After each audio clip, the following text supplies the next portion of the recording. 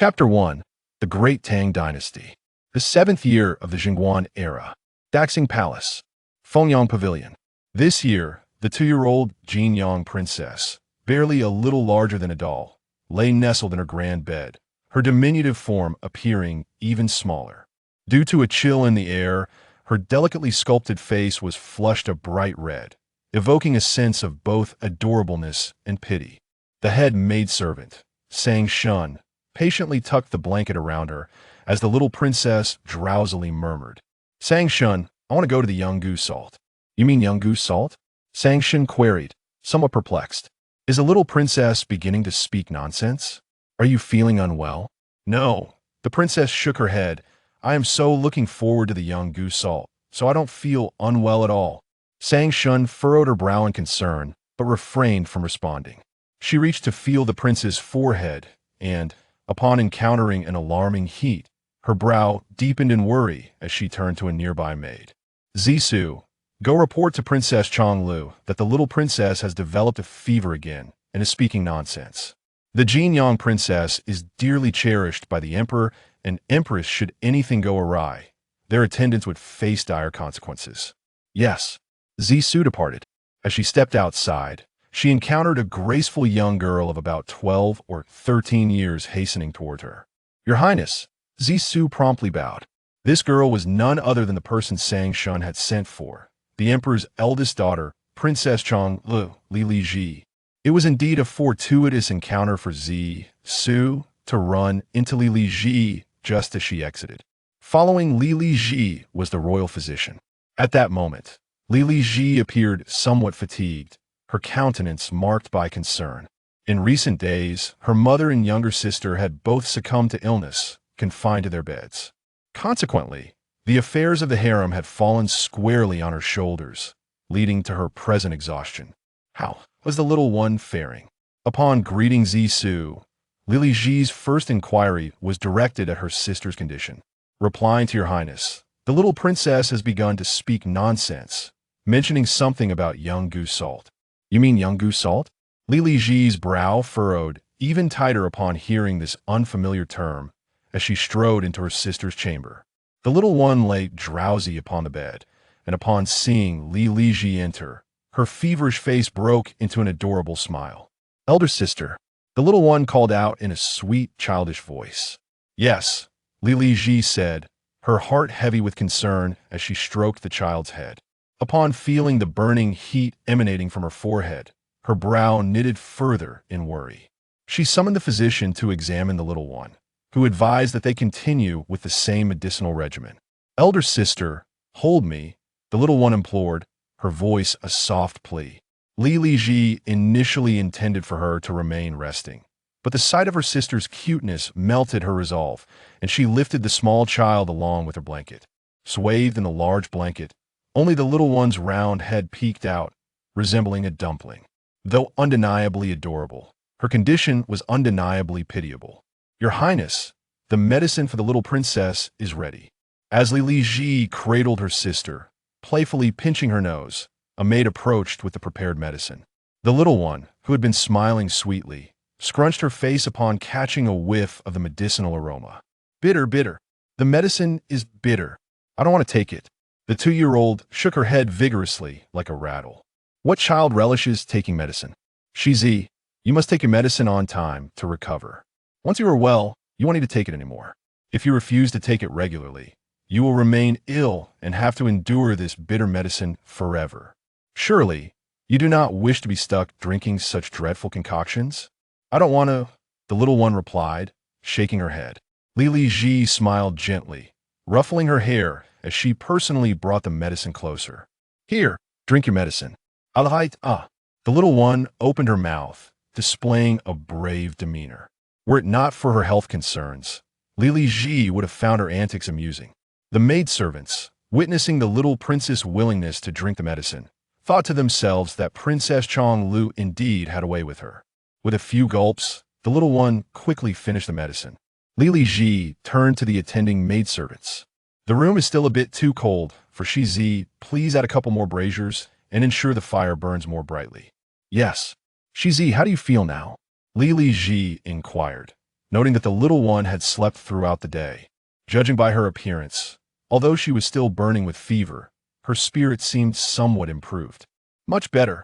When it's time for the young goose salt, I can play to my heart's content. You mean young goose salt? Lili Ji turned her gaze to Sang Shun and Zisu. Sang Shun and Zisu nodded in affirmation. Your Highness, the nonsense the little princess spoke is indeed this. Sizi, what is this young goose salt? Lili Ji asked.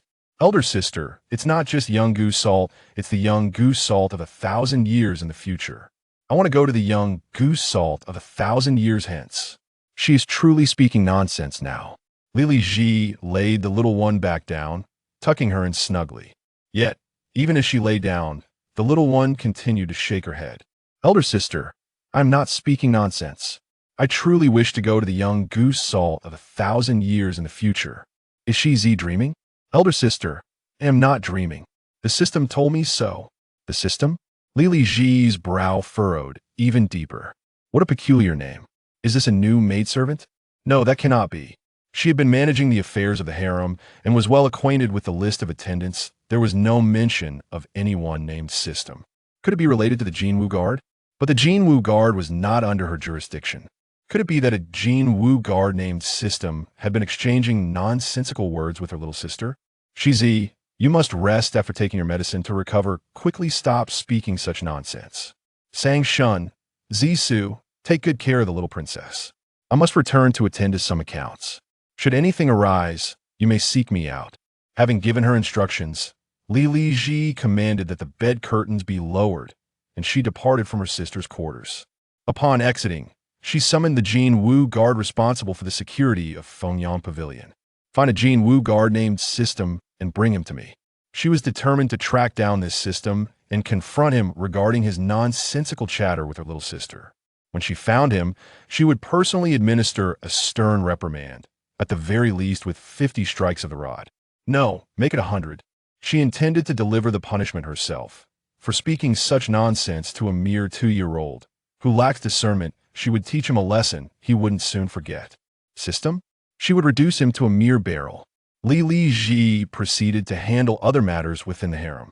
Meanwhile, the little one lay in bed, eyes closed. In the next instant, the little princess vanished from her bed. Beneath the blanket, there was nothing but emptiness.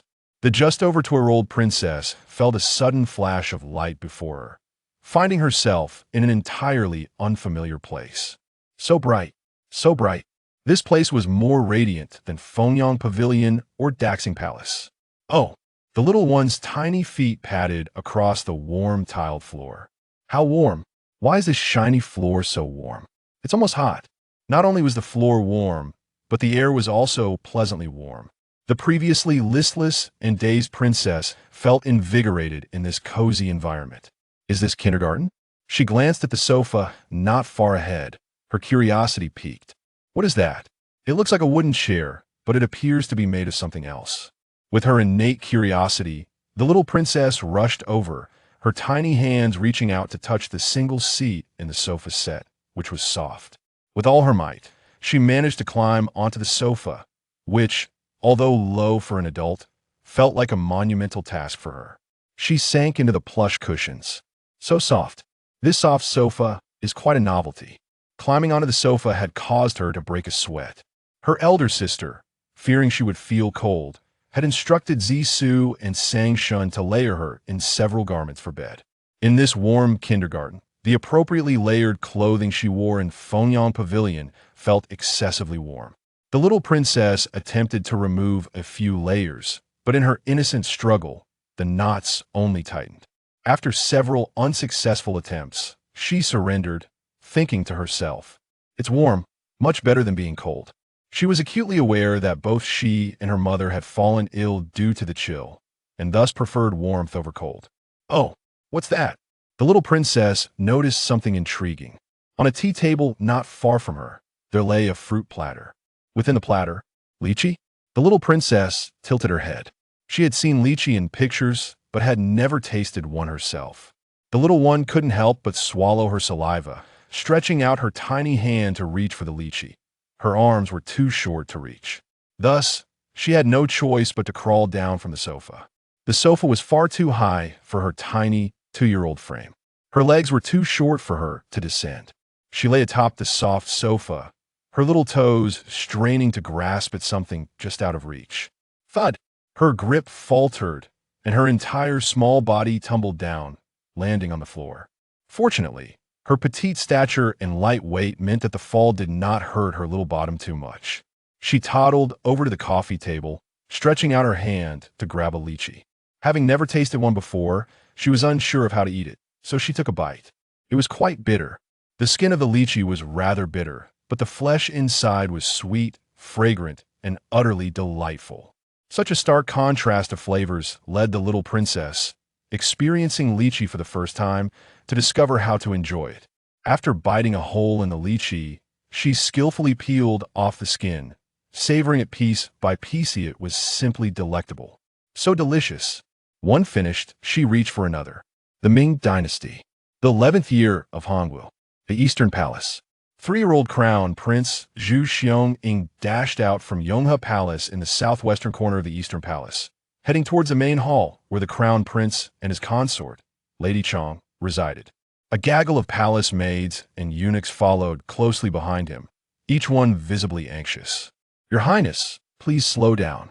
Be careful not to fall." "I won't fall," Zhu Xiong declared with unwavering determination, quickening his pace.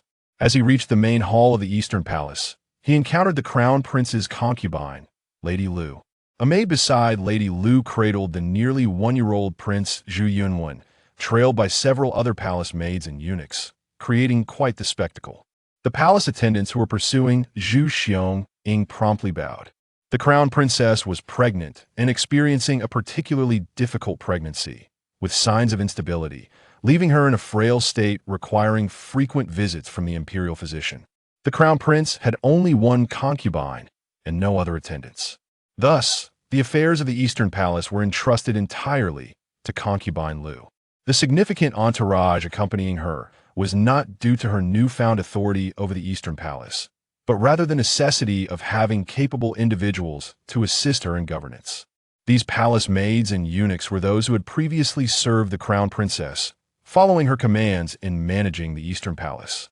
Rumors circulated within the palace that the Crown Princess was gravely ill and could potentially face dire consequences. Should that occur, concubine Lu would formally assume her position and the responsibilities of that entourage. Naturally, such treasonous thoughts were not openly discussed. Yet the Crown Prince's prolonged illness had led even a few to occasionally voice such concerns, creating an undercurrent of speculation among many. The palace maids following Zhu Xiong were understandably hesitant to offend Lady Lu. "Your Highness, please slow down. Be careful not to bump into Lady Lu." "It's all right," Lady Lu replied with a gentle smile, her eyes betraying no warmth. "Your Highness is still young. There is no need to be so strict with him." "Indeed. Where are you off to, Your Highness?" Lady Lu inquired, lowering her head to ask Zhu Xiong. "Auntie, I'm going to kindergarten. I need to tell father and mother." "Kindergarten?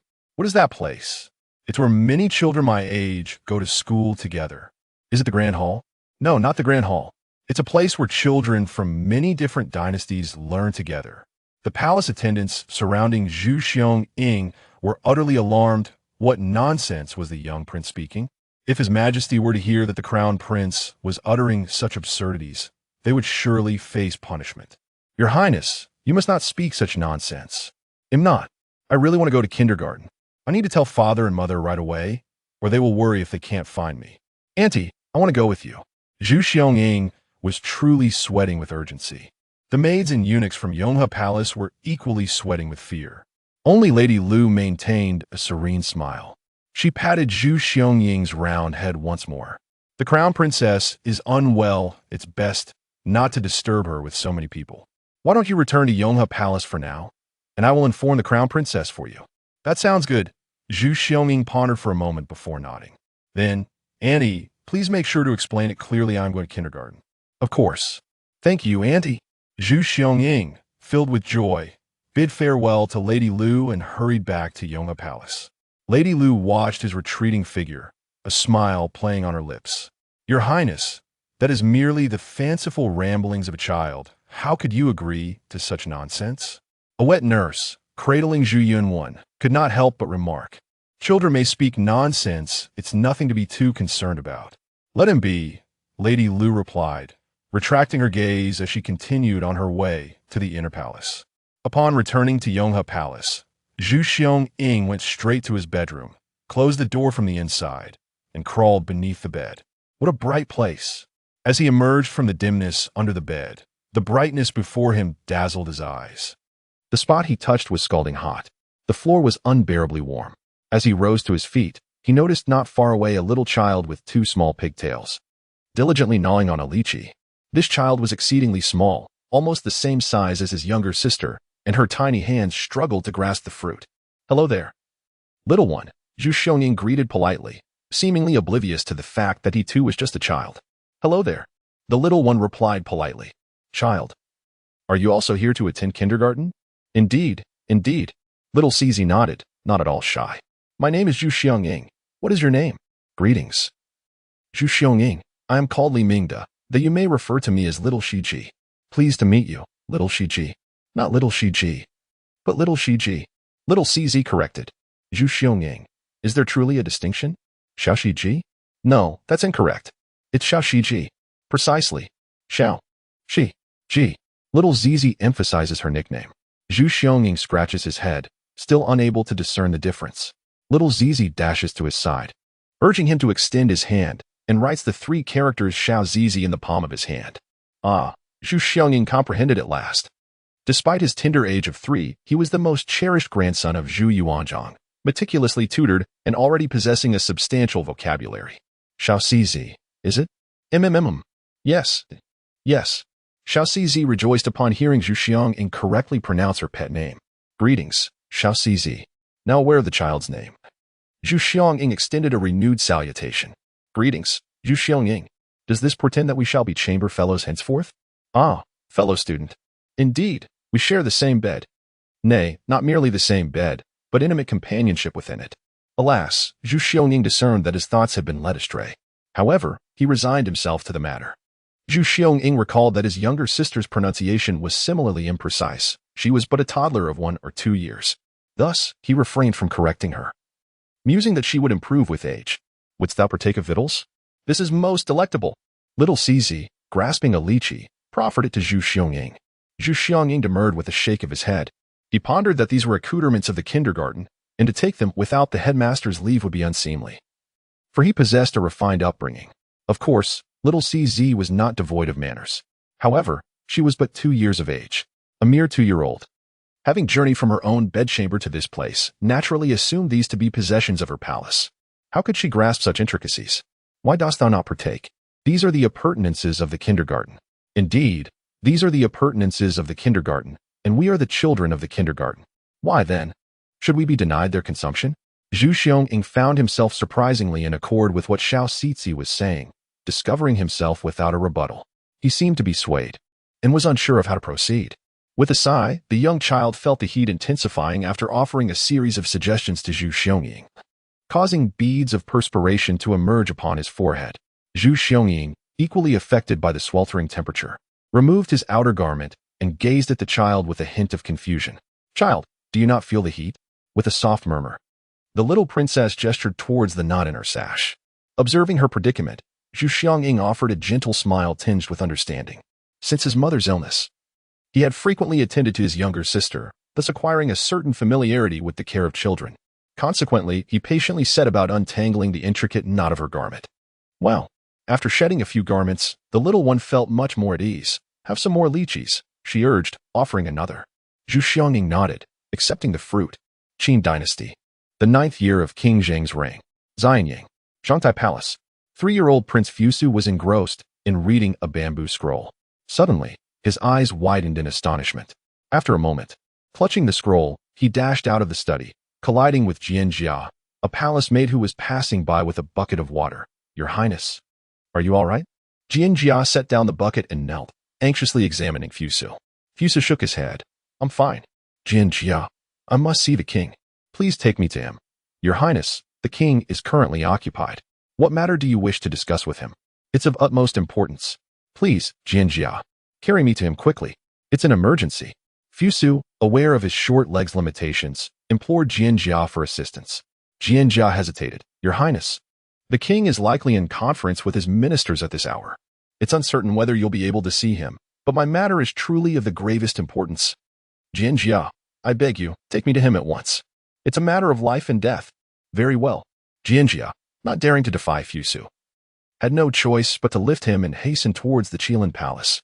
The Qilin Palace was heavily guarded, and the sentries, upon seeing that it was Prince Fusu, hesitated to permit entry.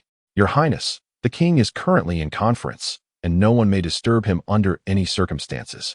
Would you be so kind as to wait here until the king concludes his session? The guard stated with utmost respect. Fusu pursed his lips, shook his head, and asked Jianjia to set him down before returning to his own palace. Jianjia, does father not care for me? Fusu inquired with a hint of melancholy on their way. Jianjia smiled and shook her head. What makes you say such a thing, Your Highness? You mustn't harbor such thoughts simply because you were unable to see the king just now. The king is engaged in deliberations, matters of great national importance. You mustn't assume that the king does not care for you simply because he is devoted to affairs of state. However, Fusu pursed his lips, ultimately remaining silent. Jianjia also refrained from further comment, sighing inwardly. How could the king not cherish his eldest son? It was simply that the king was exceedingly diligent, reviewing over 200 caddies of bamboo scrolls daily, leaving him little time to express affection.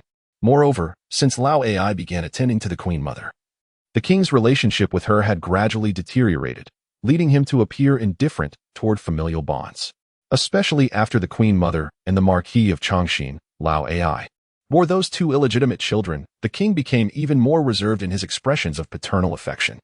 Jianjia recalled that when Prince Fusu fell ill with a fever some time ago, delirious and unconscious, the king's eyes had reddened with worry. Despite his concern, his inability to articulate his emotions led the prince to believe he was unloved. She remembered an incident when the two illegitimate children of the queen mother and Lao Ai approached the prince in jest, claiming that the king disliked him unless he studied in the snow. The prince actually believed them, standing in the snow reading for an entire day, nearly succumbing to the cold. In the prince's heart, the king genuinely disliked him, a profound misunderstanding. If the king truly disliked the prince, why would he have bestowed upon him such an elegant name? The king held a deep fondness for the heirs of Zheng, and the prince's name was derived from them. Furthermore, the king had arranged for specialists to instruct the prince in martial arts, such as Ming Tian, who hailed from a family of military generals. If he did not care for the prince, why would the king invest such effort? Of course, Jianjia dared not excessively advise Prince Fusu, as discussing the king behind his back, whether praising or criticizing, constituted presumptuous commentary, and she dared not cross that boundary. The king was wounded by the affair between the queen mother and Lao Ai, making him reserved in expressing his feelings. The prince's mother passed away during childbirth, leaving him motherless from a young age and naturally sensitive. This seemed to preordain the irreconcilable misunderstanding between the king and the prince. Jianjia, if I acquire more knowledge, will my father be pleased with me? If the prince acquires more knowledge, then the king will be even more pleased with the prince, Jianjia responded, emphasizing the word even. Indeed. Fusu nodded vigorously while clutching the bamboo slips. He hurried back to his study, instructing Jianjia to ensure that no one disturbed him. Subsequently, he locked the door from the inside and nestled into the bookshelf with the bamboo slips in hand. He yearned to learn more at the kindergarten, to endear himself to the adults. As Fusu emerged from the bookshelf, he encountered a boy and a girl, both of similar stature to his own. The boy appeared slightly older, just a tad shorter than him, while the girl was merely a little smaller. Before him, the two children were gnawing on a fruit he had never seen before. Fusu, unfamiliar with lychee, was unsure of what it was. Hello, I am Xiao Shiji, and this is Zhu Xiaoying. What is your name? Inquired the little boy. My name is Fusu. Greetings, Fusu. It seems we shall be classmates henceforth. Indeed. Greetings to you both, Fusu replied, before lowering his gaze to the bamboo scroll, his demeanor one of utmost propriety and concentration. Sizi and Zhu Xiaoying approached him. What are you perusing? Why so solemn? Aren't you weary? Sizi inquired, noticing Fusu's upright posture and concerned that he might be tiring himself. She herself typically adopted a more relaxed posture, save for formal occasions. Moreover, she felt that the pristine, warm, and well-lit environment of the kindergarten warranted a more casual demeanor. One must maintain decorum and posture, whether standing or seated. I am not weary, Fusu responded with unwavering seriousness. Zhu Xiaoying scoffed. Who dictates such rigid postures? Is your way the only correct way? I, for one, find my way preferable. With that, Zhu Xiaoying clambered onto the sofa, sprawling out in a most unrestrained manner. Alas, Fusu remained engrossed in his bamboo scroll, missing Zhu Xiaoying's flamboyant demonstration. Undeterred, Zhu Xiaoying leaped from the sofa and joined Sizi in peering at Fusu's scroll. "What are you reading?" Sizi asked, her curiosity piqued by the unfamiliar bamboo artifact. "Analects," responded earnestly. "How is it that I cannot decipher it?" little Sizi inquired. Gesturing towards the archaic script, Zhu Xiaoying followed her gaze and scratched his head, admitting, "I am equally unable to comprehend it. Might you recite it for us?" Little Sizi then requested, pointing once more to the script on the bamboo slip. "Very well," Fusu nodded. Although he had little interest in food, he was deeply captivated by the pursuit of knowledge and study. He recited, "A gentleman who is not esteemed lacks authority." He continued, "Learning without reflection leads to confusion. Reflection without learning is perilous." He further proclaimed, the master did not discuss strange powers or chaotic phenomena. He concluded with, "To hear the way in the morning is sufficient for one to face death by evening." Fusu meticulously read aloud to the little Sizi and Zhu Xiaoying, presenting them with the intricate characters of the Great Seal script, which they found incomprehensible. The more they listened, the more perplexed they became. Their young faces adorned with expressions of bewilderment. "What do all these phrases mean, Fusu? Could you enlighten us?" Fusu pursed his lips, his understanding of the analects remaining superficial. Observing his perplexed expression, Sizi turned to Zhu Xiaoying, inquiring if he comprehended the passage's meaning. Zhu Xiaoying shook his head, explaining that his studies at the Great Hall had only just reached the stage of rote memorization, with the teacher yet to delve into detailed explanations. At barely 3 years old, reciting the text was already a commendable feat. Sizi expressed her disappointment. Seeing her crestfallen, Zhu Xiaoying's competitive spirit ignited. Determined not to be outdone by a child the same age as his younger sister, he proposed a collaborative exploration of the text's meaning. Both Sizi and Fusu concurred. "Indeed," little Sizi exclaimed joyfully, "3 humble cobblers can equal 1 zhuge yang. Let's delve into this together." Enthralled by their study of the analects, both little Sizi and Zhu Xiaoying forewent their refreshments, setting aside their lychees. After several minutes, the trio of youngsters finally arrived at their collective conclusion. "A gentleman without gravity does not inspire awe," Zhu Xiaoying stated with an air of triumph. "Must mean that when a gentleman engages in combat, he must strike with considerable force. Otherwise, he will lack authority." Little Sizi and Fusu nodded in agreement. Little Sizi gazed at Zhu Xiaoying with admiration. "Xiaoying, you are so brilliant." Zhu Xiaoying, hands on his hips, boasted, naturally. Fusu, meanwhile, diligently took notes. "A gentleman in combat must strike with considerable force, otherwise, he will lack authority. I have noted it. Then, does learning without thought is labor lost? Thought without learning is perilous mean that if one only learns how to strike someone, but does not contemplate how to strike them mortally, they will become perplexed. And if one only contemplates how to strike someone mortally, but does not actually strike them, they are being negligent." Inspired by Zhu Xiaoying, little Sizi also began to think divergently. The 3-year-old Fusu and the 3-year-old Zhu Xiaoying nodded, finding her analysis remarkably insightful. In that case, the master never spoke of prodigies, feats of strength, disorders, or spirits must mean that Confucius did not want to speak. So he used extraordinary strength to beat the opponent into a state of delirium. Then, if I hear the Tao in the morning, I can die content in the evening should mean that if one learns the way to your house in the morning, they will beat you to death by evening. How insightful. The 3 children had drawn these conclusions and felt quite proud of their cleverness. Who would have thought that the Analects could be considered a treatise on military strategy? I had been oblivious to this. Upon studying this text on warfare, would it not empower us to conquer all? Zhu Xiaoying arrived at this astonishing conclusion. Fusu nodded repeatedly. "It appears that this truly is a military treatise." However, Sizi pouted. "But such a formidable strategy, I cannot comprehend a single character. How could she possibly recognize the Great Seal script?" Fusu, displaying remarkable patience, reassured her. "Not to worry, I shall teach you. Look here. It says, you have friends coming from afar. Is it not a joy? If we examine it character by character, can you follow along? You have friends coming from afar, though distant. They must be punished." Sizi, still unable to grasp the Great Seal script, struggled to remember. Fusu shook his head. No. It is not you have friends coming from afar, though distant, they must be punished, but rather you have friends coming from afar. Is it not a joy? Indeed, you have friends coming from afar. Is it not a joy? Sizi nodded. Fusu scratched his head, pondering what he had just said, as it seemed to escape his memory. The three friends were engrossed in their analysis of the annex in the first floor of a quaint two-story building. Meanwhile, upstairs, the 26-year-old homeowner, Shun Yinji, stirred from his slumber. Having binge-watched shows all night, he had only just fallen asleep as dawn broke. Glancing at the clock, he was astonished to discover it was already past 4 in the afternoon. He had enjoyed a long and restful sleep. Stretching lazily, he heard voices emanating from downstairs. Ever since his parents passed away a decade ago, he had been the sole occupant of this self-built two-story home, situated in a rural suburb. He was well aware of the severe population decline in northern villages. Neighbors had either moved to the city or sought livelihoods in distant southern regions.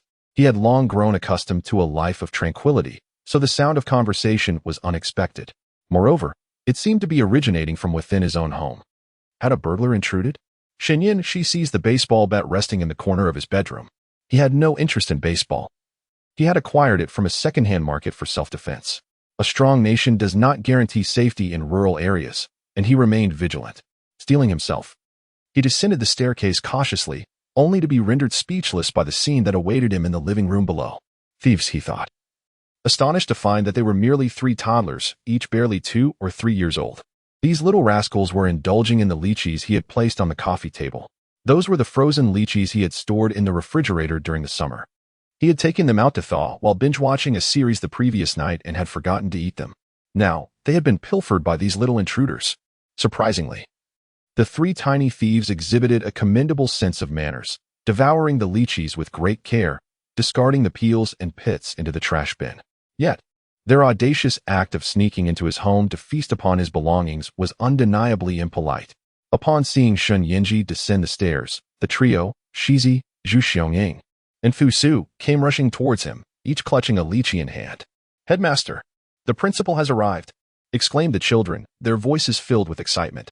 "Hello, principal. You are quite tall." The 3 little rascals approached, their bright, sparkling eyes fixed on Shun Yinji. He relaxed his grip on the baseball bat, realizing these children posed no real threat. However, the term principal puzzled him. Who were these children? And from which family did they hail? He had never seen them around the village before, yet here they were at his home. Their attire resembled fine hanfu, indicative of a well-to-do background.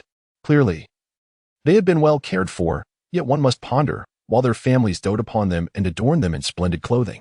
Have they neglected to instill the values of respect and propriety? How could they so brazenly intrude upon another's home? "Who are you?"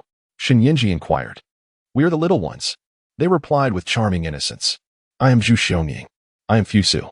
The 3 little rascals answered with delightful enthusiasm. Shun Yinji furrowed his brow. Little Zizi, Zhu Xiangying, Fusu? Those names ring a bell. They seem to belong to Princess Jin Yang, the daughter of Li Shimin, the eldest grandson of Zhu Yuanzhang, and the firstborn son of Qin Shi Huang, Ying Zheng. During his moments of boredom, Shun Yinji often indulged in novels. Thus, he possessed a somewhat superficial understanding of these historical figures, at least enough to recognize their names. What peculiar parents these children must have to name them after such illustrious historical personalities. "Where do you come from?" "I come from Daxing Palace." "I come from the Forbidden City." Zhu Xiangying had gotten sidetracked. "I come from Zhangtai Palace." Fusu also strayed off course. Shun Yinji remarked, "What palace?" "All ancient royal palaces."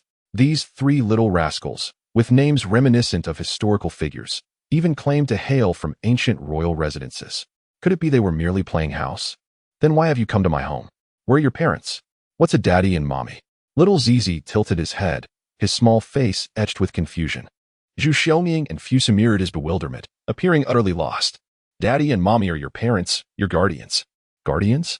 Is that something good? Is a guardian a captivating book? If I read it, will adults like me more?" Shun Yinji pondered. "It seems we cannot communicate. Are children as young as 2 or 3 truly so difficult to converse with?" "What's wrong, little Zizi?" Seeing Shun Yinji frown, little Zizi tugged at the corner of his pajamas in concern. "It's nothing. Please, enjoy your meal." Shun Yinji gestured towards the lychees on his coffee table. Having realized the futility of communication with such young children, he chose to abandon the effort altogether. "Thank you, headmaster." The 3 children, upon hearing Shun Yinji's words, scurried back to the coffee table with boundless glee. Having received Shun Yinji's permission, the 3 little rascals unreservedly devoured his lychees. Shun Yinji dialed the emergency number. The operator promptly answered. "Hello, is there anything I can assist you with?" "Hello, my address is number 44, Ending Village, Guqing County, Mingyang Village. They're in my house. Shinyinji. Huh? As he attempted to articulate the situation at home, a string of incomprehensible gibberish escaped his lips. Hello.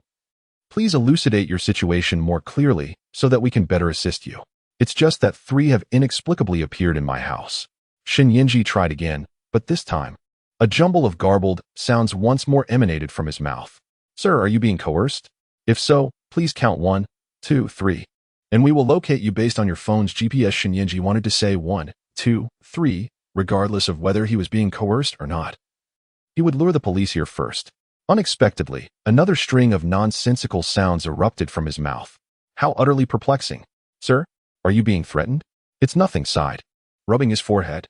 Even if he could articulate the situation coherently, would the police believe that he was being coerced by 3 toddlers? He initially mistook the situation for a home invasion, but realized it was a misinterpretation, surmised that he was encountering an inexplicable phenomenon, and decided to terminate the call. What is going on here? This is utterly perplexing. The 3 little children toddled up to him. Headmaster, the lychees are truly delectable. We can't possibly consume them all ourselves. You must partake as well. Offered a lychee she had painstakingly peeled. Declined, repulsed by the memory of the child using her teeth to peel the fruit, and also extended their peeled lychees to him. They were quite generous in their willingness to share. Indeed, these 3 children who were coercing him were using his lychees to entertain him. How polite. Shook his head in refusal. I don't care for them. You may enjoy them yourselves. Go play over there. Indeed. The 3 children nodded in unison, returning to the tea table. Shinyinji pinched his thigh, attempting to ascertain if he was dreaming. The sharp sting confirmed its reality. These 3 little rascals, seemingly materializing from thin air, were acclimating to his home. An oddity that unsettled the host. He opened his social media app, intending to post a query, but as he logged in, a genderless, mechanical voice echoed in his mind. Shinyinji was taken aback. Hold on. What just transpired? In a flash, he realized he had been bound to something. The All Heavens Kindergarten. The system dutifully responded. The All Heavens Kindergarten? What an enigma. And the binding occurred so swiftly, before he could even react. Where did this system originate? So, the 3 children by his tea table, devouring his lychees and uttering phrases about visitors from afar, were genuinely summoned from history, not merely children playing house. Born into a family of traditional Chinese medicine practitioners, Shinyinji pursued clinical surgery in college. A year prior, with only a year remaining before his master's graduation and entry into the workforce, he encountered a medical dispute while seeking advice from a senior at the hospital. In an attempt to protect his senior, his hand was stabbed by a rioter's blade, severing a tendon. Although his hand was saved from amputation, the lingering weakness, preventing him from even gripping chopsticks firmly, forever disqualified him from wielding a scalpel. Out of humanitarian concern, the hospital offered him an administrative position. However, hailing from a lineage of medical experts, he could not reconcile his lifelong ambition of becoming a renowned surgeon with a desk job. The hospital that extinguished his surgical aspirations became a source of anguish. Thus, he declined their offer and retreated home for a year of indolence. During this year, he pondered and sought his path. Unexpectedly, instead of finding a solution, he was bound to an unknown system. Moreover, this kindergarten system seemed entirely unrelated to his expertise. Furthermore, he mused, wouldn't these summoned ancient children be vulnerable to modern viruses? The virulence of modern viral strains could prove lethal to individuals from the past. Rest assured, host, the system replied. This system has rectified the issue. The children will not contract any modern viruses upon entering this era. Furthermore, I have addressed the language barrier. Even if they speak ancient Chinese with pronunciations differing from modern Mandarin, I will ensure seamless communication. You are quite intelligent, Shinyinji remarked. What benefits do I receive? Being inexplicably bound to a system, Shinyinji deserved to know what advantages he would gain. He could not simply babysit ancient children without compensation. There is financial gain. The children's enrollment will involve tuition fees. Besides money? In truth, Shinyinji was not particularly interested in wealth. Born into a family of traditional Chinese medicine practitioners, he had inherited a substantial fortune from his deceased grandparents and parents. He possessed several million in savings, not to mention the self-built house in the countryside where he currently resided, as well as 2 apartments and 2 shops in the city, all generating a monthly rental income of 20 to 30,000 yuan. This sufficed for his needs. Lacking materialistic desires, he was indifferent to the children's tuition fees. Upon reaching level 2, the system will grant the children and their parents modern identities and valid identification cards, the system explained. Consequently, the ancient individuals attending the kindergarten will possess legal identities for travel in the modern world, undetectable by law enforcement. I am inquiring about my personal benefits. These are advantages for the parents and children, unrelated to me. Upon reaching level 3, the system will unlock the All Heavens Trading Mall, allowing you to acquire items from various timelines. For instance, by connecting to a future 1,000 years from now, you could purchase oral medications capable of repairing any bodily damage, including your injured hand. Incredible! It can heal my hand? Yingzheng exclaimed. The medicine must be incredibly advanced a millennium from now. Oral medication capable of repairing damage. Hearing this, Yingzheng grew excited and embraced the system. However, he pondered. Items from 1,000 years in the future. Can I afford them? Despite his millions in savings, he felt apprehensive about dealing with futuristic goods. This system has already conducted an investigation on your behalf, the system stated. A millennium from now, Earth will be in a post-apocalyptic state, with massive extinctions. Even a small blade of grass near your home could be an extinct species, a highly valuable commodity in the future. Plants can also serve as currency for purchasing items from the future. Excellent. Yingzheng's apprehension dissipated. He embraced the kindergarten system. How does the system level up?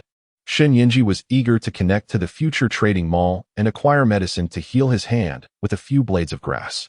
The kindergarten will level up randomly during its operation. However, rest assured that each upgrade will not be excessively challenging. Simply operate diligently and await pleasant surprises. Understood.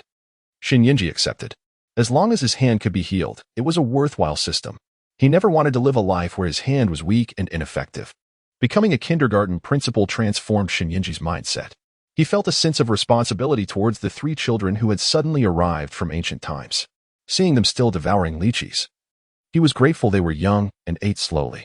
He quickly retrieved the remaining half-basket of lychees. Consuming too many lychees can cause heat. Children should not eat too many. That is all for today. Excellent. The 3 children, remarkably obedient, nodded with docility. Yingzheng poured each of them a generous glass of lukewarm water, cautioning that after consuming so many lychees, it was imperative to hydrate lest they succumb to the fiery affliction of internal heat.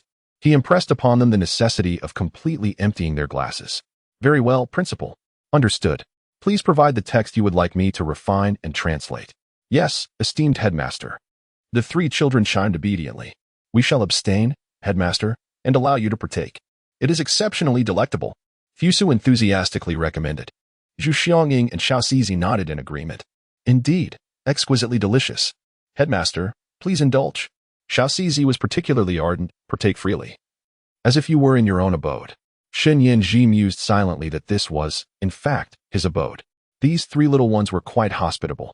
Although, he pondered, was he not the master of the lychees? Nevertheless, Yingzheng was inexplicably touched. He decided against being pedantic with toddlers. I shall defer eating for the moment. Yingzheng gently stroked the heads of the 3 children, and then turned on the television for them. The system was indeed a boon, offering him the prospect of healing his damaged hand. However, it furnished no guidance or tutorials on operating a kindergarten, despite his repeated inquiries. The system merely advised him to learn through experience. As a medical student, Yingzheng possessed scant knowledge of early childhood education, leaving him to navigate this endeavor independently.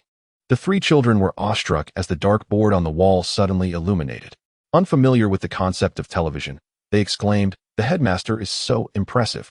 Yingzheng selected an educational video on child safety and played it for them. While uncertain of his capabilities as a kindergarten teacher, he reasoned that showing them safety education videos could not be amiss. The educational video, enhanced with animation, was meticulously crafted, featuring vivid visuals and language accessible to young children. What should you do if a fire breaks out and you are trapped? The video inquired. Children, remember to crouch down and advance with your body bent low, as toxic fumes tend to rise. If possible, cover your mouth and nose with a moistened cloth. The 3 children, who had never before witnessed animation, were captivated by the safety education video, their gazes fixed on the television screen. Yingzheng allowed them to amuse themselves for the time being. As he had other matters to attend to, he proceeded to research the backgrounds of the 3 children. Incredibly, 3 historical figures had materialized in his home. While he enjoyed reading novels and had encountered stories featuring these children as protagonists or supporting characters, his knowledge of them was limited. Now that he was their teacher, he felt compelled to acquire a more comprehensive understanding. A responsible kindergarten teacher, he believed, should know their students intimately to better guide them. Yingzheng began by examining the information on Little. Many novels accurately depicted her demise at the age of 12 due to illness. Fortunately, as a physician, he could potentially provide her with treatment. Zhu Xiangying, on the other hand, had reportedly succumbed to smallpox at the age of 8. Could he administer a smallpox vaccine to Zhu Xiangying? However, smallpox had been eradicated in modern times, rendering the vaccine unavailable. Furthermore, Zhu Xiangying's death appeared peculiar. Smallpox, a highly contagious disease, would typically result in a widespread epidemic in ancient times. Yet, historical records only mentioned Zhu Xiangying's death, with no indication of transmission to others. This suggested that Zhu Xiangying may not have died from smallpox. If this were the case, it would be advantageous, as Yingzheng would not have to fret over the absence of a modern smallpox vaccine. Moreover, with the system's ability to acquire future medications after its upgrade, both Little and Zhu Xiangying's health concerns could be addressed. Once the system was upgraded, he could simply gather some herbs from the surrounding area and exchange them for future medications. Having reviewed Zhu Xiangying's details, Yingzheng consulted the system to ascertain the era in which Zhu Xiangying had enrolled in school. Indeed, rather than worrying about Zhu Xiangying's health, he should be more concerned about his mother, as she had only a few months to live based on Zhu Xiangying's enrollment date. As for Fusu, Yingzheng researched his background. He had committed suicide upon receiving a false edict delivered by an envoy. Despite Meng Tian's urging to verify the edict's authenticity, he had refused and taken his own life. Even a clandestine escape to Xianyang to seek clarification could have yielded a different outcome, yet he had failed to do so. This act was a disservice to the empire established by his father, the first emperor, and suggested a lack of sound judgment, which, unfortunately, fell outside Yingzheng's purview of treatment. However, as Fusu's teacher, he was obligated to educate him properly. While uncertain of his ability to impart other skills, he could undoubtedly teach Fusu the importance of remaining calm in the face of adversity and prioritizing self-preservation. Little, Xiangying, Fusu, please come here. Yingzheng paused the safety education video and proceeded to conduct a brief physical examination of the 3 children. While he had specialized in surgery during his medical training, he hailed from a family of traditional Chinese medicine practitioners. The marvel of traditional Chinese medicine lay in its ability to assess a patient's condition through observation, auscultation, inquiry, and palpation without the need for any instruments. The 3 children scurried toward him on their short legs. Zhu Xiangying was the first to arrive, so Yingzheng began by taking his pulse.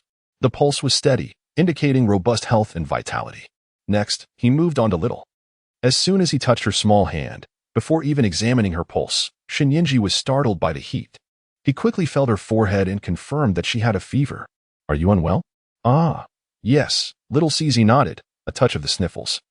It's been quite a while. Yingzheng mused. Indeed, a sniffle after so long, and yet so spirited. She seemed rather pleased with herself, almost flaunting it. Is this the quintessential 2-year-old?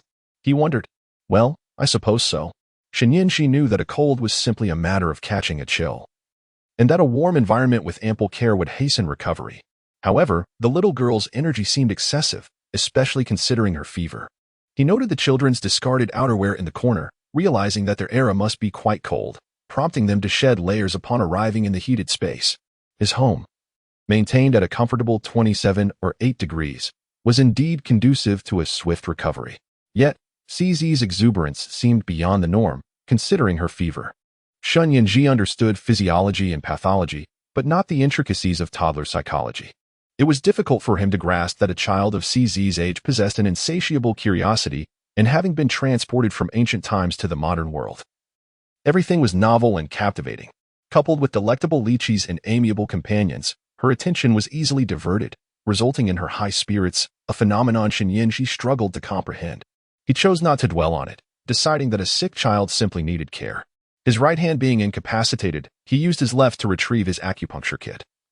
Applying needles to several points on Sizi's forehead to release stagnant energy, an ancestral technique for rapidly reducing fever. However, this alone was insufficient. Medication was also necessary. Fortunately, he had some children's Tylenol on hand, which he administered to Sizi before settling her on the sofa for a rest, then proceeding to examine Fusu. Fusu, like Zhu Xiangying, was robust and full of life, the only difference being a certain lack of acumen in his future years. Fortunately, he was currently a well-behaved child.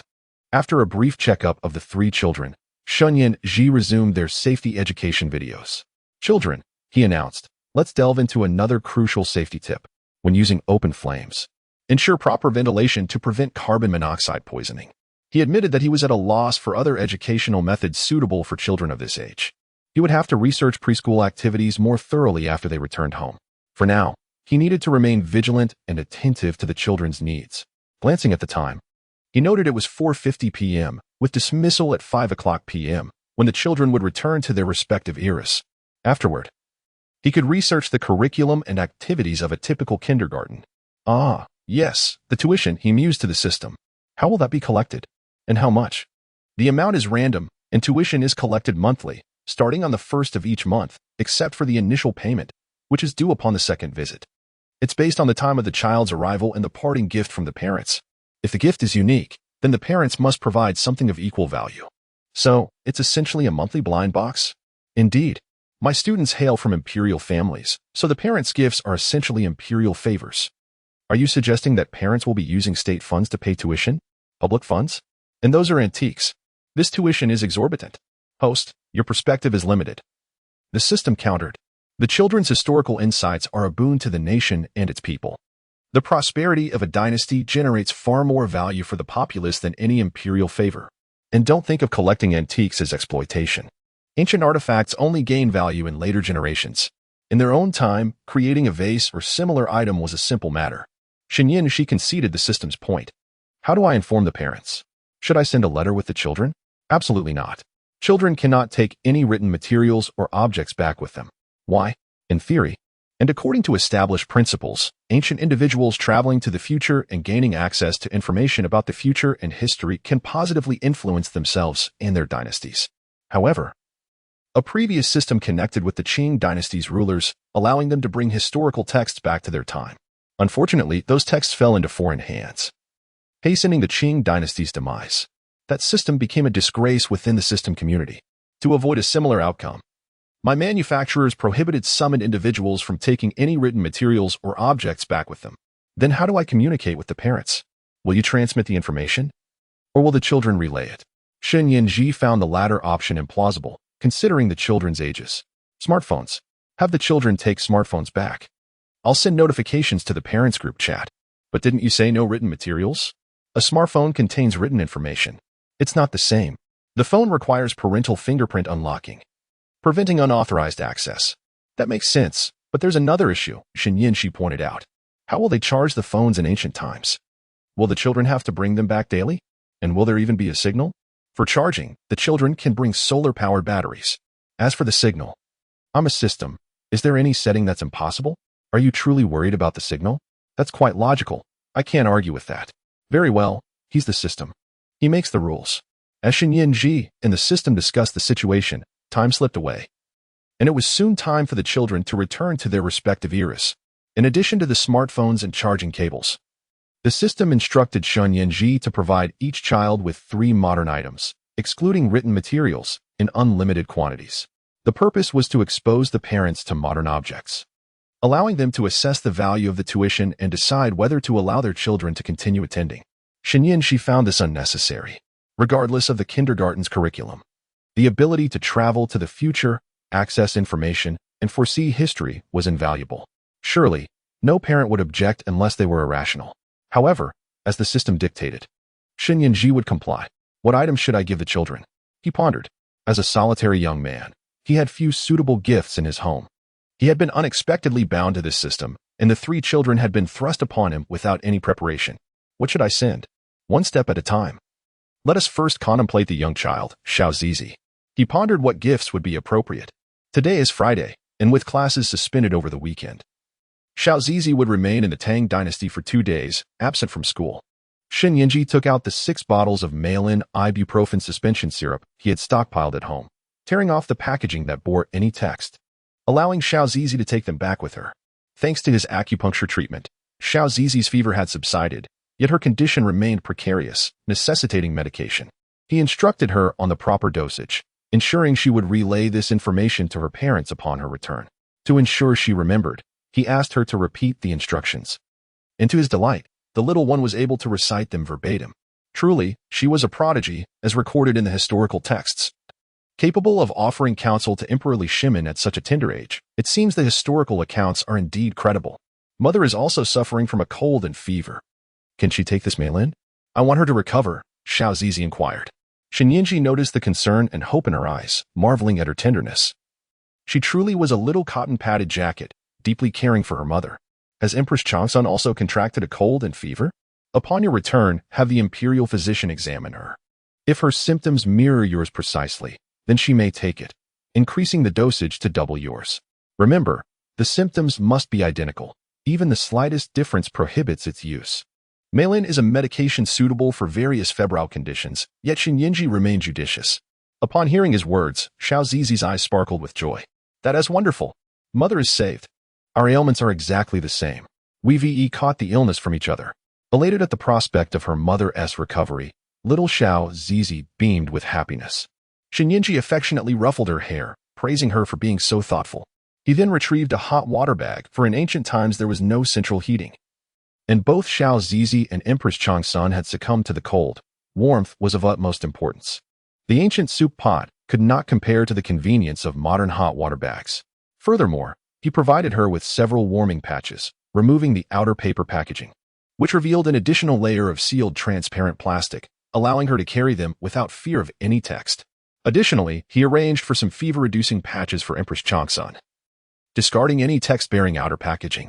Once everything was prepared, he helped Xiao Zizi dress warmly and sent her back to the Tang dynasty. Next, there was Zhu Xiongying. Xiongying, your mother is at risk with this pregnancy. She passed away 10 days after giving birth to your younger brother. Upon your return, inform your grandparents and your father to be vigilant. Can you remember this?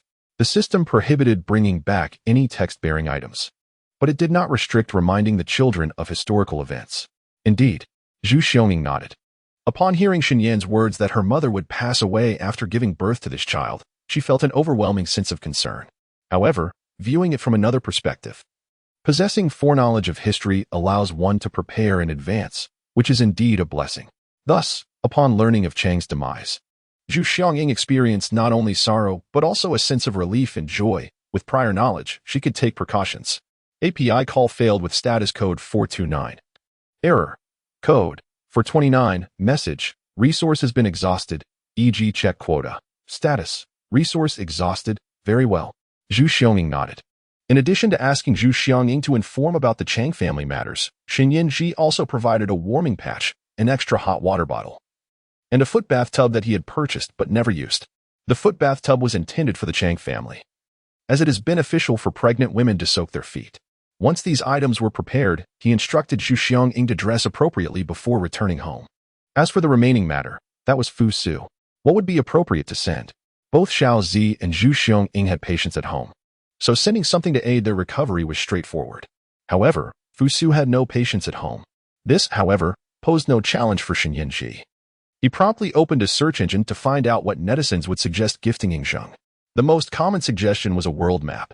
Netizens expressed their desire to cease learning English and wished for Ying Zheng to unify the world. Shen Yinji chuckled and shook his head. He learned from Fusu that when he arrived, Lao AI was still alive, and Ying Zheng had yet to take power. The state authority still resided with Elbu Wei. Was it too soon to present Ying Zheng with a world map?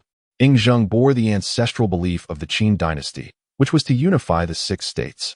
Would it overwhelm the young man, barely in his 20s, to learn that the world was so vast before achieving his family's aspirations? Naturally, he believed Ying Zheng would not be so feeble. Acquiring a world map would undoubtedly positively influence him. However, a world map was simply not feasible. The system prohibited the children from bringing back any items with text, and a world map contained an abundance of writing. Shen Yinji continued to browse the web until something caught his eye. A netizen suggested gifting Ying Zheng a design for a stirrup or saddle. The emergence of stirrups and saddles allowed cavalry to become controllable and highly mobile. Shen Yinji recalled watching a military science video that explained how, prior to the invention of stirrups and saddles, cavalry's mobility was limited. They could charge into battle but struggled to wield weapons with greater agility. Historically, the stirrup and saddle appeared several centuries after Ying Zheng's era. Sooner or later, Ying Zheng would assume power, and if he could acquire stirrups and saddles, the speed at which he unified the 6 states would undoubtedly accelerate. The other 6 states possessed neither stirrups nor saddles, nor did the northern Xiongnu or other nations in the world. This item could indeed assist Ying Zheng in expanding his territory further. Would he fear that the 6 states might learn from him? Oh, that was of no concern. Stirrup and saddle production required metal, especially in the case of stirrups, which were entirely metallic, thus involving the availability of mineral resources. A skilled craftsman cannot work without materials. If one lacks mines or sufficient mineral resources, even with design blueprints, production would be minimal. Even if they truly learned to produce them and managed to find mines, would they possess more resources than Ying Zheng? Xinyan, she directly traced a map of the iron ore distribution within the Qin territory onto paper on his computer screen. Although he could not write, he inexplicably felt confident in Ying Zheng, believing that marking a general location would suffice for him to locate the mines. Iron has always been a crucial strategic resource, even in modern times, let alone in antiquity. With iron, one could forge superior weapons, ensuring better quality for stirrups and saddles, thus gaining a numerical advantage. In warfare, the quantity of strategic resources plays a decisive role in determining victory. After completing the map, Xin Yanji entrusted all 3 items to Fusu, reminding him to inform Ying Zheng of their significance before letting him dress and return to the Qin state. Once the 3 children returned home from school, Xin Yanji began to anticipate the coming Monday, looking forward not only to the 3 delightful children, but also to the tuition fees they would bring. After all, tuition fees were akin to gifts bestowed by their parents. These 3 little ones were children of royalty, and the items their parents presented must surely hold considerable value. Suddenly, an idea struck him. He hurriedly opened WeChat. Indeed, the parent group had been established. The name of the group was quite straightforward: Parents of Zhutian Kindergarten. He glanced at the group members. Each child had a parent in the group. Zhu Xiaoying's parent was Zhu Yuanzhang, Fusu's parent was Ying Zheng, and Xiao Zi's parent was Li Shimin. The group member cards also included birth dates. All were historical figures, yet there were no death dates. This was because the children attending kindergarten had a high likelihood of altering their parents' lifespans. For instance, historically, Ying Zheng had passed away young, likely due to overwork and heavy metal poisoning. Fusu's attendance could change that, hence the uncertainty of the death dates. The system explained this to Shen Yanji. Such an understanding. In addition to the parent's name, the group cards included titles. For example, Li Shimin's group card read, Li Mingda, father of Tang Wendy Li Shimin, born in the year 599 AD. Shen Yanji felt relieved that they wrote titles rather than posthumous names. Otherwise, if Zhu Di's child attended school and saw his posthumous name as Ming Qingzu, it would surely infuriate him. If it were a title, Zhu Di would be Ming Wendy, which was quite acceptable, with no issues arising. In the 7th year of the Jingguan era, chaos ensued in the entire Daxing Palace. The little princess of Jinyang had vanished, disappearing without a trace from the heavily guarded Fengyang Pavilion. The young princess had yet to recover from her cold when she was abducted by nefarious individuals, and it remained uncertain where she had been taken. If her condition worsened, the consequences would be dire. Yuzhang, return and take good care of your mother. Do not let her know that Xiaozi is missing. Li Shimin instructed Princess Yuzhang. Empress Changsun was also unwell. If she learned of the little princess's disappearance, it would surely exacerbate her condition. After assigning Princess Yuzhang her task, Li Shimin saw Li Lizzie approaching in a hurry. Changlo, any clues? Not yet, Li Lizzie replied, furrowing her brow. The individual known as Shitong had not been located. Neither the palace maids nor the eunuchs nor the imperial guards had heard of such a name. Could it possibly be a nickname? The name Shitong sounded rather frivolous. It was unlikely that a respectable person would bear such an irreverent name. It must be a moniker. Ah, yes. I too have considered that. The name Shitong indeed seems quite unseemly. I have already dispatched someone to seek out anyone known by that nickname. Just as Li Lizzie and Li Shimin were frantically devising a strategy, akin to ants on a hot pan, a sweet, childlike voice broke through. Little Zizi, with her short legs, came running out of her chamber with a pat pat pat. She had just emerged from her slumber, clad only in the few garments meant for sleeping, which appeared rather insufficient against the harshness of the frigid winter. Little Zizi. Both Li Shimin and Li Lizzie breathed a sigh of relief upon spotting the little one, their anxieties dissipating as if a weight had been lifted from their chests. They hurried over, shivering slightly with a mix of concern and joy. They had searched every nook and cranny of the little Zizi's quarters, leaving no stone unturned. Yet she had reappeared from a place they thought thoroughly examined. But now, there was no time to dwell on this. What mattered most was that she had returned. Bring Zizi's shoes, socks, and coat, Li Shimin exclaimed as he cradled the child in his arms. The wind howled outside, prompting him to carry the little darling indoors. Issue a command. No need to search any longer, Lizzie instructed as she turned to rejoin Li Shimin inside. Upon finding the little princess, Sizi and Liu Su were on the verge of tears and hurried to fetch the clothing as per Li Shimin's orders. The inner chamber was warmed by a hearth, offering a respite from the chill outside, yet they still needed to assist her in donning her garments. Both Li Shimin and Lizzie noticed that the little princess was clutching something peculiar, a strange-looking creature they had never seen before. However, this was not the time for such curiosities. The fact that little Sizi had been found was the foremost concern. Sizi, where have you been? Who took you away? Are you all right? Li Shimin tenderly examined the little girl from every angle, his worry evident. Meanwhile, Lizzie dispatched someone to summon the imperial physician. With a cheerful smile, the little Sizi shook her head. Father, sister, I'm perfectly fine. I've already recovered from my fever. Lizzie reached out to touch the little Zizi's forehead, and indeed, the fever had subsided. She sighed in relief. Alas, Sizi had been enduring a high fever for several days, and now it had finally broken. Kiki. By the way, father. Sister, give this to mother to drink. After consuming this, the fever will dissipate, and her head will no longer ache. The little Sizi cradled the bottle of Malin in one hand while pointing with the other. The 100 milliliters bottle of Malin was not large, but in the small hands of the little one, it appeared quite substantial. Only then did Lizzie take the Malin from Zizi's grasp. What is this? The bottle is so transparent, even more so than the finest crystal, yet it is soft. The vibrant color within is astonishing. Where did this Zizi acquire such a thing? Was it the one called Shitong who provided it to you? The little Zizi shook his head. No, it wasn't given by the system, it was from Yin Zheng. After consuming this, the fever will subside, and illness will be cured, so quickly give it to mother as well. In truth, the swift recovery from the fever was primarily due to Xin Yingji's acupuncture. However, Xin Yingji's technique of releasing air was so skillful that it was entirely painless, leaving her with little impression of the experience. And who is this Yin Zheng? With the mention of Shitong and Yin Zheng, one wonders how many people Sizi has encountered. Yin Zheng, like Shitong, has a name that sounds rather dubious. How many unseemly characters has Sizi come into contact with? Father, let us set aside the identities of Shitong and Yin Zheng for now. Sizi has been ill for such an extended period, and despite the arrival of various people, nothing seemed to help. Now, having consumed this elixir, the recovery is evident. It would be prudent to summon the imperial physician to examine this substance. If it proves non-toxic and indeed miraculous, we should also allow mother to partake, as she has been unwell for quite some time as well. Indeed, Li Shimin acknowledged, finding the reasoning compelling. Moments ago, Lizzie had summoned the imperial physician, and now he had arrived. Lizzie first instructed the physician to examine the young prince. Upon checking his pulse, the physician's eyes widened in astonishment. Had the young prince encountered a miraculous healer? Remarkable, truly remarkable. The young prince had suffered from a lingering illness, and yet now he appeared to be significantly improved. Such divine intervention.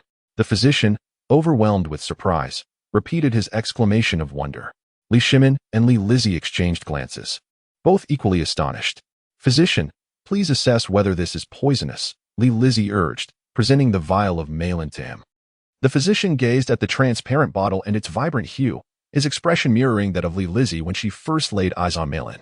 API call failed with status code 429. Error. Code. For 29. Message. Resource has been exhausted, e.g. check quota. Status. Resource exhausted, mother. Little Sizi struggled to persuade Li Shimin to set her down, scampering off to find Empress Changsun.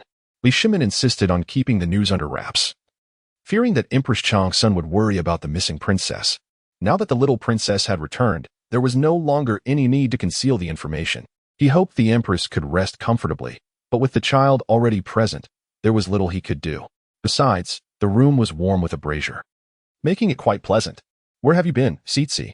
Empress Changsun, still recovering from her illness, lacked the strength to lift the little one and instead squatted down to gently stroke her head. I went to the young geese and salted ducks, mother, Sizi replied eagerly. Someone named Shitong took me away, but we are searching for him. You needn't worry, for I have returned now. Lizzie reassured the Empress. Your Majesty, Princess, I have examined this substance called Malin, and it is devoid of poison. It appears to be medicinal, the imperial physician concluded after his examination. Little Sizi nodded enthusiastically, exclaiming, I drank this and felt better instantly. My head no longer hurts, and I am not feverish. She pointed to her round little head, reiterating her earlier statement. Mother, you should drink it too, just 2 bottle caps. Sizi instructed, following Shun Yinji's guidance. Li Shimin immediately summoned a palace maid to assist the empress in drinking it. Since Sizi had recovered after consuming this remedy and the physician confirmed its safety, it was best for Empress Changsun to drink it quickly. Her illness had persisted for far too long, causing great concern. After consuming Maylin, Empress Changsun was supported to sit and rest. Mother, how do you feel? Li Lizzie inquired. Her concern palpable. Suddenly, Empress Changsun gasped in astonishment, staring at the now considerably empty bottle of Maylin. What miraculous medicine is this? My headache has vanished. Her eyes widened in disbelief. Perhaps it was the joy of being reunited with little Sizi, combined with the sweet elixir, that had contributed to her uplifted spirits. Moreover, the ancient body might have been particularly sensitive to modern medications, reacting swiftly to the analgesic effects of ibuprofen. Incredible, my headache is gone. Li Shimin was equally astonished. Little Sizi, radiating pride, placed her hands on her hips. I told you it was effective. Maylin is truly remarkable. Just 1 sip. And my head no longer feels hot or painful. She continued to emphasize the wonder of Maylin. Li Shimin, Li Lizzie, and Empress Changsun exchanged astonished glances. While the imperial physician stood speechless, his mouth agape. Both Sizi and Empress Changsun, long afflicted by their ailments, had found relief after consuming Maylin. Who would dare claim it was not a miraculous remedy? Everyone, please withdraw, Li Shimin instructed the physician and palace maids, realizing that little Sizi had indeed experienced something extraordinary. Soon, only he, Li Lizzie, Princess Ying Zheng, Empress Changsun, and little Sizi remained in the chamber. Sizi dashed back to her bed, tiptoeing and digging into the blankets, unearthing another bottle of Maylin.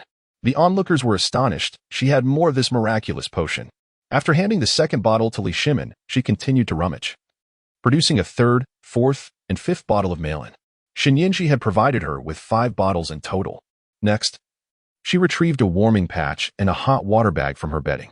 Li Shimin, Empress Changsun, Princess Changle, and Princess Ying Zheng were taken aback. She possessed even more treasures.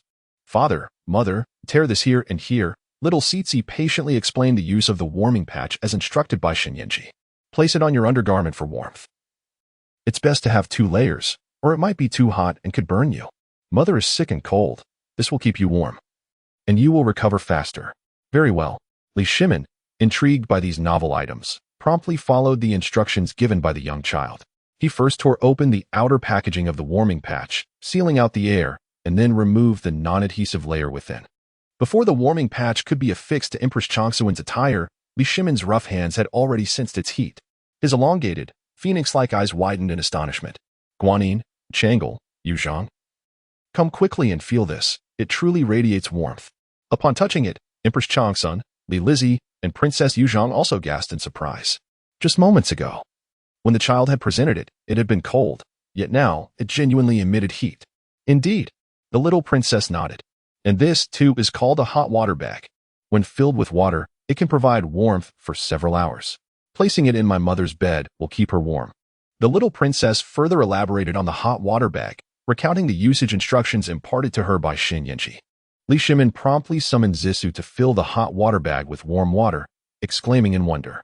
In the Tang dynasty, there were also copper or iron warming pans, which could be filled with hot water or a mixture of glowing coals and ash, allowing one to warm their hands. However, the warming pan must remain upright, otherwise, the contents may spill. In contrast, this hot water bag is soft, exceptionally well sealed, and truly resistant to leaks. Little Zizi, are these all provided by the fine barrel? The little Zizi shook her head. No, the system is not a person. Is it not human? Li Shimin and the others widened their eyes in astonishment. If the entity that the little cub encountered, referred to as the slender barrel, is indeed not human, then what could it possibly be? Is it a deity? A ghost? An immortal? The title Slender Barrel certainly sounds rather frivolous, yet if it is a spirit or divine being, then the name is not so surprising. Could it be that the system is a barrel that has cultivated itself into a god or an entity? Lily questioned, her imagination reaching its limits. The little cub shook its head. No, it's not. The system is a salt-like entity. It only heeds the words of the Salt Master. Thus, the Salt Master is a more formidable deity than the Slender Barrel, capable of controlling it? API call failed with status code 429, error, code 429. Message. Resource has been exhausted, e.g. check quota. Status. Resource exhausted, API call failed with status code 429. Error. Code 429. Message. Resource has been exhausted, e.g. check quota. Status. Resource exhausted, API call failed with status code 429. Error. Code 429. Message. Resource has been exhausted, e.g. check quota. Status. Resource exhausted. Is there more? Lizzie continued to inquire. There are lychees. The ones I mentioned earlier are the red lychees, which have already been devoured. There are also those that are slightly less red, of considerable size. And they too have been consumed. Furthermore, there are lychees that are half red and half green, which have also been eaten. Additionally, there are those with pointed red tips and green elsewhere, and they too have fallen victim to gluttony. Little Zizi, aside from lychees, what else is there? Li Shimin asked, both amused and exasperated. This little girl seems entirely preoccupied with lychees. Lizzie and Princess Yuzhong felt that little Zizi's disappearance during this excursion was indeed extravagant. Lychees are precious treasures, worth their weight in gold, and she had indulged in so many alone. There are also ducks, and one named Fusu. Fusu. Upon hearing this name, Empress Changsun, Princess Yuzhong, and Princess Chang'e all changed their expressions. Empress Changsun turned pale as she glanced at Li Shimin. Erlang. Isn't Fusu the son of Emperor Shi Huang? He is a deceased individual. How could a child encounter someone who has been dead for centuries? Both Princess Yuzhong and Princess Chang'e felt a twinge of fear. Regardless of belief or superstition, young ladies often exhibit heightened trepidation towards the uncanny. Little Zizi shook her head. No, that's not it. He is indeed the son of Emperor Shi Huang, but he is alive.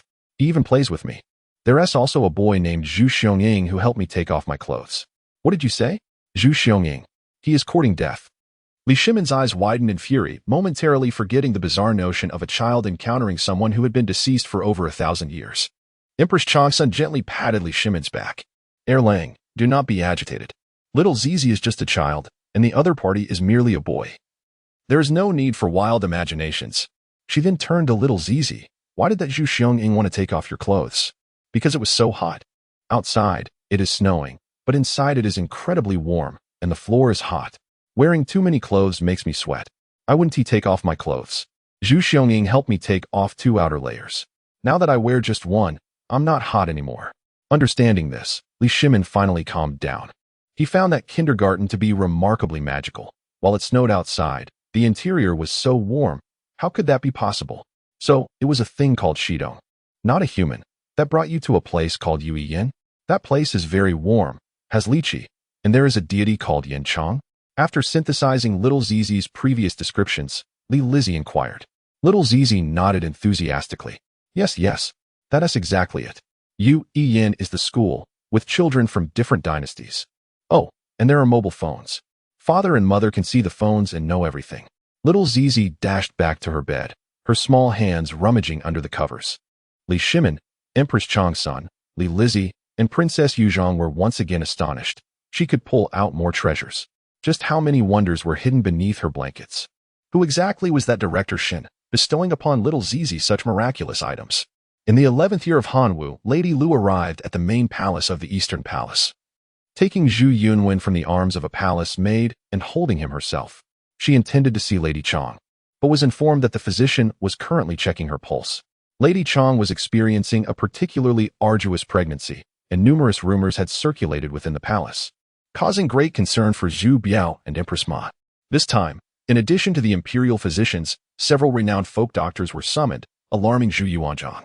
The emperor, empress, and crown prince were all present in the main palace of the Eastern Palace, keeping vigil over Lady Chang's condition, barring anyone from entry. Holding Zhu Yuan, Lady Lu waited outside for a considerable time until a palace maid finally emerged. Lady Lu, His Highness says you may enter now. Lady L cradled Zhu Yunwan as she entered, observing Lady Chang reclined, her complexion pallid. The physicians wore expressions of distress. The crown princess had consumed no harmful substances. Her tonics were merely common supplements, and her diet was unremarkable. Logically, she should not be in such a weakened state. Lady Chang pressed her lips together. It is all my fault. Accustomed to wielding swords, I must have disturbed the pregnancy. How can you blame yourself? Practicing martial skills strengthens the body, surely. Engaging in such activities would enhance your health, Zhu Biao gently reassured her, wrapping his arm around Lady Chang's shoulder. Lady L approached with Zhu Yunwen in her arms. Indeed, sister. However, you need not worry excessively. Sometimes, the more one frets, the worse the condition becomes. We ought to trust that you are favored by fate. She continued, look. When Yunwen was with me, he was crying. Yet upon arriving here, he is calmed. This is his way of expressing concern for you. It is said that a child's spirit is pure and brings good fortune. If only Prince Changsun were here. Though I wonder if he has been too engrossed in his studies to remember you. This is also a good sign. Prince Changsun bears responsibilities and ought to devote himself to his education. Sister, come and see Yunwen. Yunwen, you must offer blessings to your mother. Lady L said with a smile, placing Zhu Yunwen beside Lady Chang. Though she maintained a cheerful demeanor, Zhu Biao furrowed his brow at her words. Lady Chang, having grown up alongside Zhu Biao, understood him well and could discern the reason for his expression. She reached out her cool hand to pat the back of Zhu Biao's hand. Biao, what my sister says is true. It is beneficial for Xiong to study more, and there is no need for him to be distracted. If he were here, it would only add to our worries, and he would be of no assistance. Indeed, Prince Changsun is quite fond of reading. I just saw him dashing about in Zhonghe Palace. Talking about something from 600 years later? Zhu Yuanzhang frowned upon hearing this. What nonsense is this? The eldest grandson is usually quite sensible. How could he utter such words? Lady L pursed her lips, choosing silence. At that moment, a palace maid from Yonghe Palace rushed in, breathless. Not good. Not good. Your Majesty, Your Highness, the Crown Prince, the Crown Princess, and Prince Changsun, he has gone missing. The maid trembled with fear. It was understandable. Prince Changsun was the apple of the Emperor and Empress's eyes. Now that he was unaccounted for, what hope did the maids of Yonghe Palace have for survival? In truth, Zhu Xiangying had been at kindergarten for some time. However, he had locked himself in his room, leading the maids and eunuchs to believe he was merely staying inside. Thus they had only just realized his absence. Why is Xiangying being so mischievous today? His mother is ill, yet he is acting out. Zhu Biao frowned. Considering Lady L's earlier remarks, he found Zhu Xiangying's sudden playfulness rather peculiar. A child who begins spouting nonsense and runs off to play is not unusual. Yet this behavior seemed unlike him. Have the guards been sent to search? Yonghe Palace has been thoroughly checked? Zhu Biao inquired. Replying to His Highness, searches have been conducted. Yonghe Palace, several imperial gardens, the study, and even visits to Princess Jiangdu and Princess Iluan have yielded no results. Your Majesty, please spare us. Your Highness, please forgive us. We have truly kept a close watch, but it seems as if Prince Changsun has vanished into thin air. You dare speak such absurdities. Have you lost your wits? How can you utter such nonsense? Your Majesty, please spare us. The maid was horrified, her body trembling in fear. Someone, go find our eldest grandson and bring him here. Grandfather. As Zhu Yuanzhang's words faded, the voice of Zhu Xiangying approached swiftly. Zhu Xiangying hurriedly entered the room. Oh dear, my eldest grandson, where have you been? You could have at least informed us. It has caused quite a worry. How many times must I remind you to listen? Have you absorbed none of the lessons imparted to you? Empress Ma lifted Zhu Xiangying, playfully patting his backside, producing a loud sound. Yet she was aware that her method was gentle and would not cause him pain. Zhu Yuanzhang cherished his eldest grandson, but he was not indulgent. He would be stern when necessary. Empress Ma understood that since she had already scolded him, Zhu Yuanzhang had no reason to chastise him again. As Zhu Xiangying entered, bewilderment spread across his face after receiving a scolding and a playful swat. NL, I asked you to inform grandfather and grandmother about my trip to kindergarten. Did you not relay my message? API call failed with status code 429. Error. Code. 429. Message. Resource has been exhausted, e.g. check quota. Status. Resource exhausted. Please, step outside. Zhu Biao remarked with a furrowed brow upon noticing that Lady Lu still held Zhu Yunjin in her arms. Remaining rooted to the spot, Lady Lu's expression stiffened. However, she uttered not a word and obediently exited. Assist me in bringing the items inside. Zhu Xiangying called out to those outside. A young eunuch carried in the footbath bucket that Shen Yinji had given him, which contained warming patches and a hot water bag provided by Shen Yinji. Zhu Xiangying, only 3 years of age, was unable to lift the bucket himself. His eagerness to find his elder prompted him to seek the eunuch's assistance. Once the young eunuch set the items down, Zhu Xiangying instructed him to leave. Zhu Yuanzhang, Empress Ma, Zhu Biao, and Lady Chang gazed in astonishment at the blue plastic footbath bucket, utterly bewildered by its material, having never encountered such a thing before. The group squatted down to touch the footbath. Even the frail Lady Chang could not suppress her curiosity and joined them. What is this object? They wondered, marveling at its impeccable craftsmanship. It resembled a bucket, yet during their travels as monks, they had never come across anything of this nature. API call failed with status code 429, error, code, 429, message, resource has been exhausted, e.g. check quota, status, resource exhausted, knock, knock, knock. Zhu Yuanzhang could not help but strike the water bucket, filled with astonishment. Where on earth did you go today, Desun? What is this extraordinary item you have retrieved? Queen Ma inquired, gently touching the foot-soaking bucket. I ventured into a world 600 years into the future, to a kindergarten, a school for young children, Zhu Xiangying replied. 600 years hence? Zhu Yuanzhang, Zhu Biao, Queen Ma, and Lady Chang exclaimed in unison. Zhu Xiangying's revelation was utterly incomprehensible to them. However, as he demonstrated the use of warming pads and hot water bags, they were compelled to believe his words. The materials of the foot-soaking bucket, the warming pads, and the hot water bags were indeed marvels beyond the capabilities of the Ming dynasty. Zhu Xiangying continued to describe various experiences at the kindergarten. For instance, there was a seemingly intangible little classmate named AI, who would obediently draw the curtains upon request, turn on and off the lights, and even in the winter. While snow fell outside, the interior remained warm, with heated floors. There were also luminous paintings where the figures within taught us about fire escape procedures and safe heating practices for winter.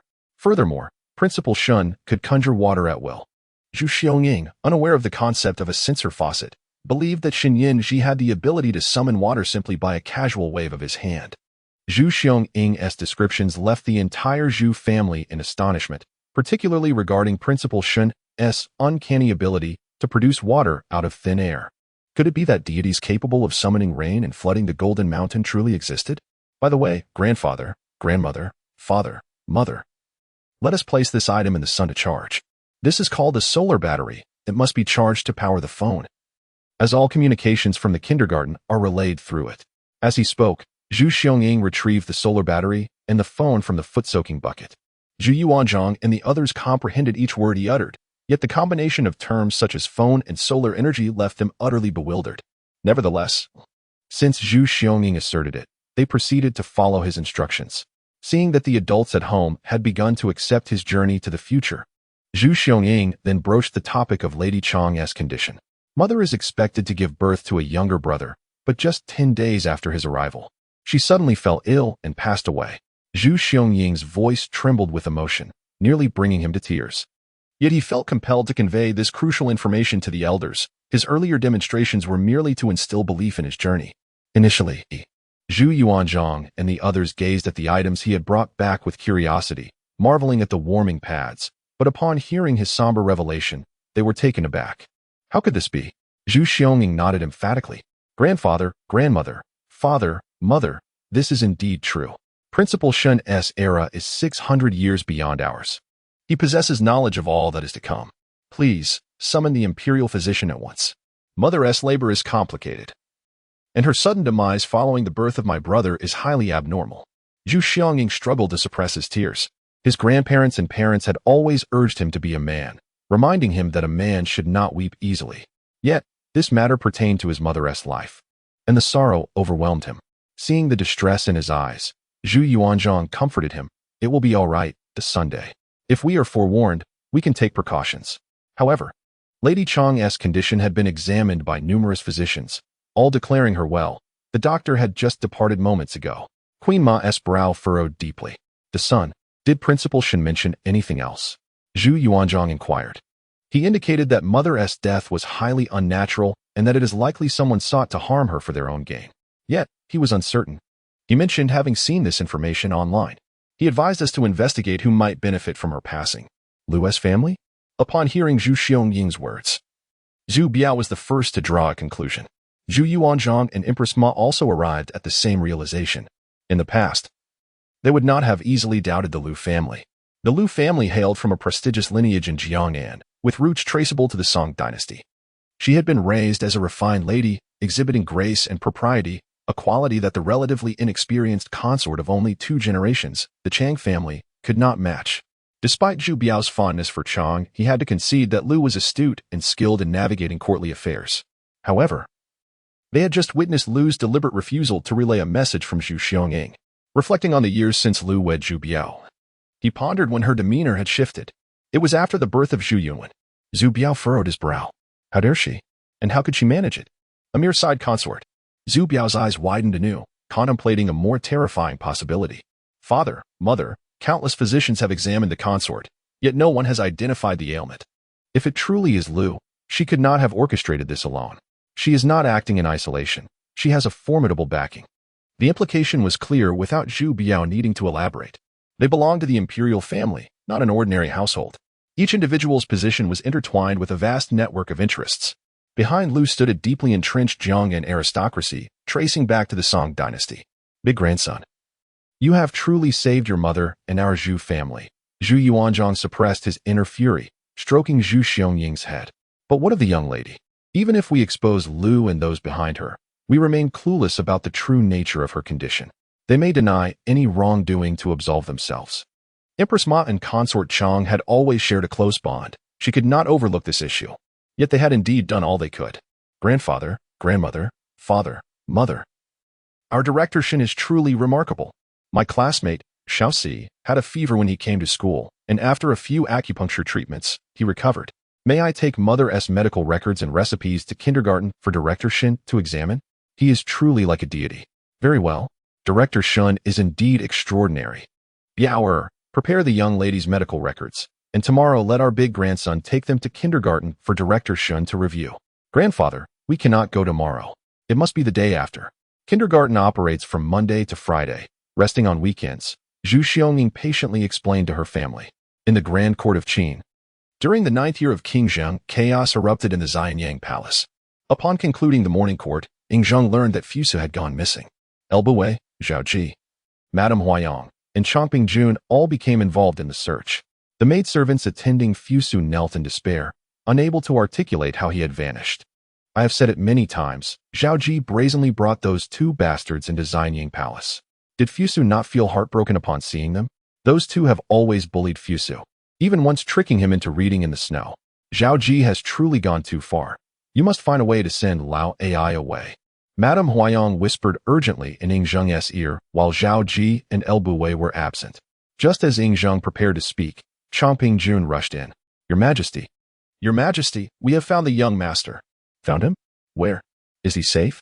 Madame Huayang, more anxious than Ying Zheng, elevated her voice. He is safe in his study and has not left. How could this be? Madame Huayang's eyes widened in disbelief. She had personally visited Fusu's study.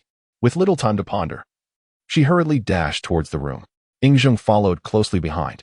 Along the way, they encountered Zhao Ji and Lao Ai, who had rushed over upon hearing the news. Madame Huayang cast a disapproving glance at them, then continued on her way without a word. Upon arriving at Fusu's study, she rushed in and scooped him up, thoroughly inspecting him from head to toe, ensuring he was unharmed, before delivering a playful slap on his backside. Where have you been? You worry me. Will you dare to do this again? I won't. I was just studying, and I have something to discuss with you, my lord, Fusu replied.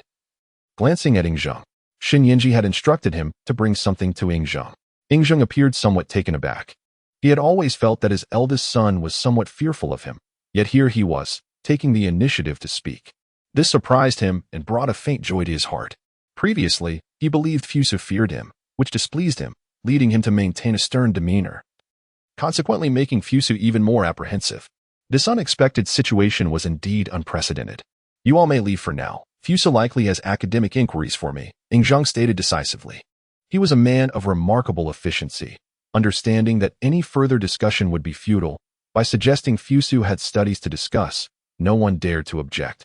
As anticipated, upon hearing this, even Madame Huayang refrained from further comment, delivering another light slap to Fusu's backside before vacating the study. Regardless, it was a relief that Fusu had been found. Once everyone had exited, Fusu closed the door to the study. My lord, if I were to tell you that I traveled 2,000 years into the future to a place called Judy Kindergarten, would you believe me? Fusu stated directly. Ying Zheng raised an eyebrow, a subtle expression of surprise flickering across his typically impassive face. How am I to believe you? He replied in a deep voice. The implication was clear. If Fusu wished to convince him, he must provide evidence. Fusu produced the design blueprints for the stirrups and saddle.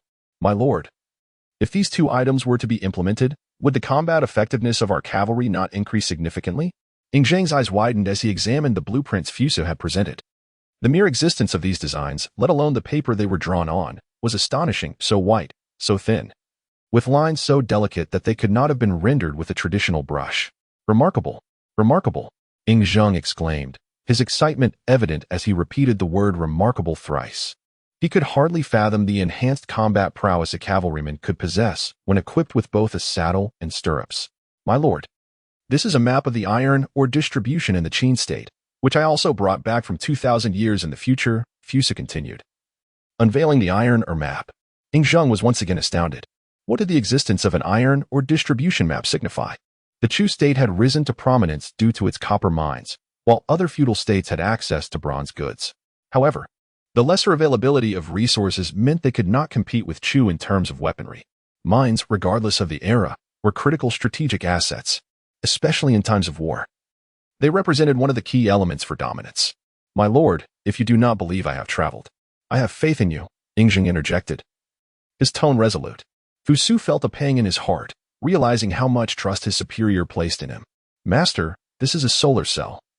And this is a mobile phone, Fusu explained succinctly, introducing Ying Zheng to these modern inventions. The sun had not yet fully dipped below the horizon, casting a warm glow as Fusu positioned the solar cell by the window to charge. Meanwhile, Ying Zheng pondered deeply, cradling the mobile phone in his hand. Is this truly an artifact from 2 millennia hence? He mused. Fusu, you mentioned attending school. Aside from bringing back these items, what else have you learned? I have learned so much, Fusu exclaimed, his excitement palpable at the inquiry. Eager to showcase his knowledge, he produced a bamboo slip containing selected passages from the Analects, which he had studied during his time in kindergarten. Master, in the past, I struggled to comprehend what I read. I merely recited the words without grasping their meanings. But now I understand. Speak, if you will. Very well. For instance, the phrase conveys the notion that since the adversaries have arrived, they shall be laid to rest here. Ying Zheng was momentarily taken aback upon hearing this. Fusu continued to express himself before Ying Zheng. Another example is the saying, which implies that without learning to respect my customs, I shall render you incapable of standing. Furthermore, the expression signifies that it takes 30 individuals for me to rise and strike. At 40, I shall not hesitate to vanquish them. Additionally, the phrase suggests that what I do not desire for myself, others should not covet. Fusu meticulously elucidated to Ying Zheng the meanings of the selected aphorisms he had studied and discussed alongside Sizi and Zhu Xiongning.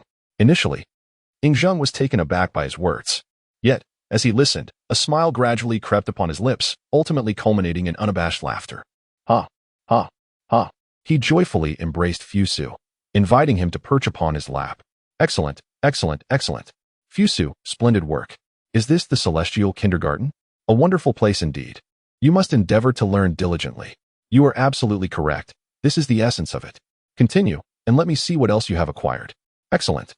Fusu beamed with joy at Ying Zheng's praise and continued to share the knowledge he had acquired. The phrase the initiator of mischief has no future implies that the person who first undertook such actions has been thoroughly defeated. Ha ha ha, splendid, splendid. Fusu, continue. You are learning well. Go on. With utmost seriousness, Fusu earnestly presented his academic findings to Ying Zheng, who found himself laughing heartily in between. Ying Zheng held a deep aversion to Confucianism. The Confucianism of the Warring States period differed significantly from its later interpretations. It had not evolved much since the time of Confucius. What was the foundation of Confucius's teachings? It was a return to the rites of the Zhou dynasty. These rites celebrated the principles of kinship and respect, with the latter reinforcing a hierarchical system of authority. The ascendance of the Qin state to its status as the most formidable of the feudal lords was inextricably linked to the reforms of Shang Yang and the system of military meritocracy. This meritocratic system challenged established authority, questioned aristocratic privileges, and transcended social stratification. If one could demonstrate military prowess, engage in battle, and contribute to the state, one could rise above class boundaries and attain noble status. This is why so many Qin citizens fervently fought, striving for achievements that would bolster the strength of their nation. Ying Zheng understood the reasons behind Qin's might and could hardly regard a philosophy that emphasized strict hierarchical order and respect.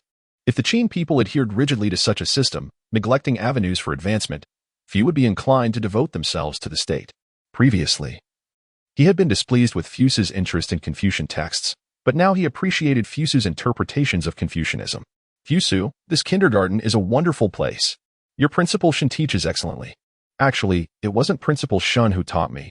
It was my 2 classmates and I who discussed it together. You have classmates as well? Indeed, Fusu nodded. One was named Li Mingda, and the other, Zhu Xiangying, both hailing from a future era. Future beings? Very well. You must engage extensively with this Li Mingda and Zhu Xiangying. The system instructed the children to bring back solar energy batteries from their respective dynasties, which were marvels of technology, exceptionally efficient in energy storage. Before long, the batteries brought back by the 3 children had accumulated a considerable charge, sufficient even to power mobile phones. Zhu Xiangying guided her parents in operating the device. When the phone screen illuminated, Zhu Yuanzhang nearly leapt with astonishment, exclaiming, "Remarkable, remarkable." The phone contained no additional applications, only WeChat. Upon entering the app, he viewed his profile. The initial 6 characters read, Zhu Yuanzhang, Grand Emperor of Ming, born in the year 1328 AD, a phrase easily comprehensible to all. Zhu Xiangying explained that the names in the parent group often included posthumous titles or their abbreviations, although Zhu Yuanzhang was very much alive. Seeing his posthumous title initially displeased him. However, upon reflection, he realized that the kindergarten was situated over 600 years beyond his time. In that era, he would have long since passed, rendering the title inconsequential. Moreover, he thought the title Grand Emperor of Ming quite fitting. As for the year 1328, Zhu Yuanzhang was unfamiliar with Arabic numerals, yet curiously, he touched the screen and a translation appeared, along with an explanation of the Arabic numeral system and the concept of the Gregorian calendar. Zhu Yuanzhang, Zhu Biao, Empress Ma, and the Chang family were no fools. A brief glance was all it took for them to grasp the information. The family collectively perused the profiles of other group members. Shen Yanji, the kindergarten director, born in the year 20 AD. There it was, indeed a person from over 600 years later. Li Shimin, Emperor Taizong of Tang, born in the year 599 AD. Upon seeing this name, Zhu Yuanzhang and Zhu Biao were utterly astonished, both exclaiming in unison, "Our grandson is actually studying alongside the daughter of Li Shimin. Grandson, you are achieving great things." Zhu Yuanzhang, filled with excitement and pride, patted Zhu Xiangying on the shoulder. "Studying with the daughter of Emperor Taizong. How impressive. Grandson, if you strive diligently and grow close to Li Mingda, perhaps one day you'll bring her home as your bride. Our Zhu family's legacy will truly thrive." "Zhang Ba," Empress Ma exclaimed, bemused, as she twisted Zhu Yuanzhang's ear. "How can you be so irresponsible at your age? My dear, please stop, it hurts. I was just joking, just joking. Our eldest son should focus on his studies, please. Have some mercy." Realizing his mistake, Zhu Yuanzhang pleaded for forgiveness, and Empress Ma reluctantly released him. The family continued to watch the gathering. Ying Fusu, son of the first Emperor Ying Zheng, born in 259 BC. Zhu Yuanzhang remarked, "Ah, there's Ying Zheng's eldest son, the one who, despite commanding an army of 300,000, took his own life without first verifying the authenticity of the edict. Such a cowardly individual. And he is a classmate of our eldest son." Zhu Yuanzhang's tone was laced with disdain. However, Zhu Xiangying shook his head in disagreement. "Grandfather, Fusu is not cowardly. He is truly remarkable." "Remarkable?" Zhu Yuanzhang questioned skeptically. "Father, after the Qin dynasty ended the turmoil, the common people deserved a period of rest and recuperation. The Qin indeed requires a ruler who governs with benevolence.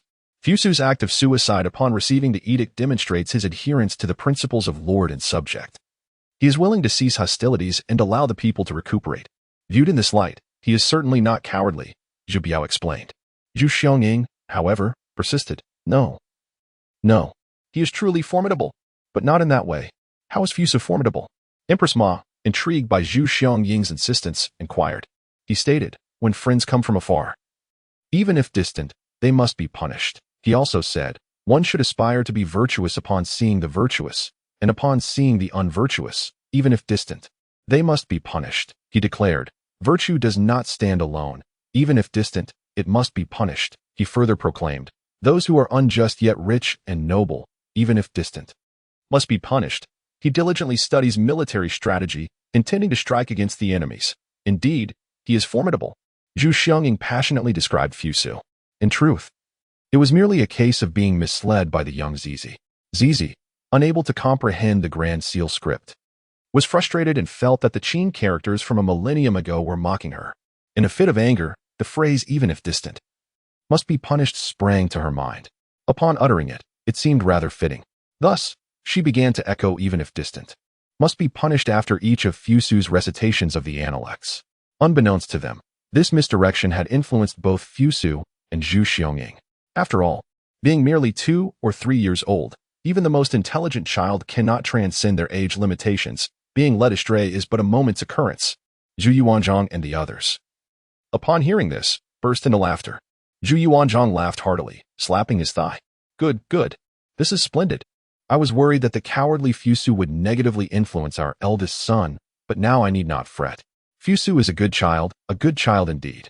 Empress Ma, bemused yet exasperated, twisted Zhu Yuanzhang's ear once more. What you say is misguided.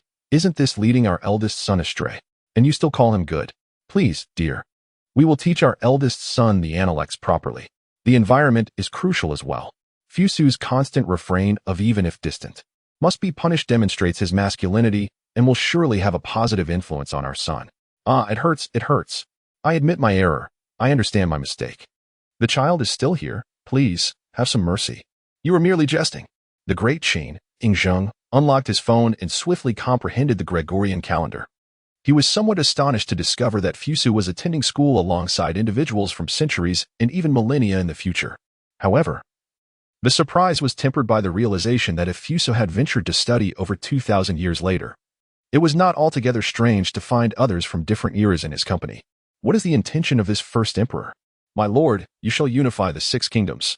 Your achievements are unparalleled in history, and no title could possibly do justice to your accomplishments. Thus, we have taken a character from each of the 3 sovereigns and 5 emperors, addressing you as emperor. The character signifies beginning. You are indeed the first emperor. Can I truly unify the 6 kingdoms? Ying Zheng raised an eyebrow. The ancestral aspiration of the Qin has always been to annex and unite the 6 kingdoms. Now, this baton of leadership has been passed into his hands, yet power still rests firmly with Elbawei. Besides the Zhao national faction represented by his mother Zhao Ji, Elbawei, and Lao Ai, there exists a faction centered around Lady Huayong and Chomping Jun from the Chu state within the court. He is yet to grasp actual power. Plans are already forming in his mind, but they remain in the realm of contemplation.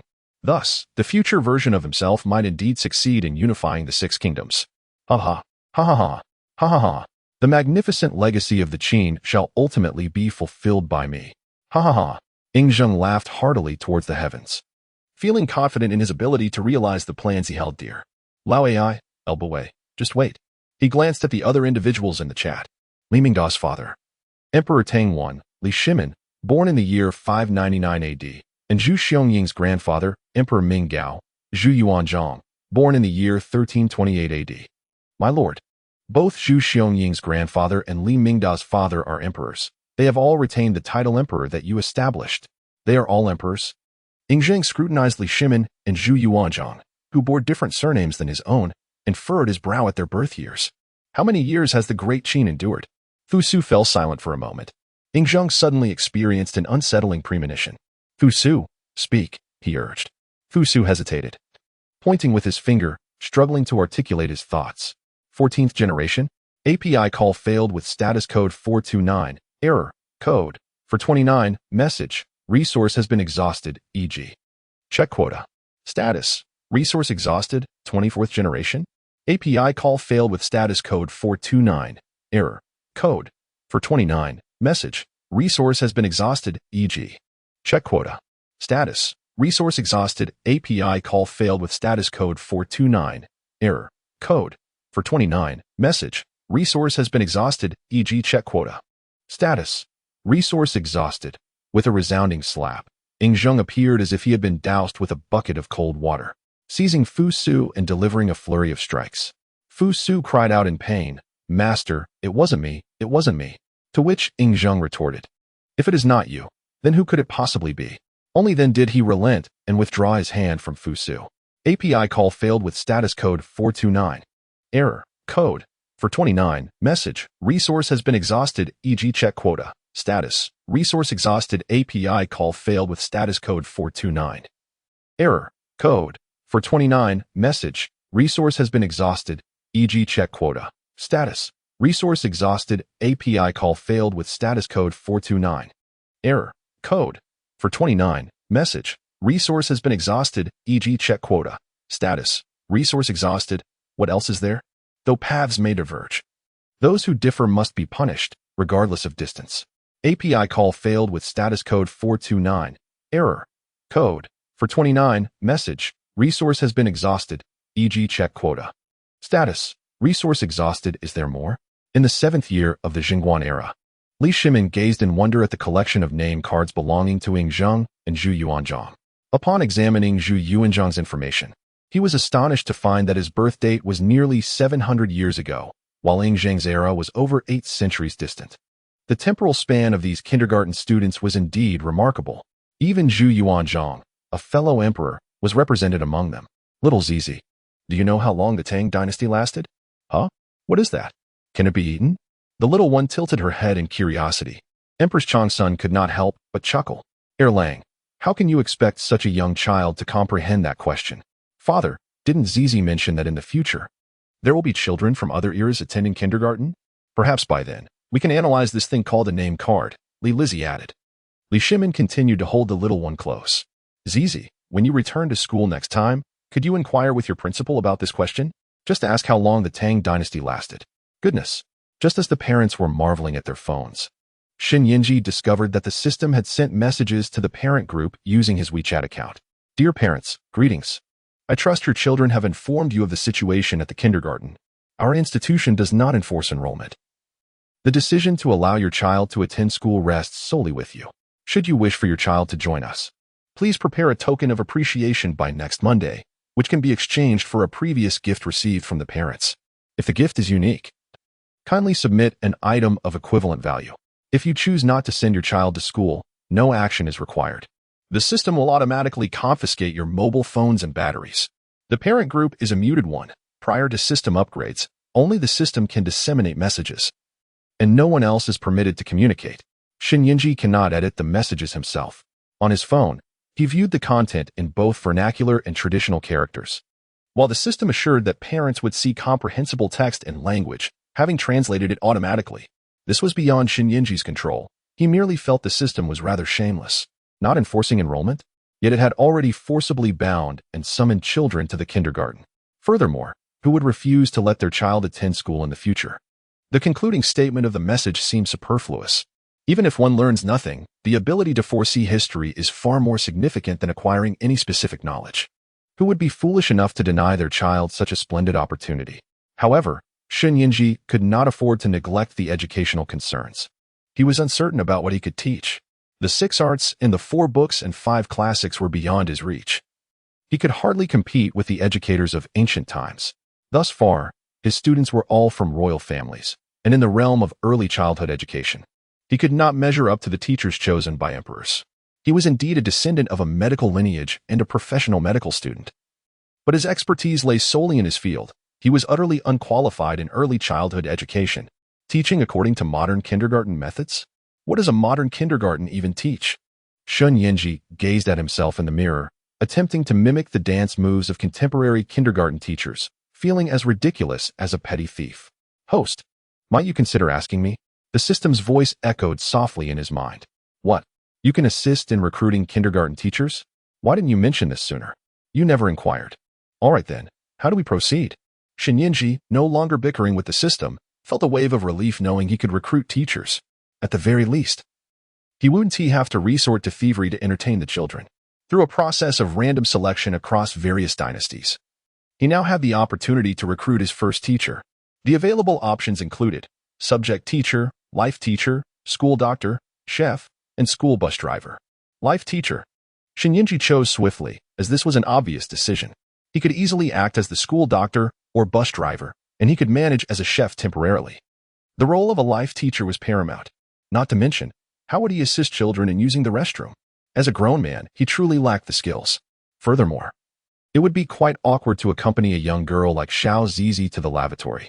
Today, the children were merely visiting briefly and had yet to use the facilities. But once classes commenced, they would be there all day. A life teacher was essential. After making his selection, the system promptly provided a list of candidates for the life teacher role. The names included Li Qingzhao, Xie Daoyun, Su Daji, Qin Liangyu, Bao Si, Lu Yi, and Yang Yuhuan. The list comprised 8 historical figures, all female, making them quite suitable for the role. Shen Yinji proceeded to draw lots. The selection interface resembled a large roulette wheel, evenly divided into 8 segments, each labeled with a prospective teacher's name. A pointer rested in the center. As the system spun the wheel, the pointer eventually halted on a name, summoning that individual to serve as the teacher. As Shen Yinji gazed at the names of the candidates, a sense of trepidation washed over him. Su Daji and Bao Si had scant historical records, and he knew little about them. Yet, Li Qinao, Xie Daoyun, what was the role of a life teacher? It entailed caring for the children's daily needs, such as cooking, changing clothes, and assisting with restroom visits. Would it not be a waste of such remarkable talents to have these extraordinary women attend to the mundane? That seemed rather impolite. Of course, if he were fortunate enough to draw one of them, Shen Yinji would still be delighted. Anyone would be a welcome addition to help manage the children's daily affairs. This was a task he, as a man, could not possibly undertake. Finally, the wheel came to a stop, the pointer resting on Su Daji. To his surprise, he had drawn the most ancient figure, transported back over 3,000 years. Thankfully, the system's translation capabilities allowed for normal communication. Otherwise, he would have struggled to comprehend even classical Chinese. In the 29th year of the Shang dynasty under Emperor Xian, news arrived that the Zhou army was advancing, prompting Emperor Xian to personally prepare the military. His favored concubine, Daji, remained in the palace. As night fell, Daji had just completed her bath and donned fresh attire, instructing her maid to light the lamps as she intended to read for a while. Suddenly, her enchanting eyes widened. She immediately dismissed her attendants, leaving only herself in the chamber, proclaiming her intent to retire and forbidding anyone from entering. After changing out of her nightgown into ordinary clothing, she vanished from the bedchamber in an instant. Shen Yinji awaited at the teleportation point, and after a flicker of light, Daji appeared. In front of him stood a Daji of merely 16 or 17 years, breathtakingly beautiful. Arriving over 3,000 years into the future, Daji found everything intriguing: the polished floors, the peculiar furniture, the brightness of the space, which surpassed even the opulence of her palace. She could see snowflakes dancing outside, yet it was warm within. She gracefully approached Shen Yinji, performing an ancient gesture of respect that he could not comprehend. API call failed with status code 429. Error. Code 429. Message. Resource has been exhausted, e.g. check quota. Status. Resource exhausted. API call failed with status code 429. Error. Code 429. Message. Resource has been exhausted, e.g. check quota. Status. Resource exhausted indeed. Daji nodded. At that very moment, as Su Daji arrived at the kindergarten, the parents noticed a new member had joined their ranks. The caretaker, Daji? Old Zhu, upon seeing Daji's profile, burst into laughter, exclaiming, "Ha ha ha. Look here, everyone. The one responsible for taking care of our son is none other than the favored concubine of King Zhou of Shang, Su Daji. We have struck gold, truly struck gold. Our son is fortunate indeed." Zhu Biao, Empress Ma, and Chang all gathered around to view old Zhu's phone screen, their eyes widening in astonishment. It really is Daji. From over 2,000 years ago. How extraordinary this kindergarten is. Extraordinary? Did you not hear what I just said? Our son has hit the jackpot. Old Zhu continued to laugh heartily. In his era, the investiture of the gods, or the list of deities, had yet to be written. People's perceptions of King Zhou, or Xian, differed significantly from those in later times. In the investiture of the gods, King Zhou was depicted as tyrannical and foolish. However, historical records portray Xian not only as cruel and tyrannical, but also as courageous and bold. For instance, Xuanzi recorded that Xian was exceptionally handsome and a remarkable figure, possessing immense strength, capable of facing 100 men. Similarly, Sima Qian noted his quick wit, keen perception, and extraordinary physical prowess, able to contend with fierce beasts. These texts reveal that aside from his brutality, Xian was also a figure of exceptional strength, wisdom, and talent. Even our great leader, Chairman Mao, acknowledged Xian's capabilities. Thus, even though old Zhu included Xian on his personal list of tyrants, he did not perceive him as utterly devoid of merit. Historically, Zhu Yuanzhang remarked that Xian primarily fell due to his rejection of counsel, rather than being ineffectual.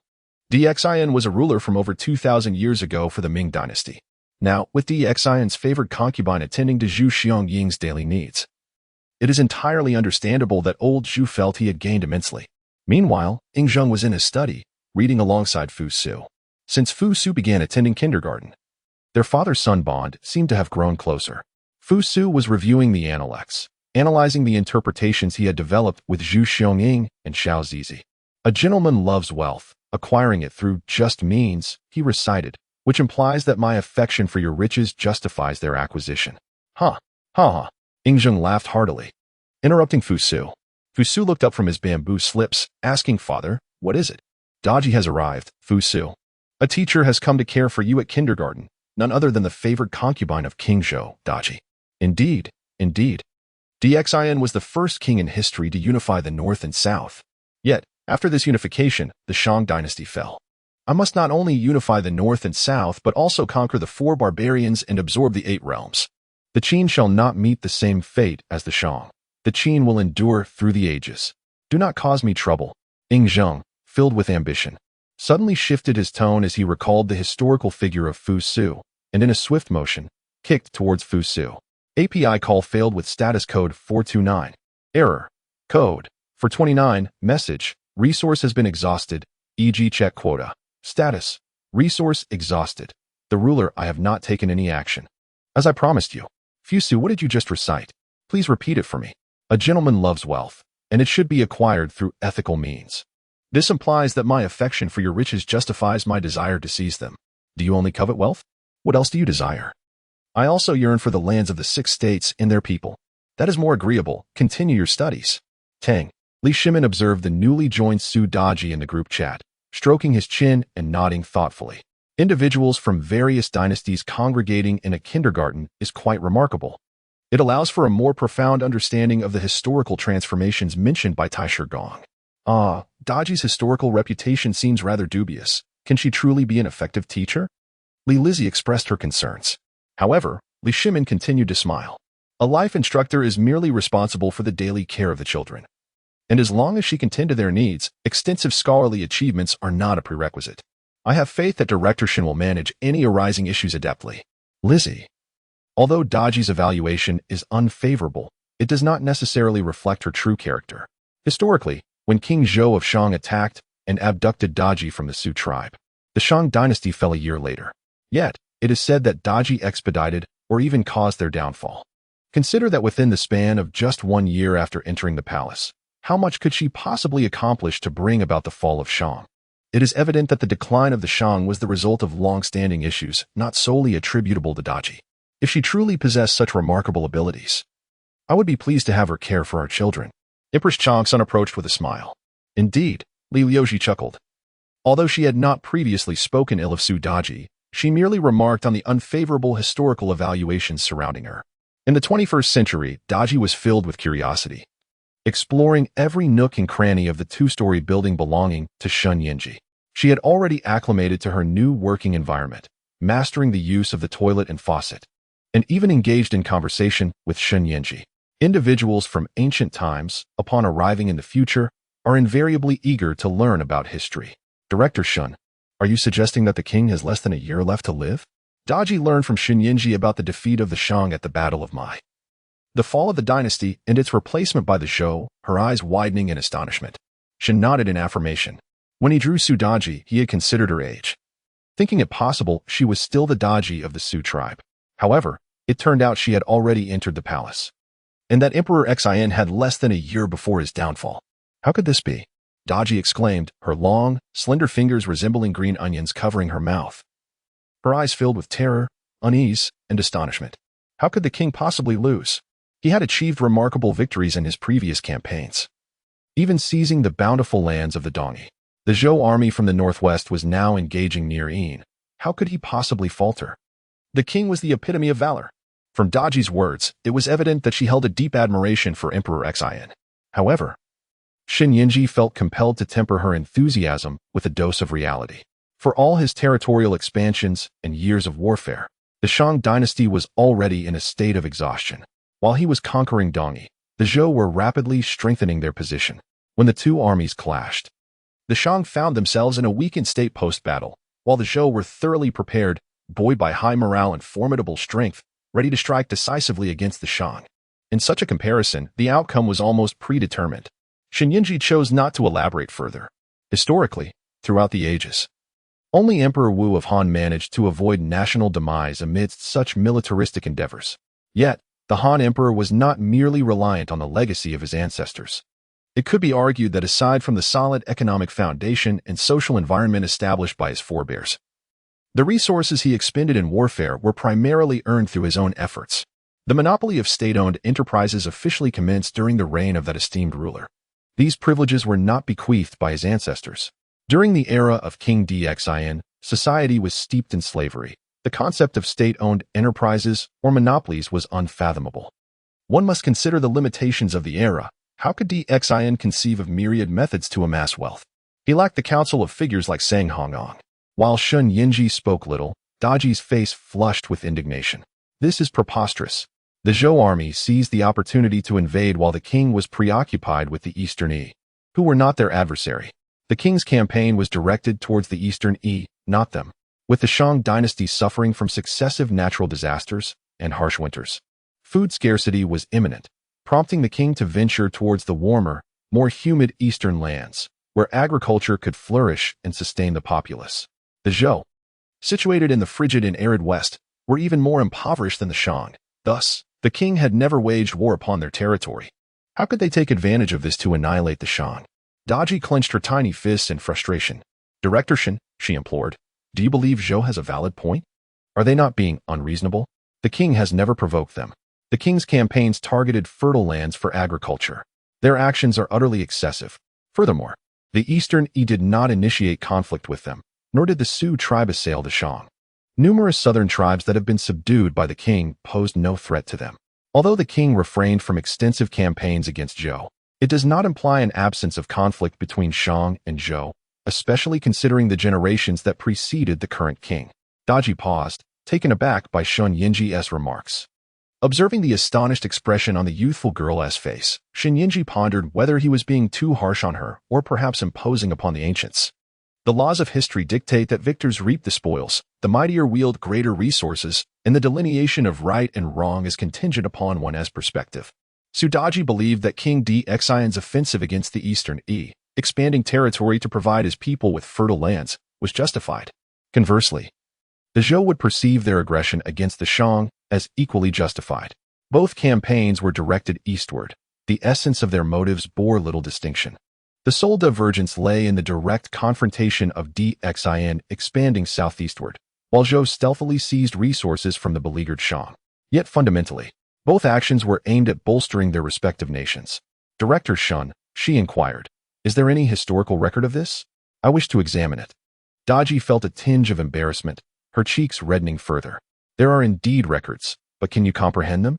Shin Yinji queried, as he accessed his computer to search for texts regarding the Battle of Mai and the Chronicles of Dxion to present to Daji. As she gazed at the simplified characters on the screen, confusion clouded her expression. Shin Yinji, too, felt perplexed. Modernity lacks a translator for Oracle Bone script. Given Shin Yinji's proficiency in classical Chinese, translating for her would prove challenging, as he feared misinterpretation. Director Shin, is there anything else I can understand? She asked. What about artistically processed versions? Very well. Shin Yinji glanced at the time. The system mandated that new teachers report at 6 in the afternoon to familiarize themselves with their surroundings. However, there were no stipulations regarding when they might return to their respective eras, as long as they reported for duty on time the following day.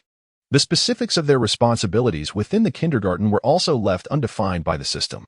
Shin Yinji decided to show Su Daji edited clips from the television series The Investiture of the Gods. While there was no time for watching full episodes, there was ample opportunity for viewing the edited commentary videos. As Su Daji watched the clips from The Investiture of the Gods, her already flushed face grew increasingly crimson, reaching all the way to her neck. She fumed. Am I still a vixen?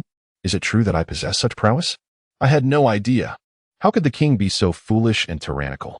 Such a dim-witted ruler could not possibly expand territories and provide land for the Shang people to cultivate. Nor could he have led multiple campaigns himself. What are the so-called revelries of wine and meat? Does meat not emit a foul odor when hung? The combination of wine and meat must create an unbearable stench. Who would find merriment in such a place? The king is quite particular about cleanliness. Surely, artistic embellishment cannot distort the truth to such an extent. Director Shun, the king is incredibly busy. He has countless matters to attend to. For years, he has been engaged in relentless warfare, without a moment's respite. He simply lacks the time to commit such nefarious deeds. Daji's voice grew louder with each utterance, revealing that after Emperor Xian's conquest of her maternal family, the Su tribe, he must have treated them well. Or perhaps it was that he truly cared for Daji. Was she not a devoted admirer of Emperor Xian? No wonder he favored her. What man could resist such a beautiful and adoring young lady? I can't watch any longer. Daji glanced at a few edited videos and found them unbearable, returning the tablet to Shen Yinji. Director Shen, could you enlighten me as to why King Wu lost the Battle of Mai? In Daji's recollection, Xian was always invincible in battle, and the Shang army vastly outnumbered the Zhou forces. How could they possibly suffer defeat? Shen Yinji scratched his head, pondering whether Daji was perhaps a bit muddled with her question. He believed he had already provided the answer. The Shang army, having exhausted their resources through incessant warfare, could not withstand the robust and well-equipped Zhou forces. Moreover, many soldiers from the Shang army defected to the Zhou side, making victory for the Zhou even more attainable. Upon hearing of the Shang army's defection, Daji grasped the situation. So there are still several months left, roughly close to a year, before the final showdown between the Shang and Zhou, correct? Director Shin, you mentioned my monthly salary is 4,000 yuan? What can I possibly purchase with 4,000 yuan to aid the Shang army? Though still quite young, Daji was remarkably astute and quickly arrived at this realization. With nearly a year remaining, she felt a glimmer of hope for her nation, believing that she had arrived over 3,000 years into the future with the potential to save her country. You may return now, Shen Yinji remarked, glancing at the time. It was already quite late. Tomorrow and the day after would be the weekend, and the children would not be attending school. Come by tomorrow morning, and I shall take you out for a stroll. You will soon realize how much one can procure with 4,000 yuan. All right. Thank you, Principal Shun. The following morning, Shen Yinji rose early and descended the stairs, only to find Daji already seated on the sofa, awaiting him. Her large, expressive eyes were shadowed with dark circles, suggesting a restless night. This was quite understandable. However, the attire Daji wore seemed rather peculiar for the present day. In Xi'an, where Shen Yinji resided, it was common to see individuals clad in Hanfu, more so than in many northern cities. Yet, the garments Daji donned were not of the familiar Hanfu style. Rather, they were reminiscent of fashions from over 3 millennia ago, significantly differing from the earliest excavated Hanfu styles, which had not been revived. Such a sight might raise eyebrows, especially given Daji's striking beauty, which would undoubtedly attract attention. Consequently, Shen Yinji rummaged through his wardrobe and retrieved a unisex cotton jacket he had never worn, offering it to Daji to change into before they departed together. As they settled into Shen Yinji's willing hongguang, Daji gazed wide-eyed at the world outside, her mouth agape as if rendered incapable of closing it. Her eyes remained unblinkingly large. If the roles were reversed and he were given the chance to venture into a world 3,000 years hence, his response would likely be no less astonished than Daji's. The system had informed him that in over 2,000 years, the world would have transformed into an apocalyptic realm. He could hardly fathom what a cybernetic world 3,000 years into the future might resemble. Shen Yinji drove to the nearest large shopping mall, parking in the lot. Upon exiting the vehicle, Daji observed the thin layer of snow on the greenery and touched her clothing in amazement. Principal, it is snowing, yet this garment is so warm. What is it made of?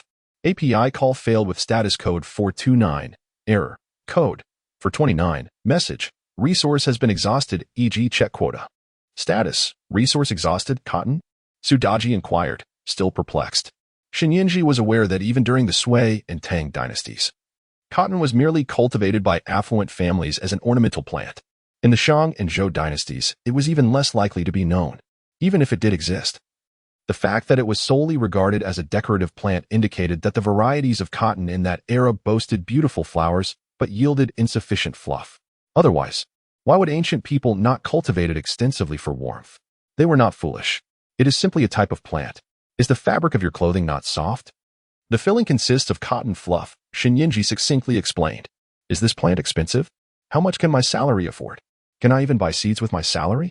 Upon hearing Shen Yinji's response, Daji's eyes sparkled with realization. She reacted quite swiftly, understanding that purchasing cotton seeds would be more prudent than buying cotton itself. Shinyinji nodded and took out his phone to search. Currently, the highest yielding quality cotton seeds on the market cost approximately 15 yuan per gene, with one gene capable of cultivating 1 to 2 acres of land. This high-yielding quality seed can produce 600 to 800 gene of cotton per acre. In other words, it would suffice for the fabric of around 300 to 400 cotton garments, depending on how thickly you choose to make them. Indeed, Daji nodded, then began to calculate. My salary of 4,000 could presumably buy Director Shen. What do you think about purchasing some cotton to showcase, and then distributing cotton seeds as rewards? You mentioned that one of the reasons for the Shang army's defeat at the Battle of Mai was that many soldiers defected to the Zhou army. If we provide them with sufficient benefits, allowing them to understand that loyalty to Shang ensures a prosperous life, wouldn't they refrain from defection? It is quite possible. Come, let us enter. Shinyinji led Daji through the revolving door of the shopping mall. Daji was startled, her eyes wide with fear. She had no choice but to draw closer to Shinyinji. Once Shinyinji guided her out of the revolving door, she exhaled in relief. Let me first show you the cotton seeds. Shinyinji had initially intended to purchase some items for the children. However, seeing Daji so devoted to saving DXIN, the Shang dynasty, and ultimately herself, he decided to show her something potentially beneficial. It is essential for a preschool teacher to comprehend what her salary can actually procure, as this knowledge will undoubtedly enhance her motivation to work, especially for Daji, a favored concubine, who was accustomed to being attended to in the Shang dynasty. Now, in the kindergarten, she would be the one caring for the children. Thus, it was imperative to instill in her a greater incentive to contribute. Thank you, Director Shen. Daji expressed her gratitude wholeheartedly. Exiting the shopping mall, they came upon a farmer's market, with the first floor dedicated to selling seeds. After obtaining permission from the system, Shinyinji advanced Daji half a month's salary. Before entering the farmer's market, Daji's plan was to spend her entire salary on cotton seeds. However, upon seeing a greater variety of crop seeds in the market, she hesitated. Director, you mentioned that this is the coldest time of the year for you all? Well, it is not particularly cold. In comparison to Shang, it is rather warm. Of course, Shinyinji remarked. He had reviewed the historical data and noted that the era of King Zhou and Daji coincided with the Little Ice Age, a period postulated by geologists to be the coldest among several mini-ice ages over millennia, undoubtedly colder than modern times. Daji expressed her concerns about whether these seeds could be cultivated back in the Shang dynasty. The king's campaign against the Eastern Yi was prompted by the failure of many crops that previously thrived in Shang, leading him southward to warmer climates. I fear that the seeds from here may not grow well upon return. Rest assured, you need not worry. The seeds of our time have been refined through generations of modern agricultural science, exhibiting better resistance to drought and frost than those of ancient times. If you are still apprehensive, you may select seeds that are specifically cold-resistant. We have a plethora of options available. Excellent. Thank you, Director. After expressing her heartfelt gratitude to Shinyinji, Daji proceeded to consult various vendors for cold-resistant seeds. Are these seeds for cold and drought-resistant cotton? How much do they cost per pound? $14 per pound, came the reply. Daji found this price to be even lower than what Shinyinji had mentioned, prompting her to purchase 40 pounds with determination. Equipped with a mobile phone gifted by the system, she had also learned to navigate electronic payments, completing the transaction with remarkable ease before Shinyinji could interject. Teacher Su, you could have negotiated the price, Shinyinji advised. Having witnessed another customer procure the same seeds for $12 per pound, and that individual had only purchased 5 pounds. Daji's prompt payment seemed to leave the vendor momentarily stunned, who even gifted her a small bundle of cotton, claiming it was produced from the very seeds she had acquired. Ah, very well, Daji said, her cheeks flushing with a hint of embarrassment. Indeed, she was unfamiliar with the art of bargaining. As the daughter of the chieftain of the Su tribe and now a favored concubine of King Shang, what life experiences could she possess? Director Shen, let us return, Su Daji remarked, carrying her 40 pounds of high-yield cotton seeds. Are we returning already? Not purchasing anything else? Shinyinji pondered whether she might be too shy to negotiate. Upon my return, I shall discuss the situation here with the king. I cannot afford to waste Director Shen's time. Our primary purpose for this outing was to procure items for the children. API call failed with status code 429. Error. Code. For 29. Message. Resource has been exhausted, e.g. check quota. Status. Resource exhausted. API call failed with status code 429. Error. Code. For 29. Message. Resource has been exhausted, e.g. check quota. Status. Resource exhausted. Good principle. the two said as they returned to the shopping mall they had just traversed. Yingzheng made a beeline for the children's clothing store, recalling the little one who had arrived at school with a fever. The child was adorned in garments of exquisite fabric, yet they were of no use, luxurious indeed, but not warm. In contrast, there existed down jackets, thermal underwear, and cashmere sweaters that provided true comfort. Having conducted a health examination for the growing child, it was essential to ascertain height and weight, which he promptly relayed to the staff. He procured several sets of thermal underwear and 2 charming down jackets, one adorned with a rabbit motif and the other with a cat design. Additionally, he acquired 2 pairs of snow boots and 2 pairs of down pants. Each item was selected with care, prioritizing adorability. To ensure fairness, he purchased the same quantities for Fusu and Zhu Xiangying, though he had little interest in selecting for the boys. Anything suitable would suffice, and he entrusted the staff with that task. This shopping spree amounted to several thousand yuan, yet Yingzheng harbored no concerns about the expenditure, as the children's tuition was a precious gift from their parents, undoubtedly worth its weight in gold. Moreover, it was his duty to attend to the children's health, particularly during the frigid winter months when warm clothing was a necessity. The store offered a complimentary dry cleaning service for purchases exceeding 5,000 yuan. And as Yingzheng's expenditure had surpassed that amount, he left the garments for cleaning and proceeded with Daji to procure other essentials for the kindergarten: meats, organic vegetables, and fruits were all on the list. While a single package of instant noodles sufficed for his own sustenance, the children's diet required careful consideration, emphasizing health and balanced nutrition. In addition to these necessities, Yingzheng also purchased numerous toys and indoor exercise equipment, as well as play apparatus. The spacious rural home could easily accommodate these items. After a day of shopping that extended into the afternoon, they concluded their errands and returned home. The following day, Sunday, Daji arrived to assist him in arranging the kindergarten. On Monday, the children would return to school. Fusu's portal to the school was his bookshelf. Ying Zheng had already deposited the tuition into the system, which transferred it to the box within the bookshelf designated for such fees. He personally took Fusu's hand and led him to the bookshelf, ushering him inside. Before parting, he imparted a few words of advice. Fusu, once you are at kindergarten, it is imperative that you diligently study the intellects. Remember, what you learn there is the correct knowledge. That world, 2,000 years hence, has accumulated the wisdom of millennia, leading to a profound understanding of matters beyond our era. The interpretations of Confucius by Uncle Sun Tong and Chun Yu were derived from their limited experiences, lacking the depth of later insights. Do you understand? The intellects, as comprehended in the future, represent the crystallization of thousands of years of wisdom, true sagacity. Understood. Fusu, cradling a scroll of bamboo strips inscribed with the intellects, nodded earnestly. Now, recite to me a saying you have learned. Preparation leads to success. Lack of preparation leads to failure. This means that in a conflict, hesitation allows the opponent to recover, whereas decisiveness can render them incapacitated. In martial arts, speed is paramount. Exactly right. Furthermore, you might introduce yourself to your teacher, Su. Her husband, Emperor Xian, unified the north and south, while I have unified the realm. In his early 20s, Ying Zheng retained a youthful spirit, eager to make his presence known to King Zhou of Shang. All right. Fusu nodded in agreement. With that, Ying Zheng gently pushed him into the bookshelf. In an instant, Fusu and his tuition box vanished into the depths of the shelf. In the 11th year of Hanwu, Zhu Yuanzhang secured Zhu Xiangying's tuition, laughing heartily as he clapped his shoulder. My dear grandson, when you arrive at kindergarten, be sure to cultivate a good relationship with the daughter of Emperor Tangwen. You are like childhood sweethearts. Heavy 8. Empress Ma, both exasperated and amused, twisted Zhu Yuanzhang's ear. With his hands clasped in a gesture of supplication, Zhu Yuanzhang pleaded for mercy. I was wrong. I truly understand my mistake.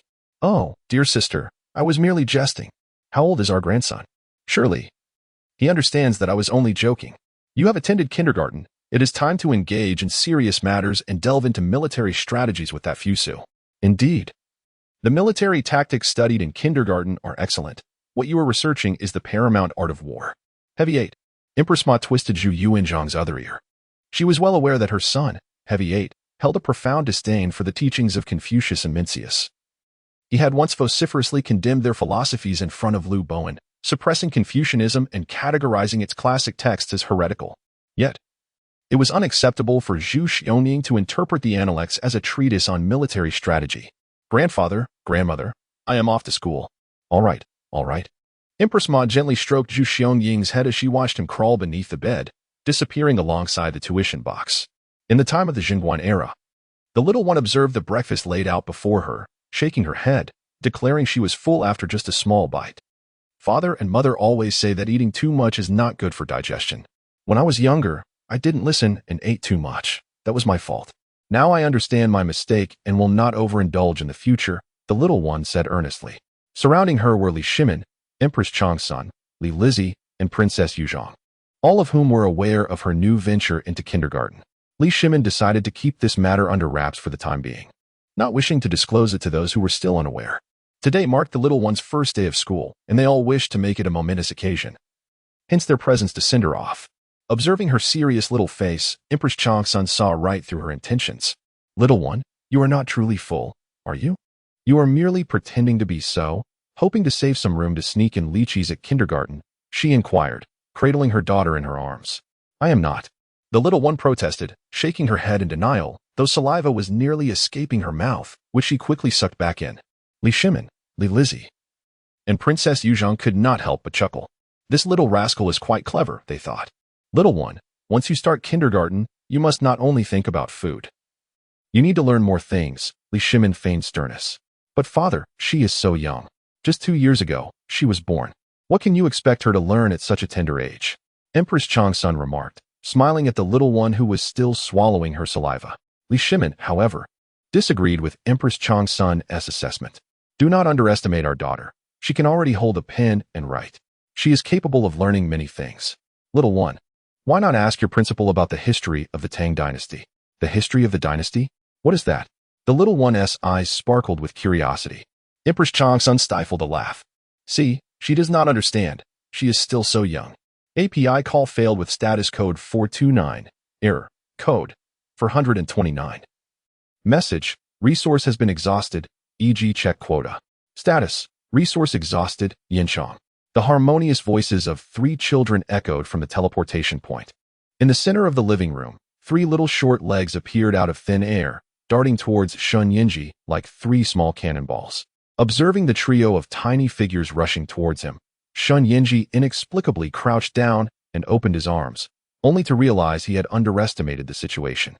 He was struck 3 times in quick succession, nearly losing his balance. Can anyone explain why such small children, merely 2 or 3 years old, possess such formidable force? Fusu and Zhu Xiangying were somewhat more composed. These 2 children exhibited a modicum of restraint. However, the little Sizi exerted all her strength to collide into his embrace, even using her tiny head to nudge against the crook of his neck, almost causing him to cough from the impact. Is this what it feels like to be charged by a rhinoceros? Yinchang, ever since returning to Fengyang Pavilion, I have missed you so much. Do you miss me too? I think of you not just like I think of lychees. I simply think of you. The little Sizi said in a sweet, childlike voice, clinging to Shun Yinji's neck. Initially, Shun Yinji felt a surge of emotion upon hearing the first part. It was touching that the little one missed him. However, the latter part of her declaration revealed a rather amusing truth. Alas, this little one seems to have food on her mind. Sizi, if the lychees here in the garden have already been consumed, and there are none left, will you still think of the garden? Shun Yinji inquired. API call failed with status code 429. Error. Code 429. Message. Resource has been exhausted. E.g. check quota. Status. Resource exhausted. Good. Shun Yinji gently patted her little tuft of hair, his heart no longer troubled by her slip of the tongue. At that moment, Sudaji, who had been preparing the children's nap time, descended the stairs. Shun Yinji rose to his feet. Little Sizi, Fusu, Xiangying, this is your teacher Daji. Please greet her. The 3 children followed Shun Yinji's gaze, and upon seeing the stunningly beautiful Daji, their eyes sparkled with delight. They obediently called out to her as Shun Yinji had instructed. Shun Yinji and Sudaji exchanged bewildered glances. Shun Yinji chuckled in exasperation. I didn't mean for you to call her person. I meant for you to greet her. Eh? The 3 children appeared somewhat perplexed. Were they calling out for someone or merely shouting? Was their volume insufficient? Little Sizi was the first to shout at Daji, person. Fusu and Zhu Xiangying echoed her, their voices even louder, person. Shun Yinji pondered, could it be that calling out for someone is merely a colloquial expression among common folk? Perhaps members of the imperial family do not speak in such a manner? Observing the earnest expressions on the faces of the 3 little ones, it seemed quite likely. These three small creatures, shouting with all their might, had expended every ounce of strength, their faces flushed, clearly not jesting. Sizi, Fusu, Xiong. What I meant was for you to greet your teacher Daji and say hello. Greetings, teacher. Zhu Xiong and Fusu greeted obediently. Daji smiled and nodded, gently patting their heads. Only the little Sizi remained somewhat perplexed. Why should I call her teacher when she is not old? Daji and Xinyin, she could not help but chuckle at the innocent remark. It was simply adorable. Dear Sizi, teacher is merely a title. In the future, at kindergarten, anyone who takes care of you or teaches you should be addressed as teacher. Oh, I understand now. The little Sizi nodded proudly, having grasped the concept. API call failed with status code 429. Error. Code. For 29. Message. Resource has been exhausted, e.g. check quota. Status. Resource exhausted. Good. A smile that could melt hearts graced Daji's face. Xinyinji instructed Daji to assist the little fox in shedding her outer garments, in a place warmed by heat. The attire of these children from ancient times proved excessively thick, and Xinyinji feared they might suffer from overheating. The little fox, still too young, was unable to remove her intricate clothing by herself, so Daji lent her a helping hand. Meanwhile, Fusu and Zhu Xiong had already mastered the art of undressing themselves and required no assistance from their caretaker. Once Daji had helped the little fox to remove her outer layers, Xinyinji lifted her petite frame, gently touching her forehead to check for fever. It had subsided. After conducting a thorough examination, he noted that she was nearly fully recovered. It was evident how potent modern medicine was in comparison to that of ancient times. Yinchang. Mother is feeling much better. She has been embracing Yinchang and sending her hot water bottles daily, and her health has improved remarkably. Father and mother both want me to express my heartfelt gratitude to Yinchang. Please tell them when you return that they need not be so formal. Indeed. API call failed with status code 429. Error. Code. For 29. Message. Resource has been exhausted, e.g. check quota. Status. Resource exhausted. Of course I like her. Who could resist such an adorable little girl? The little one, so well behaved, suddenly asked while swallowing her saliva. Does Yinchang not want to reward me? Xinyinji discerned her intentions. How would you like me to reward you? Yinchang, I am very obedient. If you give me a few more lychees, I will be even more obedient. Xinyinji replied, Indeed. Very well. However, children should not consume too many lychees. It can be detrimental to their health. You may each have 2. Fusu, Xiong, come over here as well. Xinyinji gently set the little one down from his embrace, opened the refrigerator, and retrieved 8 lychees. In addition to giving each child 2, he also needed to provide 2 for Daji. Daji was no longer a child and could indulge a bit more, but it was important not to set a poor example for the children. As a teacher, Daji must lead by example and limit herself to just 2 per day. The lychees, having just been taken from the freezer, required some time to thaw. Xinyinji placed the 8 lychees in warm water, instructing them to wait until they were completely thawed before indulging. The little one's stomach rumbled. Did you not have breakfast? Indeed. The little one nodded, swallowing hard. This little creature might be intentionally saving space in its stomach for snacks at kindergarten. Xinyinji then turned his attention to Fusu and Zhu Xiong. Have you two had your breakfast? Having used it already? There is no need for breakfast in your dynasty anymore. Let us all gather in the kindergarten for our meals. Xinyinji pondered that he hailed from a lineage of traditional Chinese medicine practitioners, complemented by a formal education in modern medicine, with an additional focus on nutrition. Entrusting him with the responsibility of crafting dietary plans for the children would undoubtedly surpass the antiquated recipes of yore. While he may be unfamiliar with the practices of the Qin and Tang dynasties, he was acutely aware that the imperial physicians of the Ming dynasty possessed the expertise to inadvertently cause the demise of emperors, with one particular physician having been linked to the unfortunate fate of 2 sovereigns.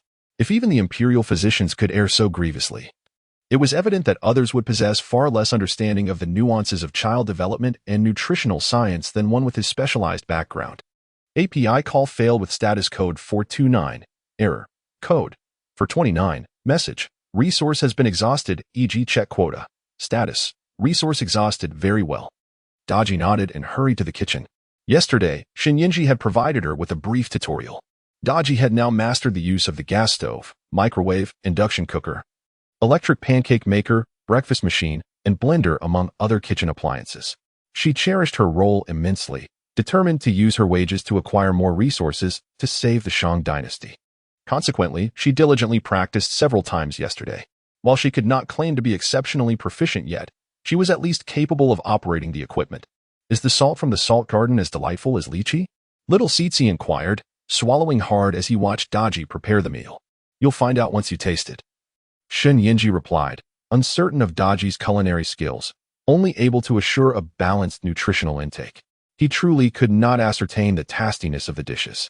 Yinji, here are my mother's medical case notes and her daily dietary plans. Zhu Xiaoying handed over 2 small booklets to Shen Yinji.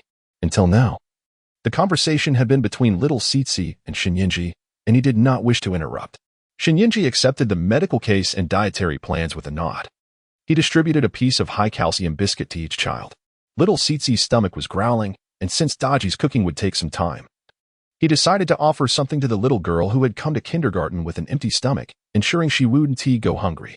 After providing for little Sizi, he could not neglect Zhu Xiaoying and Fusu.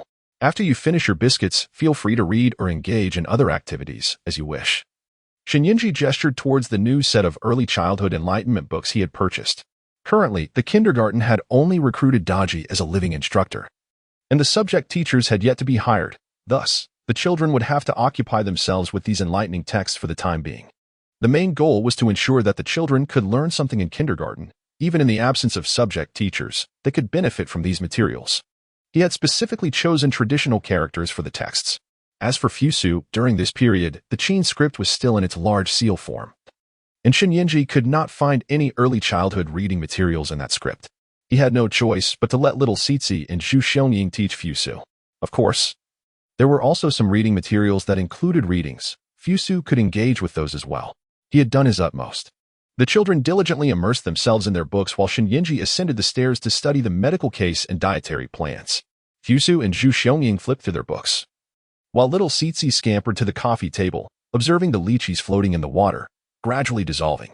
Occasionally, she would reach out and poke them. Discovering that the lychees were still firm, she rushed back to Fusu and Zhu Xiaoying. Fusu, Xiaoying, the lychees will melt soon. Do you remember why we can enjoy lychee today? API call failed with status code 429. Error. Code. For 29, message. Resource has been exhausted, e.g. check quota. Status. Resource exhausted indeed. Both Fusu and Zhu Xiaoying nodded. Shouldn't we express our gratitude to you? They inquired in unison. Would it please you if each of us shared a lychee with you? This way, I shall be ever so well behaved tomorrow and present the salt to Zhang. You too shall enjoy the lychee again tomorrow. I promise to be obedient every day henceforth, and you will join me, ensuring an abundance of lychees daily. I shall bestow upon you my good fortune, and in return, you shall share a lychee with me, starting today. What say you? API call failed with status code 429. Error. Code. For 29, message. Resource has been exhausted, e.g. check quota. Status. Resource exhausted, why? Fusu and Sizi asked in unison. Fusu felt slightly perplexed. They were able to enjoy lychees only through the grace of Sizi, so why could they not share with her? Sizi, on the other hand, appeared rather indignant. Xiaoying, if you do not share with me, I shall be unruly tomorrow. If I am unruly, you shall not have lychees then. Little rhinoceros, Zhu Xiaoying affectionately patted the back of the small creature's head. The little one, merely 2 years of age, was no match for his 3 years. He would not stoop to quarrel with such a young child. The principal had just mentioned that children should not indulge in excessive lychee, as it could lead to overheating. Given that he had only recently recovered from a serious illness, it was particularly unwise for him to partake in such a treat. Thus he could not share any with you, nor could Fusu. Zhu Xiaoying was raised with exemplary values, and with a younger sister to care for. Both Changshi and Empress Ma frequently instilled in him the importance of looking after her, which he naturally embraced. Fusu, of course, had younger siblings as well, but they were half-siblings, which meant he did not possess the same nurturing instincts as Zhu Xiaoying. Ah? Sizi tilted her head. Zizi, you must heed the director's words. The director mentioned that children should not consume too much, but did not say the same for adults. If you listen to him, you will grow healthily, and when you mature, you can enjoy more lychees. Don't you agree? Yes. Little Zizi understood and obediently nodded. She was truly delightful, prompting Zhu Xiaoying to gently poke her chubby little face. She was just as well behaved as his sister. Shen Yinji examined Chang's dietary plan and medical records, his brow furrowing. Many of the foods consumed by Chang were coagulating foods, which, according to traditional Chinese medicine, are considered highly nourishing. While such foods can generally bolster one's health, They pose a significant risk of thrombosis for pregnant women. Even those without a medical background are often aware that if a woman develops a thrombosis during childbirth, it is usually fatal. Furthermore, some women may not exhibit thrombosis during labor but can experience postpartum thrombosis several days or even weeks later, which is equally perilous. Considering the combination of Chang's medical records and dietary plan, it was evident that even if she avoided thrombosis during childbirth, she was highly susceptible to it afterward. The treatment for such conditions is challenging even in modern times, let alone in ancient settings. Ying meticulously documented his findings in traditional Chinese characters and devised a healthier dietary plan for Chang. This written document could not be taken back to the Ming dynasty. Rather, he intended it for Zhu Xiong, hoping he would memorize it.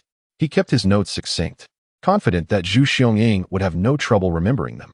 Descending the stairs with the written notes, he found the three little ones engrossed in reading Fusu's version of the Analects. However, something about their interpretation seemed amiss. Are you supposed to use bricks in a fight? Is it appropriate to act recklessly? Strike at the face? Use all your strength? And again, left hand first. Then right hand. After using the brick, use your shoe. Since it is so, how can one act alone? With friends together, isn't it a joy? Little Sizi and Zhu Xiong recited from Fusu's bamboo slips in large seal script. Fusu looked puzzled. Is this truly what you are seeing? I don't know. It seems like it, replied little Sizi, who understood hardly any of it. She only recognized that swing sounded like fighting, thus assuming Fusu's text pertained to military strategy. Zhu Xiong, however, was completely led astray by little Zizi's interpretation. Fusu, with a serious expression, remarked, "Adults have said that you, as future generations, embody greater wisdom.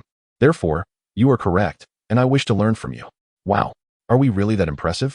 Little Sizi felt a swell of pride. Fusu, let me read to you again. She earnestly attempted to recite the large seal script she could barely comprehend. Hit hard, don't die, keep hitting. Shenyanji, though unfamiliar with Confucianism and unable to decipher the large seal script from the Qin dynasty, was certain that the children's interpretations were far from accurate. Little Sizi, Fusu, Zhu Xiong, you must return home and ask your parents about the true meaning of the Analects. Do you understand? He felt compelled to correct their misconceptions.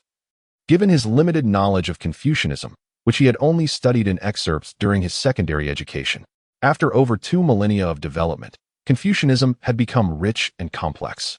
With numerous esteemed scholars such as Mencius, Xuanzi, Dong Zhongshu, and Zhu Xi, far surpassing his understanding. Given his lack of specialized training in Confucian studies, he refrained from teaching matters outside his expertise. When he noticed the children's misinterpretation, he knew he had to guide them back to the ancient texts for accurate learning. However, as soon as he expressed this, Fusu and Zhu Xiong shook their heads. Director, adults have said that my understanding of the Analects in kindergarten is the correct one, while what Chun Yu and Shu Sun Tong said is incorrect. Zhu Xiong nodded in agreement. Grandfather also said that the Analects I learned in kindergarten are good, encouraging me to study more. Shenyanji was taken aback. Are you serious? I find that hard to believe. I would never deceive the director. Lying is not the behavior of a good child. Fusu and Zhu Xiong insisted earnestly. Little Zizi added seriously, Father said I should fill my mind with knowledge. All right then. Regardless, you must inform your parents that there is no course on the Analects in kindergarten. She needed to find a way to absolve himself of any responsibility, lest the parents think he was teaching irresponsibly. Understood. The 3 little ones nodded vigorously. Only then did Shenyanji present the diagnosis and dietary plan he had prepared for Chang to Zhu Xiong. Xiong, you must memorize this today and recite it from memory to your grandparents and parents. If you cannot memorize it today, then try again tomorrow. I will check your progress until you can recite it perfectly. The system's creators had prohibited children from taking any written materials home to avoid embarrassment. But they had not banned them from memorizing and reciting what they learned back in their respective eras. All right. Zhu Xiong obediently took the paper from Shenyanji and began to read and memorize it. At that moment, the lychees had ripened, and Shenyanji encouraged the children to indulge in the fruit while he assisted Daji in the kitchen. Shortly thereafter, a small child rushed into the kitchen. Teacher Yin, may I come and help? Little Zizi inquired. What can you possibly assist with? Shenyanji asked, bemused, as he looked at the 2-year-old. But she's only 2 years old. Teacher Yin, what is this? Little Zizi asked, gazing at the vegetable pancake batter that Daji had just prepared, swallowing hard. This is vegetable pancake batter, once cooked. It will become vegetable pancakes, Shenyanji explained. Little Zizi swallowed again. Teacher Yin, I can help. I can taste your seasoning to see if you have added too much salt or too little. API call failed with status code 429. Error. Code 429. Message. Resource has been exhausted, e.g. check quota. Status. Resource exhausted. API call failed with status code 429. Error. Code 429. Message. Resource has been exhausted, e.g. check quota. Status. Resource exhausted. Whoa. The little cub devoured the vegetable pancake with great enthusiasm. In mere moments, the small delicacy was consumed entirely. Salt. I seemingly could not discern its flavor. I must have another to determine whether it is savory or bland. Could you possibly prepare another one for me? I genuinely wish to assist. Shinyinji replied, very well. He proceeded to cook another petite vegetable pancake for the little cub. Cub, you may only have one more. Save some room in your stomach. Our teacher Su and I have prepared other dishes as well. If you fill up solely on vegetable pancakes, you shall find yourself unable to enjoy the other offerings shortly. Is there anything else? Little Zizi's eyes sparkled with excitement. Indeed. Shinyinji nodded. All right. Thank you, Principal. Thank you, Teacher Daji. This is the best thing ever for me. It is truly a treasure dear to my heart. Teacher Daji had already completed all the necessary preparations, making the subsequent steps quite straightforward. Before long, Shinyinji, alongside her, had crafted vegetable pancakes, pumpkin cakes, yam and sweet potato porridge, children's tomato meat sauce pasta, and fruit and vegetable meat puree.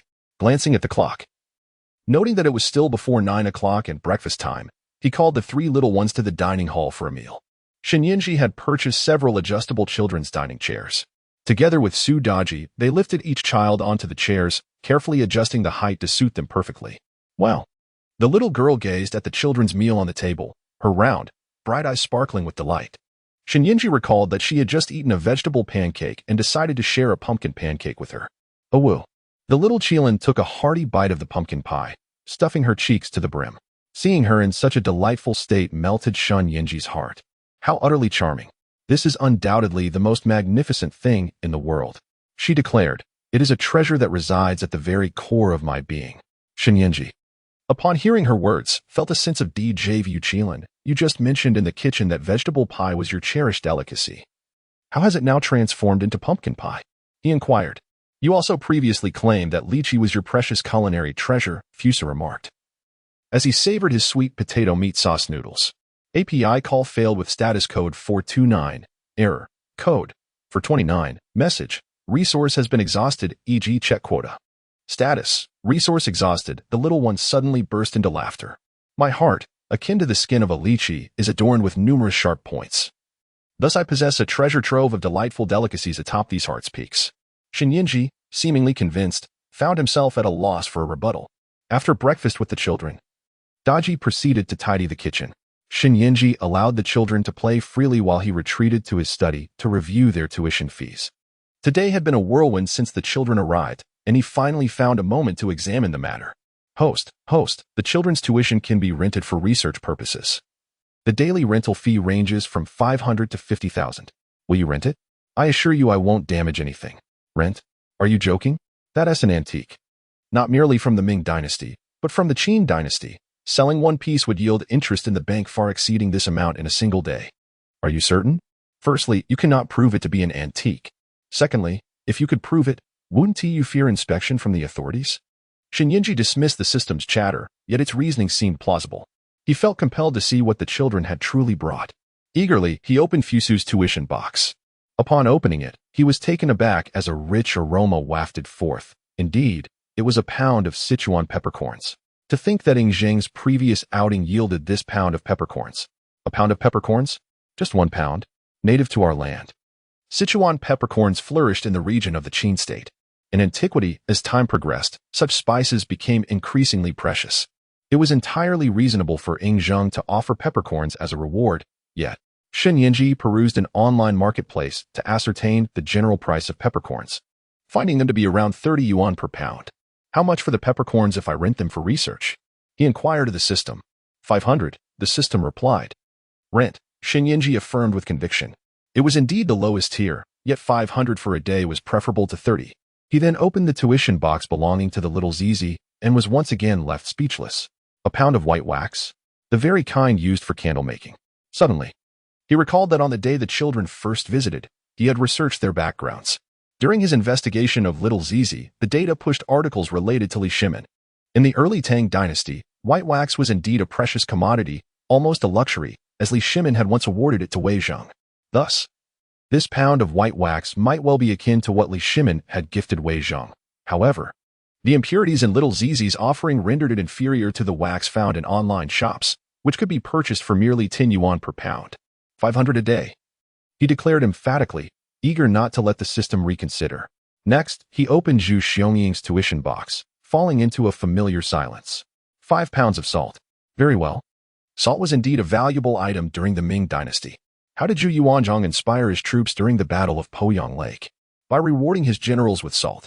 500 a day. Rent. With no surprises, the daily earnings totaled 1,500, which was acceptable.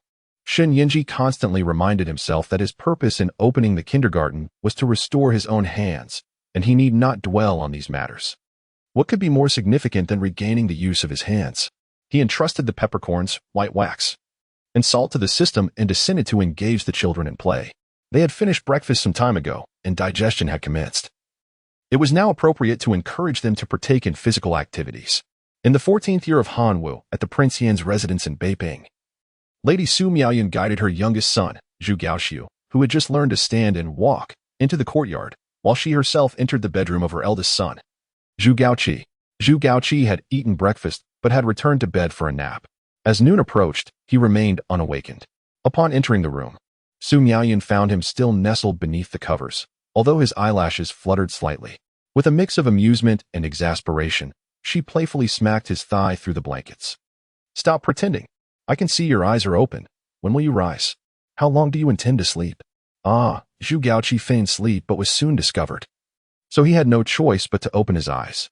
Mother, Grandfather Dalian insists that I practice horse stance and taught me to punch. My legs are so sore that I must rest for a few days. Do not even start. Su Miaoyan playfully slapped Zhu Gaoqi's thigh several times. You have been lazing in bed every day, constantly making excuses. Master Dalian had you stand in horse stance for a quarter of an hour and spar for another quarter. Yet you still find the will to remain idle? Why do you think Master Dalian insists on this training? It is merely because of your indulgent nature. Just look at you, growing ever more rotund.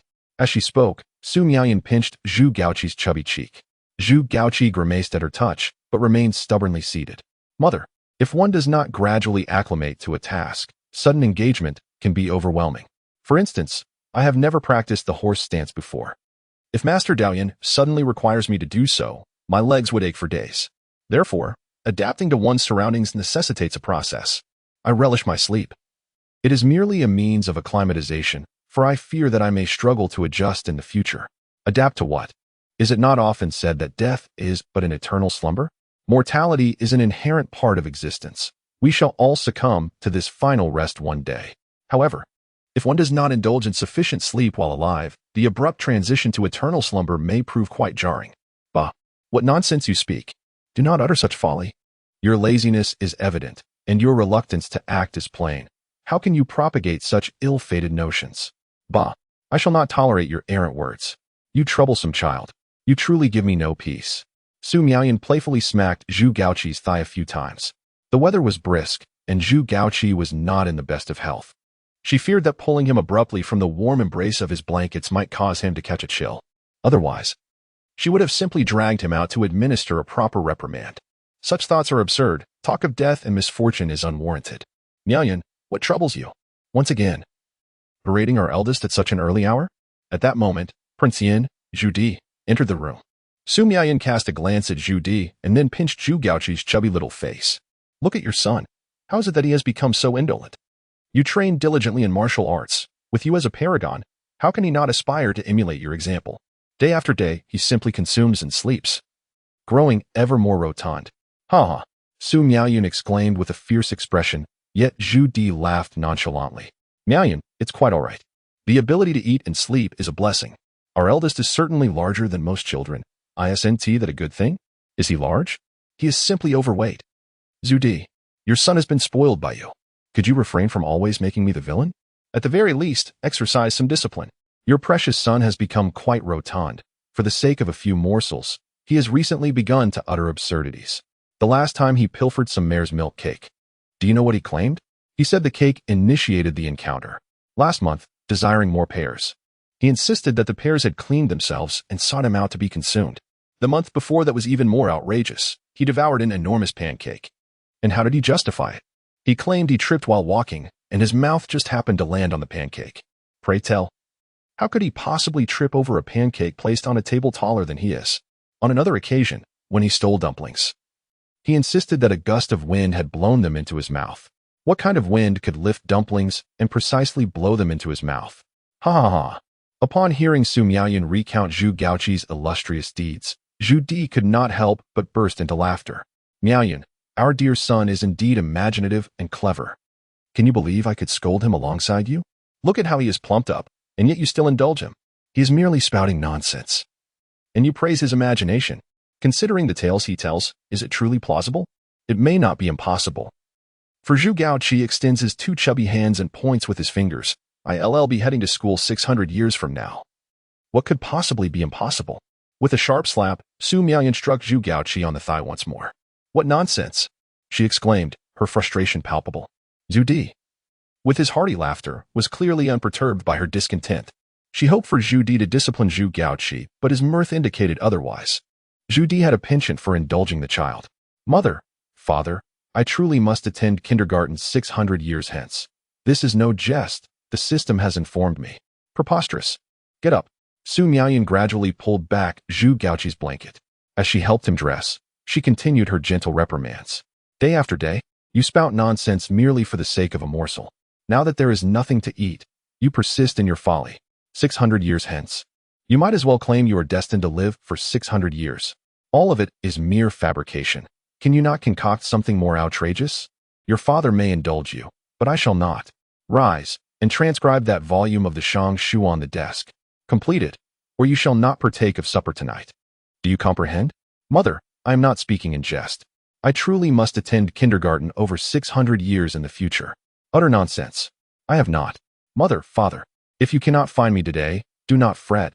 I have gone to kindergarten 600 years hence, and I shall return after class this evening. Be silent. Go and transcribe the book of documents. Su Miaoyan could hardly contain her laughter at Zhu Gaoqi's antics. She had already dressed him in his garments and shoes, and with a gentle tug, placed him upon the chair before the writing desk. Merely lifting him had left her breathless. He was indeed quite stout. Focus and transcribe. If you do not finish, you shall not dine this evening. With that, Su Miaoyan took Zhudali by the hand and led him out. Zhudali turned back repeatedly, chuckling. Miaoyan, how strict you are with him, given his tender age. If you persist, I might just scold you as well. Once Su Miaoyan and Zhudali exited, Zhu Gaoqi leaned upon the writing desk, supporting his chubby chin. Have I lied too much that mother no longer believes me? Perhaps I shall indeed go to kindergarten. With that, he slid off the chair, crossed the room to the screen, and passed through it. Shinyinji had just taught Fusu and Xiao Zizi to play with hula hoops, allowing them to exercise and improve their physical fitness when a notification chimed in his mind, announcing the arrival of a new little friend.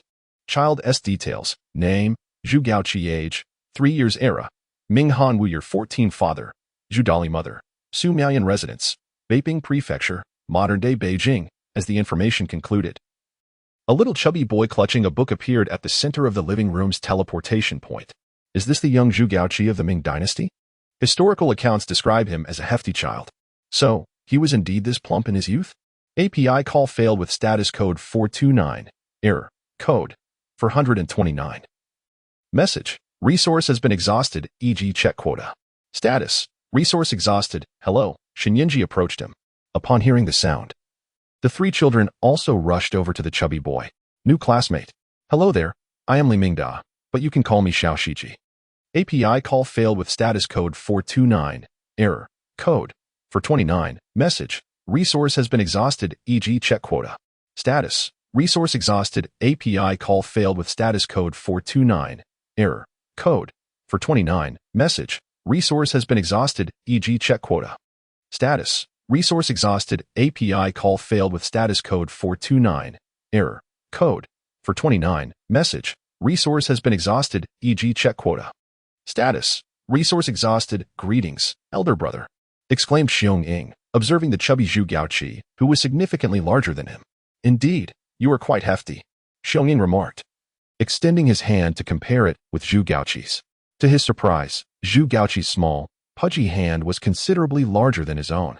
Yes, I am larger than my elder cousin, Zhu Gaoqi replied, examining their hands together. All right, Fusu and Sizi, you may proceed to jump through the hoops. Xiaoying, continue carrying the items I instructed you to. I shall first conduct a physical examination for Zhu Gaoqi. Xinyinji gently patted the heads of the children. Very well. The three little ones nodded and resumed their circle dance and recitation. Xinyinji had contacted the senior he had saved the day before, seeking assistance in procuring some reasonably priced medical examination equipment. The senior was undoubtedly eager to help, having owed his life to Xinyinji's intervention. Consequently, last night, the requested equipment was delivered to Xinyinji's residence. Xinyinji first employed traditional Chinese medicine to check Zhu Gaoqi's pulse, and subsequently utilized the newly arrived examination equipment to conduct blood tests and other assessments. A swift conclusion was reached. The child was afflicted with obesity-related diabetes. Do you find yourself easily hungry, constantly craving food, and often feeling fatigued and lethargic, perpetually desiring sleep? Xinyinji inquired. Zhu Gaoqi nodded in affirmation. Indeed, diabetes rarely manifests in such young children. While it is not entirely absent, its occurrence is infrequent, making this a remarkable anomaly for Zhu Gaoqi, especially considering its congenital nature. Contemporary medical advancements have yet to provide a definitive cure that can only manage the condition. Xinyinji could only assist in controlling the ailment for now, awaiting the system's upgrade to unlock the time-travel trading system, from which he could procure curative medications from the future marketplace. He meticulously drafted a dietary plan for Daji. Given Zhu Gaoqi's health condition, his diet could not mirror that of other children. It necessitated strict sugar control. Xinyinji also compiled a list of recipes beneficial for his recovery. One copy was given to Daji, and another was entrusted to Zhu Gaoqi, instructing him to memorize what he could and could not eat, for he must remain vigilant both in the Ming dynasty and at kindergarten. It was somewhat amusing to think that the two children from the Zhu family had to memorize the notes he had prepared for them upon attending kindergarten. He then proceeded to assist Daji in the kitchen, as it was time to prepare lunch for the children. Daji was intelligent, yet being an ancient person, she was still unfamiliar with the modern kitchen, resulting in low cooking efficiency. Xinyinji decided to lend her a hand until she became proficient enough to handle everything independently. Zhu Xiaoying was still memorizing Xinyinji's diagnosis of the Chang family, while Sizi and Fusu, having tired from their circle dance, returned to their studies of military strategy. Just then, Zhu Gaoqi emerged, clutching his copy of the Shangshu. Is this also a military strategy text? Sizi inquired, pointing at the book in Zhu Gaoqi's hands. API call failed with status code 429. Error. Code. For 29. Message. Resource has been exhausted, e.g. check quota. Status. Resource exhausted. Military strategy? Upon hearing these two pivotal words, Zhu Xiaoying set aside the paper given to him by Xinyinji. It was not that he was neglecting the task assigned to him by Xinyinji. Rather, his grandfather had once imparted to him the wisdom that the principles of military strategy taught in kindergarten were exemplary and worthy of diligent study. Well, is this truly military strategy? Zhu Xiaoying approached. Do you enjoy it? Inquired Zhu Gaoqi. Delightful. Zhu Xiaoying, Fusu, and Sizi nodded in agreement. How about you assist me in transcribing this? Do you possess paper and ink? Zhu Gaoqi recalled his mother's words, that he could not partake in dinner until he completed transcribing this volume of the Book of Documents. However, his mother did not specify that he could not enlist others to aid him in this task. I shall assist you, Fusu volunteered, not out of genuine enthusiasm or a desire to delve into military strategy, but rather because he observed that the characters in the kindergarten books were familiar to both Sizi and Zhu Xiaoying, yet remained foreign to him. He was acutely aware that the script of the Qin state diverged from that of his contemporaries. He yearned to master these characters. Excellent. I shall inquire with the principal if he possesses any writing instruments.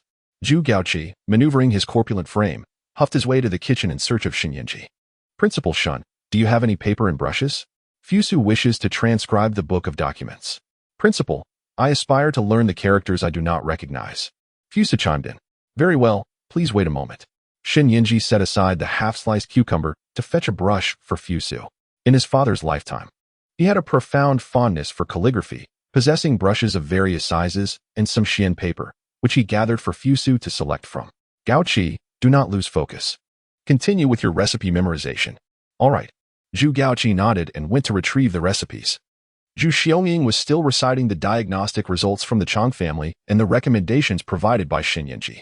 The little deer, engrossed in her enlightening reading material, flipped through a few pages before she began to jump in circles. As she leaped, she felt an overwhelming heat, as if her perspiration was about to trickle from the corners of her mouth. Oh dear, it seemed that what was flowing out was not sweat, but saliva. What could have triggered this sudden salivation? She could consume tomatoes, cucumbers, apples, grapefruit, eggs, and tofu, yet she must avoid longan, persimmons, jujubes, and grapes, and eat rice and steamed buns sparingly. Why is everyone reciting such challenging things? The little deer inquired, struggling to rein in her drool. She was aware of Zhu Gaoqi's name, yet upon witnessing his plump figure, the term plump slipped from her lips. Plump? Zhu Gaoqi momentarily froze at the appellation, but the endearing nature of the little deer led him to embrace it with delight. The principal informed me that I have diabetes, so I must be cautious about what I eat. I need to remember both the foods I can and cannot consume. In the future, whether at kindergarten or in the Ming Dynasty, I must remain vigilant. Are you saying that you cannot indulge in such delightful treats as grapes, jujubes, lychees, and persimmons? API call failed with status code 429. Error. Code 429. Message. Resource has been exhausted, e.g. check quota. Status. Resource exhausted. API call failed with status code 429. Error. Code 429. Message. Resource has been exhausted, e.g. check quota. Status. Resource exhausted, indeed. The little girl nodded earnestly. Principal, Teacher Daji, I aspire to perform good deeds. I wish to assist my classmates. How do you intend to help? Shinyanji observed the child's serious demeanor with curiosity. I cannot procure lychees, jujubes, or persimmons for Zhu Gaoqi. I noticed that the kitchen in the principal's office is stocked with these delightful items. May I acquire some extra lychees, jujubes, and persimmons to describe their flavors to Zhu Gaoqi? He cannot obtain them himself, and if no one informs him of their taste, he will remain oblivious to their delightful flavors.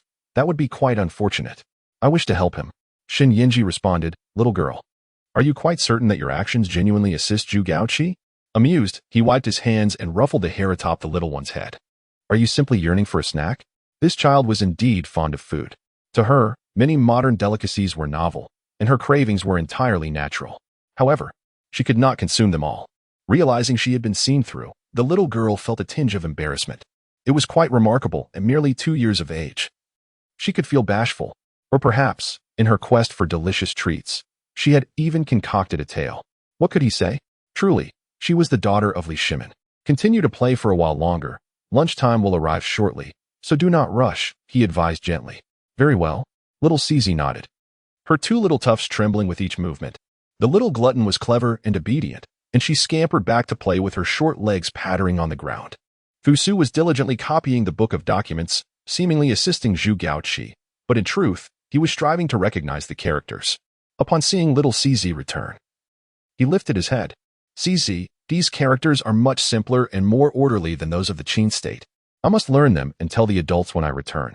If the characters of the Qin state were also as neat and concise, many matters related to writing would be far more efficient. Wouldn't you agree? API call failed with status code 429. Error. Code 429. Message. Resource has been exhausted, e.g. check quota. Status. Resource exhausted. Indeed, it is a principle that justice will be served, regardless of distance. Yes, I shall uphold this doctrine, for I believe in universal education and the unwavering pursuit of justice. API call failed with status code 429. Error. Code 429. Message. Resource has been exhausted, e.g. check quota. Status. Resource exhausted. Goodness. Little Zizi nodded, delving into the book of documents alongside Fusu. In truth, the children might not perceive this classic text as a treatise on military strategy. Wasn't this a case of preconceived notions? Initially, Zhu Xiaoying and little Zizi's divergent thinking led them to mistakenly associate Confucianism with martial tactics. Thus, upon encountering the book of documents, their instinctive response was to view it through the lens of military doctrine. What does this signify? Once one inadvertently strays onto a divergent path, one drifts further from the main thoroughfare. Before long, Xin Yinji and Daji had prepared lunch.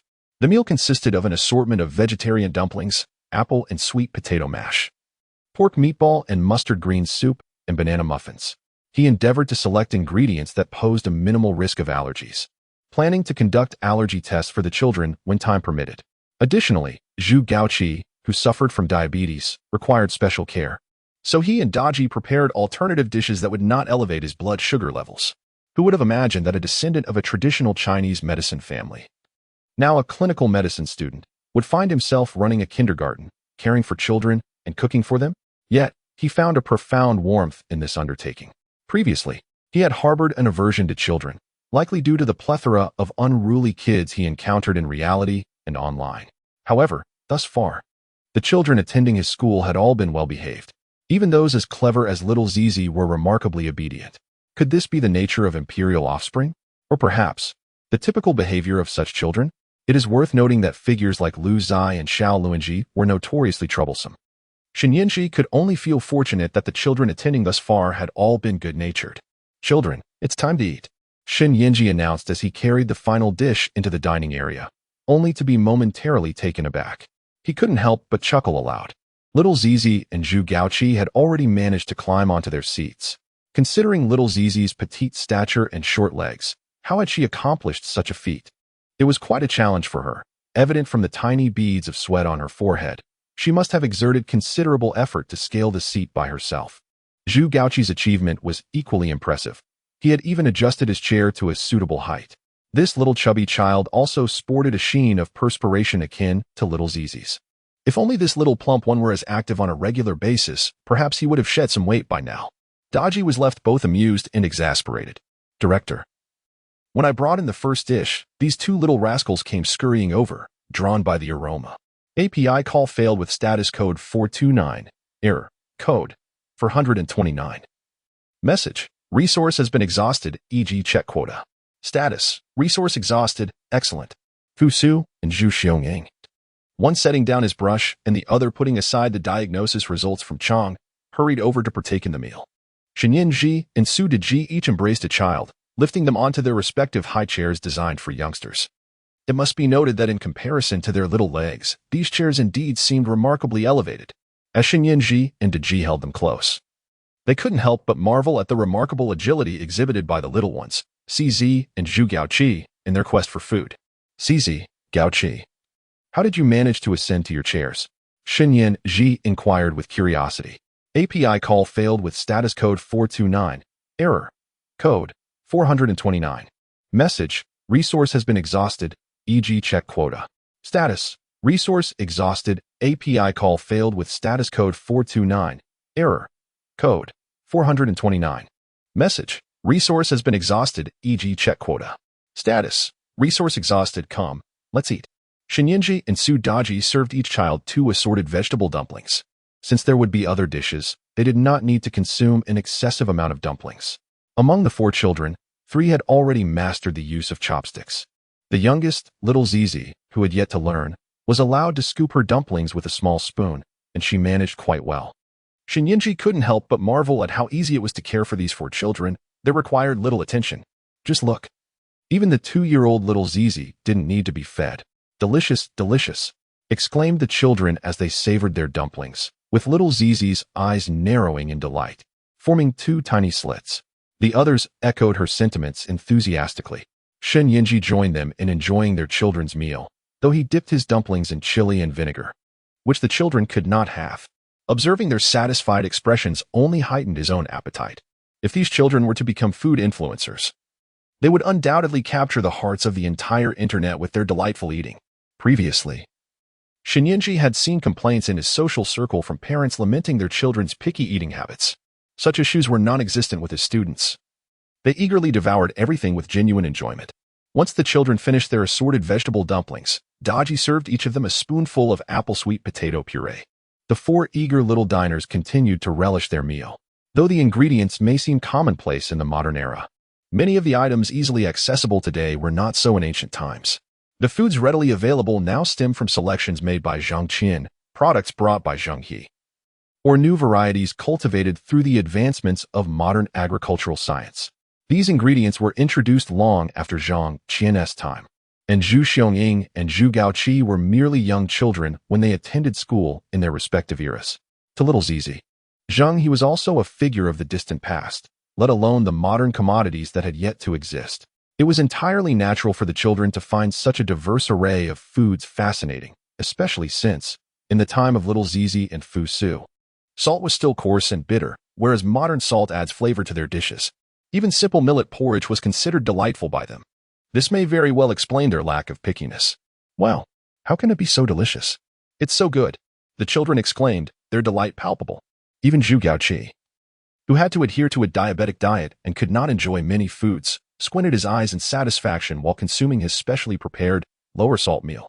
Xin Yingji felt confident in dipping his dumplings in chili and vinegar before the children. Their contentment ensured they would not crave the same foods as him. It seemed feasible for him and Daji to consider meals beyond the children's menu in the future. All right, that's enough. Xin Yingji called out as the children neared the end of their meal. Feeding children should not lead them to the point of excess, as it could cause indigestion and be detrimental to their health. Although the four children felt a lingering desire for more, Fusu, Zhu Gaoqi, and Zhu Xiangying, all over 3 years old, nodded in agreement. All right. The little cub gazed at the unfinished food on the table with the same intensity as a wolf eyeing its prey. Director, may we name these leftover morsels duck? Certainly. Xin Yingji was puzzled by the sudden notion of the little cub. However, this idea did not affect anything, so he decided to let her be. The unfinished dumplings were named Ink. The remaining sweet potato and apple puree was also called Ink. This too was Ink. And that was Ink. The little cub was particularly earnest in her task. This elicited confusion among the others. What connection did these edible items have with Ink? Why did she choose to name them thus? Director, should I heed Father's words? Of course, Xin Yingji nodded. How could the little one ignore Li Shimon's words? It would be unwise to visit the kindergarten and then return home to disregard authority. He needed to reassure Li Er that the little one would heed parental guidance upon returning to the Tang dynasty. Indeed, I must listen to the salt master. The salt master, my father says, one should fill their belly with ink after attending the kindergarten. Should I eat a few more dumplings? Should I consume all this ink on the table? Xin Yingji. Daji couldn't help but chuckle. Xin Yingji, this clever little girl. She truly can devise any scheme for a morsel of food. Ah, yes. She mentioned on her arrival that her father advised her to fill her belly with more ink. Who would have thought she would engage in such wordplay? Li Er, oh Li Er, is this truly your daughter? Xin Yingji found himself both amused and exasperated. If only the system were not still in its infancy, he could not directly message the parents, or he would certainly have a word with Li Er. Just look at his daughter. She truly knows how to have fun. In the Tang dynasty, during the 6th year of Yonghui, Emperor Li Ji had just deposed Empress Wang, elevating Wu Zetian to the status of empress. The entire palace was enveloped in a delicate atmosphere. On the surface, this upheaval appeared to stem from the emperor's excessive favoritism towards Wu Zetian, brazenly disregarding propriety and law in his choice of empress. In truth, it was merely a stratagem to reclaim imperial authority from the Guanlong faction led by Changsun Wuji. The Guanlong faction initially consisted of the 8 prominent statesmen of Western Wei and the 12 great generals, forming a formidable military aristocracy. Their intermarriages had intertwined them deeply over the centuries, evolving into a vested interest community. The emperors of Western Wei, Northern Zhou, Sui, and Tang all hailed from this group. The power of the Guanlong faction was formidable, having amassed enough strength over a century to challenge imperial authority. The Changsun clan only rose to prominence during the Sui dynasty, integrating into the Guanlong faction, eclipsing the 2 previous regimes. Nevertheless, Changsun Wuji managed to become the nucleus of the entire Guanlong faction during the latter years of Li Shimon's reign, showcasing the cunning of this old fox. It is easy to surmise the difficulties Emperor Li Ji faced in overcoming him to ultimately reclaim imperial power. The subtle machinations behind this bloodless upheaval were nothing short of harrowing. The emperor and the new empress celebrated their hard-won victory with great joy. That afternoon, after processing a batch of memorials, Li Ji and Wu Zetian visited their eldest son, Li Hong. The couple held a deep affection for him, especially since he had been frail since childhood, prompting them to be even more attentive. As they approached Li Hong's chamber, they encountered Lingji, a close maid, rushing out in a panic. Your Majesty, the Empress, and His Highness. Wu Zetian, noticing Lingji's pale face and incoherent speech, furrowed her brow. Without allowing Lingji to elaborate, she strode into the chamber, with Li Ji hastily following. Upon seeing Li Hong safe and sound on his bed, they both sighed in relief. Wu Zetian cast a glance at Lingji. Isn't the prince well? What was all that fuss about? One might think something was amiss. Your Majesty, I apologize. It was just that His Highness said some things I couldn't comprehend, which made me anxious to inform you, Lingji stammered, clearly frightened. The deposed Empress Wang had always exuded an air of superiority, perhaps due to her noble lineage, while the new Wu Zetian, in contrast, treated her subordinates with kindness, refraining from harshness or punishment. Yet, an unexplainable aura of authority surrounded the new empress, instilling a greater sense of trepidation than the previously exalted Empress Wang. Just the glance Wu Zetian cast earlier had caused Lingji to break into a cold sweat. Enough, you may leave, Li Ji said, frowning at Lingji, who retreated in fear and respect. Hong what did you say to Lingji?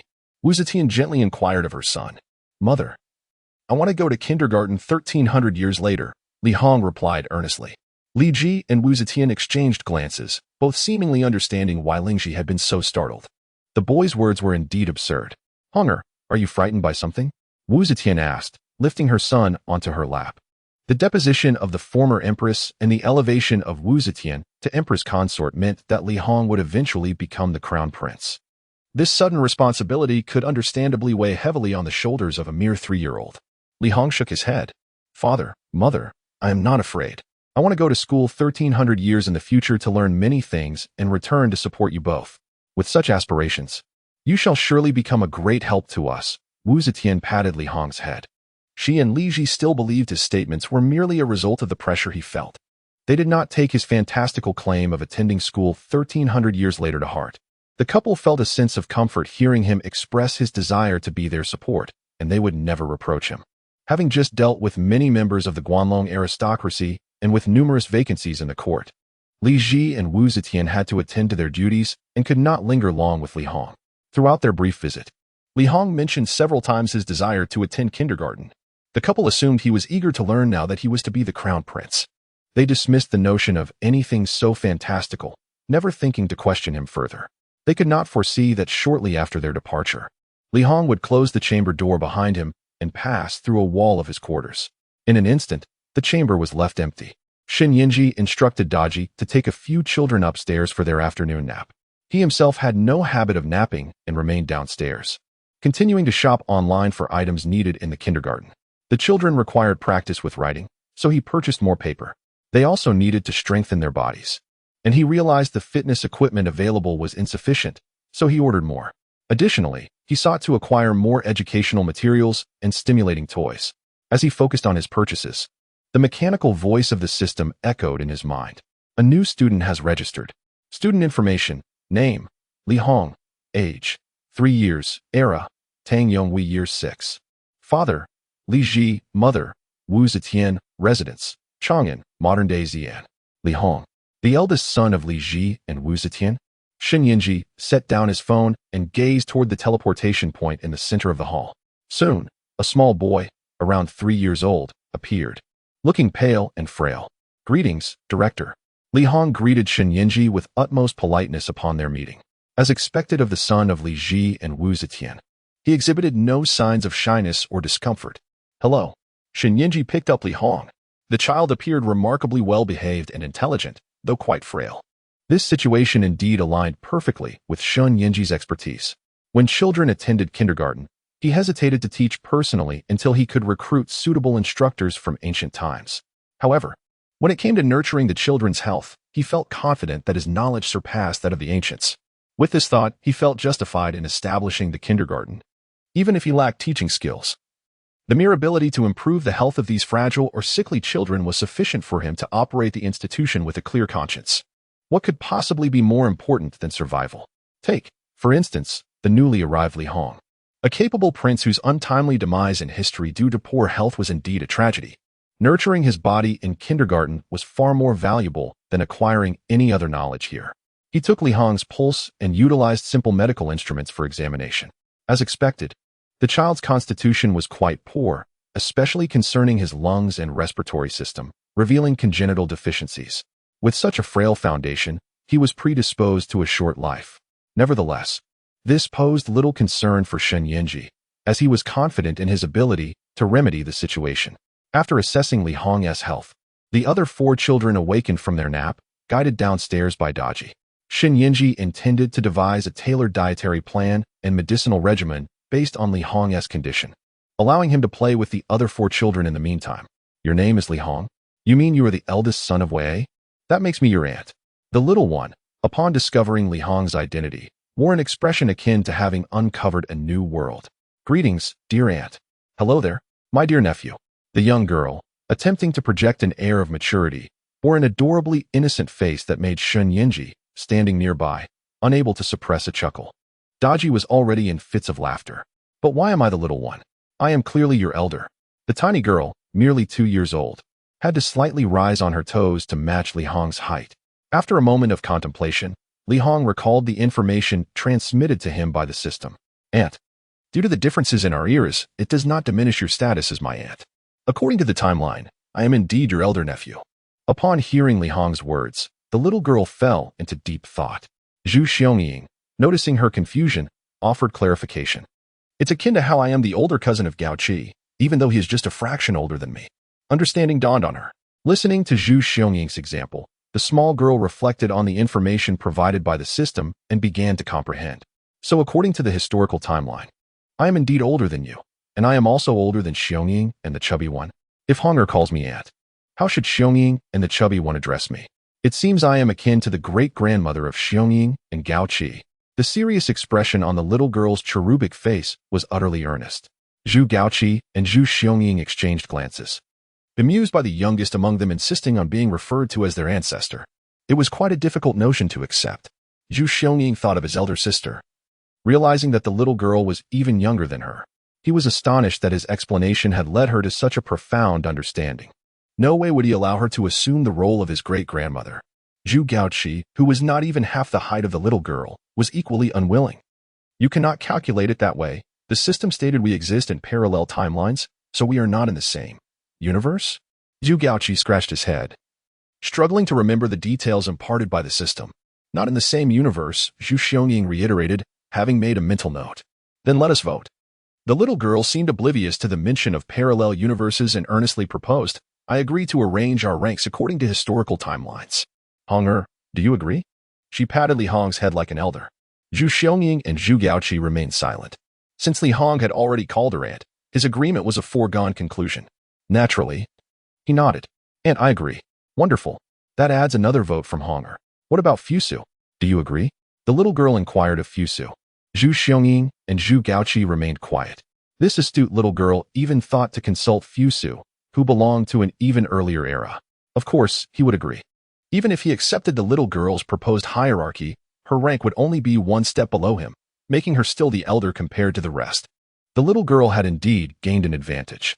Fusu benefited even more, as he directly became the great-grandfather of the 4 classmates. I wholeheartedly agree, Fusu declared with remarkable enthusiasm. The little Sizi giggled as she extended her tiny hands, diligently counting. Thus, we have 3 votes in favor. Xiangying, Pang Pang. Even if you dissent, the minority must yield to the majority. From now on, I shall be your great-grandmother.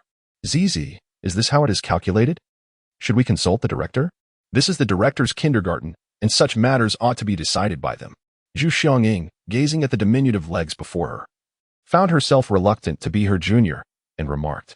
Sizi nodded vigorously, her little pigtails bobbing with each affirmative gesture. Good, good, she exclaimed, as she swiftly rose and dashed towards Shenyanji's office. However, her short legs hindered her pace, and she stumbled midway. Zhu Xiangying, accustomed to caring for her sister, instinctively moved to assist her, but Sizi promptly picked herself up and continued her sprint towards the office. The spirited little Sizi was undeterred by challenges. Ying Zheng, do you agree? Ah, your silence implies consent.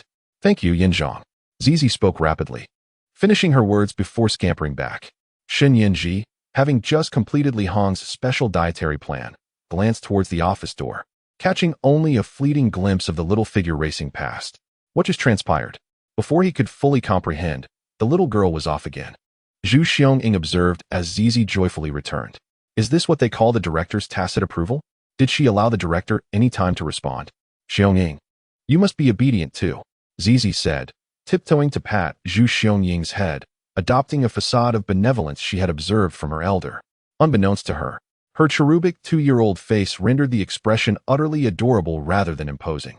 Even Zhu Xiangying, a child herself, found her irresistibly charming. After all, she claimed to be his great-grandmother. How could he possibly possess such a diminutive great-grandmother? Zizi took Zhu Xiangying's hand, guiding him back to the other children. Henceforth, I shall be the elder or great-grandmother to all except Fusu. We come to kindergarten to learn. Thus, we must all learn to respect our elders. Hong Yi. Xiangying, Pang Pang, your future good fortunes must be shared with me. This is what it means to honor our elders. In doing so, Ying Zheng will certainly find you all to be well-behaved. Excellent. Li Hong readily agreed to share his snacks with his little aunt, nodding enthusiastically. Zhu Xiangying and Zhu Gaoqi observed, contemplating the antics of this little one. They initially surmised that she sought to gain a significant advantage, but it turned out she only desired a few morsels to eat.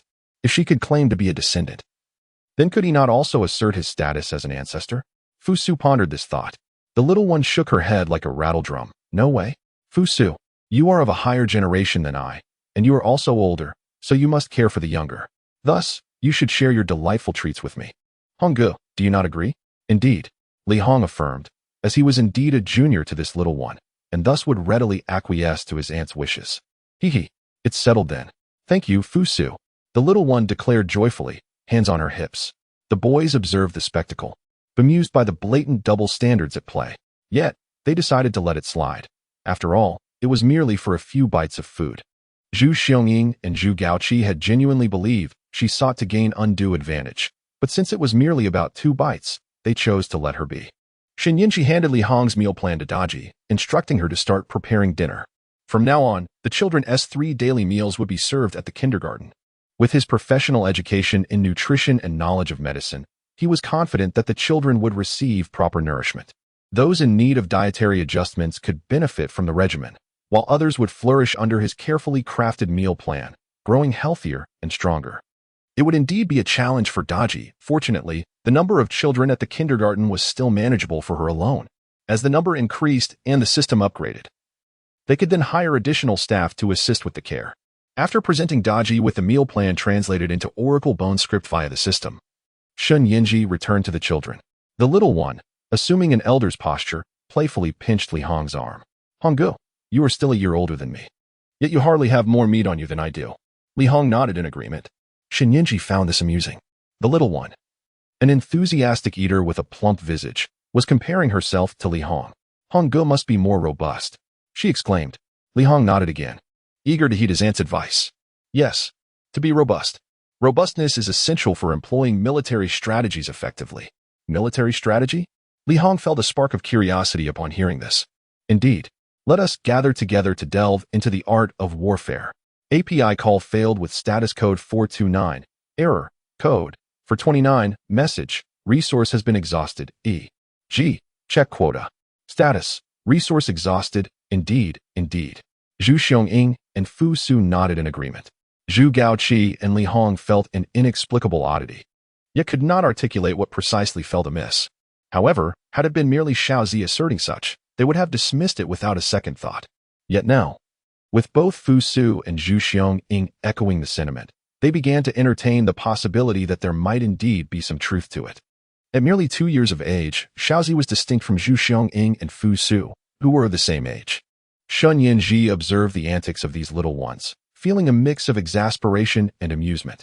He had procured a plethora of enlightening literature, with the intention of allowing the children to read independently until the arrival of their designated instructor. He was, after all, reluctant to venture beyond his professional purview, particularly in the delicate matter of educating children. To his dismay, these children, when left to their own devices, eschewed the enlightening texts in favor of delving into their own interpretations of the so-called military strategies. It appeared they had scarcely glanced at the educational materials. Indeed, even adults often struggle to maintain the discipline to read, let alone toddlers of 2 or 3 years. Yet this was untenable. He resolved to clarify to the children that their kindergarten would not be imparting the 4 books and 5 classics of ancient literature. While this would absolve him of responsibility regarding their understanding of such texts, he could not permit them to continue their savage growth unchecked. Where, oh where, was the instructor? When would they arrive? The absence of a teacher was a pressing concern. Children, come here, Shen Yinji contemplated, gesturing towards the little ones. Excellent. 5 little ones scurried over to Shen Yinji. Shall we conduct some delightful scientific experiments? While hesitant to engage in direct teaching, he believed that guiding the children through simple scientific explorations could stimulate their intellect and serve as a gentle introduction to the wonders of natural science. He felt inadequate compared to the ancient masters regarding classics, such as the 4 books and 5 classics. However, in the realm of science, he held a distinct advantage. Having been born and raised in the 21st century, the comprehension of natural science possessed by modern university graduates undoubtedly surpassed that of ancient scholars. What are these scientific experiments? The children inquired, perplexed. Can we really do them? Asked one curious little one. Scientific experiments involve the exploration, practice, and validation of natural laws, he explained. In a moment, I will guide you through one, and you shall see for yourselves. But first, come and take your seats. Shinyinji led the children to the handcrafted table he and Daji had purchased for the kindergarten. The table was low, accompanied by equally petite stools, perfectly suited for toddlers aged 2 to 3. He instructed the children to settle down while he retrieved some small tools, a lighter, wax paper, a medical pressure band, a glass cup filled with water, a basin of water, and an empty basin. He also produced a fan, placing all the items on the table. Opening the fan, he directed a gentle breeze towards the children. Can you feel the wind, little ones? Indeed. The children nodded in agreement. In essence, wind is merely moving air. Each of us is enveloped by air, much like fish are surrounded by water. We exist within this atmosphere. Shinyinji endeavored to teach in a language comprehensible to children. Naturally, he did not expect them to fully grasp or retain the concepts. His aim was not to conduct a theoretical science class, but rather a practical one, focusing on experiential learning. Once the children had a fundamental understanding of air, Shinyinji briefly introduced them to atmospheric pressure, using water as a metaphor. The deeper one goes, the greater the water pressure. He then conducted a small experiment on the siphon effect with a pressure band, followed by a demonstration of air's thermal expansion and contraction using a candle and a glass cup. After igniting the candle, he placed the cup over the flame. As the temperature of the air inside the cup rose, he submerged the cup in water, then lifted it slightly. The cooling air inside contracted. An atmospheric pressure forced the water into the cup, raising it above the water's surface. The children were captivated by these scientific experiments and eager to participate. Aside from prohibiting them from lighting the candle themselves, Shinyinji encouraged them to explore the siphon effect independently, even if they did not retain the knowledge. Fostering their practical skills was beneficial. However, he underestimated the intellect of the children attending school. Principle. The siphon effect is the best proof of the existence of atmosphere and atmospheric pressure, exclaimed Zhu Xiaoying after successfully demonstrating the siphon effect with the pressure band. A basin of water and a glass cup. Shinyinji nodded in agreement. The other children also completed their siphon experiments. Air truly exists. We really live in the atmosphere. Our surroundings are not void. Shinyinji nodded, feeling satisfied. This was far superior to discussing distant friends coming from afar. In fact, ancient Chinese texts have long described the concept of qi. The ancestors of the Chinese nation had already discovered the existence of air, albeit in a rather vague manner. It was not until the mid-17th century that theories and components of air were gradually revealed and systematically conceptualized. By facilitating such a profound understanding of air among the children and allowing them to empirically demonstrate its existence, he positioned them to potentially lead the world in this field across their respective timelines. Shinyinji dared not imagine the implications. He believed this was merely the beginning. As the children continued their studies, the outcome could very well be that the Chinese nation across various parallel universes would experience a significant technological advantage. Shinyinji proceeded to guide the children through further atmospheric-related scientific experiments, deepening their understanding of the atmosphere. Daji had prepared dinner. Upon checking the time, Shinyinji realized it was time for dinner, and he invited the children to eat together. Zhu Gaoqi and Li Hong, due to their special circumstances, received a tailored dinner from Daji based on the dietary guidelines provided by Shinyinji. After the children finished their meal, it was time for them to leave school. Each day, students could choose 3 non-textual items to take home. First-day attendees were required to take something back, while those already registered could decide whether to take items. Today, since Li Hong and Zhu Gaoqi were newly registered, they naturally chose to take something. Shinyinji, reflecting on the atmospheric experiments conducted that day, allowed them to take home the experimental apparatus, a pressure band, a glass cup, and a candle. He reminded them to review the experiments at home to reinforce their understanding. He initially considered providing each child with a lighter, but as he had only one, he opted not to give anyone one, treating them all equally. As Zhu Gaoqi and Li Hong were newly registered, In addition to the 3 modern items, they also had to take a solar charger and a mobile phone home.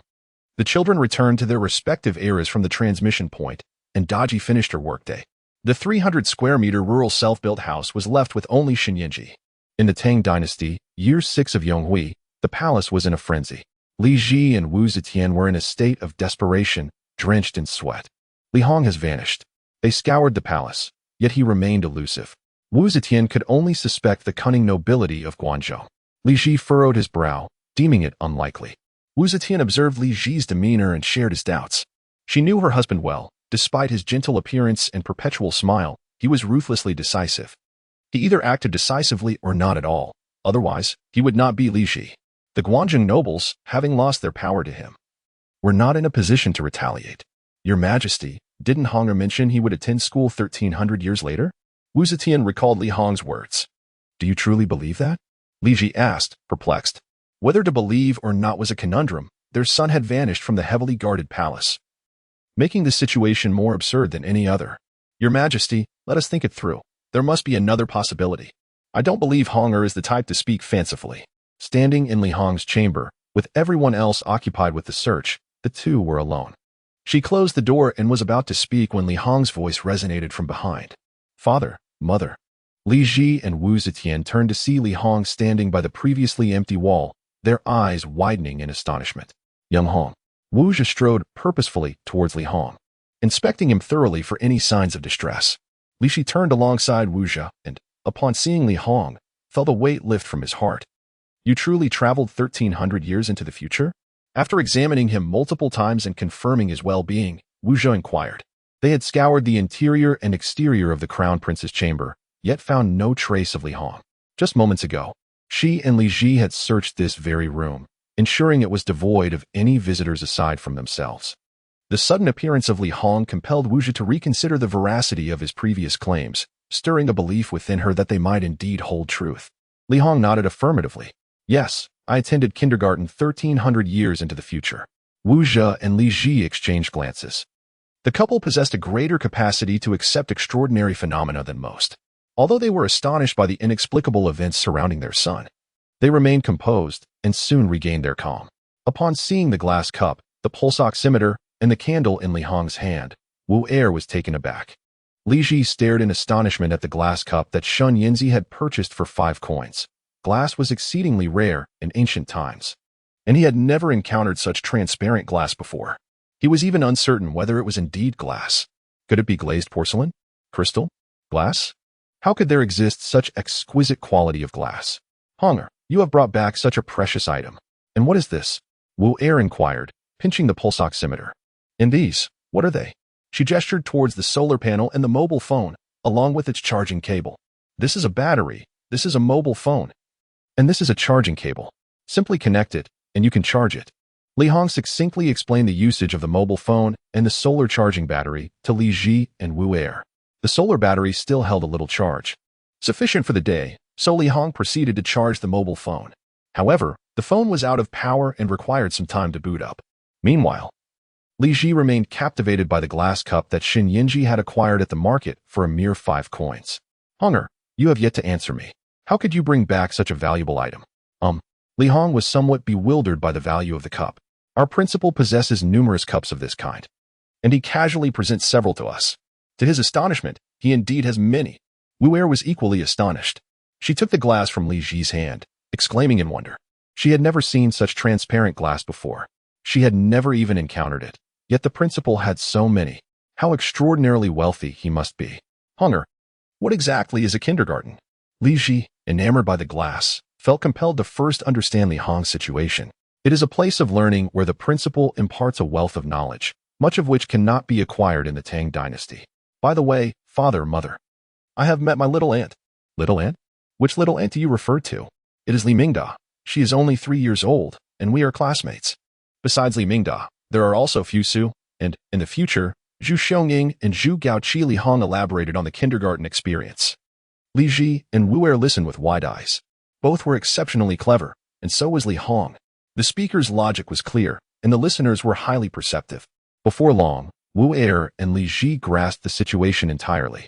They exchanged a knowing glance, both arriving at the same conclusion. Li Mingda also attends school. Since she and Li Hong are classmates, does that mean Li Mingda might learn from Li Hong about their union? Wu Er, however, was first taken into the harem by Li Shimin, marrying him before eventually marrying Li Ji after his death. Now, they have a son who shares a classroom with Li Shimin's daughter. The thought made Li Ji and Wu Er somewhat awkward. When Mainyang's son was 3 years old, you hadn't yet entered the palace, had you? Li Ji recalled this timeline. Wu Er pondered for a moment and then suddenly relaxed. Indeed, when Princess Jinyang was 3, she had not yet entered the palace, and at that time, Li Shimin was unaware of her existence. Thus, even if Princess Jinyang were to return and inform Li Shimin that she was Li Hong's classmate, mentioning Li Hong's parents would not cause any repercussions. Li Ji also felt a sense of relief. He then retrieved the glass cup that Xin Yinji had purchased for 5 coins, offering further praise. Hong, when you go to school a millennium later, will you need to pay a tuition fee? The esteemed principal Xin gifted you such a precious item, surely. He cannot expect nothing in return? Li Ji asked this with a hint of trepidation. The cup appeared exceedingly valuable, and if Principal Shun were to demand an equivalent item, he might not be able to afford it. Wu Er shared similar sentiments. Despite their royal status, they could not simply present such high-quality cups as gifts like Principal Shun. Father, mother, the tuition fee is merely something you give as a gift, a reward, Li Hong explained. A reward? Li Ji's eyes widened slightly. When Cheng Jijia set out for the Eagle Sha River, I just bestowed upon him a glass lamp as encouragement. So, I need to find a similar or equivalent glass lamp as tuition. Yes, that's correct, Li Hong nodded. Li Shi furrowed his brow, feeling somewhat embarrassed. The item given to you by Principal Shin is so extraordinary, unseen in the Tang dynasty, yet we are merely required to provide him with a glass lamp. Could this possibly disadvantage Principal Shin? Moreover, he is also responsible for educating Honger. Upon hearing this, Wu Er contemplated for a moment before breaking into a smile. Your Majesty, since Honger mentioned that Principal Shun possesses numerous such cups and can easily gift them to the children, it indicates that he is indeed a person of great wealth, and this cup may not hold significant value for him. If such a cup is not precious to him, then the glass lamp I presented to Cheng Jijia is likely beneath his notice. Your Majesty, his willingness to welcome children to school while establishing such rules signifies that this is an acceptable arrangement for Principal Shun, and we need not worry excessively. We should simply adhere to Principal Shun's requirements. Indeed, Li Ji nodded. Wu Er's words certainly held merit. No one enjoys suffering losses. As the architect of the rules, Director Shin would not indulge in any venture that led to his detriment. However, if Director Shun possesses the remarkable ability to summon children from ancient times, willing to assist in their education, he must be a benevolent soul. This matter cannot be confined to a mere transaction. Honger, what have you learned at kindergarten today? Father, mother. Today Director Shin personally conducted the class, and I have acquired a wealth of knowledge. It turns out we do not exist in a void. Just as fish thrive in water, we too reside within the atmosphere known as the stratosphere. Li Hong recounted the scientific experiments he had engaged in, sharing his newfound insights with Li Ji and Wu Er. Such knowledge might elude another child, yet he is Li Hong, remarkably astute since childhood, and highly esteemed by both Li Ji and Wu Er. This cup and this tube were used by Director Shun for our experiments. Father, mother, I can demonstrate the siphoning effect for you shortly, he declared. Li Ji and Wu Er listened intently, their eyes wide with fascination. At length, Li Ji could no longer contain himself. Is this truly a teaching method tailored for young children? Mainyang. I am astonished to discover that I too am unaware of what Honger has shared. Wu Er nodded in agreement. She too was in the dark. These lessons are indeed commendable.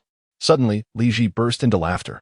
Mainyang, soon Honger shall be the crown prince, the future emperor of the Tang dynasty. Receiving such an education is a blessing for our great empire. May heaven bless our Tang. Honger, upon your arrival at kindergarten, be diligent in your studies. With such knowledge, you will surely lead the Tang dynasty to prosperity.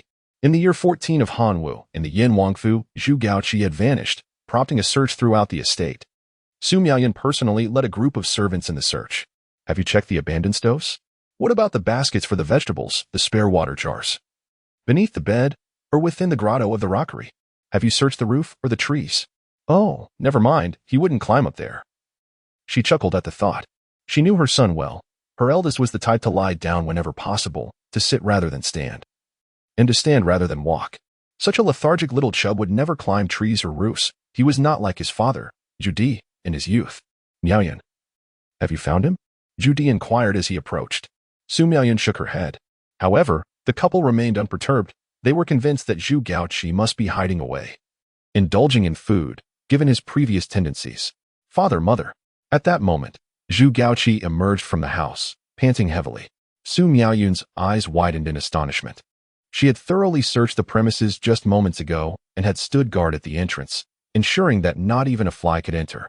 How could Zhu Gaoqi have appeared from a place she had personally deemed unoccupied? Miaoyan, did you not claim you couldn't find the eldest? Zhu Di questioned. Gazing at Zhu Gaoqi, Su Miaoyan, equally perplexed, responded, I indeed searched everywhere. Eldest, where have you been hiding today? I went to kindergarten 600 years in the future. I have already discussed this with father and mother, Zhu Gaoqi replied. What nonsense are you spouting? I am not speaking in jest. I even met cousin Xiong, who is attending school with me. Where? Where is Xiong? Zhu Di inquired hastily. Despite his skepticism regarding Zhu Gaoqi's claims, his fondness for Zhu Xiong, whom he had cherished deeply even before his enfeefment, lingered in his heart. There it is. Zhu Gaoqi pointed towards his room. Su Miaoyan chuckled in amusement and stepped inside. Where are you, Xiong? Xiong? She called out several times. Her intention was not genuinely to locate Zhu Xiong, but rather to prepare herself for a confrontation with Zhu Gaoqi. A well-founded reason would justify a more vigorous response. Zhu Gaoqi's fabrications and nonsense provided ample grounds for a thorough reprimand. Naturally, she also sought to investigate whether there was a means for Zhu Gaoqi to escape from the room, for how else could he have appeared out of thin air? Zhu Di and Zhu Gaoqi followed her inside. Eldest brother, where is your cousin? Within this, Zhu Gaoqi approached the screen and reached his hand towards it. Su Miaoyan and Zhu Di's eyes widened in astonishment as they witnessed Zhu Gaoqi's hand effortlessly pass through the screen. Su Miaoyan and Zhu Di reached out toward the screen, only to be thwarted by its barrier. Their hands could not penetrate the partition, while Zhu Gaoqi's hand passed through as effortlessly as if it were gliding through water. Fortunately, Shen Yinji had already ascended the stairs, had he witnessed a small, plump hand inexplicably emerging in the center of his living room. Even with the knowledge that it was a portal connecting different dimensions, he would likely have been thoroughly startled. Su Miaoyan and Zhu Di remained in a state of astonishment as they observed Zhu Gaoqi's hand traversing the screen, until Zhu Di finally broke the silence.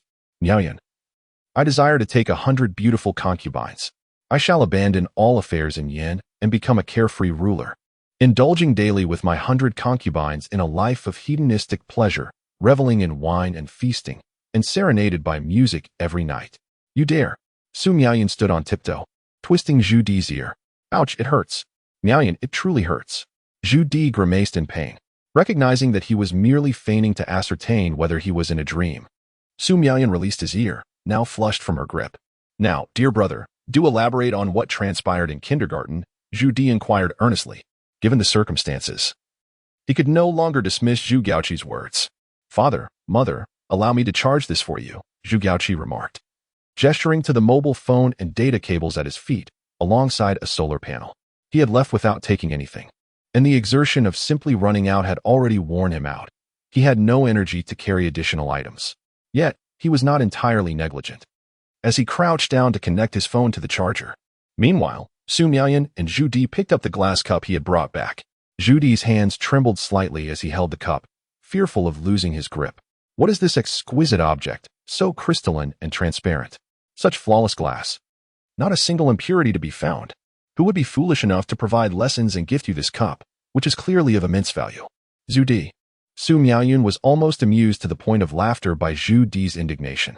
She playfully pinched his ear, exclaiming, He is willing to teach our esteemed leader, and even gifted him this invaluable glass cup. Surely he is a good person. How can you label him a fool? In the 7th year of the Jingguan era, Li Shimin contemplated the pulse band, glass cup, and candle that Xiao Zizi had brought back. He was well aware of Xiao Zizi's dismissal time and had already been waiting with Empress Chang's son, Li Lizhi, and Princess Yuzhong outside Xiao Zizi's chamber. Li Shimin picked up the candle and remained silent for a prolonged period. Are Guanyin Bai, Chang'e, Yuzhong, and Shun Garden mocking our modest means? Empress Chang's son, Princess Chang'e, and Princess Yuzhong exchanged puzzled glances. How could he discern that Master Shun was mocking them? Erlang, why do you say such things? Is not the tribute from the young master a mere pound of beeswax?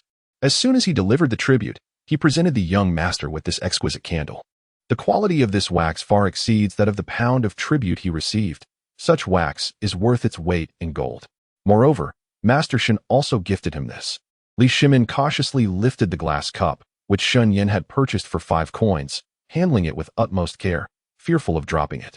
Is this glass? Can such crystalline glass truly exist in this world? Master Shen so casually bestows such precious items upon us. Could it be that he is not mocking our humble means? Li Shimin's words plunged Princess Yu Zhang, Princess Changle, and Empress Chang's son into deep contemplation. The gifts themselves were inconsequential. The kindergarten described by the young master seemed to echo the realm of the divine. Surely, Master Shen possessed everything. Yet, it was precisely because Master Shen had specifically gifted the young master a candle that they could not help but ponder further. However, the young master shook his head. Father, mother, sister, the headmaster is incredibly kind. He bears no ill intent. The candle is something everyone receives. I have one, Xionging has one, Fusu has one, and even the new chubby boy and Hongyi have one. He gives them to all. That is satisfactory. Li Shimin and others felt a sense of relief upon hearing the words of the young child. However, as Li Shimin gazed at the candle and glass in his hand, an unease lingered in his heart. Bring me the celadone brush washer with a golden base from my desk. I shall bestow it upon Fang Xianling. Li Shimin calculated that in just a few days, it would be time for the monthly tuition payment at the Academy of Shin, known as Number 1. The director, Shin, could effortlessly gift each child a candle, rendering the candle bundle from the young child quite unimpressive. This time, he desired a gift of substance. The white porcelain brush washer would suffice. The golden base alone held considerable value, having been bestowed upon him during the time of his great-grandfather. When the Western Wei Emperor granted him a pair, he intended to give one to Fang Xianling, and the remaining one would serve as a commendable gift for the young child. Nevertheless, Li Shimin still felt that the brush washer paled in comparison to the cup brought back by the young child. Meanwhile, Fang Xianling sat at home, bewildered by the sudden bestowal from above. Young child, who are the Pang Peng and Hong heir you just mentioned? Li Shimin inquired, curiosity piqued by the knowledge that the children attending the kindergarten were descendants from various dynasties. Pang Peng is a round little chubby fellow. The young child gestured with his short hand. He belongs to the Ming dynasty and is a cousin of Xiongning. Hong heir is my uncle's son, the offspring of Jinu. Oh, by the way, Jinu has succeeded my grandfather's throne. Director Shin said Hong heir will be the crown prince. Li Shimin was taken aback, exchanging glances with Empress Zhang's son, Princess Changlu, and Princess Yu Zhang. Uncertain, he sought clarification. Young child, are you saying that the one who will inherit my throne is your uncle Jinu, and not your elder brother Gao Ming? Indeed. The little prince nodded. Li Shimin was taken aback. He currently had 3 legitimate sons, Li Chengqian, Li Tai, and Li Ji. Li Chengqian was the crown prince. How did the throne eventually pass to Li Ji? Where have Li Chengqian gone? And Li Tai? How could the succession leap over these 2 prominent figures directly to Li Ji? Little prince, why is it that your elder brother inherited the throne? Li Shimin's tone was tinged with urgency. When one becomes aware of events beyond their control, a sense of panic and anxiety often ensues. The little prince tilted his head and then shook it like a rattle drum. It was not me. Empress Changsun, Princess Changle, and Princess Yuzhang could not help but chuckle. Li Shimin was anxious, yet he found it hard to suppress a smile. Oh, little prince, we certainly know it wasn't he you're doing. So what is the truth of the matter? Li Shimin asked, regaining his composure. The little prince shook his head. It wasn't he me, so I don't know. Elder brother, how old is the little prince? She has only just learned to walk and has yet to speak clearly. Even if Master Shen told her, she might not remember. We need not fret. There is ample time ahead. The little prince spends 20 days each month at kindergarten. She will eventually bring back more information. Very well, Li Shimin nodded. He could not fathom why the throne would pass to Li Ji, yet he remained patient. Indeed, Sizi was still quite young. Sizi, what have you learned in kindergarten? Have you listened to your father and diligently filled your mind with knowledge? Asked Empress Changsun, cradling the little one in her arms. Indeed. The little girl nodded enthusiastically. She had filled herself with an abundance of ink. She patted her round little belly and began to recount the various types of ink she had consumed. Li Shimin temporarily set aside thoughts of Li Ji ascending the throne. The little girl earnestly reminisced, there are so many. Some ink is sweet, some is salty, some is thick like paste, and others are crunchy. Though she was full, the thought of the meals served at her kindergarten still made her mouth water. Li Shimin, Empress Changsun, and Princess Changle exchanged puzzled glances. What was this child talking about? What kind of ink could be sweet or salty? After a moment, Empress Changsun burst into laughter. No one knows a daughter better than her mother. Little one, have you given names to all the delectable foods at kindergarten, calling them ink? The little girl, caught, lowered her head to her fingers. Mother, it's all right. I was allowed to name them. Li Shimin found the situation amusing yet exasperating. This little girl, while seemingly obedient, had learned nothing of substance from her endless questions. Yet, to say she was disobedient would be unjust. She had indeed filled herself with knowledge, albeit of a different nature. After all, what could one expect from a mere 2-year-old? In the realm of Qin, Ying Zheng was astonished by the glass cup, the pressure band, and the candle. However, he was even more intrigued by the knowledge Fusu had acquired. Atmosphere, air, atmospheric pressure? Was this truly the kind of knowledge a child could grasp? He watched as Fusu demonstrated the siphon effect, feeling as if he had lived in chaos for over 20 years. Only now beginning to attain a rudimentary and accurate understanding of the world. Quick, summon Li Si. Ying Zheng exerted great effort to suppress his excitement. He and Fusu were on the brink of becoming the first in their time to grasp the rules governing the universe. This awareness was extraordinarily advanced. Mastering such concepts could lead to the unification of the 6 states under Qin. Suddenly, Ying Zheng felt a stirring hope that perhaps one day he would conquer a vast sea of stars. Fusu, does your kindergarten accept students like me? Ying Zheng asked, his excitement palpable. Fusu shook his head.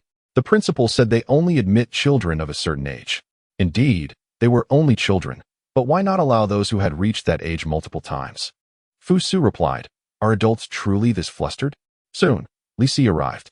Your Majesty, why have you summoned your humble servant? Li Si inquired respectfully upon entering Ying Zheng's study. Fusu, recite what you learned today. Li Si, follow Fusu's lead and take notes. Ying Zheng had an excellent memory and could easily transcribe Fusu's words. He deliberately let Fusu speak to reinforce his understanding. He instructed Li Si to record this knowledge, for it would become a tremendous asset for the state of Qin. In the 11th year of the Hanwu era, Zhu Xiangying recited Shen Yinji's medical case, dietary recommendations, and health assessments regarding the Chang family. Zhu Yuanzhang, Empress Ma, and Zhu Biao were left in astonishment. Due to Chang's frail health, Zhu Xiangying had delivered the information in her absence to avoid causing her distress. Yet, upon hearing the details, the 3 healthy individuals gasped in shock. The method employed to harm Chang was exceedingly subtle, imperceptible even to the imperial physicians. The secrecy of it was terrifying. Zhu Biao lifted Zhu Xiangying into his arms. Xiangying, it was Director Shen who saved your mother. But it is you who are her true benefactor. Upon returning to kindergarten, be sure to express your gratitude to Director Shen. After this, Zhu Biao needed to address the matters concerning the elf family, as they were responsible for Chang's diet during her illness. Reflecting on it now, it was indeed alarming. They had effectively placed the knife in the hands of the executioner. Zhu Biao retrieved the items he had prepared earlier and commanded someone to accompany him to the small courtyard where the elf family resided. Elle was playing with Zhu Yunxian by the fire in the room. Upon seeing Zhu Biao enter, she intended to lift Zhu Yunxian and join him in entertaining their son. However, Zhu Biao gently returned Zhu Yunxian to his cradle. Take the crown prince to Qianqing Palace. The empress wishes to see him. Indeed, your highness. The palace maid carried Zhu Yuan away. Upon hearing that Empress Ma desired Zhu Yunwen, Lu's lips curled into a smile. Your highness, if mother truly cannot part with Yunwen, why not take him to her and let her raise him well? That way, she will cease her daily lamentations. We could always have another. Lu chuckled, leaning closer to Zhu Biao, her right index finger playfully hooking onto his belt. Zhu Biao grasped the hand that had entwined with his belt and drew her nearer. Once her body pressed against his, he extended his left hand to rest upon her waist. The crown princess, indeed, does not compare to you. Lu was momentarily taken aback, her cheeks flushing as she lowered her gaze. Your highness is jesting. How could I dare to compare myself to my sister? I am not jesting, crown princess. You truly surpass her in every aspect, Zhu Biao responded, tilting her chin to align her beautiful face with his. Lu's hands returned to his belt, attempting to unfasten it. But she was suddenly pushed away by Zhu Biao. He exerted too much force, causing her to stumble back and fall to the ground. She paused for a moment. Yet still smiling, she rose to her feet. Your highness, the crown princess lamented, I am utterly inferior to you. Your medical skills surpass mine, your vigilance is unparalleled. And even your malice exceeds my own. Step by step, you have meticulously calculated her every meal, guiding her towards the gates of oblivion, all while she remains blissfully unaware. We too have been oblivious. Oh, Lady L, your cunning is remarkable. The voice of the prince trembled as he spoke. She gazed at him with wide, fearful eyes. And as their glances locked, his icy stare meeting her terror, she felt herself crumble to the ground. She was adept at reading the emotions of others, an art in which Lady Chang could not compete. While Lady Chang was brazen and unrefined, she was ever watchful, keenly observing every word and action of Prince Zhu Biao. This was a character capable of cold-bloodedness, one who could commit murder without a flicker of emotion. Observing Prince Zhu Biao in his current state, she realized he had uncovered the entirety of her schemes. Cowering, she scrambled to clutch at his ankles, pleading, "Your Highness, I have been ensnared by my own folly. Lost in confusion and driven by jealousy of my sister, consumed by my infatuation with you. Yet, I never intended to lead my sister to her doom.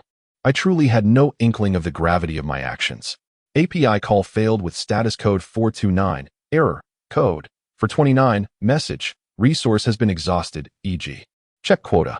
Status, resource exhausted. Write it down, Zhu Biao said as he released Lu Shi once more.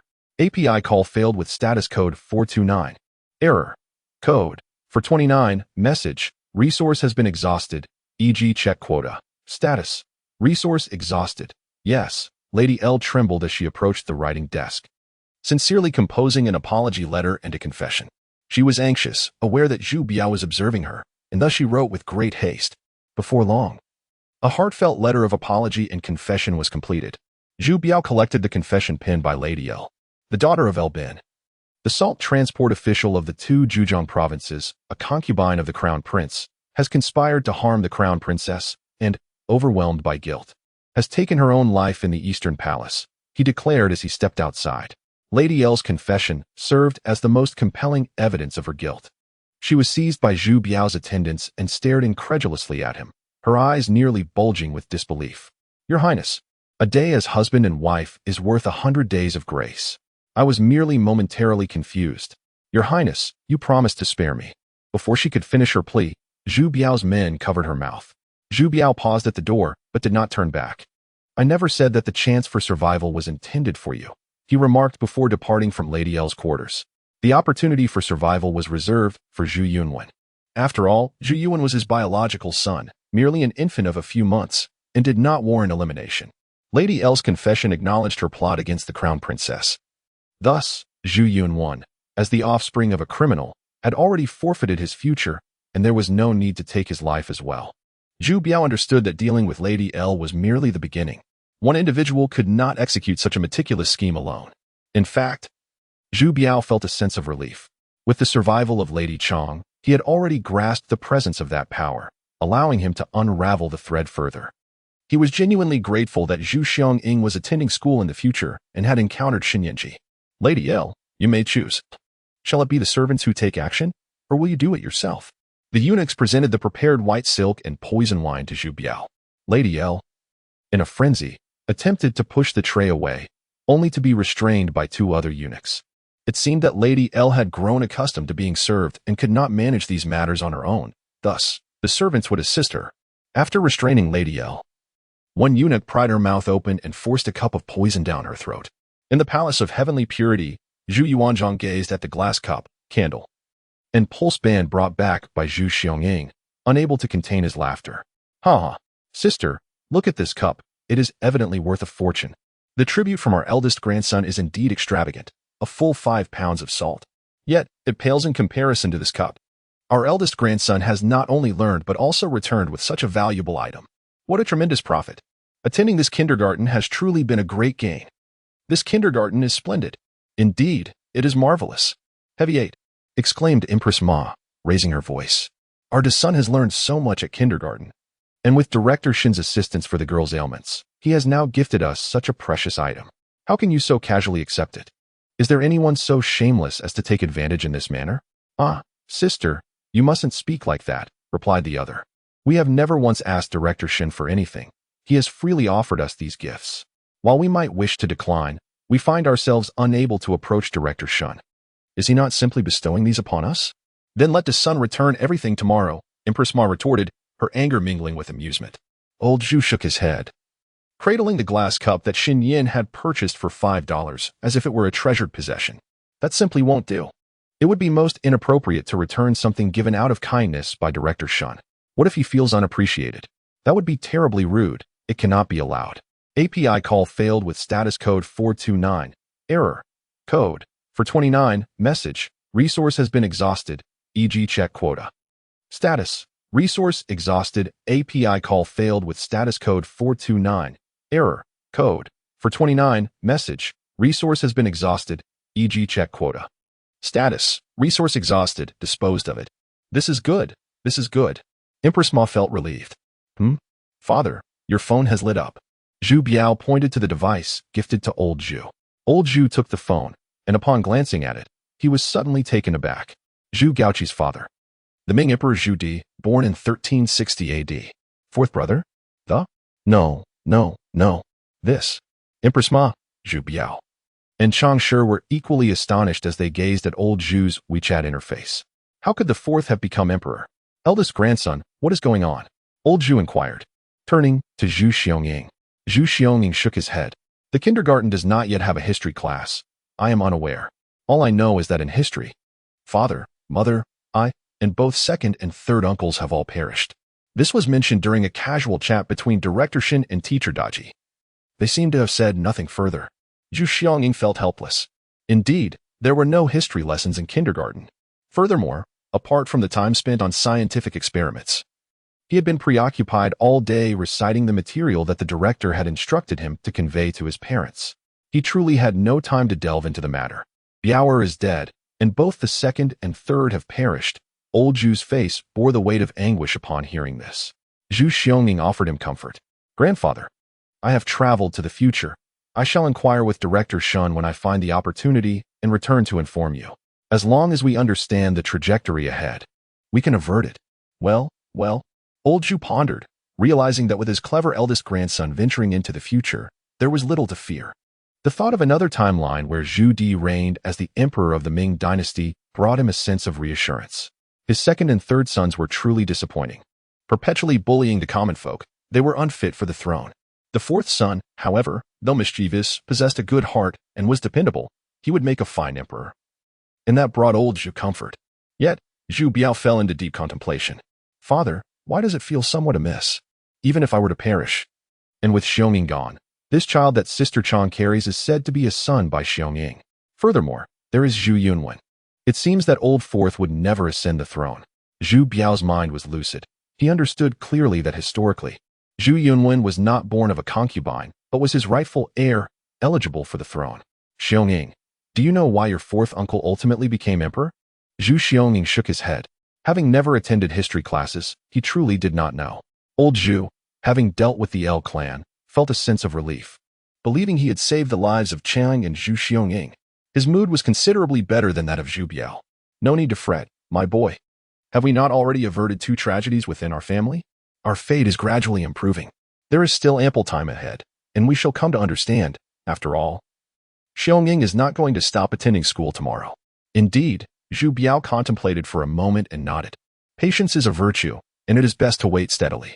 Just as the atmosphere around the old Zhu family remained relatively calm, the 2 realms of the Tang dynasty erupted in chaos. Li Shimin gazed at the screen of his mobile device, where he beheld the remarkable note regarding Wu Zetian, nearly leaping from his seat. Li Hong's mother. The Holy Emperor Wu Zetian, born in the year 624 AD? Wu Zetian, the Holy Emperor? My dear child, did you not claim that Li Hong is the son of your elder brother, making him your nephew? Indeed. The young cub nodded. What does it mean that his mother is the Empress of Heaven? I heard Xiangying and Pang say that Hongyi's mother has ascended to the throne and changed the country's name to Zhou. She is the first and only female emperor in history.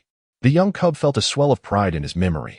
Although he did not fully grasp the meaning of his words, he felt remarkable for having retained them. Li Shimin, Empress Chang's son, Princess Chang Lo, and Princess Yuzhong looked at the young cub with astonishment, as if struck by lightning. Li Hong's mother, the Empress of Li Ji, has claimed the throne? The first female emperor in history, and the only one? This unprecedented event exceeded the imagination of Li Shimin and the others, leaving them feeling nearly nauseated with disbelief. And to think, this was happening in the Tang dynasty. Has Hong heir ascended the throne? Li Shimin inquired. I don't know, the little girl replied, shaking her head. Li Shimin posed several more questions, but the child merely tilted her head and repeated her uncertainty. He compelled himself to remain calm, after all. She was merely 2 years old, and pressuring her would be futile. He summoned Xin, feeling as though he could scarcely breathe. Regardless of whether Li Hong ascended to the throne or not, Wu Zetian's change of the state title and her coronation were clear indicators of the swift demise of the Tang dynasty. It would not be long after his generation that it would fall. Li Shi soon arrived. Li Shimin had hoped to glean some insights from him. But upon seeing the 6-year-old Li Ji before him, he fell silent. He was only 6. Just 6. He was not much older than the little girl. What could he possibly comprehend? Bring forth all the women named Wu Zetian born in the 7th year of Wuda, both within and outside the Tang. In the 6th year of Yonghui, Li Ji and Wu Zetian gazed in bewilderment at the annotations regarding Wu Zetian. Mainyang? Li Ji glanced at Wu Zetian. Puzzled by her status as empress, Wu Zetian, equally bewildered by her own title, shook her head in confusion. She too was at a loss. The couple turned their gaze towards Li Hong. Li Hong, being astute, understood the implications of his parents' looks. However, he was not well versed in the matter. As there were no history lessons in kindergarten, his knowledge was limited to snippets he had gathered from Zhu Xiangying and Zhu Gaoqi. Xiangying and the chubby one remarked that I had perished, and so had Xian'er, among the offspring of my mother and father. Only Xian'er and I possessed any capability. With our demise, the remaining brothers proved to be ineffectual, leading to my mother ascending the throne. Li Ji. Wu Zetian? Wu Zetian's confusion deepened. Li Ji, Hong-er, you might want to inquire about other matters. Wu Zetian interjected, her thoughts racing. An empress? The mere thought of those 2 words sent a jolt through her. Could she truly have ascended to the throne? The first and only empress in history? She needed to uncover the truth. API call failed with status code 429. Error. Code. For 29. Message. Resource has been exhausted, e.g. check quota. Status. Resource exhausted. API call failed with status code 429. Error. Code. For 29. Message. Resource has been exhausted, e.g. check quota. Status. Resource exhausted. What is happening? Su Miayan felt more bewildered than Zhu Di. The system had announced the tuition payment method, as well as the fact that the children would have all their meals and nap times at the kindergarten. Upon learning the tuition payment details, Li Hong and Zhu Gaoqi's parents informed all the parents that the children need not return home for meals on school days. Daji had already conferred with DXIN regarding the allocation of her wages. Xinyinji had advanced her a portion of her salary. She spent only a little on seats, leaving her ample funds to purchase numerous other items. She had compiled a list, intending to indulge in shopping over the weekend. DXIN had also gleaned historical insights from Daji and was strategically contracting his defenses, actively fortifying the capital Yin. As long as the capital remained unassailed, his regime would endure. Regardless of the brutal reputation of King Zhou of Shang in historical texts and the Fengshan Bang, DXIN was certainly no fool. The seeds that Daji brought back had already been meticulously planned for distribution. Public sentiment was gradually being reclaimed, and the morale of the Shang army was being bolstered. They still had time. She had time, he had time, and the great Shang still had time. The prospect of weekend shopping invigorated Daji, who approached her culinary tasks with enthusiasm, diligently preparing meals according to the recipes translated by the system into Oracle Bone script. Before dawn, she began to ready the ingredients. However, her experience with the modern cafeteria was still rather recent, so Xinyinji went to assist her, ensuring efficiency and preventing delays in the children's meal times. The children arrived before breakfast. Xinyinji offered each of them a cup of warm water and allowed them to play while he continued to help Daji with the cooking. Li Hong, ever mindful of the reminders from Li Ji and Wu Er, leaned closer to Zhu Xiangying and Zhu Gaoqi. Xiangying, chubby one. Do you know how my mother ascended to the throne? It was because you died, and your second brother Li Xian perished as well. The remaining brothers were of no great use, easily manipulated, and thus she proclaimed herself emperor. Did we not discuss this yesterday? Is there more? Li Hong pressed. Zhu Xiangying was not wrong. They had indeed conversed yesterday. However, this was an overly broad summary. Both Zhu Xiangying and Zhu Gaoqi shook their heads, lacking knowledge of the intricate details. Wu Zetian's achievements were well known, familiar even to children as young as 3. After all, she was the first and only female emperor in history, a legendary figure whose tale was widely recognized. Yet, knowing of her existence did not equate to an understanding of the specifics. How old were Zhu Xiangying and Zhu Gaoqi? No matter how clever they were, they could not transcend the limitations of their youth. Unable to derive a satisfactory explanation, Li Hong temporarily set aside the matter. Zhu Xiongying had arrived with a multitude of questions as well. However, his inquiries concerning Fusu, the little Zizi, and Li Hong were beyond the knowledge of those who lived before his time. As for Zhu Gaoqi, he was only 3 years apart from Zhu Xiongying. Zhu Xiongying hailed from the 11th year of the Hongwu era, while Zhu Gaoqi came from the 14th. When Zhu Xiongying asked Zhu Gaoqi why it was his fourth uncle Zhu Di who ascended the throne, Zhu Gaoqi could only respond that nothing significant occurred in the Ming dynasty during his temporal realm. After all, they were only 3 years old. Perhaps it was best to explore other matters. Yesterday, Shenyanji dedicated some time to testing the children for allergens. None of them exhibited allergic tendencies. They were unaffected by common allergens such as milk, eggs, mangoes, beef, and nuts. This allowed Shenyanji to be bolder in preparing their meals. Today, he crafted low-sugar egg tarts, sweetened with fruit juice instead of added sugar, alongside small cakes and taro milk sweet potato desserts. These were all treats beloved by the children. Serving as desserts for the little Zizi, Zhu Xiongying, and Fusu, Zhu Gaoqi and Li Hong needed to maintain their health. Although they did not have any allergens, there were still many foods they could not consume.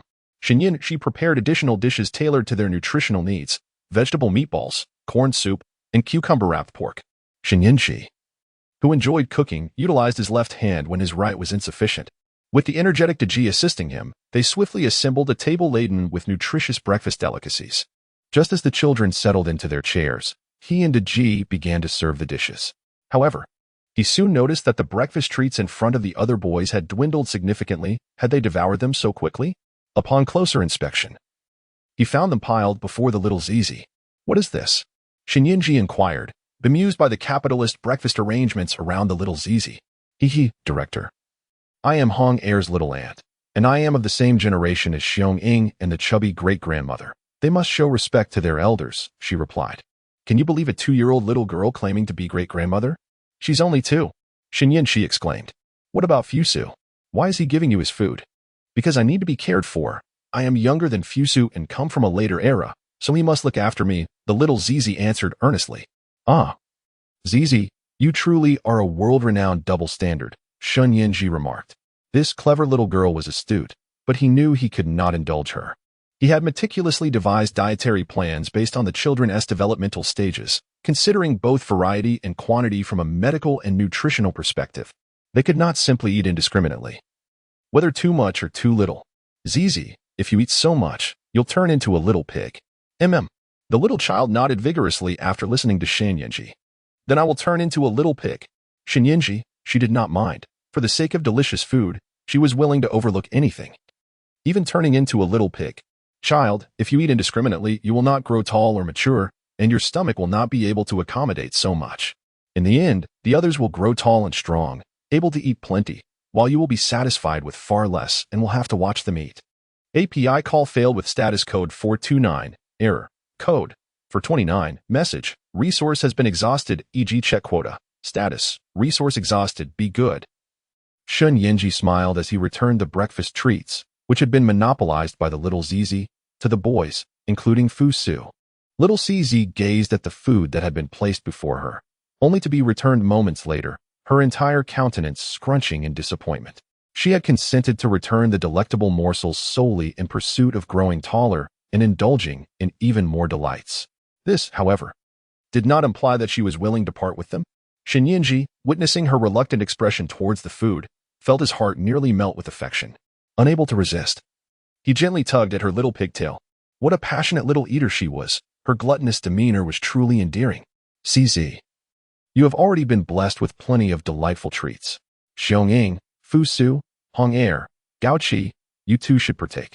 Remember not to rush, savor each bite slowly, lest it disrupt your digestion. Good. The children nodded obediently, neither crying nor fussing, absorbed in their meal. Little Zizi slowed down. Shenyanji noticed the enthusiastic eater beginning to devour his food and hurriedly reminded him. This little fellow had just promised to chew slowly, nodding vigorously. But now that he had started eating, he seemed to have forgotten everything. Zizi, if you eat slowly, you will prolong the time to savor the delicious food. If you eat too quickly, you will finish in just a few bites, and you won't even have realized it. Won't that be a loss? Daji interjected from the side. Little Zizi paused, nodded, and finally slowed his pace. Shenyanji gave Daji a thumbs up. Indeed, it was thanks to her. Is it not true that women possess a natural talent for nurturing children? However, while little Zizi's eating speed had decreased, his enthusiasm remained unchanged. Well. She took a bite of the egg tart, adding her own vocal accompaniment. Well. Taking a bite of the steamed pork with lotus root, she too joined in the vocalization. Like a little virus, she spread her enthusiasm. Fusu, well. Zhu Xiaoying, well. Zhu Gaoqi, well. Li Hong, well. Shenyanji remarked. You all seem to learn everything. Your infectiousness is remarkable. Each one of you has transformed into little cubs. The boys not only imitated the little cub's vocalizations while eating, but also mirrored her mannerisms, stuffing their cheeks to the brim. Observing this, the dining table resembled a gathering of 5 hamsters, all with cheeks puffed out. Director, could you tell me the entire process of my mother's ascension? What did she do after taking the throne? The little cub inquired. Director, why did my 4th uncle ascend to the throne later on? How did he become emperor? Indeed. Director, why did my father become emperor? Director, who were the members of Zhao Gao's faction? Do you have a list? Yin Chang interjected. I don't have much to ask. But they are all posing questions, so I must ask too. Yin Chang, have you eaten enough? Shenyanji hesitated to respond to the historical inquiries. Although many historical facts are well known to the Chinese, he did not hail from a professional background, and the children were quite young. If he misemphasized any details, it could lead to misunderstandings when they relayed the information. Moreover, the vast expanse of history could not be succinctly conveyed in just a few words.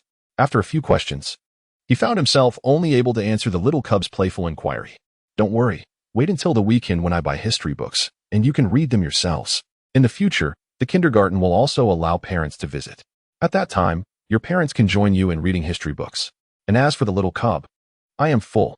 In truth, Shenyanji could only address the little cub's question. After having breakfast with the children, Daji began washing the dishes and tidying the kitchen. Yet, more questions arose for Shenyanji. He glanced at the system interface to check the time until he could draw for the next teacher. There were still about 8 hours left, meaning he would have to wait until after school to recruit a new instructor. How would he spend the entire day? Allowing the children to grow wild, they would surely echo the sentiment that a gentleman must be unyielding, even if it means facing great distances. He also bore the responsibility of a day as teaching. Having conducted a small scientific experiment with the children yesterday, he had exhausted most of his limited knowledge beyond medicine. Furthermore, conducting 2 consecutive days of scientific experiments was not ideal, as it made the curriculum appear monotonous. Eureka! Arabic numerals. Their contribution to human civilization is undeniably significant, enhancing the efficiency of societal operations. If introduced to ancient times, the implications would be profound. Whether in calculations or record-keeping, their usage would greatly bolster efficacy. An increase in the operational efficiency of a nation accelerates its developmental opportunities. Often, speed equates to victory. Historically, although Arabic numerals were introduced to China around the 13th and 14th centuries, they did not gain widespread adoption until the early 20th century. Had our ancestors embraced Arabic numerals sooner, the positive impact would have been immeasurable. Hence, Shenyanji began teaching the children to recognize Arabic numerals. 1, 2, 3, 4, 5, 6, 7, 8, 9, 10. He wrote the numbers on the blackboard he purchased with Daji over the weekend. The first step was to ensure the children could recognize these figures. To reinforce their learning, he distributed colorful crayons and draft paper to each child, encouraging them to write and practice. The choice of colorful crayons was deliberate, as their vibrant hues were likely to captivate the children's interest. Indeed, he was correct. The children were particularly fond of using the colorful crayons to learn Arabic numerals, displaying great seriousness and enthusiasm. All 5 children were remarkably astute, mastering Arabic numerals within just one morning. Shenyanji also taught them basic addition and subtraction for numbers below 20. Given their tender ages of 2 to 3 years, expectations were kept modest, with a focus on numbers under 20. During the children's nap time, Shenyanji, who did not have a napping habit, devised addition and subtraction problems for them. In the afternoon, after their nap, he presented these problems, instructing the children to sit at their desks to solve them. Revisiting what you've learned is essential for a deeper understanding of Arabic numerals. The children diligently tackled the problems while Daji began preparing dinner. Shenyanji retreated to his study to explore various children's enlightenment books and materials. This afternoon, he would be able to recruit another teacher from various dynasties. Shenyanji planned to hire a subject teacher, striving to ensure that professionals handled professional matters. However, he also recognized the importance of being knowledgeable himself. It would be irresponsible to delegate everything to the subject teacher without any oversight. After perusing some books, he checked on the children again and was astonished. All 5 children were seated at their desks, diligently working on their problems. To his surprise, the fastest among them was the 2-year-old little cub. Her brilliance seemed extraordinary, completing the tasks more quickly than the older boys, who were all over a year her senior. Moreover, upon inspection, she had answered every question correctly, none wrong. Conversely, Zhu Xiangying, Fusu, Li Hong, and Zhu Gaoqi had made errors in their calculations, indicating that the little cub could not have cheated by copying them. The children appeared somewhat anxious upon noticing Shenyanji's presence. He understood their feelings. He too had felt uneasy when a teacher stood beside him during homework in school. Thus, he refrained from observing them directly and returned to his study, opting to monitor them through the surveillance system. He was curious to see how the children approached their tasks. As soon as he settled in and activated the monitor, he noticed the little cub standing up. Not only was she standing, but she also dashed to the kitchen to find Daji. This little one seemed to think that because she was fast at arithmetic, she could venture into the kitchen to scrounge for snacks. That simply wouldn't he do. Observing her speaking loudly to Daji, she quickly amplified the kitchen monitor's volume to discern her intentions. Daji, if I ate 7 grapes today and 4 grapes tomorrow, how many grapes did I eat in total over the 2 days? The little cub inquired in her sweet, high-pitched voice. Daji smiled, glancing at the little one while kneading dough. API call failed with status code 429. Error. Code. 429. Message. Resource has been exhausted, e.g. check quota. Status. Resource exhausted. API call failed with status code 429. Error. Code. 429. Message. Resource has been exhausted, e.g. check quota. Status. Resource exhausted, 15 days. If I consume 2 lychees in the morning, 3 at noon, and 4 in the evening, how many lychees do I eat in total each day? 9. Hehe. Thank you, Teacher Daji. After asking the question, the little girl clutched her homework and returned to her desk to fill in the answer. 11, 9, 15, 9. Shenyanji mused. I thought this little girl was just trying to con some food. It turns out, this situation is even more deplorable. No wonder she completes math problems faster than all the other children, with a perfect accuracy rate. It was never her doing, it was Daji's assistance. Daji, the unwitting pawn, gazed tenderly at the little girl, completely unaware of her manipulation. Lier, how did you manage to raise such a quirky daughter? Shenyanji descended the stairs, bemused. Just in time, he caught the little one scurrying off to find Daji again. He seized her by the collar and lifted her up. The little princess was still attempting to move her short legs. Oh, why are you stuck in place? You're trying so hard to run. But wait. The little princess turned around and saw Shenyanji holding her. Sizi, you must solve math problems on your own. No clever tricks allowed. Shenyanji couldn't help but chuckle, reluctant to scold her. This clever child had devised such cunning methods for problem solving. How could he bear to reprimand her? The little one blushed, at a loss for words. Shenyanji gently placed her back in her chair. Sizi, if you continue to be crafty, I shall confiscate your desserts. Be a good child, and the principal will reward you with more delicious treats. Okay. I promise to take the question seriously. The eager little eater straightened her posture, committed to her task. Shenyanji patted her head and returned to the study to monitor the situation. This time, the little girl truly behaved, refraining from her usual clever antics. However, she still struggled with arithmetic. She resorted to counting on her fingers, and when that proved insufficient, she removed her socks and included her toes in the count. The 4 boys, slow at mental calculations, found themselves led astray by her antics. They began counting fingers and toes together. Li Hong looked at his little aunt with admiration. Auntie, you're amazing. Ever since I started using my toes, I can count so much faster. Zhu Xiangying, Fusu, and Zhu Gaoqi nodded in agreement. Shenyanji thought, well, for a child of 2 or 3 years, this is quite impressive. It could only be said that the little girl's infectious enthusiasm had spread to everyone around her. The busy yet delightful day of teaching concluded with the little girl taking the lead in her playful antics. Daji and the children returned to their respective eras. The system activated the interface for selecting new teachers. Shenyanji glanced over it, noting the numerous options: life teacher, school nurse, driver, chef, subject teacher, and security guard. Without hesitation, he chose the subject teacher. The children truly needed one at this point.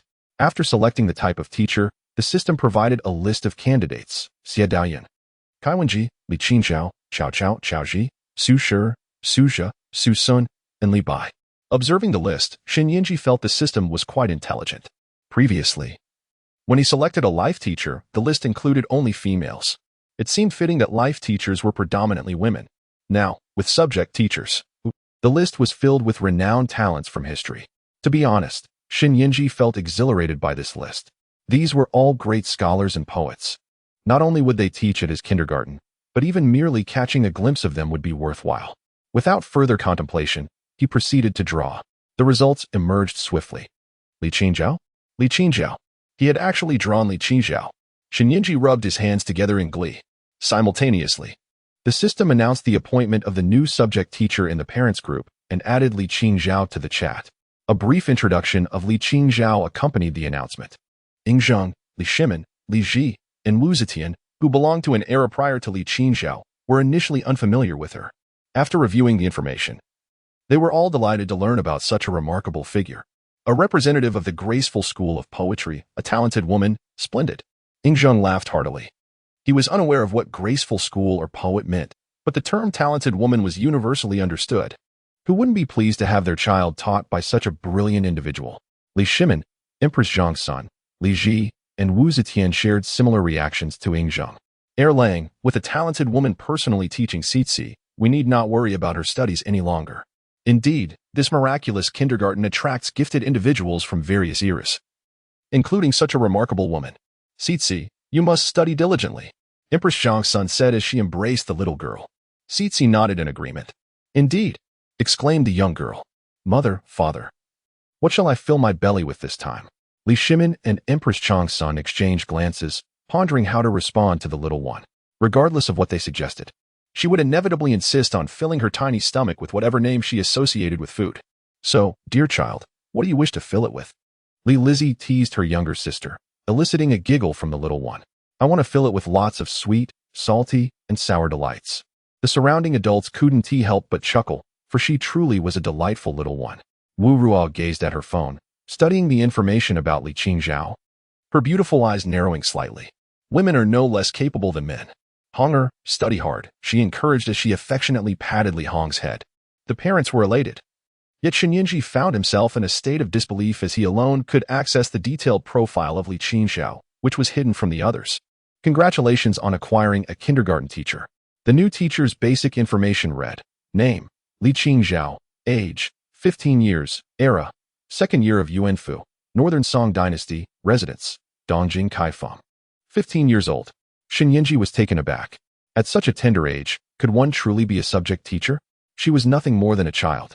Although Daji was merely 16 or 17, her role involved caring for the daily needs of children, which was acceptable at that age. However, a subject teacher was a different matter altogether. Li Qingzhao was undoubtedly gifted, a prodigious talent, but talent alone does not equate to the ability to teach, which left Xin Yinji with concerns. Yet, in the next moment, he realized his worries were premature. Suddenly, a figure appeared at the teleportation point, a girl clad in a pale green Song-style robe, her hair styled in a relaxed Song-era coil, casually held up by a hairband of the same hue. She exuded an aura of languor, which seemed quite fitting. The most striking aspect, however, was the wine jug she clutched in her hand, appearing quite tipsy. Xin Yinji was aware that Li Qingzhao had a penchant for alcohol, but he was astounded to discover that she had already taken to drinking at the tender age of 15. His earlier concerns about her ability to teach children seemed trivial in light of this revelation.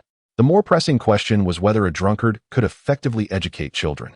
Li Qingzhao swayed slightly, gazing around her with the wine jug in hand. Is this a dream? You are the dreamer, are you not? Your name is Xin Yinji, correct? Come, have a drink. She approached unsteadily, offering the wine jug to Xin Yinji. Oh, where is your wine cup? In this dream, there is no cup for my drink. You like a wine cup. How can I share this fine brew with you? Can you not find a cup for yourself? Xin Yinji remained speechless. Just wait a moment. He made his way to his herbal medicine room and retrieved the hangover cure he had previously prepared for some high school classmates. He had made too much, and they hadn't consumed it all. He scooped 2 large spoonfuls of the remedy into a large cup of water and returned to the searching Li Qingzhao. As she continued her futile search for a cup, muttering to herself, in such a fantastical dream, not a single cup to be found. What is this? So beautiful. Yet not a cup, no, thank you. What is this? Also quite lovely, but still not a cup. No. Thank you. Dreamer, you have returned. Shinyinji, you are quite handsome. Yet you are not a cup, so I do not wish for you either. Shinyinji pondered, how much has this drunkard truly consumed? Drink this, Shinyinji said, handing over the sobering soup. What kind of liquor is this? You, the dreamer, would actually invite me to drink? Since you insist, I shall oblige. Thank you. Li Qingzhao graciously accepted the sobering soup from Shinyinji and took a hearty gulp. It was sweet and delightful, but alas, it was not wine. Dreamer, do you intend to barter this concoction for my wine? I shall not trade. You shall not take advantage of my inebriation to scheme for my drink. Shinyinji replied. If you are drunk, then be drunk. Yet, you, a woman of great talent, should be composing poetry even in intoxication, rather than uttering nonsense. Just as Shinyinji expressed his helplessness, Li Qingzhao seemed to possess the ability to read minds, and spoke again. I often recall the evening at the streamside. Lost in intoxication, unaware of the way back. Huh? What did I just say? Dreamer, I was indeed composing poetry just now, wasn't I? I can't remember. Shinyinji remarked. After an indeterminate period, Li Qingzhao finally regained her senses. Gazing at Shinyinji before her, her eyes widened in astonishment. It is truly not a dream. I have genuinely arrived over 900 years into the future to teach children in kindergarten? Indeed, Shinyinji nodded. With a monthly salary of 6,000, one could procure an abundance of wine. Shinyinji observed that the remuneration received by subject teachers was marginally higher than that of life educators. Daji earned 4,000, while Li Qingzhao received 6,000. Shinyinji, noticing her fervent passion for wine, mentioned this fact to her, providing at least a modicum of motivation. However, he emphasized that consuming alcohol during work hours was impermissible, as it would set a poor example for the children she was permitted to indulge after hours or on weekends. Shinyinji felt the need to remind her. In the end, he underestimated Li Qingzhao. She shook her head, appearing somewhat more lucid than before. Principal Shin, since I have traversed over 9 centuries into the future, does this imply that I may gain foresight into my destiny and the fate of the Song dynasty? Very well. Shinyinji nodded. At this moment, he truly felt that his earlier conversation with Li Qingzhao about purchasing wine was rather trivial. Come, let us converse. Li Qingzhao possessed a particularly forthright and candid nature, always addressing matters directly. Shinyinji led her to his study, assisting her in turning on the computer. He then opened the browser, switched to traditional Chinese characters, and taught her how to use the handwriting input method, allowing her to search independently. He went downstairs to ventilate the space, for Li Qingzhao had arrived reeking of alcohol and had recently spilled some on the floor. The kindergarten had yet to be cleaned, so he had to tidy up himself, ensuring that the children would not be greeted by the stench of liquor upon their arrival the next day. Upon completing his chores and returning upstairs, he was greeted by the sound of Li Qingzhao's furious exclamations from the study. That coward Zhao Mingqing. How could I ever marry such a swine? The subsequent invectives she hurled were so profane that Shinyinji found them unbearable. This talented woman, with her remarkable literary prowess, was equally adept at cursing. The words she uttered would surely reduce Zhao Mingqing to tears if he were to hear them. Shinyinji sensed something amiss. Zhao Mingqing? Was he Li Qingzhao's first husband? Their marriage was supposed to be a timeless romance. Checking the time, he realized that according to Li Qingzhao's current timeline, she would not marry Zhao Mingqing for another 2 years. Yet, here she was, denouncing him so vehemently. Could it be that she had no intention of marrying him at all? Had a visit to the kindergarten somehow ruined a destined union? Shinyinji was eager to uncover the truth. As Li Qingzhao continued to vent her ire in the study, he dared not approach her. Instead, he took out his phone to research the marriage between Li Qingzhao and Zhao Mingqing. Initially, it appeared to be a splendid match, a pair of fated souls. However, as he delved deeper into their history, he encountered the tumult of the Jingkong incident, with chaos and war ensuing as the Jin forces advanced southward. Zhao Mingqing, the governor of Jiangning, had forsaken his responsibilities, fleeing amidst the turmoil, completely disregarding the national grievances and the suffering of the common folk. Historically, Li Qingzhao had been equally disillusioned with Zhao Mingqing, even penning poems to express her disdain for him. That coward Zhao Mingqing. How could I possibly marry such a swine? Curse him. Li Qingzhao continued her tirade, her language growing increasingly vulgar. Zhao Go. He might as well be called Zhao Dog. That wretched creature. And Qin Hui. That despicable rat. May he rot in hell. How could my cousin marry such a scoundrel? At this juncture, Shinyinji surmised that Li Qingzhao had likely learned of Zhao Go's role in the execution of Yu Fei. He decided to refrain from entering the study for the moment. allowing her to vent her frustrations.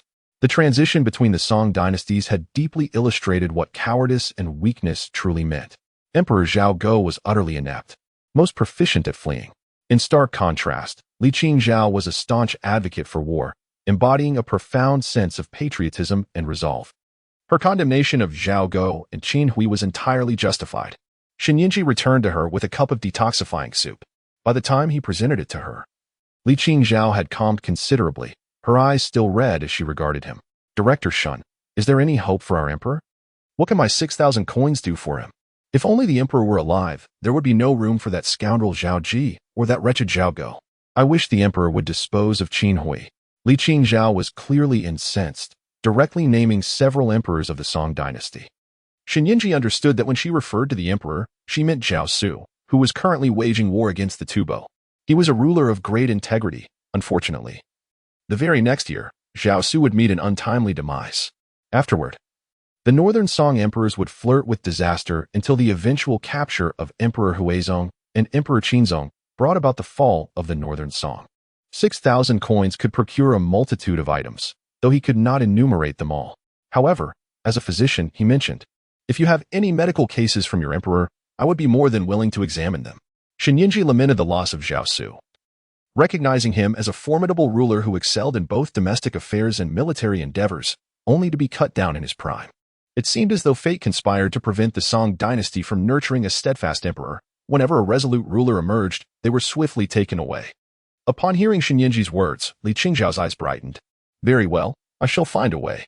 Have another drink. Shen Yinji offered the detoxifying soup. Li Qingzhao's face still bore a faint blush, a sign that she had not fully sobered up. She accepted the soup and gulped it down, her earlier outburst having left her parched. Director, I will find a way. I will find a way to inform the officials that I have traveled to the future. I will also ensure to teach the children well. Very well. However, remember, you must not consume alcohol during work hours, nor should you use foul language. Shen Yinji recalled the inappropriate words that had slipped from Li Qingzhao's lips, deeming it inappropriate to speak such in front of young children. When did I ever use foul language? Shen Yinji stared at Li Qingzhao in astonishment. This inebriated woman had lost her memory. Director, may I continue to borrow your computer? After consuming a hangover remedy, Li Qingzhao still clung to Shen Yinji's laptop with unwavering determination. Glancing at the time, Shen Yinji realized that the commotion had carried them past midnight. The system mandated that newly hired teachers arrive a day in advance to acclimate to their surroundings. Once familiarized, they should return to rest. Otherwise, how could they perform adequately the next day? When Daji arrived, the following day was Saturday, and Shen Yinji had advised her to return home. Moreover, the day after Li Qingzhao's arrival, the children were due to attend school. Teacher Li, your desire to learn about these matters can be fulfilled in due time. After the children's classes or on weekends, you are welcome to come and explore further. It is late now. You should return and rest. Is this Director Shen's bedroom? Li Qingzhao retorted with a question, surveying the surroundings but finding no bed. Shen Yinji shook his head. If this is not a bedroom, then I suppose I may be quite unreserved, Li Qingzhao continued. Indeed, she was quite unabashed. Director Shun, you should rest. I will borrow your computer for the night. Do you not intend to sleep? You still have to teach the children tomorrow. I have become accustomed to staying up all night recently. I assure you I will be well prepared to teach the children tomorrow. As Li Qingzhao conversed with Shen Yinji, her gaze remained fixed on the computer screen. She continued to search for other information, the route of the Jin soldiers' southern advance. Her mind was consumed with national grievances and familial hatred as she fervently sought ways to rescue her country. Teacher Li, Shen Yinji gently interrupted her. We truly have time. There is no need to rush. Staying up late is detrimental to your health. Without a robust constitution, how can you impart knowledge to the children? How will you convince the officials of your capabilities? That is not the case. I have been burning the midnight oil, and my health remains intact. I haven't slept before dawn in recent days, Li Qingzhao replied, seemingly oblivious to Shen Yinji's concerns as she continued her search. How to assassinate Qin Hui? Shen Yinji suggested. Teacher Li, haven't you been contemplating ways to rescue your officials? If he does not perish, there will be no Zhao Ji or Zhao Go, and certainly no Qin Hui either. You truly must rest. While you are still young, staying up late may not seem harmful. However, such habits will lead to ailments as you age and could even shorten your lifespan. Principal Shen emphasized that late nights can indeed curtail one's longevity. So, all I need to do is stay up late. and I can transform the hours of sleeplessness into additional time lived? It's as if I am compensating for the years shortened from my lifespan. Shinyinji. Huh? Therefore, in youth, one should indeed indulge in late nights. Even if it means losing a few years in old age, it's merely reallocating the time of old age to youth. Sacrificing the frailty of twilight years for the vibrant nightlife of youth. This is the wisdom of life. Shinyinji. Huh? Wait a moment. Shinyinji felt a bit overwhelmed. Is she serious? Has she truly sobered up? Shinyinji had great faith in her hangover remedy. However, Li Qingzhao had indeed overindulged. Teacher Li, you shouldn't teach the children like this. Shinyinji felt the need to intervene. Aren't I here to teach literature? As long as I conduct the literature class well, I am not responsible for anything else. It's akin to how you cannot participate in physical education if you are unable to lift your arms. It does not affect your role as the principal, Li Qingzhao stated. Not bothering to look up at Shinyinji. Shinyinji, is she really mocking me? So, has she sobered up or not? You should sleep early. Remember, you absolutely must not drink during class. Shinyinji could do little else but offer these reminders. It seemed that Li Qingzhao still hadn't fully regained her sobriety, which necessitated further emphasis. All right, I'm not a drunkard. Shinyinji, listen to what this female drunkard has to say. By the way, principal, do I have an office? Li Qingzhao, with her browser open, suddenly inquired of Shinyinji. Yes, the room in the southeast corner downstairs is designated as your office. Good. So, principal, when are you going to bed? Shinyinji, is she trying to usher me out? It seems as though I am the one who truly owns this place. Never mind. Ever since little Sizi offered me lychees, it seems I have lost my autonomy. As long as I can heal my injured hand, I need not engage further with this woman, who remains uncertain if she is sober or still inebriated. I'm going to sleep. Remember to come in the morning to take care of the children. Shinyinji refrained from saying much more to Li Qingzhao and returned to his slumber. The following morning, parents from various dynasties escorted their children to school. Ying Zheng held Fusu's hand, appearing immensely excited. In his other hand, he clutched a piece of paper inscribed with Arabic numerals, which Fusu had brought back.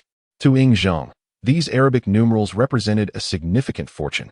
Arabic numerals had long been introduced to the Central Plains, yet such a convenient and efficient tool was overlooked until modern times. Perhaps it was due to the absence of someone like Ying Zheng, who understood the value of utilizing all useful resources. Some later generations claimed that his accomplishment of unifying the realms was merely a continuation of the efforts of his 6 predecessors, leading some to dismiss him as a true emperor. While the validity of this perspective is debatable, it appears they have overlooked the actions he undertook following the unification of the 6 states. The unification was merely the beginning. The series of measures he implemented thereafter truly showcased his remarkable vision. This was not merely a continuation of past legacies. The ancestors of the Qin had never governed such a vast territory. He was the first true emperor to manage such an extensive domain. He enforced a system of commanderies and counties, standardized writing, unified transportation, and established a consistent system of weights and measures across this vast expanse. Before these policies could be validated for their effectiveness, the Qin dynasty collapsed under Hu Hai's mismanagement. However, the Han dynasty inherited the Qin system. And with over 200 years of stability, the land has validated his approach over a history spanning 2 millennia. His initiatives rendered this land a cohesive entity. All these factors attest to his exceptional talent. How could he possibly forsake a tool as efficient as Arabic numerals? Fusu, go to school and study diligently. Also, inquire with Principal Shin whether he accepts students in their 20s. The other parents from various realms similarly escorted their children to school. Parents who had previously known of Arabic numerals but had not valued them began to take notice after witnessing their 2- or 3-year-old children significantly improve their arithmetic skills. They encouraged their children to learn as much as possible. The benefits of the kindergarten education extended beyond just the children. In various dynasties, Zhu Xionging disappeared beneath the bed. Little Sizi vanished while lying on the bed. Fusu slipped into the bookshelf and disappeared. Zhu Gaoqi passed through a screen and vanished. Li Hong passed through a wall and disappeared. Shinyinji awoke early in the morning, utterly astonished. The energetic Daji was already bustling in the kitchen preparing breakfast. His living room was cluttered with numerous ancient texts, artifacts, and original works of calligraphy and painting. Li Qingzhao, sporting 2 pronounced dark circles under her eyes, stood beside the pile of treasures. Principal, last night I researched online and discovered that many of these collected items were destroyed in the ravages of war. I'll keep them in my office. At least in your era, they won't be damaged. I don't mind if I can't take them back. Li Qizhao expressed her genuine affection for these ancient books and artifacts.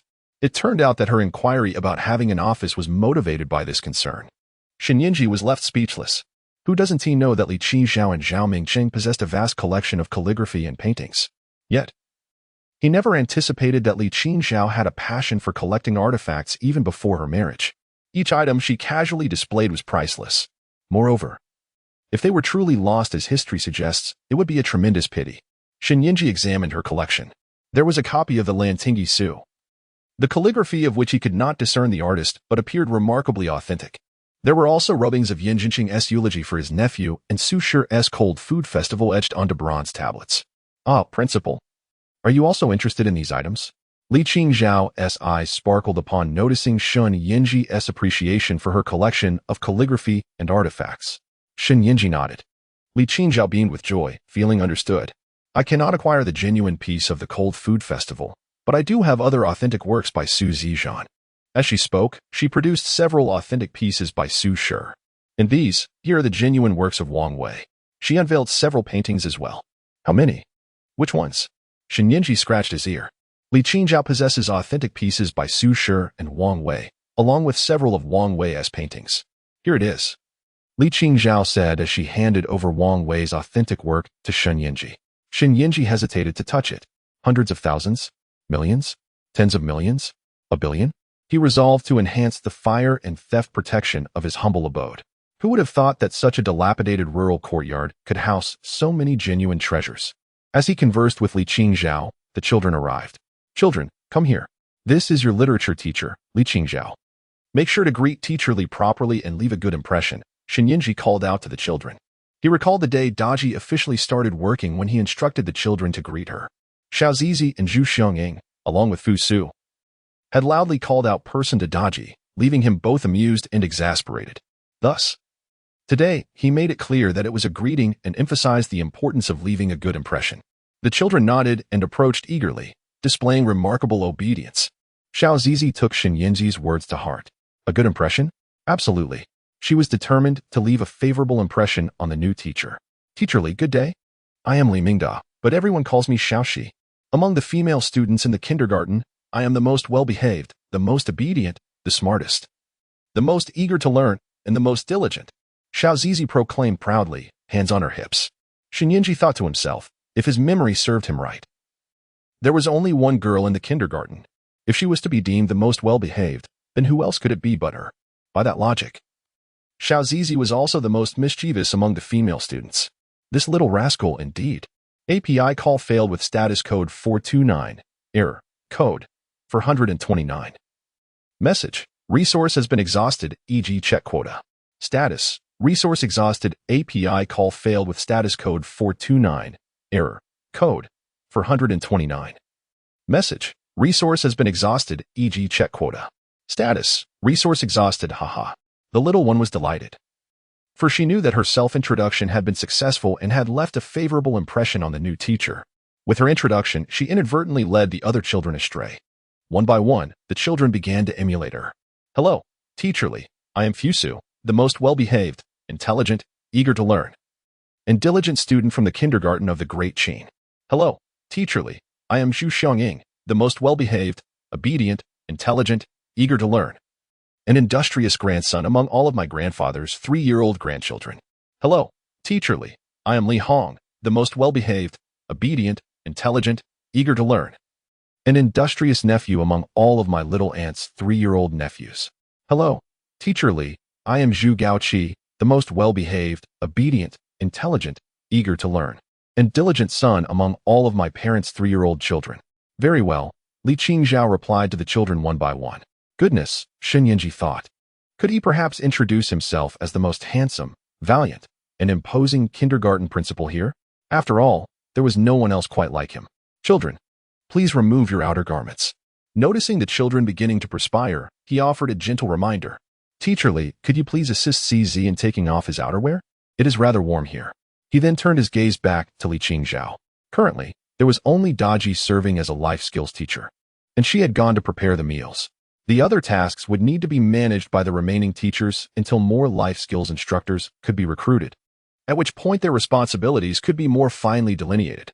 Very well, Li Qingzhao nodded and proceeded to assist the young child in removing their outer garment. Zhu Xiangying and several other boys swiftly followed suit, shedding their own coats. The children had arrived early, as breakfast was not scheduled to commence until 7:30. And the clock had only just passed 7. Shen Yinji began by offering each of them a sip of water. Meanwhile, Li Qingzhao busied herself with organizing her cherished collection of calligraphy and paintings, relocating them to her office, while the children expressed their eagerness to lend a hand. Given the delicate nature of the artworks and their tender age, she assigned them the task of carrying some ancient texts instead. Certain artifacts were excessively weighty, prompting Shen Yinji to fetch a small cart he used for deliveries, which he cleaned and brought to Li Qingzhao for her use. As Li Qingzhao meticulously arranged her collection, she took the opportunity to enlighten the curious children. She spoke of the Lantingyi Su, a masterpiece crafted by Wang Shiji, a renowned calligrapher and literary figure of the Eastern Jin dynasty, during a gathering of friends. Shen Yinji, who was assisting her, found himself resonating with her words, appreciating the wisdom of her teachings. Li Qingzhao's instruction extended beyond mere literature. It encompassed history as well, regardless of the era to which the children belonged. An understanding of history and the transformation of past and present would serve them well. Unlike Li Qingzhao, Shen Yinji felt less knowledgeable. For instance, prior to her mention of Wang Wei, his recollection of the poet was confined to the lines about the solitary smoke rising from the desert and the setting sun over the vast river. Mistakenly believing him to be merely a poet, he had long forgotten the textbook assertion that Wang Wei's poetry contained elements of painting and vice versa.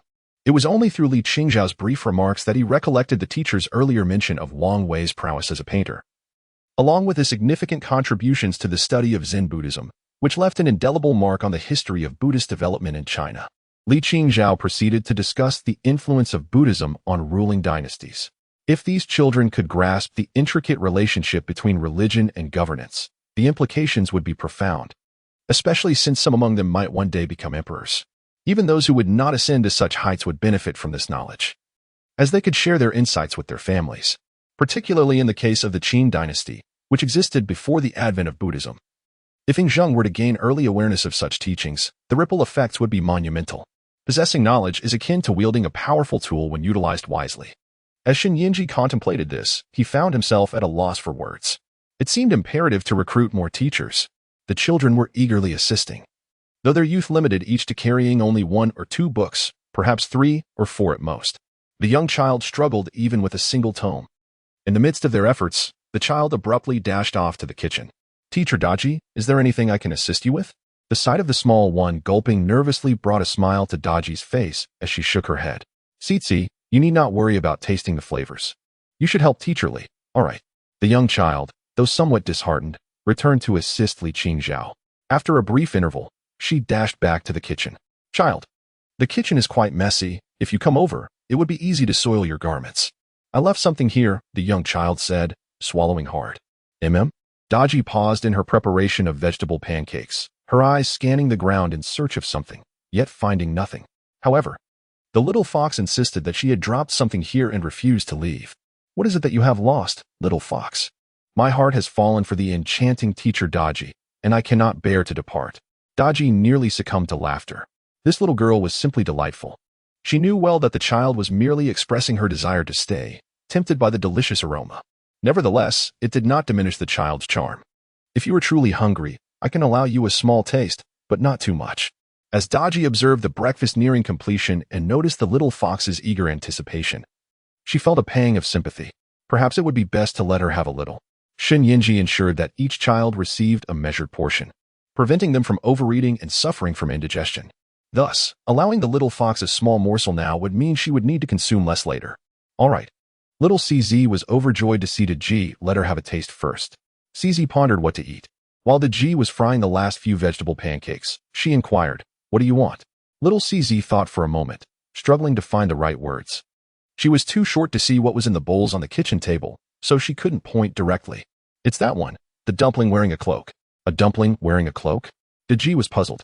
She hadn't made any dumplings today, let alone ones adorned with cloaks.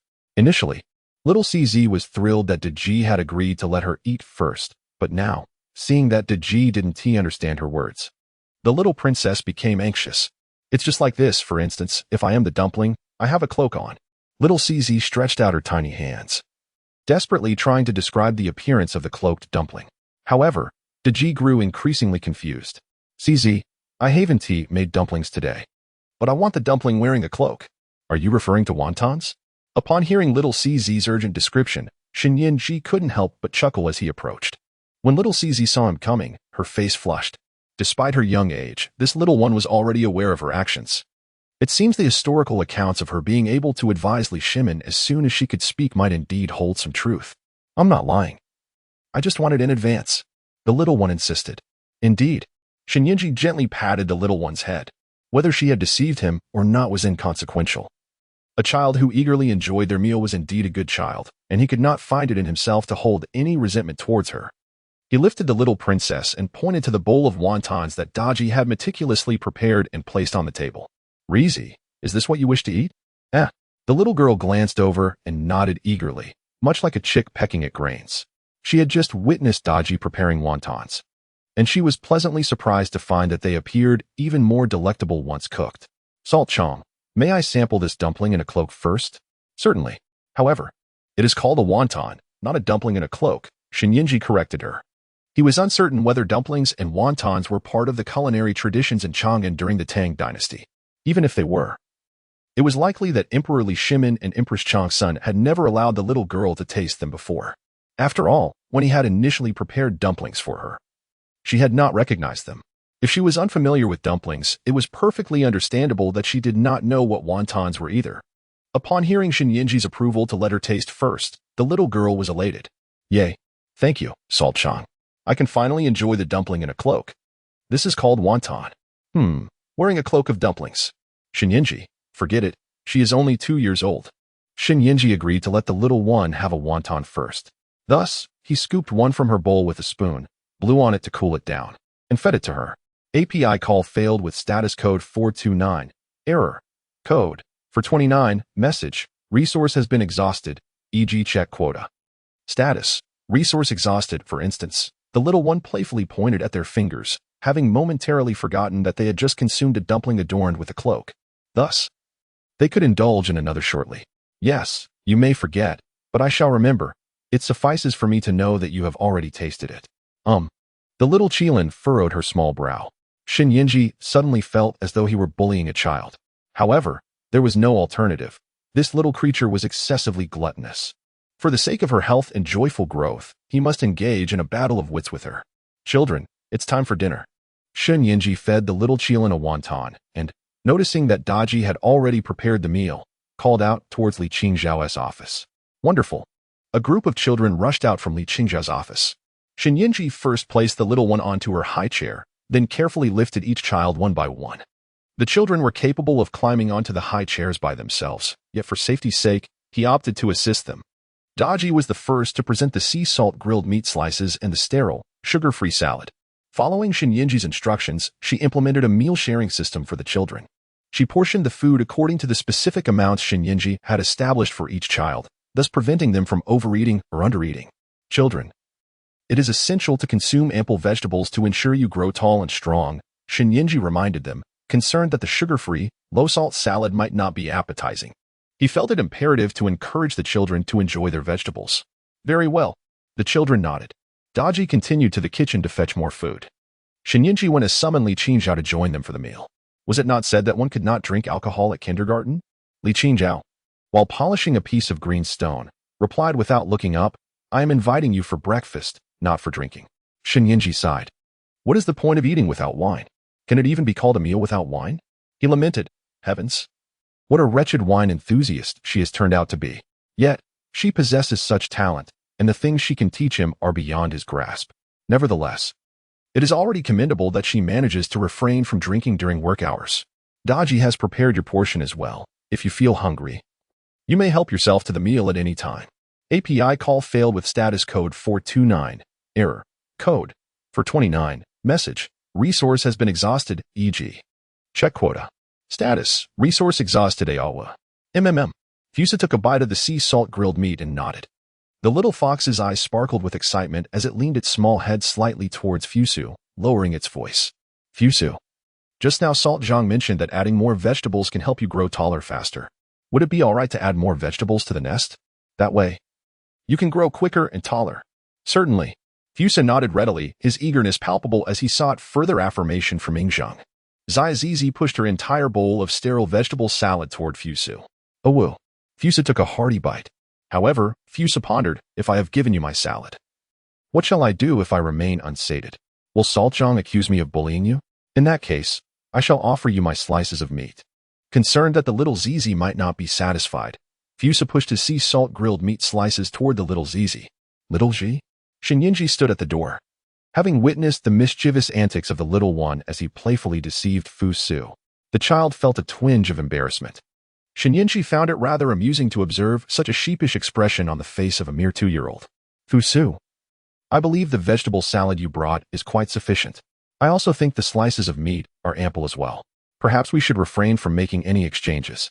Under Shinyinji's watchful gaze, the little one returned his vegetable salad and Fusu's sea salt meat slices. At that moment, Daji approached with a plate of calcium-rich milk cake. Teacher Li, come over and take a look at the child, Shinyinji called out to Li Qingzhao. With a little trickster around, it was essential to keep an eye on him. Very well. Li Qingzhao had just declined Shinyinji's invitation to dine, for she could forego a meal. However, as a kindergarten teacher, it was imperative for her to attend if she were to accompany the children. Upon witnessing the array of dishes before the children, she was utterly astonished. Having originated from the affluent Song dynasty with its abundant culinary offerings, and residing in the capital, she had encountered countless delicacies. Initially, she had mistakenly assumed that Daji, hailing from the resource-scarce Shang dynasty, would be incapable of producing a variety of delectable dishes. Yet, she had overlooked a crucial detail. Daji had been trained by Shinyinji. Moreover, Daji was particularly industrious and intelligent, capable of preparing a bountiful breakfast. Steamed pumpkin, corn, and scrambled eggs with tomatoes. She had never seen such dishes before, leaving her completely dumbfounded. Come and join the children for a meal, Daji urged. Teacher Li, this is for you. She presented Li Qingzhao with a bowl of wontons and a plate of pork and corn rice rolls. Upon witnessing the astonished expression of this talented woman from the Song dynasty, Shinyinji couldn't help but chuckle. He even offered her a small spoonful of chili sauce for dipping. Give this a try. This child cannot have it, Shinyinji reminded the children. The little ones, unfamiliar with the concept of dipping sauces and already overwhelmed by the variety of delicious food before them, showed no interest. Li Qingzhao picked up a small wonton with her chopsticks and dipped it in the chili. Instantly, the spiciness brought tears to her eyes. Teacher Li, does this bite? Little Zizi, observing her reaction, was filled with curiosity and a touch of fear. In truth, the chili sauce at Shinyinji's home was of a mild variety. Li Qingzhao's response stemmed solely from her lack of exposure and adjustment. Already overwhelmed by the heat, she nodded at little Zizi. After a few more attempts, she turned to Shinyinji. Director, are you jesting with me? This is utterly unpalatable. Who would enjoy this? The children, witnessing Li Qingzhao's reaction, immediately shook their heads in unison, declaring that they would never eat chili. API call failed with status code 429. Error. Code 429. Message. Resource has been exhausted, e.g. check quota. Status. Resource exhausted. Very well, Li Qingzhao nodded. After Shinyinji finished his instructions to her, he proceeded to the kitchen. He checked whether the kiwis he had purchased earlier were ripe. It is essential for children's growth and development to have dietary fiber and vitamins, and kiwis perfectly fulfill this requirement. Upon observing the grimace on Xiao Zizi's face while consuming the unsweetened, low-salt vegetable salad, he realized that a steady diet of vegetable salads would not suffice for the children. Alternatives must be sought to supplement their intake of dietary fiber and vitamins. Kiwis would be an excellent choice, as even Zhu Gaoqi, who has diabetes, could partake in them in moderation. As Shinyinji busied himself in the kitchen, Li Qingzhao supervised the children during breakfast while sampling a dish she had never tasted before. The steamed baby pumpkin, with its sweet and delicate flavor, was indeed a novel experience for her. She also enjoyed the corn, while eating the rice rolls. She mused that the chili sauce Shinyinji had given her earlier seemed rather delightful as well. Zizi, you should finish your vegetable salad first, Zhu Xiongning remarked. Noticing Xiao Zizi's reluctance to touch the salad, with a piece of sea salt grilled meat in her mouth, Xiao Zizi shook her head in distress. The vegetable salad was undoubtedly the least appetizing item on the table. Why should she eat it first? However, if you finish the salad first, The remaining dishes will be all the things you love. Zhu Xiangying continued. Upon contemplating this, Sizi found it reasonable. Thus, she brought the vegetable salad closer to herself. API call failed with status code 429. Error. Code. For 29. Message. Resource has been exhausted, e.g. check quota. Status. Resource exhausted, indeed. Upon hearing Zhu Gaoqi's words, the children felt as though they had unlocked the door to a new world. They eagerly began to wrap slices of salted meat in vegetable leaves. Li Hong gazed at Zhu Gaoqi with a hint of admiration. Although Zhu Gaoqi was the one who conceived the idea, he himself did not partake in it, for he was not picky at all. He consumed everything. After the other children followed his method to wrap the meat, they too were willing to eat vegetables. When Xinyinji returned with the kiwi fruit and witnessed this scene, he mused that Zhu Gaoqi, the plump little boy, had such a profound understanding of food. In the future, if the children were to be fussy eaters, he would devise a solution. Li Hong suddenly pondered, why is it that children are picky eaters while adults are not? Indeed, why is that? The other children were equally perplexed. In their recollection, adults truly seemed to have no aversions to food. I know. Little Zizi was the first to think of it again. When they dine, they always allow others to prepare their favorite dishes, so how could they possibly be picky? Indeed, the adults are quite clever. Zhu Xiangying also had a realization. The children turned to look at him. Some of them were indeed picky eaters, yet they would not admit to being so. Instead, they referred to it as having dietary restrictions. The remaining children agreed with Zhu Xiangying's reasoning. I also have my dietary restrictions. I cannot tolerate vegetable salad. Xiaozi asserted confidently. Although wrapping meat slices and vegetables is much more palatable, she insisted that consuming only meat is even more delightful. Li Qingzhao, Sudaji, and Xinyinji were amused by the little girl. It was one thing to deceive for food, it was another to concoct justifications for her pickiness. Xiaozi, do you truly have dietary restrictions? Allow me to examine you. I shall take your pulse. I know some children cannot indulge in too much meat and must consume plenty of vegetables. Let's see if you are one of those children. I am not. I have no restrictions. I can eat anything. Do not take my pulse. Xiaozi fervently shook her head, exaggerating her insistence to avoid eating more vegetables. Xinyinji could hardly contain his laughter and decided to stop teasing her. After breakfast, Li Qingzhao allowed the children a brief respite to aid digestion before commencing their lessons. They began with recognizing characters. Without literacy, poetry, prose, and calligraphy would remain incomprehensible. Given that the era of Fusu still utilized large seal script, it was imperative to learn. The evolution of pictographs has transitioned from complexity to simplicity, becoming increasingly practical and convenient. Large seal script evolved into small seal script, which then transformed into traditional characters, and eventually into simplified characters. Throughout this process, the utility of characters has become progressively more convenient and efficient. Thus, Fusu's study of traditional characters is more advantageous than disadvantageous. Mastering them and promoting their use in the Qin would yield benefits. The absence of instruction in simplified characters stems from Li Qingzhao's own unfamiliarity. As the children belong to various dynasties, besides Fusu, all others utilize traditional characters, making their study more beneficial. These children have received preliminary education in their respective eras. Yet due to their young age, they have not mastered all the characters. Li Qingzhao still had ample room for development. She taught them character recognition, reinforcing their learning through calligraphy practice. During her lessons, Daji also participated eagerly. The morning passed swiftly. After lunch, the children retired for a nap.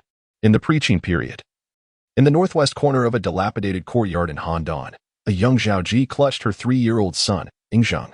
She trembled, her face reflecting sheer terror. Her hair was disheveled, her garments torn in several places, and her face, hands, and clothes were covered in grime. Tears stained her filthy cheeks, still glistening as she wept anew. Zheng, the prince has abandoned us. He has returned to Qin and forsaken us. Zheng, will we perish? Will the palace personnel find us? If they do, they will surely kill us. Zheng, what shall we do? El Bouet has also gone back to Qin with the prince. What are we to do? Zheng, are the palace officials searching the city for us? Surely, we cannot truly be facing death? Zhaoji sobbed, appearing utterly lost. Yet, the 3-year-old Ying Zheng seemed far more composed than his mother. He extended his small hand, observing the dirt-stained sleeve of his outer garment. Determined, he rolled it up and used the slightly cleaner inner sleeve to wipe Zhaoji's tears. Do not be afraid, mother. I will grow up and protect you. Hearing her 3-year-old son utter these words, Zhao Ji managed a bittersweet smile. Zheng, you are but 3 years old. How can you protect me? It should be I who safeguards you. Yet I cannot even protect myself. The king's men may soon find us. Zhao Ji's voice trembled more violently than her body. The Qin and Zhao states had formed an alliance, with Prince Chu of Qin serving as a hostage in Zhao. Now, the Qin had broken their promise, leaving Prince Chu endangered, to be taken away by El Wei, while she and Ying Zheng were abandoned in Zhao. They were but the woman and child of Prince Chu. Should the king's men discover them, their lives would be forfeit. After much hardship, she had brought Ying Zheng back to her family home, hiding in the shabby shed. Uncertain if the king's men would trace their whereabouts, she was equally oblivious to their future. Having never experienced such upheaval, her heart was consumed by fear. Do not fear. Mother, Zheng can protect you. If they dare come, I will slay them one by one. Clutching a dagger in his small hand, Ying Zheng's expression was resolute, resembling a brave little wolf cub exuding an air of ferocity. At that moment, someone knocked on the door of the shed. Zhao Ji's trembling body shook even more violently. Ying Zheng rose from her embrace, brandishing the dagger before him, his small frame standing firm in front of Zhao Ji, despite her fear rendering her powerless. Ying Zheng's frail form was poised for battle, undaunted. Knock, knock, knock. A voice from outside, tinged with urgency and concern, called out, "Are you all in there?" Zhao Ji immediately felt a wave of relief wash over her. "Zheng, it is your second aunt." "Second aunt, we are here." Zhao Ji finally mustered the strength to rise and move to open the door. Ying Zheng also sheathed his small dagger. As the door swung open, a woman in her 30s, clad in a simple skirt and adorned with hairpins, entered, carrying 2 bowls of thin millet porridge. The porridge was exceedingly watery, yet filled to the brim, nearly spilling over from the bowls. API call failed with status code 429. Error. Code 429. Message. Resource has been exhausted, e.g. Check quota. Status. Resource exhausted, thank you, second aunt. Ying Zheng expressed his gratitude before Zhao Ji could fully comprehend the situation. Be good. Zhao Ji's second sister-in-law gently ruffled Ying Zheng's hair. Tears streamed down Zhao Ji's face once more. Sister-in-law, upon our return, will we bring you trouble? What if the pursuers come after us? Do not fear, we are here. You have returned home, and we will certainly protect you. Moreover, the ones they seek to harm are Lord Chu. Since Lord Chu has abandoned you, you hold no value to them. Why would they pursue you? You have been forsaken by the Qin and Lord Chu, rendering you mere pawns, unworthy of concern. A bitter pang coursed through Zhao Ji. Her sister-in-law's words, though seemingly rational, pierced her heart. They had indeed been cast aside, rendered worthless. Even their potential as leverage against Lord Chu or the Qin had evaporated. Quickly, eat something. It must have been arduous to escape last night. Do not let your body suffer from hunger. Once you regain your strength, we can devise a plan. The second sister-in-law urged. Zhao Ji nodded, sharing a bowl of thin millet porridge with Ying Zheng. Suddenly, a barrage of harsh insults echoed from outside. Scourge, you bring calamity upon your family. Why return at all? What right do you have to darken our door with your misfortune? Must we all descend into despair because of you? Our family has endured generations of misfortune, and now you bring this little wretch back. With your impending doom, I expected a semblance of dignity, yet you shamelessly invite disaster into our home. The voice was sharp and scathing. Zhao Ji's countenance changed at the sound of such vitriol. She opened her mouth, lost for words, but her sister-in-law firmly pressed her shoulders down, urging her to remain seated while she stepped outside. Sister-in-law, she is family. Please do not speak so harshly. Both she and Zheng are already in a precarious situation. There is no need to salt their wounds further. Easy for you to say. You know their plight, yet we cannot allow it to drag us down. Who knows if the palace guards will pursue them? You claim they are pawns, devoid of value. Yet what if the king, in a fit of rage for failing to capture the Qin prince, seeks to vent his ire upon them? Have you considered that? We will find a way if it comes to that. Besides, my sister is one of us. The king would not be so heartless. Whether he is heartless or not, this household cannot sustain 2 additional mouths. Do you truly believe we are wealthy enough to accommodate them? They are indeed a scourge, bringing ruin upon our family. As Zhao Ji listened to her sister-in-law's tirade, she wiped her tears away, downing the millet porridge in large gulps before stepping outside. Sister-in-law, I will not be a burden to the family. I am capable of work. I shall toil diligently. I can handle the workload of 2. Just you? With that frail frame of yours, aside from rolling in a man's bed, what work do you know? Since you became entangled with El Wei, when have you ever labored? All you've done is bring misfortune upon us by producing a child. I truly can work. I must care for Zheng. I will work hard. Sister-in-law, I am not alone. I have Zheng. Do not underestimate the resolve of a mother. If she claims she can manage, why doubt her? Further insults will only hinder the household's efforts. The second sister-in-law implored. In the woodshed, young Ying Zheng quickly finished his porridge, determined to eat well to grow strong enough to protect his mother. He carried 2 empty bowls outside. Aunt, second aunt, I too can work. Ha! Zhao Ji, the elder sister-in-law, cast a scornful laugh at the diminutive figure of the 3-year-old Ying Zheng. What can you possibly do? Elder sister, second sister, I wish to assist you in your tasks. Zheng, stay in the woodshed and rest. You must have been frightened last night. Take your time to recover. Zhao Ji approached and gently patted young Ying Zheng's head. Taking away the 2 empty clay bowls from his hands, the elder and second sisters led her away, leaving Ying Zheng behind. It was not that he lacked the desire to work. Rather, he had other matters to attend to. He searched around the woodshed until he finally found a stone, which he picked up to begin sharpening his knife. This bronze knife had been given to him a year ago by young Master Chu, and he was determined to keep its blade razor sharp. Besides the knife, he possessed a bundle of hemp rope and a vial of laxative, items he had managed to take with him while escaping from the palace the night before. You are unwanted by your lord. No one desires you, not even your old granny. You are a forsaken wild child, a scourge of the Qin state, a pitiful wretch. Ha ha ha. As the 3-year-old Ying Zheng sharpened his knife, he heard a chorus of mocking laughter not far away.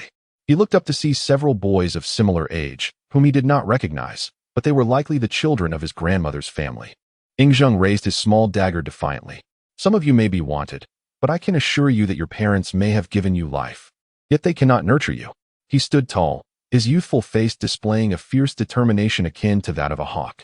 Though tender in years, he exuded a wildness, wisdom, and courage reminiscent of an untamed wolf cub.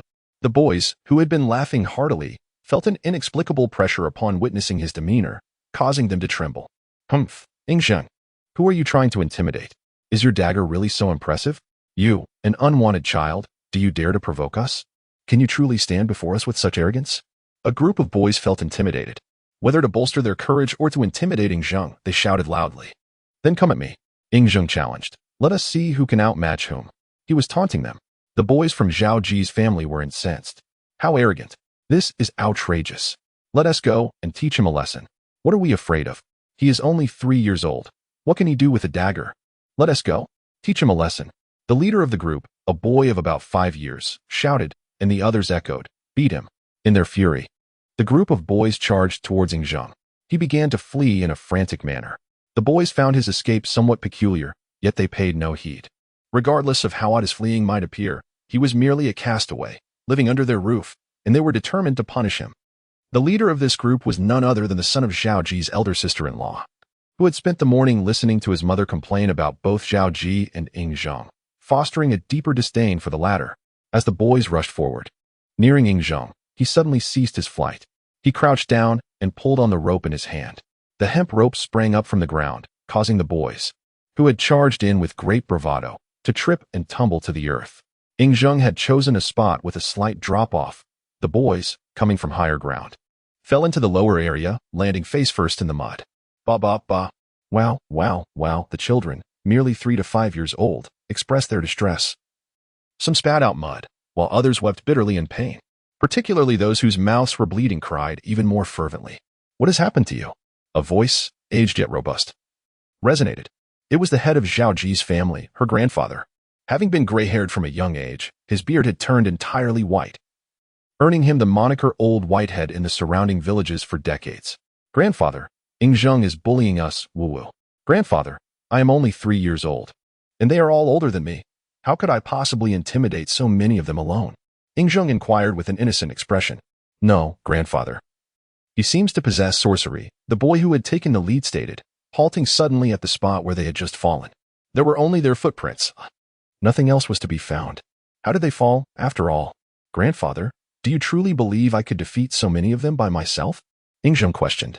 Grandfather, he possesses sorcery. If I had sorcery, would I still be unable to keep up with the adults, trailing behind El Bouet and being abandoned here with my grandmother? Grandfather, they called me an unwanted wretch, claiming that my grandmother, left with no recourse, brought me back to her family, which would not accept us and would leave us to perish outside from hunger. Who said that? The old man furrowed his brow upon hearing Ying Zheng's words. He was a figure of some repute in the surrounding countryside. If word got out that his granddaughter faced hardship and returned to her maternal home, only to be rejected and left to starve, what would become of his reputation? Old man, they wanted to come and beat me, but they fell off themselves. Ying Zheng interrupted the leading boy. It is my fault. I shall return to find my grandmother. We cannot stay here. There is no refuge for us. I will persuade her. It is not as if we have not returned before, only to be turned away again. We must not cling stubbornly. Zheng, do not speak nonsense. Stay, the old man insisted. With his granddaughter and great-grandson seeking refuge, if they were to be turned away, his reputation would be irreparably tarnished. Do not bully Zheng. He is your cousin. Get along well, and if anything happens, I will not spare anyone. No more mischief, the old man commanded before turning to leave. Ying Zheng brandished his dagger, approaching his mud-streaked cousins, whose faces were still stained with tears. I can take on all of you alone, and I can make the old man side with me. He cannot.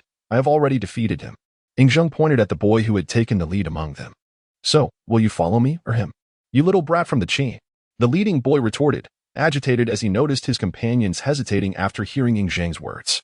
You can follow me. I do not mind. Ying Zheng replied to the leading boy. Go wash your faces. Let us all go back and clean up.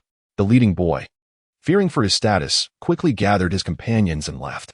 Ying Zheng shouted after them, you may be a bit useless, but if you follow me, I will help you gain skills. Upon hearing this, the leading boy hurried his group away even faster. Ying Zheng contemplated squatting down to continue sharpening his knife, when suddenly, a flood of information surged into his mind, causing his eyes to widen. Abruptly ceasing his knife work, he dashed back to the storeroom, staring intently at the cracked but unrepaired water tank, lost in thought. In the kindergarten, the children had finished their lunch and were now napping. Shinyinji had been busy all morning. Once the children were asleep, he finally had time to examine the tuition fees for Li Hong and Zhu Gaoqi. When Li Hong came to school, Li Ji had just rewarded Cheng Jijia with a glass lamp. Thus, Li Hong brought another glass lamp from the era of Emperor Gaozong of Tang. A voice echoed in his mind. Are you joking?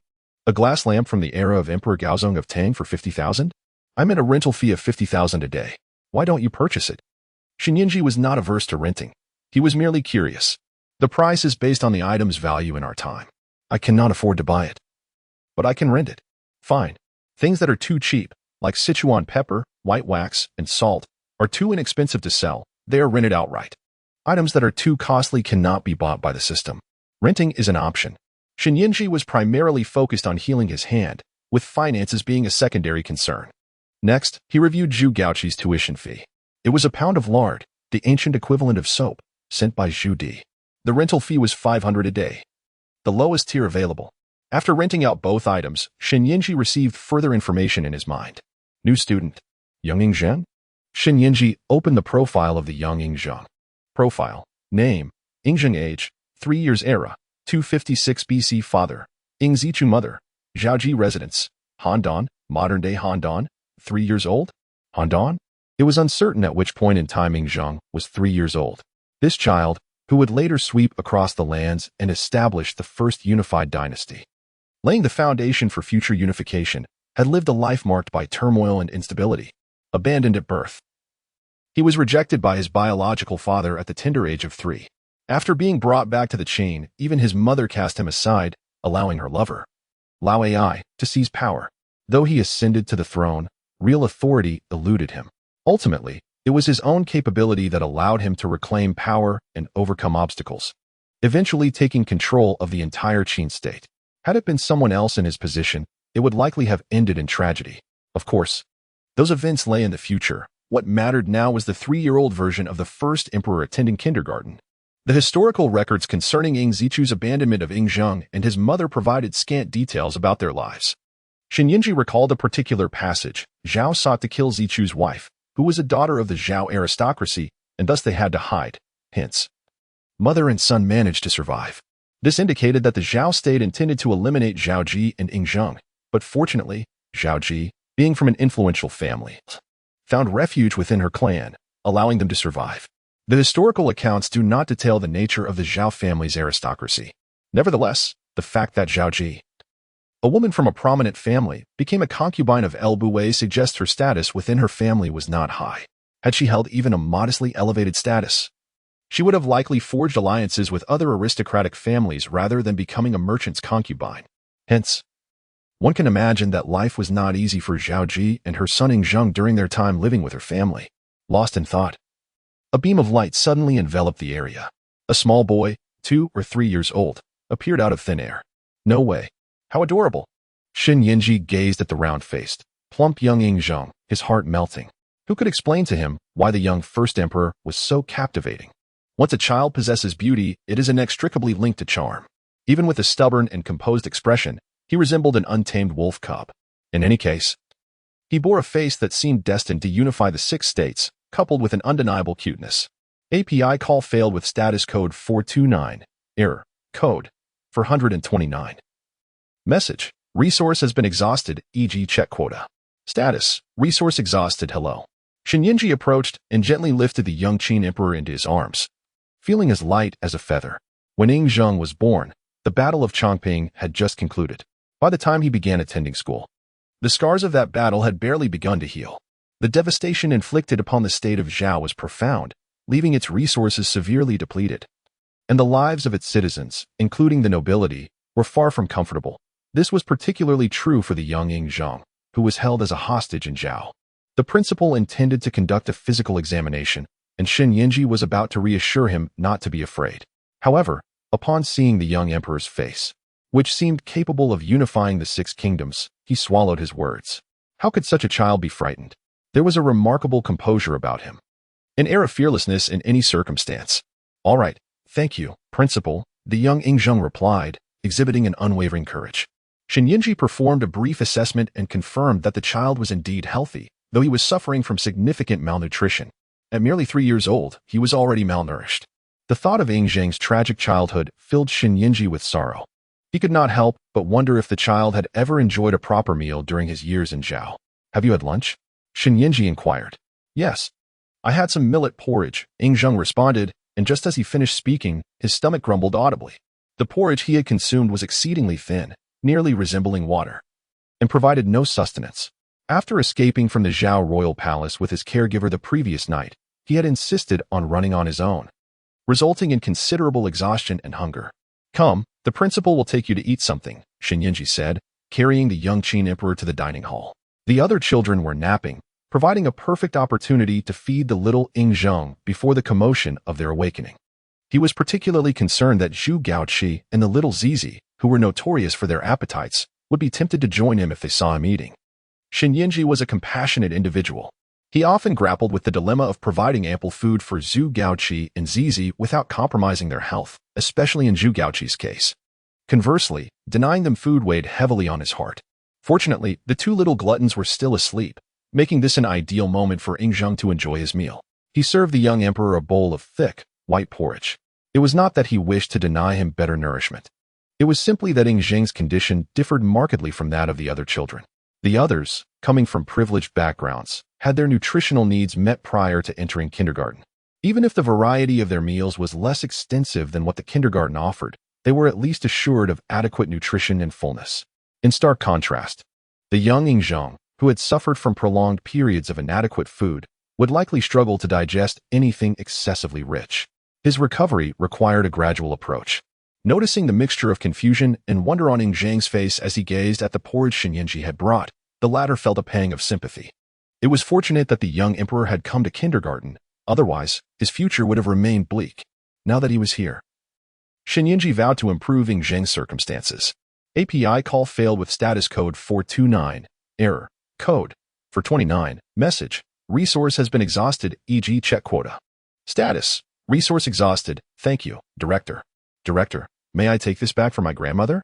She is also struggling to have enough to eat. Ying Zheng swallowed hard. Yet he hesitated to pick up the spoon. Xin Yinji felt a pang of sympathy. How much hardship must he have endured to be so considerate at such a tender age? This is for you. Please eat first. According to the kindergarten's regulations, every child is permitted to take 3 items back to their respective eras on their first day of school. Thereafter, they may take 1 item home each day. If you wish for your grandmother to also have something to eat, you can bring rice back from kindergarten every day and cook it for her. But you need to eat first. How can you gather the strength to bring something back if you don't eat? Good. Young Ying Zheng nodded and began to consume his porridge with fervor. He was indeed quite hungry, devouring his meal with remarkable speed. Yet he did so without a hint of disarray. Yingzheng was taken aback. A hostage, enduring a life of hardship in a foreign land. Surely had no one to instruct him in the ways of decorum. How could this young ruler manage to eat so gracefully, so elegantly? Zheng, do take your time. Eating too quickly is detrimental to your health, Yingzheng remarked, feeling a pang of sorrow. Indeed, young Ying Zheng had endured too much hardship in his early years. API call failed with status code 429. Error. Code. For 29. Message. Resource has been exhausted, e.g. check quota. Status. Resource exhausted. Very well. Young Ying Zheng nodded. Yingzheng was determined to nurture him into a robust figure. The notions of hunger and cold were to be banished. What was the situation when you arrived? Were you at the Zhao Royal Palace, or? Yingzheng inquired. To conduct a thorough examination of young Ying Zheng. It was imperative to comprehend his current circumstances. In truth, the garments adorning Ying Zheng were somewhat soiled. Yingzheng surmised that he might have fled back to Zhao Ji's maternal home at this time, yet he could not be entirely certain. What if Ying Zheng had been dressed in equally tattered attire while held as a hostage in Zhao? During the Battle of Chongping, the Qin general Bai Qi had executed countless Zhao soldiers. It was improbable that Zhao would treat the Qin hostage kindly. Therefore, he needed to inquire directly of Ying Zheng. I escaped with Auntie back to the home of Taiwan. Well, Yingzheng felt a sense of relief upon hearing this. Although it was likely that Zhao Ji and Ying Zheng were not faring well during their time at Zhao Ji's family home, at the very least. The most perilous night, the night when Zhao Ji had escaped with him to her family, had passed. Both Ying Zheng and Zhao Ji were now safe. As long as they were safe, everything else could be managed. After Ying Zheng finished his meal, Yingzheng instructed Daji to wash the dishes. The sound of footsteps echoed from the staircase, signaling that the other children had awakened. Soon, they descended the stairs and, upon spotting little Ying Zheng in the living room, gathered around him eagerly. "Wow!" exclaimed the young child upon seeing the little Ying Zheng. "Is he the new student? He is quite handsome. Am I not good-looking?" Zhu Xiangying interjected, grasping the hand of the little child, a hint of defiance in his voice. His sister always claimed he was the most attractive. And here was this child, who appeared to be the same age as his sister, praising someone else. The little child shook her head, then nodded.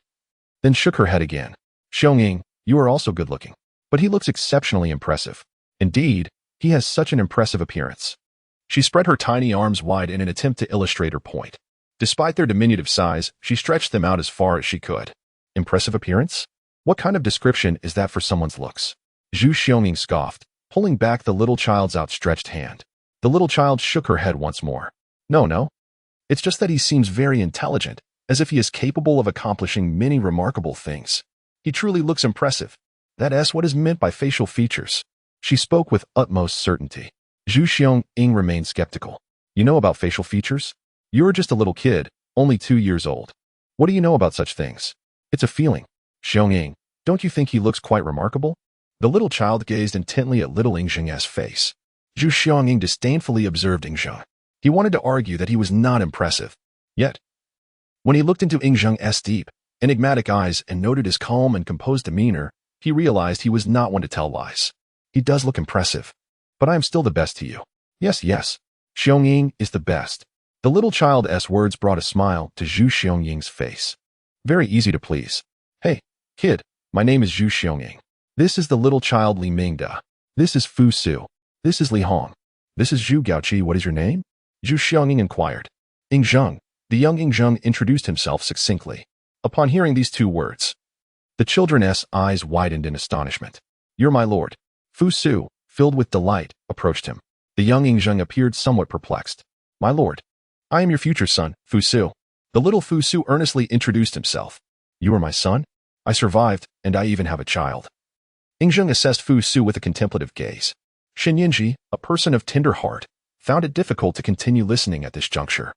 At the tender age of 3, Ying Zheng harbored immense uncertainty about his future, unsure if he would even survive. Yingzheng encouraged the children to entertain themselves for a while, unable to bear the weight of such thoughts. In the morning, Li Qizhao had been tirelessly instructing the children in literacy, and it was time for their minds to take a respite. A balance between work and rest was essential. Li Qizhao continued to organize her collection of inscriptions and paintings in her office. Director, my office feels rather cramped. It seems unable to accommodate everything. She expressed her frustration. She longed to bring her entire collection of inscriptions and paintings into the space. Do not worry, the Song dynasty will not descend into chaos so swiftly. Your collection will be safe at home. Besides, aren't you working diligently to assist our officials and save the nation? That should alleviate your fears of turmoil. Later, I shall arrange for an expansion of your office to house more items. You can move your belongings then, Yingzheng reassured her. He had learned from the system that, following an upgrade, he could expand his house and modify its decor at minimal cost, just a few wild grasses. After all, wild grasses from modern times could fetch a handsome price in a post-apocalyptic world, regardless of how much he expanded his residence. It would still appear as that modest house in reality. However, the system had yet to upgrade. Can you really help me expand? Li Qizhao exclaimed, a mix of astonishment and joy in her voice. Yingzheng nodded affirmatively. That is wonderful. I will move my entire collection here. I'll even gift them to you, provided they don't meet the same fate as those in history, destroyed by war. While Yingzheng and Li Qizhao busied themselves with the inscriptions and paintings, young Ying Zheng had already begun to bond with the other children and accepted his peer, Fusu. My lord, since you've just arrived, may I show you what I've learned in kindergarten? I want to demonstrate the military strategies I've mastered. Fusu eagerly sought to impress the young Ying Zheng. Though he was of the same age, he recognized Ying Zheng as his superior, and Fusu was genuinely eager to earn his lord's approval. Very well. Young Ying Zheng nodded with poise and composure. The phrase in a group of three, there must be a teacher for me, implies that with my presence among three individuals, it is akin to having a formidable force. Fusu spoke with utmost seriousness. Young Ying Zheng gazed at the bamboo slip in his hand inscribed with the words the Analects. Momentarily taken aback, something felt amiss, yet he could not shake the notion that it was quite commendable. Excellent. Fusu, you must strengthen your physique, eat well, and grow robustly to embody a formidable force. Ying Zheng patted Fusu on the shoulder. As a hostage, he received little education in the enemy's realm. Yet he had heard snippets of the Analects. He held a disdain for it. For instance, he greatly disliked the adage, if you have come, then be at ease. He abhorred the notion of passively accepting circumstances, for had he acquiesced, he and the elderly matron at the home of the elder would have been bullied, and those derisive children would have continued to torment him. He refused to be a victim. Instead, he aspired to recruit them as his subordinates. In truth, he found no merit in sentiments akin to if you have come, then be at ease. As for Fusu's interpretation of the Analects, he was uncertain whether it reflected the original meaning, yet it resonated with him as something genuinely useful. His son was indeed promising. Fusu, elated by the commendation of his youthful father, realized that adults, regardless of age, cherished military strategy, leading him to surmise that they genuinely appreciated Confucian military principles. He resolved to delve deeper into the teachings of Confucius. Meanwhile, Yingzheng and Li Qizhao tidied up the inscriptions and paintings, sensing something was amiss. How was it that he could hear the childish voices uttering though distant, "They must be punished"? It seemed that the little ones were once again engrossed in their study of Confucian military strategy. Li, it appears the children may have misconstrued the Analects. Could you enlighten them? I shall assist you with the inscriptions and paintings here. Yingzheng listened to the earnest voices of the children, feeling a mix of amusement and exasperation. Although he had instructed them to inform their parents that the kindergarten did not teach the Analects, they had all readily agreed. Fusu and Zhu Xiong even approached him to share that their parents were particularly fond of their engagement with Confucian military strategy. However, Yingzheng was reluctant to witness the little ones wielding such fervor indiscriminately. Li Qizhao, having secured a painting by Wang Wei, shook her head. I teach literature, not the Analects. Having researched her future husband, whom she would marry in a second union, Li Qizhao discovered he was exceedingly unsavory. Attempting to barter her cherished inscriptions and paintings for official titles, resolute in her decision to divorce, she found herself ensnared in legal troubles, earning a reputation for being heartless and ungrateful. This was not without its ties to Confucian influence. She now harbored a profound disdain for Confucianism and thus wished to distance herself from it. Confucian doctrine, she believed, was a means of subjugating the populace, encouraging them to conform, obey, and adhere to hierarchies. Such teachings were not meant for the offspring of emperors. Emperor Wu of Han abolished the exclusive veneration of Confucianism to elevate the common people's respect while ruling through law himself. If the children of royalty genuinely embraced Confucianism, it would be a detriment. They ought to learn the art of manipulation and control instead. Furthermore, Confucianism was decidedly outside her purview of instruction. Li Qingzhao declined. I do not wish for you to correct them. I want you to teach them something else to divert their attention and prevent them from freely exploring military strategy. As Shen Yinji conversed with Li Qingzhao, he once again heard little Zizi's innocent voice exclaiming, though distant, "They must be punished." The other children echoed her chant, "Though distant, they must be punished." He couldn't help but chuckle. The children's misguided fervor seemed to have originated with little Zizi, being the youngest and the sole girl. Her uniqueness naturally drew the attention of the others. It was all too easy for her to lead them astray. This little imp, daughter of Li Shimin, who expanded territories and vanquished foes in the northern wilderness, had incorporated the vast region of Wangjiaxu into the Tang dynasty's domain, rendering the Great Wall obsolete. After struggling with the large seal script, her random utterance of "though distant, they must be punished" was hardly surprising, likely a reflection of her father's influence. However, for such tiny tots, displaying such fierce aggression was indeed concerning. "Very well," Li Qingzhao nodded. "I shall entrust these inscriptions and paintings to the curator." "Very well." Shen Yinji nodded in agreement. "Children," Li Qingzhao approached the 6 youngsters. The little boy was the first to rush towards her. API call failed with status code 429. Error. Code 429. Message. Resource has been exhausted, e.g. check quota. Status. Resource exhausted. Good. 6 children responded in unison. Li Qingzhao guided the children to gather around a large table designed for their age. She then retrieved a brush and paper, hanging her own calligraphy on the wall for the children to emulate. Young Ying Zheng, having just arrived, gazed earnestly at Li Qingzhao's displayed work. "This script is splendid. Once I ascend to the throne, I shall promote such characters in the Qin state. When I unify the 6 kingdoms, I will also advocate for this script in Great Qin." Shen Yinji sought a ruler and, passing by the classroom where the children were studying, overheard Ying Zheng's words and thought, how reminiscent of Ying Zheng this is. Historically, when Ying Zheng unified the 6 kingdoms, he resolved to standardize the script, choosing the more angular small seal script over the large seal script. When the young Emperor Shi arrived, he appeared disheveled from his recent escape. Yet he had tidied himself remarkably well. Though his garments were of inferior quality, he managed to arrange them neatly, and his hair was combed through his own efforts. He is a person of great orderliness, seemingly fond of neatness. Li Qingzhao's traditional characters, compared to the small seal script, are indeed more structured, easier to write, and more practical. It is only natural that young Ying Zheng would prefer such script. Shen Yinji refrained from interrupting Li Qingzhao and the children. He had come to fetch a flexible ruler, intending to measure the dimensions of the gold and stone calligraphy pieces brought by Li Qingzhao, with plans to purchase protective covers against dust and oxidation. These artifacts are invaluable treasures and must be well preserved. Under Li Qingzhao's guidance, the children began to practice writing diligently. Fusu and young Ying Zheng had learned large seal script since childhood, and as they practiced, they also focused intently on recognizing characters, causing their pace to be somewhat slower. The other children wrote more swiftly. To everyone's surprise, the fastest among them was the youngest, little Zizi. Not only did she write quickly, but her calligraphy was also remarkably fine.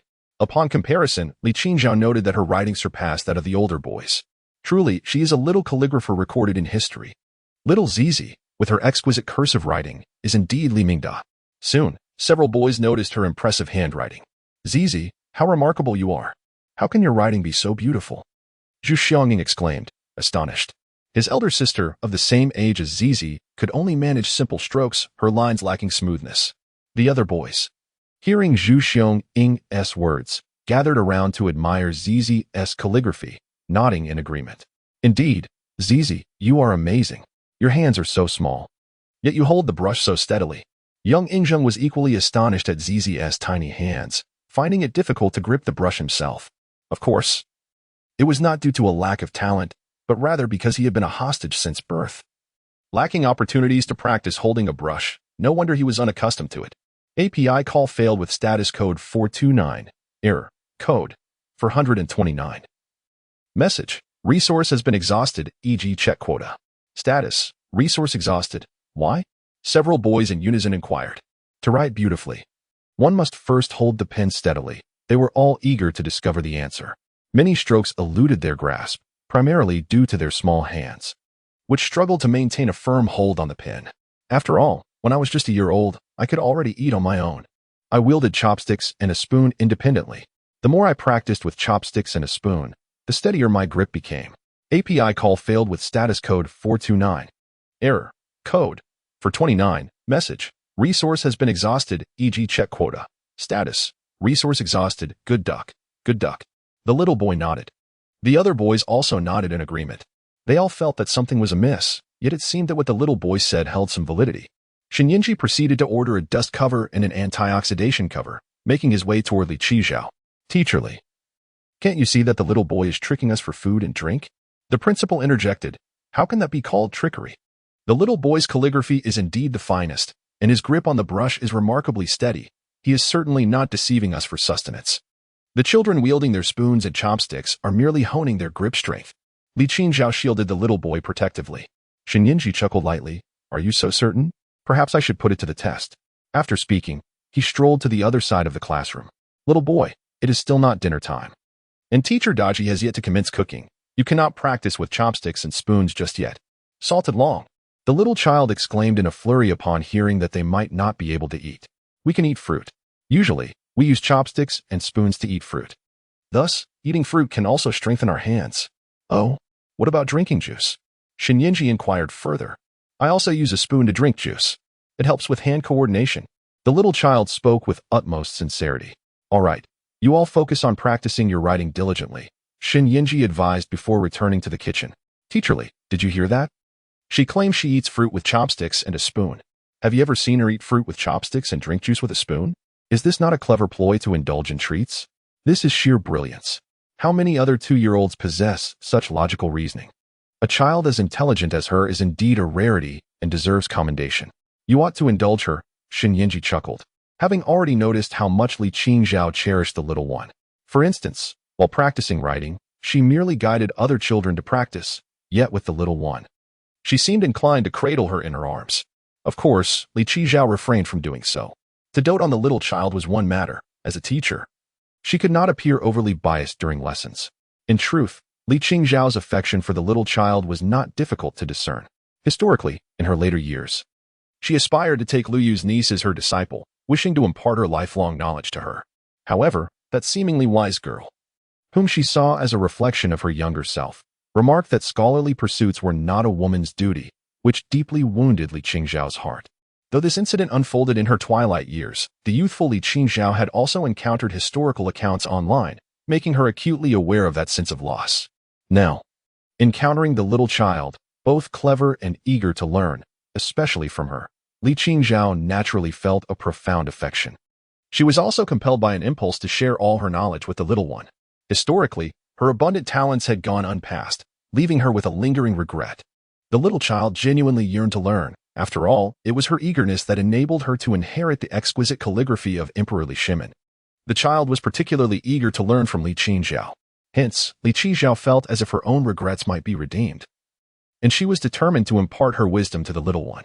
Her affection for the child was evident. The little one's curiosity, in her eyes, was an endearing trait. The little one's curiosity was charming, and it did not detract from her being a good child. Daji had prepared the fruit, and Li Qizhao took up the chopsticks and spoon to bring it to the children alongside Daji.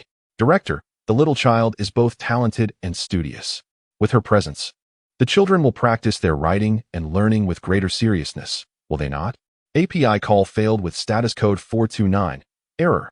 Code 429. Message. Resource has been exhausted, e.g. check quota. Status. Resource exhausted. API call failed with status code 429. Error. Code 429. Message. Resource has been exhausted, e.g. check quota. Status. Resource exhausted. The fruits have arrived. Exclaimed the little one, dancing with joy. We shall practice our dexterity with chopsticks as we savor the fruits. Very well. The boys nodded. Yingzheng, along with Li Qizhao and Daji, took the children to enjoy some afternoon tea with fruits when his phone suddenly chimed. It was a message from the delivery personnel of a clothing store. That day, he had accompanied Daji to the mall to purchase several pieces of children's apparel, leaving them at the store for dry cleaning after checkout. Later, he realized that with more children arriving, merely purchasing a few items would not suffice, prompting him to procure additional garments. He also decided to buy some outfits for the teachers. It would be somewhat inconvenient for the children and teachers to attend classes dressed in ancient attire. Coincidentally, the owner of the children's clothing store also ran other clothing establishments, so Yingzheng opted to procure all his garments from the owner's other shops: jackets, thermal underwear, shoes, and socks, among others. As customary, the store provided complimentary dry cleaning services.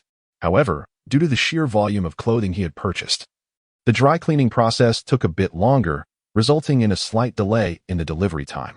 Upon the clothes' arrival at the village entrance, Yingzheng drove his Wuling Hongguang to collect them. By the time he returned, the children had already finished their afternoon fruit. With an abundance of clothing to be sorted and organized, Yingzheng found himself overwhelmed. Daji had gone to prepare lunch, so he summoned Li Qingzhao for assistance. He had cleared out a room on the first floor to store the garments. Once Li Qingzhao had settled the children, she came to lend a hand. What is this garment called? Thermal underwear? It's so thin yet possesses such remarkable warmth? Is this a wool sweater? What kind of craftsmanship allows it to be so soft and non-irritating? The woolen garments we weave in the Song dynasty are often quite prickly and, although warm, I hesitate to wear them. This little outfit even has a hood. I can hardly imagine how adorable it would be on a small child. This type of clothing is designed to be pulled over the head, making it far more convenient to wear. As Li Qingzhao helped Yingzheng organize the clothes, her curiosity was piqued by every piece she encountered, being a figure from over 9 centuries ago. You may take some back for yourself. Besides purchasing children's clothing, I acquired several adult garments specifically for the staff. Choose a few that suit you. The outerwear may appear eccentric in our Song dynasty, but you can wear the thermal garments underneath. For instance, these thermal tops and bottoms will ensure you remain warm wherever you go. Then I shall take some suitable attire for our officials back with me. His health is frail, especially during winter, leading to persistent coughing. If he had these thermal garments, his condition would improve. Many ailments stem from being cold. I have a few friends who, originally in Bianjing, suffered health issues, but after moving to Luzhou, they felt much better due to the warmer climate. Very well, you may spend your salary as you wish. You could also purchase some cotton seeds to take back. Much of this thermal clothing is made from cotton. The cotton you have in your era differs from our ornamental cotton. The cotton available in our market yields a significantly higher amount of cotton fluff. With an abundance of cotton fluff, you could produce your own thermal clothing and even make cotton-padded garments. Very well, Li Qingzhao nodded with great delight. As they chatted, the clothes were nearly tidied up. Daji hurriedly approached, her face etched with concern. Director, Teacher Li, the children seemed to be quite frightened. Frightened?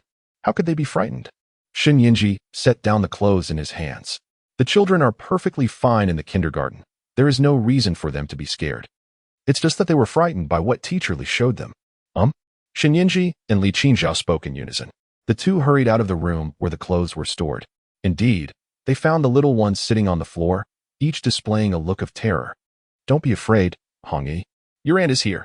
The 2-year-old Sizi comforted the 3-year-old Li Hong with an earnestness that belied her youth. Her tiny arms struggled to embrace Li Hong's head, and despite her own trembling with fear, she busily sought to protect her older nephew. It was amusing how she, though younger, seemed to adopt the role of an elder. Well, it seems she truly is an elder. Is this the effect of bloodline? Adults, I am very brave, exclaimed the 3-year-old Fusu to the equally aged Ying Zheng. Despite his bold words, his eyes mirrored the concern shared by Sizi. Ying Zheng nodded, but fear was evident in his gaze. The brothers, Zhu Xionying and Zhu Gaoqi, also bore expressions of trepidation. A group of children trembled in unison. Yingzheng promptly approached, lifting the most frightened Sizi into his arms. Clutching his neck, she continued to reassure her nephew. Hongyi, don't be afraid. Yin Chang is here. Yin Chang will protect you alongside your aunt. I turned off the television when I saw the children were scared. Daji pointed at the darkened screen. Yingzheng turned to Li Qingzhao. What exactly did you show the children? This legendary talent, renowned for her strong personality, was not only gifted but also known for her vices. Her reputation as the most audacious woman of the Song dynasty preceded her. It was imperative that she not expose the children to something she found amusing but that they could not comprehend. I merely showed them some useful future content. Since we are in the future, it would be a waste of opportunity to teach them only what could be learned in ancient times. I am uncertain which elements frightened them. I found everything to be quite normal. Yingzheng retorted, you deem something normal, but is it truly so? You also consider all-night drinking and gambling to be normal. He then turned to the children. What did you watch? Having heard Li Qingzhao's response, he surmised she had shown them various things, perhaps not realizing which were frightening. Yet, he could deduce that it must have been terrifying. That other children were frightened was one thing, but the fact that even Ying Zheng was scared was quite abnormal. The other children were raised in comfort, unacquainted with truly frightening experiences. But Ying Zheng was different. Yingzheng knew that the boy had come to school just a day after fleeing the Zhao Palace with Zhaoji. If he could face such a significant upheaval without fear, yet now appeared frightened, Li Qingzhao must have presented something exceptionally alarming. It was snakes, Sizi weakly confessed. You showed them snakes? Yingzheng looked at Li Qingzhao, impressed by her audacity. That was indeed a frightful sight. Not just for children. Even timid girls might tremble at the sight. Not everyone is as bold as you, Sister Zhao. Li Qingzhao widened her eyes slightly. I showed them the legend of the new white snake. I admire the kindness of Bai Suzhen and Su Xian, who use their medical skills to help the people. The children are all from royal families. I wanted them to see how to benefit the populace and what it means to be a truly virtuous person. The segment I showed was about Bai Suzhen and Su Xian treating the common folk. What is frightening about that? Li Qingzhao could not comprehend why the children were terrified. She had been enraged for days over Zhao Mingxing's abandonment of the common people in his role as a public servant. She had resolved that her students could never be like him. How could she have imagined that this segment would frighten them? Zizi, children, do not be afraid. Bai Suzhen is a snake, but she is very kind. She would never harm anyone, Yingzheng soothed, stroking Xiao Zizi's head. Yet, Xiao Zizi shook her head, and the other children followed suit. No, Yin Chong, Su Xian is a girl. Bai Suzhen married her. Bai Suzhen is so kind, and Su Xian is kind too. Bai Suzhen doesn't even know that Su Xian is a girl. What if she finds out? Will they separate? Xiao Zizi was terrified. The other children nodded in agreement. Yes. What will we do? Su Xian is good, and Bai Suzhen is good. They are both so kind. We don't want to see them separated. What if Su Xian's identity is revealed? Zhu Xiaoning added. Yingzheng, Li Qizhao, and Daji exclaimed, aha. Yingzheng nearly burst into laughter. So it was this that frightened the children. The Su Xian portrayed in Zhao Yaji's version of the legend of the new white snake was played by a female actress, Yi Tong, which indeed made it a source of confusion for the children. He thought to himself, how could the typically composed and unafraid Ying Zheng suddenly be frightened? It turned out he was not fearful, but rather had misunderstood the situation, showcasing his strong capacity for empathy. Ha ha. Yingzheng could no longer contain himself and burst into hearty laughter. Children, have you ever heard of theater? This is called cross-dressing. Su Xian is not a girl. Just like an opera. As he endeavored to explain the concept of cross-dressing, the children's expressions of terror gradually eased. Oh, it was cross-dressing. We were worried for so long. Xiao Zizi patted her chest in relief. Thank goodness it was cross-dressing. Thank goodness. The children began to admire Bai Suzhen and Su Xian instead of fearing them. These little ones were truly charming. Yingzheng couldn't help but pinch Xiao Zizi's chubby cheeks and ruffle the hair of the other children. How could they be so adorable? Teacher Li, in the future, you must not let the children watch videos alone. You must accompany them to prevent any further misunderstandings. Now come. Let us get you into new clothes. Yingzheng carried Xiao Zizi into the room where the clothes were kept, calling the other children to join. He dressed them in thermal underwear. The weather was cold, and it was winter when the children arrived. Modern thermal clothing provided excellent insulation, a luxury not available in ancient times. Xiao Zizi and Li Hong both suffered from congenital respiratory issues, which necessitated proper care, starting with warmth. Any slight chill could significantly impact them. Upon entering the changing room and seeing the thermal underwear Yingzheng and Li Qingzhao had brought, the children were filled with wonder. This is so elastic. You just pull it over your head? Such amazing clothing, Li Hong exclaimed. At 3 years old, his vocabulary was limited, and he struggled to articulate his admiration for the thermal wear, simply stating how impressive it was, inadvertently influencing the other children. Such amazing clothing, they chorused in unison. Was this a trait common among children from the Li family? Come, everyone, put on this thermal underwear. When you return to your era, you shall no longer fear the cold. Good. The children eagerly grasped the elastic thermal underwear, impatient to don them. In this room, approximately 30 square meters in size, there stood a screen. Yingzheng instructed Li Qizhao to take the little one behind the screen to change clothes. Boys and girls were to change separately. The little one, only 2 years old, struggled to comprehend her usual attire, let alone the unfamiliar modern clothing. She required Li Qingzhao's assistance. On the boys' side, only Yingzheng was present to teach. The older boys found it easier to learn to dress, and with just a little guidance from Yingzheng, they managed well. However, when it came to Zhu Gaoqi, he encountered a dilemma. There simply were no garments suitable for Zhu Gaoqi's size. This 3-year-old chubby boy was rather portly. The thermal underwear Yingzheng had purchased were sized for children between 2 and 6 years old. The system indicated that most children attending school fell within the 2 to 5 age range.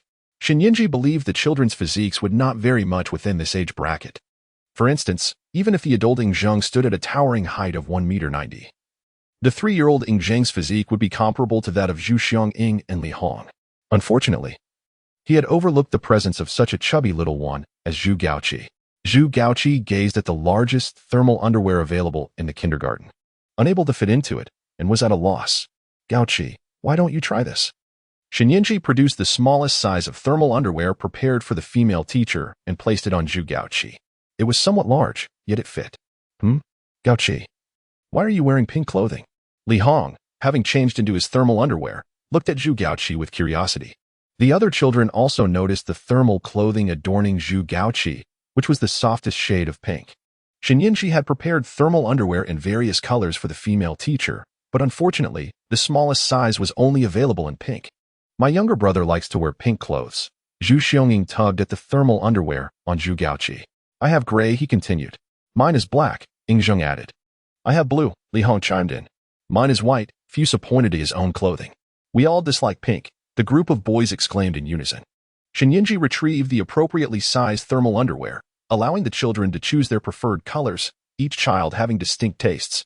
When Zhu Xiangying and the others selected their outfits, none opted for pink. Zhu Gaoqi's face flushed. At that moment, Li Qingzhao had also helped the little one change, leading her out by the hand.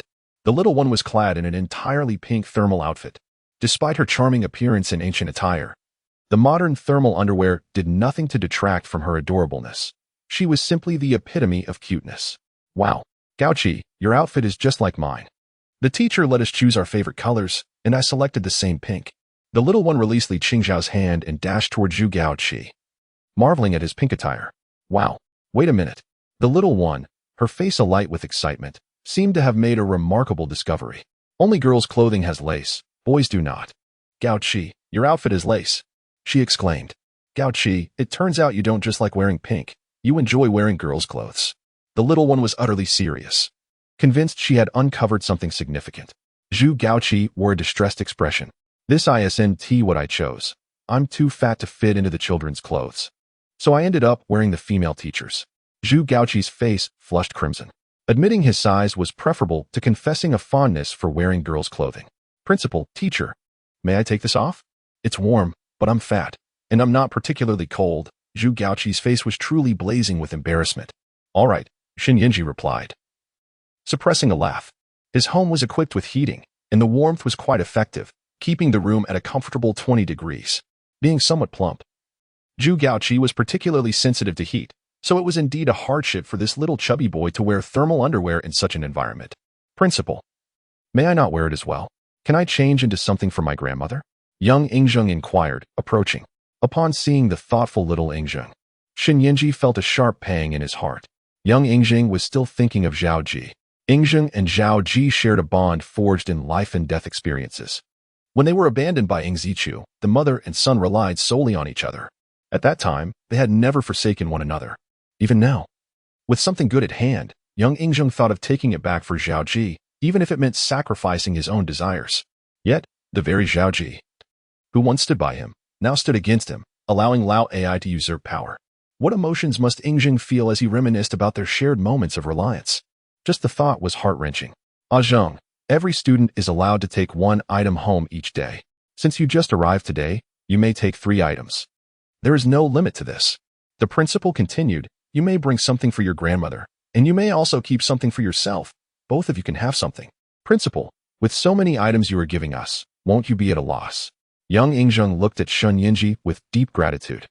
Yet this question lingered in his mind. The other children, hearing Ying Zheng's words, cast worried glances at Yingzheng.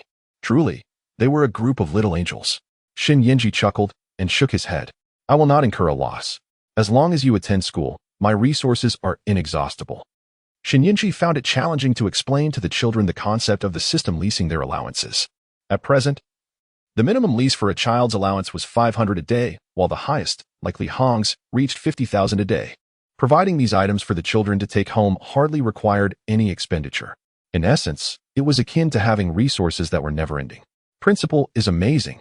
The children gazed at Yingzheng with sparkling eyes. They believed every word he spoke. Knowing that Shun Yinji's resources were inexhaustible, the children naturally regarded him with great admiration.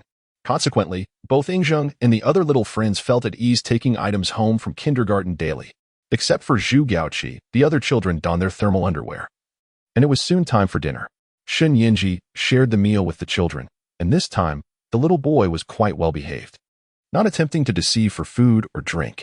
After dinner, all the children, except Ying Zheng, took various quantities of thermal underwear back to their respective dynasties. Young Ying Zheng was allowed to take 3 items home today.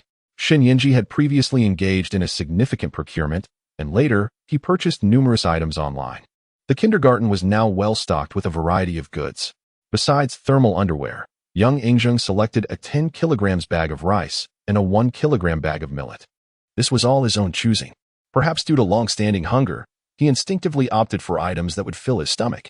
Shun Yinji was aware that during Ying Zheng's time as a hostage, he must have struggled with hunger and inadequate clothing. And the life he shared with Zhao Ji upon their return to her family was likely similar. Shun Yinji wished to provide young Ying Zheng with more food, but his previous procurement was limited, preventing him from selecting too much. It seemed he would need to find a supermarket that could deliver to his home to stockpile more supplies. In Zhao State, in Handan, at Zhao Ji's family home, nearly all the family members had gathered at the white-haired elder's residence. Zhao Ji knelt in the hall, tears streaming down her face. "Grandfather, I beg you, please think of a way to find Zheng.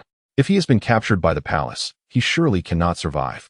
Do you have any means to locate him? Can you find a way to inquire? I am truly terrified." Humph.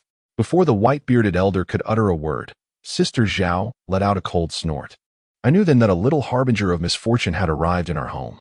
After just one day of respite, someone had vanished. If the palace were to find out, it would spell disaster for us all. We are all entangled in this little scourge's misfortune. Sister, with Zheng now missing, our immediate priority must be to locate him. Could you refrain from making sardonic remarks at this juncture? Sister Zhao expressed her displeasure. Sister Zhao let out another icy huff. Am I truly being sardonic? Is what I say not the truth? Ever since these 2 miscreants returned, have we enjoyed a moment of peace? We are all on edge. That little wretch from Qin has just returned, and now he has vanished again. And yet, the elder insists on gathering us all to discuss strategies. Isn't this a waste of time? Why do you defend that little wretch from Qin? What benefits could he possibly bestow upon you? Elder, that little fiend from Qin has only brought calamity upon our household. In my opinion, his disappearance is a blessing. Let us not search for him. We might as well consider him dead. It would spare us the anxiety of his unpredictable presence. Dear sister-in-law. Upon hearing her sister-in-law proclaim the tragic news of her son's demise, Zhao Ji, already in a state of turmoil, became utterly disoriented. Old man, please save Zheng. I beg of you. Find a way to rescue him, would you? Zhao Ji understood that the immediate priority was to locate Ying Zheng, so she momentarily disregarded her sister-in-law's words. However, the old man had already dispatched someone to search for him, and without any news. He found himself at an impasse regarding his subsequent plans. Zhao Ji's sister-in-law was relentless, unwilling to let either Ying Zheng or Zhao Ji off the hook. That little wretch from Qin must have either run away or been captured by the palace guards. Should it be the former, then it is his own folly that brings us trouble. If it is the latter, he will surely bring us misfortune. What a calamity! Perhaps we should simply send that girl away as well. Otherwise, who knows when she might cause disaster like that little miscreant. Dear sister-in-law, Zheng is missing, and Ame is in such distress. Can you refrain from making sarcastic remarks? Zheng is a good child. Could you please refrain from using such derogatory terms to describe him? He is Ame's son, not a little wretch. He is the offspring of Lord Chu of Qin. How can he not be a little wretch? A good child? A good child can simply vanish without a word? Would you accept such a good child? Yes. If Zheng is found, he can live with Ame and us. So please stop with the sarcasm.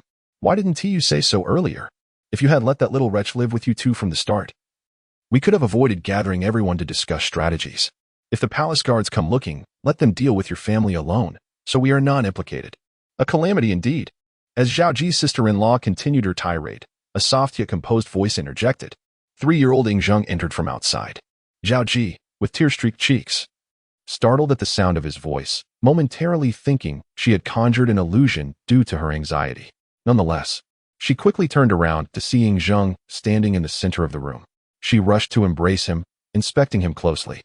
His once filthy clothes had been washed and dried by Daji, and his face and body were now spotless. He no longer resembled the disheveled child who had escaped the Zhao palace.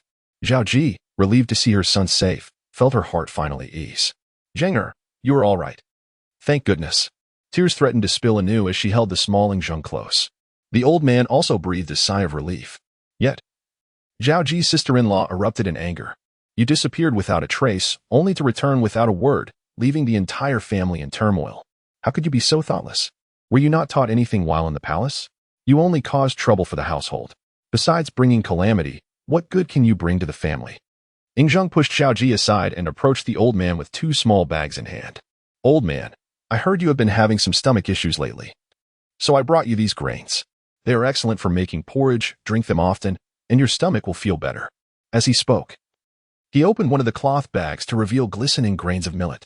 The old man, Zhao Ji, and the entire Zhao family were left in awe at the sight of the pristine grains. These are indeed grains, so round and clean, exclaimed Zhao Ji's second brother. Even the well-traveled old man was taken aback, wide-eyed. He gingerly pinched a few grains between his fingers, astonished at their quality. There are also some rice here. Meant for you, old man. Ying Zheng opened his second bag, intending to present it to the old man. He understood that he and his mother were under the old man's protection, which provided them with a place to stay. Although his uncle and aunt treated them well, the true authority in the household was the old man. To ensure a better life for himself and the old man before their return to Qin, he needed to win the old man's favor. Upon seeing the immaculate rice in the second cloth bag, the family realized their earlier astonishment had been premature. Such plump, shiny, and clean rice, could it possibly be real? Zheng, where did you find these? The old man inquired, having never encountered such items before. Old man, the gentleman no longer wants Ame and me. He left us here. We are but a mother and child, isolated and defenseless. Our escape from pursuit was only possible due to the assistance of a benefactor who favored me for resembling his deceased grandson. This is what he gave me, and I brought it for you. He took me away this afternoon and gave me many things. I only brought a portion. I have much more, and I wish to honor you with it. Young Ying Zheng spun a tale about the origins of the grains. It sounded plausible, especially considering their circumstances. A 3-year-old and a frail mother escaping from the palace guards was indeed an implausible scenario. Yet, his story rendered everything believable. Zhao Ji's eyes widened slightly upon hearing Ying Zheng's words.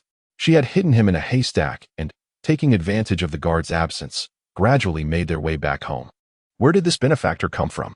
However, she sensed that Ying Zheng was trying to conceal something and chose to remain silent. Do you have more? The white-bearded elder, astonished, was filled with a touch of joy. Ying Zheng nodded. Please follow me, grandfather. Very well, the elder replied, rising to his feet. Though he appeared aged due to his white hair and beard, he was not particularly old, exuding a spirited vitality as he followed Ying Zheng. Shortly thereafter, they arrived at the humble shed where Zhao Ji and Ying Zheng had previously hidden. Young Ying Zheng led the elder inside, with a few core family members trailing behind. Due to the cramped quarters of the shed, only a select few could enter, alongside Zhao Ji's skeptical elder brother and sister-in-law. When everyone beheld the large vat of water inside, containing a substantial sack of rice and another of millet, they were once again taken aback. Zheng, you truly brought back so much, Zhao Ji exclaimed, covering her mouth in disbelief. Young Ying Zheng nodded and turned to the elder. Grandfather, all of this is a token of respect from Zheng. This afternoon, I was unexpectedly taken away by a wise man, which must have caused you great worry. Have I caused trouble? The wise man took me without allowing me to say anything. If I have indeed caused any trouble, I ask for your punishment. How could that be? With such filial piety, how could I ever punish you? The elder lifted young Ying Zheng into his arms. Will you not resent me and my grandmother for possibly bringing you trouble? Ying Zheng inquired. He had learned from Li Qingzhao and Shun Yinji in kindergarten that the elder would protect him and his grandmother until the Qin state sent someone to ensure their safety. Nonetheless, he decided to ask. The elder shook his head. If I were to resent or fear you, I would not have allowed you to stay. Thank you, grandfather. I knew you were not a heartless person. Regardless of the elder's true sentiments, young Ying Zheng felt compelled to express his gratitude. The wise man assured me he would secretly protect me and my grandmother, as well as your family. So there is no need for you to worry about us causing any trouble. In truth, there was no wise man. He had merely traveled to the future. Realizing that when he and his grandmother were hiding at her mother's home, the Zhao royal palace could not find them. However, one could argue that Director Shin was indeed that wise man. Indeed, Director Shin is the wise man. He occasionally provides me with such grains. which I will present to you, grandfather, as a token of respect. Please accept them with a smile. But how can you give me everything the wise man has bestowed upon you? The elder demurred. I cannot consume so much. The wise man permits me to share these with whomever I choose. He does not concern himself with how I use them. I simply wish to give them to you. Grandfather, in gratitude for your kindness in sheltering us. Very well, good child, the elder acquiesced, unable to refuse such glistening grains. He surveyed the dilapidated shed. Zheng, you cannot reside in such a decrepit place. Come live with me. Grandfather, I am still young and mischievous. I do not wish to be a burden. My grandmother and I can live with my second uncle and aunt instead. You are willing to take in my grandmother and me, are you not? Of course, of course. Zhao Ji's aunt responded, eagerly embracing young Ying Zheng. Before Ying Zheng's return, they had already expressed their willingness to welcome him and his mother into their home. Thank you. Second aunt, from now on, Zheng and her son will live together with you, and I trust you will protect them. As for the rice and millet that Zheng has given me, I shall not take it all. I will leave half for you. The old man made his decision then. Zhao Ji's elder brother and sister-in-law gazed at the gleaming rice and the golden millet, their eyes nearly bulging with astonishment. Had they known that treating this little troublemaker well would yield such splendid gifts, they would have refrained from scolding him earlier. Alas, their regrets came too late. You too. Especially you, the old man directed his gaze towards Zhao Ji's brother and sister-in-law, finally resting on the latter. In the future, refrain from speaking ill of Zheng and her son. They have already suffered greatly since being abandoned by young Master Chu. How can you, as family, add to their burden? Zheng and her child have not caused any trouble for the family. Should I discover anyone bullying them, I will not take it lightly. As the head of the family, the old man held considerable authority. With such a statement, Zhao Ji's brother and sister-in-law found themselves rendered speechless, their remorse palpable. Conversely, Zhao Ji's second brother and sister-in-law, having shielded Ying Zheng and his mother, finally felt a moment of triumph. Zheng is truly exceptional. How could he ever cause trouble? Those who treat him well shall be rewarded. Elder brother and sister-in-law, you must not speak ill of Zheng again. With Zheng living with us, we too can enjoy such fine rice and millet, all thanks to him. Zhao Ji's second sister-in-law's words infuriated Zhao Ji's sister-in-law, yet, with the head of the family present, she held her tongue. When Ying Zheng returned and clarified matters, the old man instructed everyone to disperse, leaving half of the rice and millet for Ying Zheng. Even if Ying Zheng insisted on giving everything to him, the old man would still reserve some, as a gesture to leave a good impression on the one who assisted Ying Zheng. The benefactor treated Ying Zheng so kindly. Surely they would not wish to see others mistreat him. Thus the old man felt inclined to treat Ying Zheng even better. Once the majority had departed, Zhao Ji once again lifted Ying Zheng into her arms. Zheng, where have you been? Who is this benefactor? Please, tell me, grandmother. Some things cannot be explained in just a few words, little Ying Zheng replied, glancing at his second uncle and aunt. From now on, I will live with grandmother and you. Please help me move this jar to my new home. With that, Ying Zheng dragged out several large bags from behind a pile of firewood, which he had covered with straw when the old man and others arrived. These large bags, made of snake skin, were something Zhao Ji and her second brother and sister-in-law had never seen before, leaving them utterly astonished. What is this? Please help me carry these back first. Little Ying Zheng sighed, gazing at his tiny hands. He had heard that he would grow taller than Xin Yuan when he grew up, but at this moment, he felt so small and weak. Zhao Ji and her second brother and sister-in-law, too curious to ask many questions, complied and helped him carry the items back.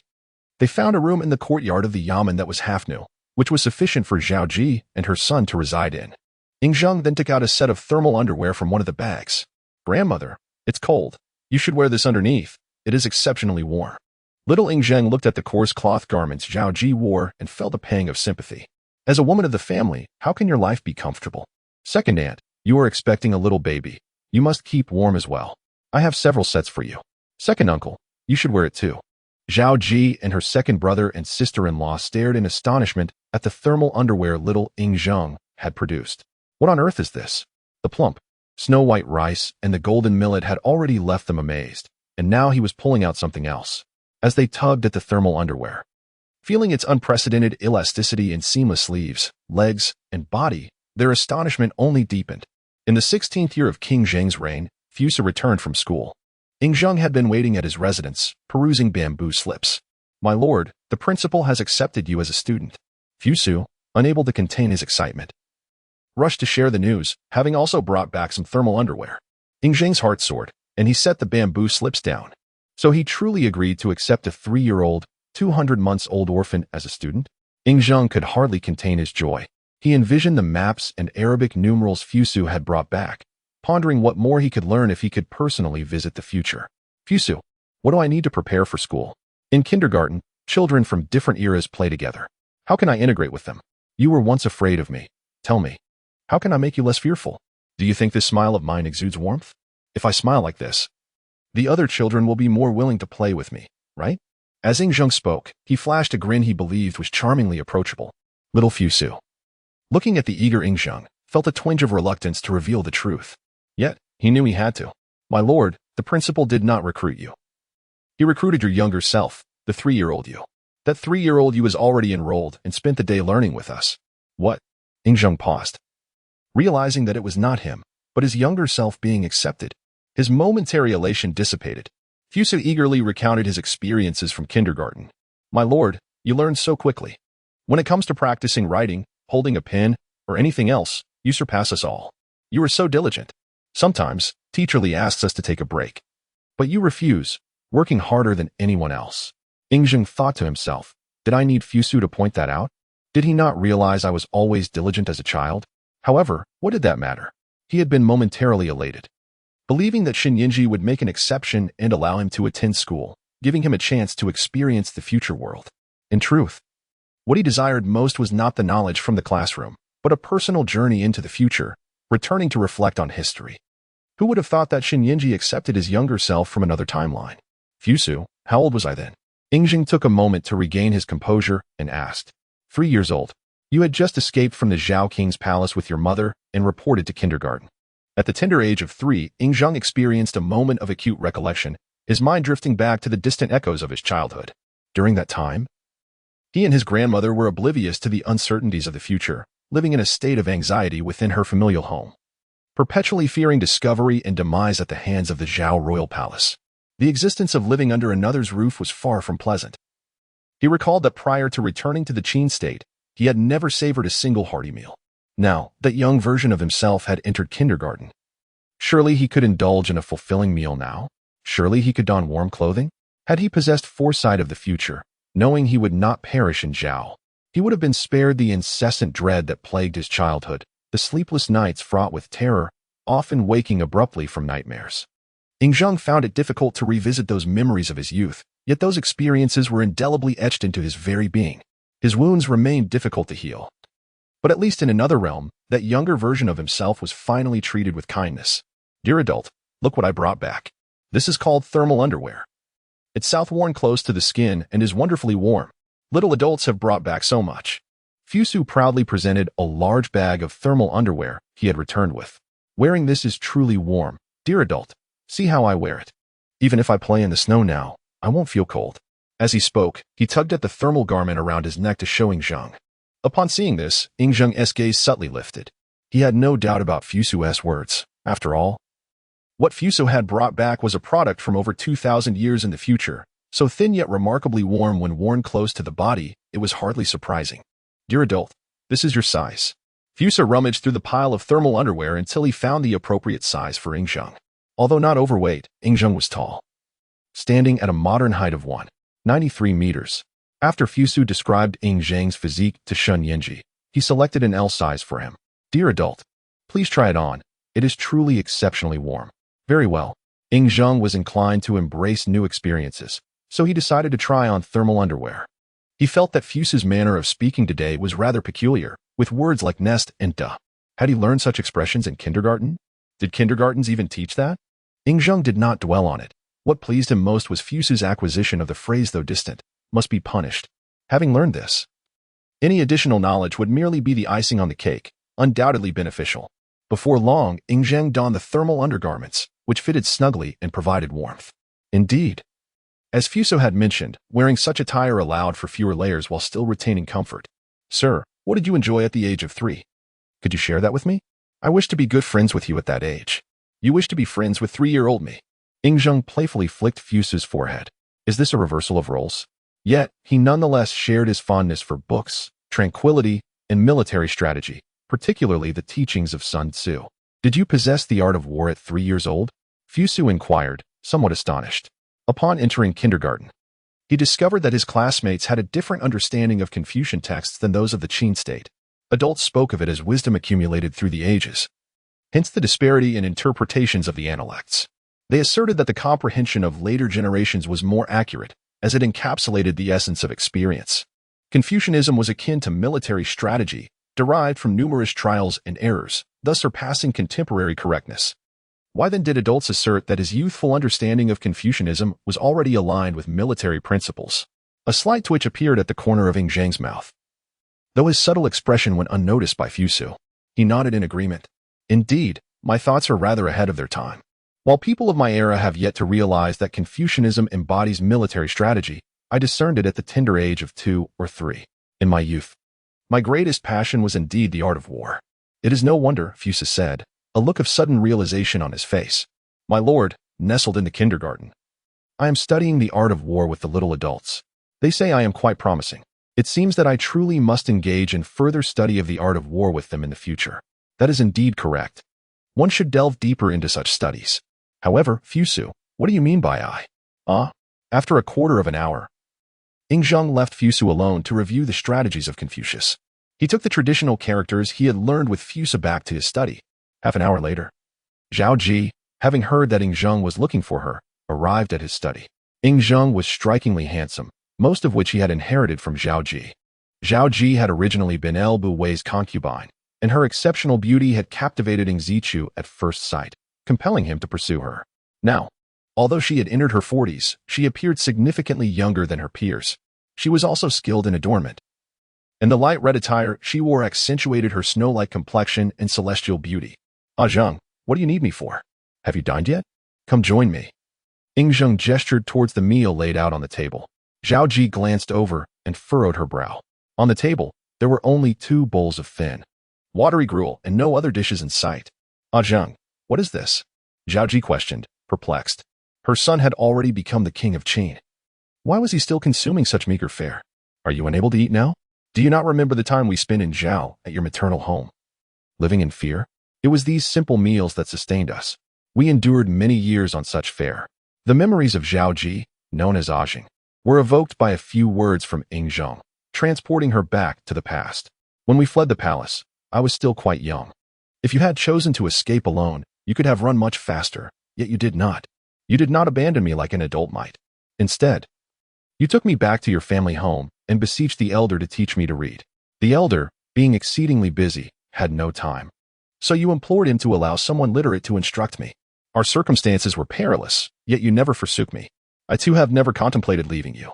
I believed we would lean on each other, enduring both hardship and prosperity together. Yet, ultimately, it was merely my belief. Ying Zheng did not articulate this directly. But at this juncture, Zhao Ji understood his implications. Now, she had Lao Ai and 2 sons with him. Her time was consumed by Lao Ai and their children. And often it seemed she had forgotten him. Do you remember when I grew this tall? Ying Zheng suddenly rose to his feet. His stature towered over Zhao Ji by a considerable margin. I was the one you brought from the Zhao Palace at that time. I was not even as tall as your waist. When you held me hidden in the haystack, the swords of our pursuers nearly uncovered us. You were so frightened that you became rigid, yet you steadfastly shielded me with your body.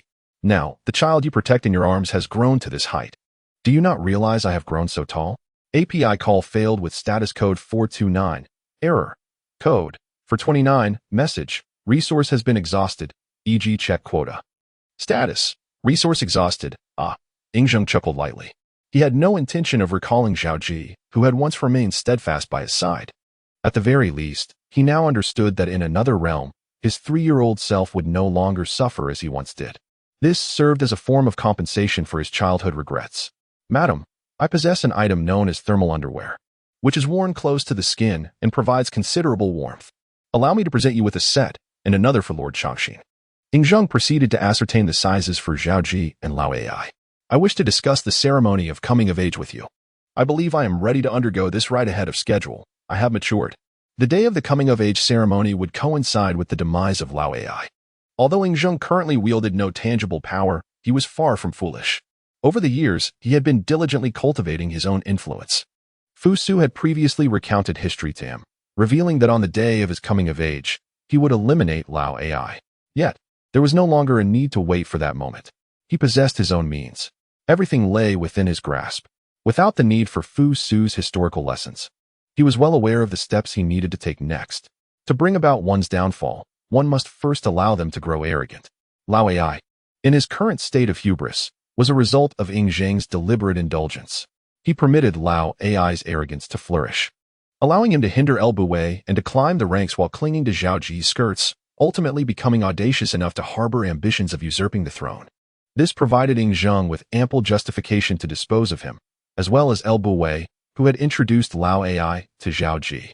For years, Lao Ai had proclaimed himself the stepfather of the Qin king, yet the king never exhibited anger. Was it weakness and incompetence that allowed Lao Ai to act with impunity? No, it was a calculated decision to allow Lao Ai's ambitions to swell further.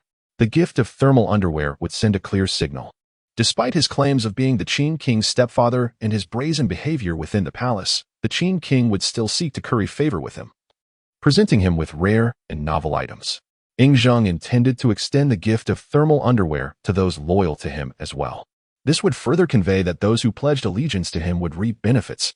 The time to eliminate Lao Ai and El Buwei had arrived. He was prepared to take charge and begin his campaign against the 6 states. Ying Zheng had meticulously calculated that with the presence of thermal underwear and the various items Fusu had been bringing back, the time was ripe. Lao Ai's arrogance had reached its peak. Action was indeed warranted. Ying Zheng was a person of great composure, capable of accomplishing significant feats. He was not impulsive by nature. Every step he took over the years had been part of a calculated plan. Thus, his decision to advance the coming-of-age ceremony was not born of impetuosity, but rather a response to the unpredictable variables introduced by Fusu's journey to the future, which had altered many circumstances. The moment had truly arrived. In the 14th year of Hanwu, Su Miaoyan cradled the newly walking Zhu Gaoxiu and, alongside Zhu Di, examined the thermal underwear brought back by Zhu Gaoqi. Mother, your health is fragile. This garment, worn close to the body, provides remarkable warmth. The headmaster has assured me that it guarantees warmth for the back, which is beneficial for your health. The headmaster is a physician. He understands such matters. Father, this is your size. Although you are in good health, wearing this will allow you to don fewer layers in winter, making it more convenient for your martial practice. Moreover, it has moisture-wicking properties. This is for my younger brother. He is still small, so it should fit loosely, but the sleeves and pant legs can be rolled up. How incredible! It possesses elastic fabric. Is this truly cloth? Su Miaoyan marveled at the thermal underwear. Zhu Di, too, was astounded by the modern creation. Warmth, the barely articulate Zhu Gaoxiu tugged at the thermal underwear, babbling in delight. He was unaware of what it was, but as a toddler of just over a year, he was at an age of boundless curiosity. Xin Yinji had arranged for the garments to be washed, so they could be worn immediately. Zhu Di and Su Miaoyan were equally fascinated by the items from the future. The couple temporarily entrusted the care of the little Zhu Gaoxiu to the 3-year-old Zhu Gaoqi while they retreated behind a screen to change into the thermal underwear. Upon wearing it, the snug and soft sensation left the couple in awe. Indeed, it is worthy of its origins from 600 years hence. The pair emerged dressed in their outer garments, and just as Zhu Gaoqi had stated, they found it remarkably warm. Donning their original outerwear made them feel almost too warm. They also dressed little Zhu Gaoxiu in the thermal underwear. By the way, eldest, why are you not wearing thermal underwear yourself? Su Miaoyan inquired after dressing Zhu Gaoxiu. Noticing Zhu Gaoqi was not clad in the garment, Zhu Gaoqi's face flushed. I do not wish to wear it. Let it be for you. How can you not wish to wear it? Do you not often complain about the cumbersome layers of winter clothing that hinder your movements? This thermal underwear is so warm that one piece is equivalent to several layers. How could you not appreciate it? Su Miaoyan remarked, feeling the multiple layers of clothing Zhu Gaoqi wore, which indeed impeded his movement. Thus, she remained skeptical of his claims. Eldest, where is your thermal underwear? I am fine. I do not wish to wear it. It is all for you. Zhu Gaoqi's left hand slipped into the sleeve of his right arm, and his right hand into the sleeve of the left, lowering his head before raising his gaze to Su Miaoyan and Zhu Di. Su Miaoyan tossed Zhu Gaoxiu into Zhu Di's arms and seated herself beside Zhu Gaoqi. Listening to his words, she sensed something amiss. Wait a moment. Eldest, did you not say that you could have as much thermal underwear as you desired, provided by Headmaster Shin? Your words imply that by giving it to us, you cannot wear it yourself. Why is it that you do not don it? Let me take a look, Zhu Di said, cradling Zhu Gaoxiu in one arm while tenderly caressing his face with the other. Isn't it rather chilly? Why are you not dressed appropriately? I simply detest wearing such things. Zhu Gaoqi retorted, maintaining his habitual pose of hiding his hands within the sleeves of his robe, his gaze cast downward yet peering up with furtive glances. Something feels amiss. Elder brother, what is truly troubling you?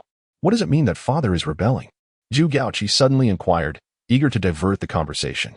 He could not allow his parents and younger brother to discover that he could only fit into thermal underwear adorned with lace trim, along with patterns of small flowers and bunnies, garments exclusively worn by female teachers. He would not concede to such a truth. Instead, he decided to share snippets of conversations he had eavesdropped on between the teachers and the principal. Teacher Li had a particular fondness for discussing history. It was nearly impossible not to overhear during their playful banter. What rebellion? Zhu Di and Su Miaoyan were momentarily taken aback.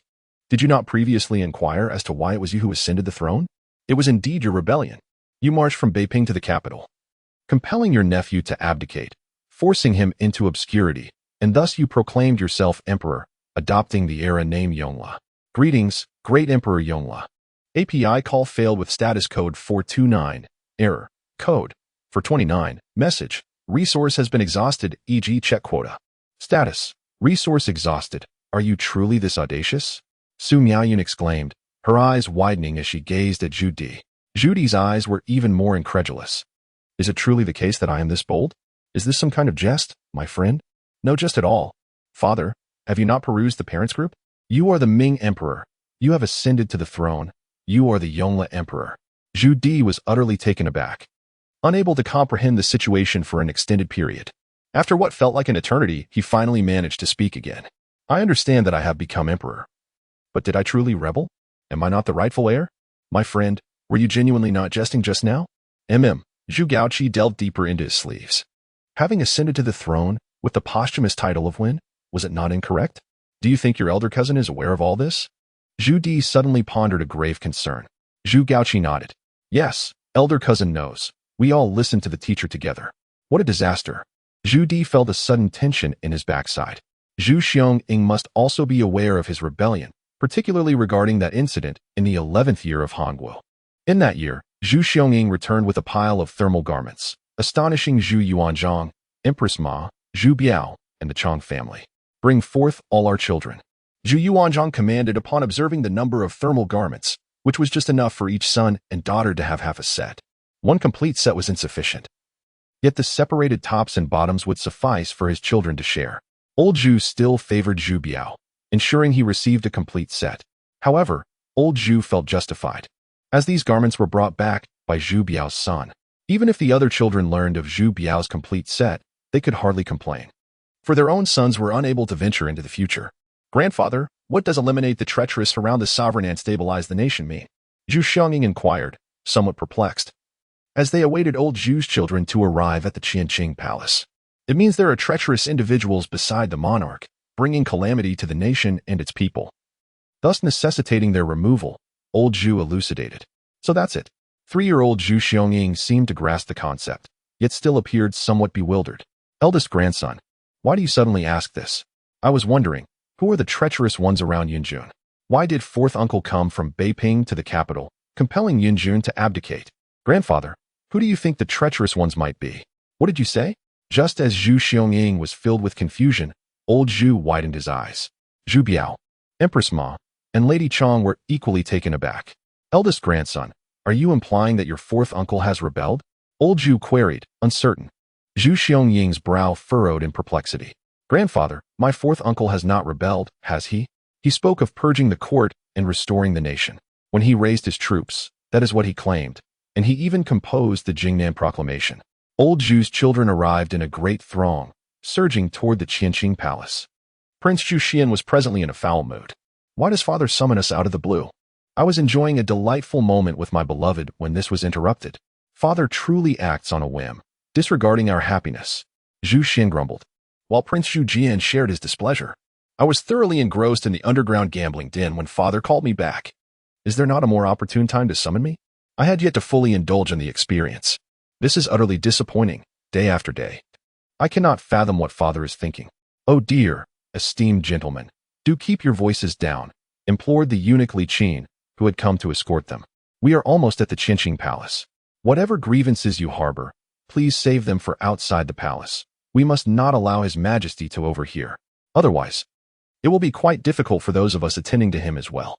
Seeing Li Qin's anxious demeanor, Zhu Xian and Zhu Jian suddenly had a realization. Li Qin? That Xie from the Yuan division, could it be that he has reported us again? If he dares to do so once more, we shall seize the opportunity to have him castrated and make him your apprentice. The brothers seethed with resentment. The capital was rife with old Zhu's informants, and the Yuan division had eyes and ears throughout, reporting every whisper and movement to old Zhu. The brothers believed, as princes of the Ming dynasty, the sons of the emperor, that the world was theirs, forged by their father's might. They thought it acceptable to indulge in their whims, engaging in unlawful activities and abducting commoners without remorse. Yet, the Yuan division treated their misdeeds as grave offenses, uncovering every detail and relaying it to their father. Particularly, that loquacious Xie, who seemed to divulge everything, was an incessant source of irritation. Although their father's punishments were not severe, such scrutiny was nevertheless vexing. Li Qin, witnessing the brothers seemingly ignore his plea, grew increasingly anxious as beads of sweat formed on his forehead. "Oh dear gentlemen, I implore you, please refrain from speaking. Xie has indeed approached His Majesty. I do not know what the emperor seeks from you, but this is certainly not the time for your tempers to flare." What? Just moments ago, the raucous Zhu Yin and Zhu Jian found themselves momentarily stunned. Had Xie truly gone to seek their father? Elder brother, third brother. Let us enter and meet father. He has summoned all of us at once, which surely signifies a pressing matter. He seldom calls upon us all together, Zhu Di interjected. Initially, Zhu Yin and Zhu Jian were still grumbling and blaming Xie, but Zhu Di's reminder sent a shiver through them. Indeed, this was an unusually grand affair. In the past, when they had erred, their father would merely scold them a few times without further consequence. This leniency had emboldened them to persist in their unruly ways. However, this time, their father had summoned all their siblings, which boded ill. Had he only called upon the brothers, they might not have felt so apprehensive. The crucial point was that even the princess had been summoned. Clearly, the matter was grave. "Elder brother, my underground casino has seen a fatality these past few days," Zhu Jian whispered, drawing closer to Zhu Yan. Zhu Yan's countenance darkened considerably. "While I was in Fengyang training the troops, I became infatuated with several young beauties. Yet, they were all betrothed, and alas, I caused a death as well. Elder brother, your situation is even more dire than mine. We are both in deep trouble now." Zhu Yan and Zhu Jian murmured to each other, their tall frames now stooped with dread. They contemplated fleeing, but knew there was no escape. Where could they hide from their father? Moreover, the Qianqing Palace loomed just ahead. At that moment, they chanced to see the very Xie, who delighted in reporting their misdeeds, exiting the palace. "It's over," they thought. "Your Highnesses, the Jin and Qin princes, do hurry. Do not waste time." Li Qin urged as he saw the other princes and princesses entering the grand gates of Qianqing Palace, while Zhu Yin and Zhu Jian lingered. "What is there to fear? Third brother, no matter the circumstances, we are still our father's sons. He surely won't kill us." Zhu Yin mustered his courage. Zhu Jian nodded in agreement. Yet, as the brothers and their remaining siblings entered the grand hall of Qianqing Palace and beheld their father, old Zhu, seated imperiously upon the dragon throne with a stern visage, their legs turned to jelly. A tempestuous cloud hung over old Zhu's face, and flickers of wrath danced in his eyes. They had witnessed their father's anger before, but never to a degree that chilled the very air of Qianqing Palace, making it feel as though the temperature had plummeted to a shivering low. Zhu Yin and Zhu Jian were terrified, internally lamenting their dire predicament. "Father, I acknowledge my mistakes. I truly know my wrongs. I swear I shall not dare repeat them. I too recognize my errors. Father, I promise to change. I genuinely understand my faults." Realizing the gravity of the situation, Zhu Yin and Zhu Jian hastily knelt, bowing their heads in supplication. "Humph, old Zhu disregarded them. Come here." Fourth, API call failed with status code 429. Error. Code 429. Message. Resource has been exhausted, e.g. check quota. Status. Resource exhausted. Me too. Slap. Just as Zhu Yin and Zhu Jian were solemnly pledging. A resounding slap echoed from above. Zhu Yin and Zhu Jian exchanged bewildered glances. What a thunderous sound. Father is truly furious this time. Yet it doesn't seem to hurt at all. The brothers were momentarily stunned, lifting their gazes to behold Zhu Dai, clutching his rear. Old Zhu wielded a ruler, delivering another sharp strike upon Zhu Dai's backside. It turned out that the slap was not a hand but the sound of the ruler, which explained its crispness and volume. However, Zhu Yin, Zhu Jian, and their siblings were left dumbfounded. Among old Zhu's sons, Zhu Dai was renowned for his sensibility and diligence. How could it be that he was the one receiving punishment today? Zhu Yin and Zhu Jian, already feeling guilty, were even more apprehensive upon witnessing this scene. What could this mean? If the most obedient son was receiving such a severe beating, what would become of them for their transgressions? Father, I was wrong. I secretly operated an underground gambling den. I confess. API call failed with status code 429. Error. Code. For 29. Message. Resource has been exhausted, e.g. Check quota. Status. Resource exhausted. API call failed with status code 429. Error. Code. For 29. Message. Resource has been exhausted, e.g. check quota. Status. Resource exhausted. Ouch, Zhu Di exclaimed in pain. In his youth, Zhu Di was quite the mischievous rascal. However, upon returning from campaigns alongside Su De at the age of 16, he had matured significantly and ceased his troublesome antics. He had always possessed a remarkable capacity for endurance. Even during rigorous training with Su De, when subjected to severe beatings, he remained silent. Yet, this time, he cried out in pain. It seemed their father had truly struck with force. Wasn't the fourth brother supposed to be the obedient one? Slap, slap, slap. Old Zhu's ruler fell upon Zhu Di with increasing intensity. Father, it hurts. Zhu Di cried out louder. What have I done wrong? You must tell me. If you don't, I want to know how to amend my ways. As he yelped, he implored for clarification. What have you done wrong? You dare to ask what you've done wrong? Old Zhu retorted, momentarily at a loss for words. Indeed, what had Zhu Di done wrong? The young man before him was merely 19 years of age, yet to even embark on his princely duties. What transgression had he committed? You entered with your left foot just now. Old Zhu furiously kicked Zhu Di. Zhu Di stood there, bewildered.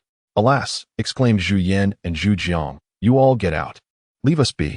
Do not disturb us while we deal with the fourth. Get out. Old Zhu bellowed. Faced with the wrath of their imperial father, none of his children dared to utter a word and hastily retreated. As Zhu Yang and Zhu Jian led their younger siblings away from the palace of heavenly purity, the echoes of Zhu Di's furious shouts and the sounds of old Zhu's reprimands lingered in the air. Above the forbidden city, a cloud of confusion enveloped Zhu Yang and his companions, who were utterly perplexed by their father's unpredictable outburst. In the 7th year of the Jingguan era, young Sizi brought home thermal undergarments to share with her family. She returned with an abundance, ensuring that everyone except for Emperor Li Shimin and Empress Changsun was attended to. Mother and elder sister are unwell. These will keep them warm and are beneficial for their health. My elder brother is also not in good shape. He must wear them too. As the bearer of these treasures, young Sizi distributed the garments with the poise of an adult. For the princes and princesses of the Tang dynasty, thermal undergarments were nothing short of miraculous. Li Shimin, accompanied by his children, regarded the garments as precious finds, each one examining them with fascination. The elasticity was unlike anything they had ever encountered, and the warmth they promised was truly remarkable. Erlang, Sizi remarked. I believe that Gao Ming and Qin Kei's frail health is the reason why the throne ultimately passed to Jinu. After a moment of contemplation, Empress Changsun, having examined the thermal undergarments, leaned in to speak to Li Shimin in a voice only audible to him. Li Shimin, uncertain, turned to young Sizi for clarity. Despite being merely 2 years old, Sizi might not articulate the entirety of the matter, yet with a touch of ingenuity and from various angles, she could still unveil significant clues. Sizi, do you think your elder brothers Gao Ming and Qin Kei will not live long? Li Shimin inquired, cradling Sizi in his arms. Indeed, the little girl nodded, recalling the matter. When responding to Li Shimin's inquiry, her delicate face contorted with distress, on the verge of tears. It pained her deeply to know that her esteemed elder brothers, Gao Ming and Qin Kei, would not have long to live. Upon witnessing the expression on her face, Li Shimin and Empress Changsun immediately confirmed their earlier suspicions. Was it truly because Gao Ming and Qin Kei were destined for brief lives that the throne would ultimately reside in the hands of Jinu? Do not be afraid. My dear, did you not bring back warm undergarments? Empress Changsun reassured the little princess. With proper warmth, your health shall improve, and so too will the well-being of your elder brothers. Fear not. The little princess nodded in acknowledgement.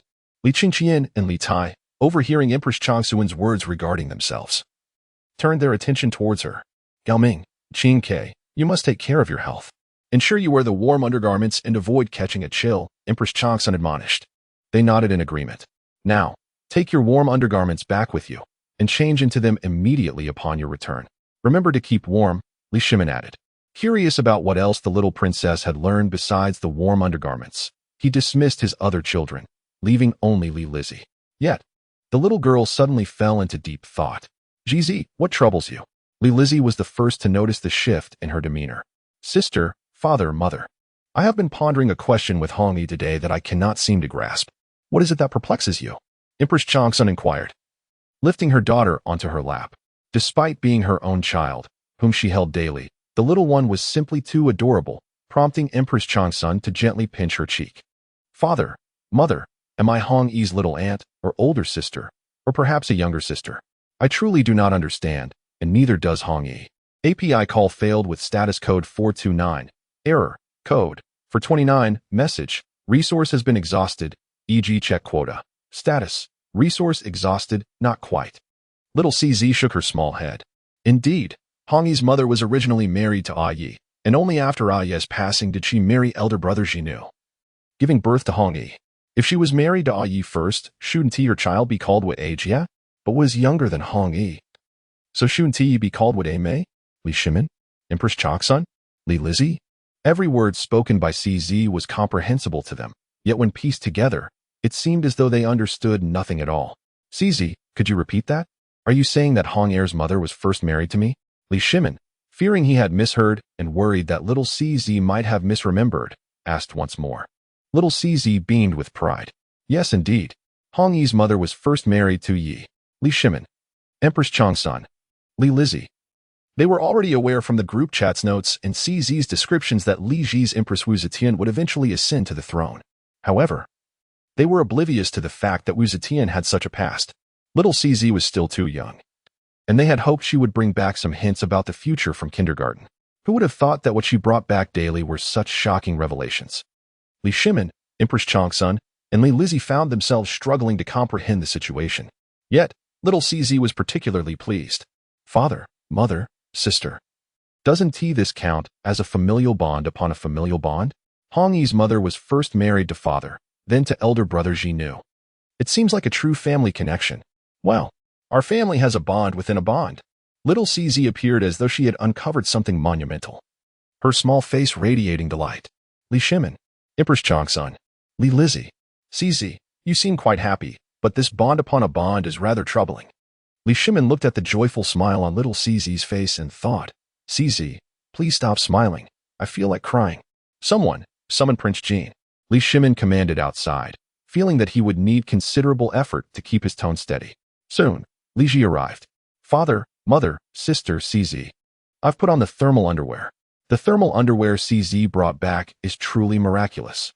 Once I put it on, I feel like I don't need to wear more clothes. Sizi, where did you? API call failed with status code 429. Error. Code. 429. Message. Resource has been exhausted, e.g. check quota. Status. Resource exhausted. API call failed with status code 429. Error. Code. 429. Message. Resource has been exhausted, e.g. check quota. Status. Resource exhausted. API call failed with status code 429. Error. Code. 429. Message. Resource has been exhausted, e.g. check quota. Status. Resource exhausted. API call failed with status code 429. Error. Code. 429. Message. Resource has been exhausted, e.g. check quota. Status. Resource exhausted. With a resounding slap, Li Shimin delivered another strike to his posterior. The 5-year-old Li Ji soared through the air, tracing a flawless arc. API call failed with status code 429. Error. Code. For 29. Message. Resource has been exhausted. E.g. check quota. Status. Resource exhausted. API call failed with status code 429. Error. Code. For 29. Message. Resource has been exhausted. E.g. check quota. Status. Resource exhausted. Very well, remarked Empress Wu, her face alight with satisfaction at her son's eagerness to learn. In contrast, she displayed little interest in thermal underwear. By the way, father, mother, today my little aunt posed a question to me, and I am at a loss as to how to respond. I fear she may inquire again tomorrow, and I shall still be without an answer. What was the question? Empress Wu inquired. Li Ji turned his gaze toward Li Hong, equally intrigued by what a child of 2 or 3 could possibly discuss. It was about how my little aunt said she could be both my elder sister and my younger sister. She is uncertain of her role. Father, mother. May I also refer to her as elder sister? 3-year-old Li Hong presented his perplexing quandary to Li Ji and Empress Wu. Both were taken aback, exchanging glances laden with complexity. Li Ji appeared somewhat flustered. Hong-er, are you saying that she asked you in such a manner? Indeed, Li Hong nodded. I was at a loss on how to respond to my aunt. I couldn't comprehend it either. Thus, she mentioned that she would return to consult her father, which is also my grandfather. She is going back to ask father. Li Ji's voice rose considerably. Li Hong, still oblivious to the gravity of the situation, was merely 3 years old. However, Li Ji was nearing a state of irrationality. Father, what is wrong? Li Hong inquired, puzzled. Hong, please go find Grandma Jiang to help you wash up, Empress Wu said, observing Li Ji's expression and gently patting Li Hong's head. Very well. Li Hong nodded obediently and exited. Li Ji, with his hands clasped behind his back, paced restlessly within the grand hall, muttering under his breath. Oh, Sizi, you have truly brought calamity upon your elder brother this time. He traversed from one side of the hall to the other, his mind racing with thoughts of the trials that his younger self and Sizi's world might face. Watching him from the side, Empress Wu hoped that he would find tranquility, yet observed with growing concern as he quickened his pace, his expression increasingly fraught with anxiety. Your Majesty, please, compose yourself. The late emperor was not an impulsive man. Even if he were to uncover certain truths, his leads would be limited. Sizi is merely 2 years old. She may not articulate her thoughts with clarity. The late emperor would hardly punish you based solely on the words of a child. Main Yang, Sizi is no ordinary child. She began to speak not long ago and has already shown the inclination to advise our father. She possesses remarkable intelligence and a wealth of words. It is possible that she has already divulged our familiarity at Father's bedside. Your Majesty, if that is the case, then the one in greatest peril should not be you, but rather myself. As Empress Wu spoke, she retrieved her phone and opened the WeChat group. To this day, I remain perplexed as to why I ascended to the throne. Hong-er knows little of it. Yet, merely this note could mean that in Zizi's world, I may have already lost my life. Li Ji, upon hearing the words of Empress Wu, gazed at her in a moment of bewilderment. Indeed. What led to your ascendance as empress? Was it merely the demise of our promising offspring? He looked at Wu Zetian, still doubting her audacity to entertain such ambitions. He resolved to inquire further with Hong-er tomorrow, seeking clarity on the matter. Your Majesty, we ought to concentrate on our current realm, if we are to consider it. What connection do you and I have with the you and I of that other time? Empress Wu appeared far more composed than Li Ji. In the second year of the Yuanfu era, Li Qizhao revealed to her father her experiences of becoming a female sage a millennium hence. Li Gefei found it hard to believe, dismissing her words as fanciful nonsense. He had cherished her deeply, granting her every desire since childhood, thus nurturing her free-spirited, unrestrained nature, making her peculiar utterances less surprising. However, when Li Qizhao presented a blackboard and activated it with a few taps, illuminating it at her command, disbelief became untenable. Father, take me to see the Chancellor. I must meet with him urgently, for the Song dynasty is on the brink of collapse.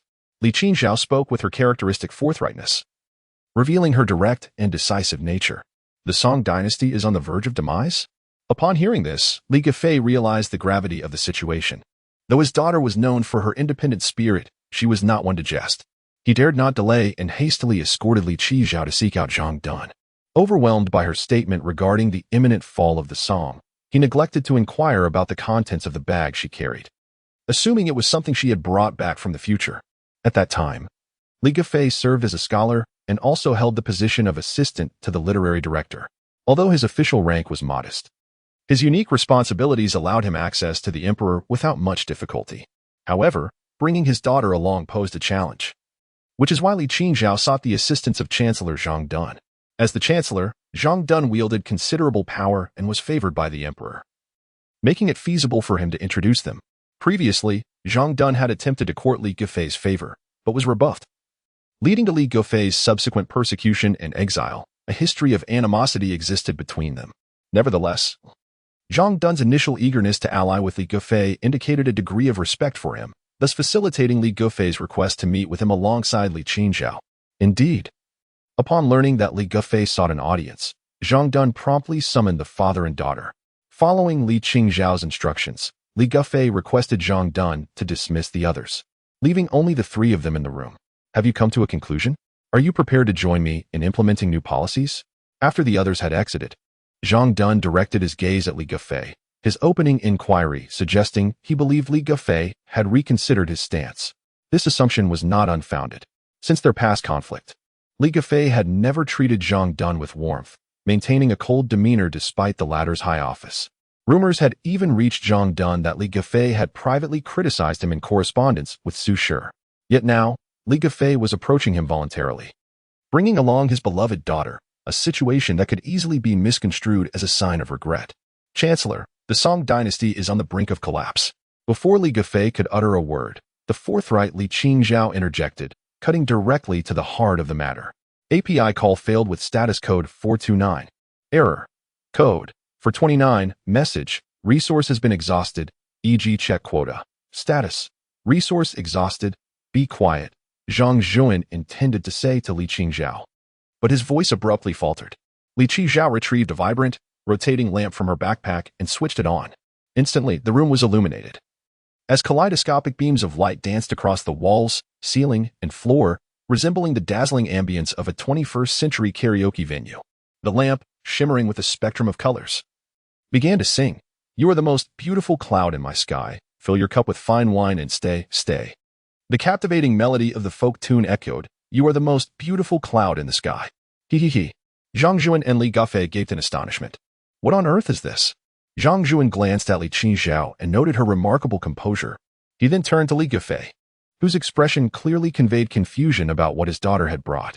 Li Gufei, equally bewildered, was taken aback, having never anticipated his daughter could produce such an object. Li Qingzhao switched off the rotating lamp. Prime Minister, do you believe me now? I have traveled 1,000 years into the future, and this lamp is something I have brought back from that time. It is not an artifact of the Song dynasty. If you doubt me, just watch. She activated the lamp once more, flooding the room with brilliant colors accompanied by the lively music. You are the most beautiful cloud in my sky. Fill your cup with fine wine and stay, stay. Li Qingzhao turned off the lamp again and reached into her backpack. Prime Minister, if you remain skeptical, I have more to show you. API call failed with status code 429. Error. Code. For 29. Message. Resource has been exhausted, e.g. check quota. Status. Resource exhausted indeed, exclaimed the young lady Li Qingzhao, nodding her head. Prime Minister, please take me to meet the Emperor. Once I have met him, I shall elaborate further. It is of utmost urgency. The Song dynasty is truly on the brink of collapse. It requires both you and the Emperor to intervene and save it. Li Qingzhao's expression was exceedingly grave. Li Gufei's eyes widened in disbelief. In his view, Zhang Jun was nothing but a treacherous minister, a villain, a powerful tyrant who acted with impunity. Yet here was his own daughter claiming that the Song dynasty needed this scoundrel to rescue it? Of course, Li Gufei was merely astonished. After all, his daughter had experienced a millennium beyond, possessing knowledge far surpassing his own, so he chose not to question her for the moment. Upon believing Li Qingzhao's words, Zhang Zhuan recognized the gravity of the situation and promptly brought both Li Gufei and Li Qingzhao into the palace to meet the emperor. Zhang Zhuan, a diligent chancellor, resided in close proximity to the imperial palace for the sake of convenience in his official duties. As they journeyed, both Zhang Zhuan and Li Gufei were eager to inquire about the impending doom of the Song dynasty, yet Li Qingzhao was preoccupied, rummaging through her satchel with little regard for their questions. Before long, Zhang Zhuan led the two to the presence of Emperor Zhao Su. The emperor, in poor health, was being attended to by the imperial physician who was taking his pulse in the study. As the physician examined him, Zhao Su perused through his books with the other hand. Zhang Zhuan, Li Gufei, and Li Qingzhao bowed respectfully, just as the physician concluded his examination and prescribed some medicine. Please, no formalities. Zhao Su instructed the three to rise. Upon noticing Zhang Jun and Li Gufei together, he felt a twinge of surprise. He was aware of the past grievances between Zhang Jun and Li Gufei, so it perplexed him to see them in each other's company now. What brings you all to seek me? Your Majesty, you have but a year remaining before your passing. API call failed with status code 429. Error. Code. For 29. Message. Resource has been exhausted, e.g. check quota. Status. Resource exhausted. API call failed with status code 429.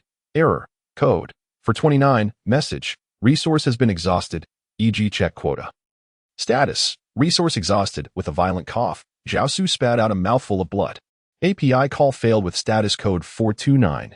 Error. Code 429. Message: resource has been exhausted, e.g. check quota.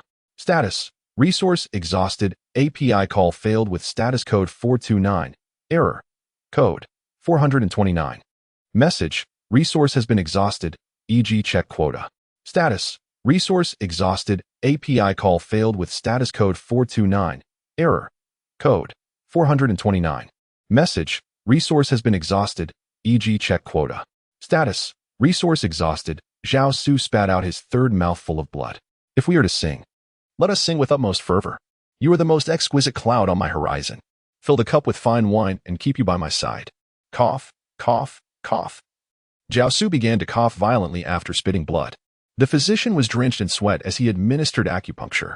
Zhang Zun, while assisting in restraining the unruly Li Qingzhao, who was as difficult to hold as a slippery piglet, kicked Li Gafei lightly.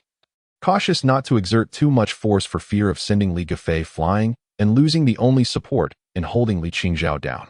Li Gafei, what on earth has your daughter brought back? You must silence it at once. Zhang Zun was on the verge of madness. The emperor had just coughed up blood. Yet that infernal thing continued to sing with such exuberance. It was undoubtedly the most cheerful melody he had ever heard. It sang melodiously of the most resplendent folk tunes, allowing love to sweep away all the clouds. Hee hee hee. The lanterns continued their song. Li Gafei was soaked in sweat. I don't even know how to turn it off. Cough, cough, cough. It forever sang of the most dazzling folk melodies. API call failed with status code 429. Error. Code 429. Message: resource has been exhausted, e.g. check quota. Status: resource exhausted. Bang. Zhang Jun kicked a vibrant lantern with his leg. The good news is that the lively and rhythmic song finally came to a halt. The bad news is that it was replaced by an even more festive tune. Good fortune is here. Good fortune is here. Let us all cheer for good fortune. Alas, madness prevails, an utter frenzy. The emperor bleeds from his heart, while a lantern croons a tune of fortune. Zhang Zhuan delivers another kick, prompting a change in melody. Wishing you wealth, wishing you brilliance. In Zhao Su's study, the vibrant lights continue to flicker. Zhang Zhuan summons the imperial guards, yet they stand bewildered before the chaotic scene. Should an assassin emerge, their duty would be to eliminate the threat. However, the true dilemma lies in the identities present within this room: the emperor, the imperial physician, the chancellor, Li Ziashilang, and his daughter, none of whom pose any danger. What purpose would their presence serve? And that dazzling object, which emits a kaleidoscope of colors while singing. What on earth is it? That item, that one. Extinguish it. Zhang Zhuan exclaimed, pointing at the lantern held by Li Qingzhao. Release me at once. Li Qingzhao exclaimed, summoning an unexpected strength to break free from Zhang Zhuan and Li Gafei. She rushed to the lantern, finally extinguishing its light. The room fell into a profound silence, permeated only by the metallic scent of blood and the disarray of emotions among the gathered individuals. You all may leave, Zhao Su suddenly commanded the imperial guards. Li Gafei and Zhang Zhuan were taken aback. Such a robust voice. Over the years, the emperor's health had steadily declined. Particularly in the past year, he had grown frail. His breath barely a whisper, yet now he spoke with surprising vigor. Your Majesty, congratulations. You have expelled the stagnant blood from your chest, and your vitality flows freely once more. The imperial physician exclaimed with unrestrained joy. Indeed, you may also depart. Zhao Su, now feeling somewhat more at ease in his own body, understood this sentiment better than anyone. His gaze lingered on the spinning lantern cradled in Li Qingzhao's arms. Realizing that the presence of Zhang Zhuan and Li Gafei, two individuals with a history of deep-seated conflict, indicated that their visit bore significant importance. In truth, merely witnessing the unlikely alliance of these two had already led him to suspect that urgent matters were at hand. Indeed, the imperial physician followed the royal guards as they departed. API call failed with status code 429. Error. Code 429. Message: resource has been exhausted, e.g. check quota. Status: resource exhausted. Ahem. Li Gafei and Zhang Zhuan interrupted Li Qingzhao with their coughs. Experiencing that chaotic scene once was sufficient. Let there not be a second occurrence. Well, I have but a year left to reign. Am I correct? Zhao Su remarked with a light chuckle. Your Majesty, my daughter is still quite young, and her words. API call failed with status code 429. Error. Code 429. Message: Resource has been exhausted, e.g. check quota. Status. Resource exhausted. API call failed with status code 429. Error. Code. 429. Message. Resource has been exhausted, e.g. check quota. Status. Resource exhausted. End King Zhang Zheng, Zhao Su, and Li Gufei frowned at the mention of Zhao Ji's name. Indeed, it was that scoundrel Zhao Ji. He hardly devoted his thoughts to pressing matters. The Empress Dowager was no better. Your Majesty, you were poised to reclaim Qingtang from Tubo next year. The Song army had advanced to the capital of Qitang, just a step away from obliterating their nation. But alas, upon your untimely demise, the Empress Dowager demanded the Song army to withdraw at the crucial moment of reclaiming Qitang. At that time, you, Chancellor, also advocated for continued warfare. Yet you offended that scoundrel Zhao Ji, and thus were persecuted, losing all your power. Later, when Zhao Ji commanded the troops again, he wavered. Even though Qingtang was clearly incapacitated by your efforts, he remained timid and repeatedly considered withdrawing the army. Had it not been for the generals who disregarded his orders and pressed on, Qingtang would not have been reclaimed. Fortunately, the generals proved their mettle. But the credit for reclaiming Qingtang fell upon that scoundrel Zhao Ji. Subsequently, when the Jurchens descended south, Your Majesty. Consider this. If Zhao Ji was timid against a small nation like Qitang, how would he fare against the Jurchens? Consequently, that coward Zhao Ji fled. And along with his son, they led the Song dynasty to lose a substantial portion of its northern territory, forcing the capital to relocate southward. From that point, the history of the Song dynasty bifurcated into two eras, known as the Northern and Southern Song. Your Majesty, you cannot perish. You must survive. Otherwise, that cursed Zhao Ji and his wretched son Zhao Go will bring about the ruin of the Song dynasty. Please elaborate a bit more, Zhao Su urged. Li Qingzhao's curses were harsh, and Zhao Su's expression was grave. He yearned for further details.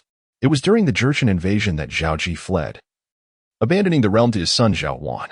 Yet, neither escaped. Both were captured by the Jurchens, along with the entire court and nobility. Zhao Ji's ninth son Zhao Go happened to be away from the capital, thus narrowly escaping disaster and subsequently ascending to the throne. Zhao Go infuriated even more. Even if subjected to the most brutal punishment, it would not suffice for his mother's anger. Our Song had a valiant general, Yu Fei, renowned for his formidable combat prowess, who had a chance to reclaim lost territories and rescue that scoundrel in Zhao Wan. However, Zhao Go feared that retrieving them would jeopardize his throne, leading him to order Yu Fei's execution. Since then, the Song has merely occupied a small territory, its land reduced to a mere fraction. Li Qingzhao sketched a simple map of the current Song territory in her palm, then pointed to the southern Song's expanse. Zhao Su, Zhang Zhuan, and Li Gufei widened their eyes in disbelief, feeling somewhat breathless. Thus, the Song dynasty forever lost its northern stronghold and horse-breeding grounds. Later, a nomadic tribe from the north, the Mongols, rose to power, annihilating Jin and Liao, and continued their southward advance to eradicate the Song. The conquest of the Song, though not as effortless as that of Liao and Jin, nonetheless proceeded with relentless momentum. The Song court was cornered at Yashan, where 100,000 soldiers and civilians chose death over surrender, plunging into the sea to uphold their national honor. As Li Qingzhao lambasted Zhao Ji and Zhao Go, her words turned increasingly bitter. Yet, as she recounted the naval battle at Yashan and the fall of the Southern Song, her voice quivered with emotion. This talented woman, though somewhat brash, possessed a clear understanding of national duty and familial loyalty, which ultimately led to her disillusionment with Zhao Mingqing.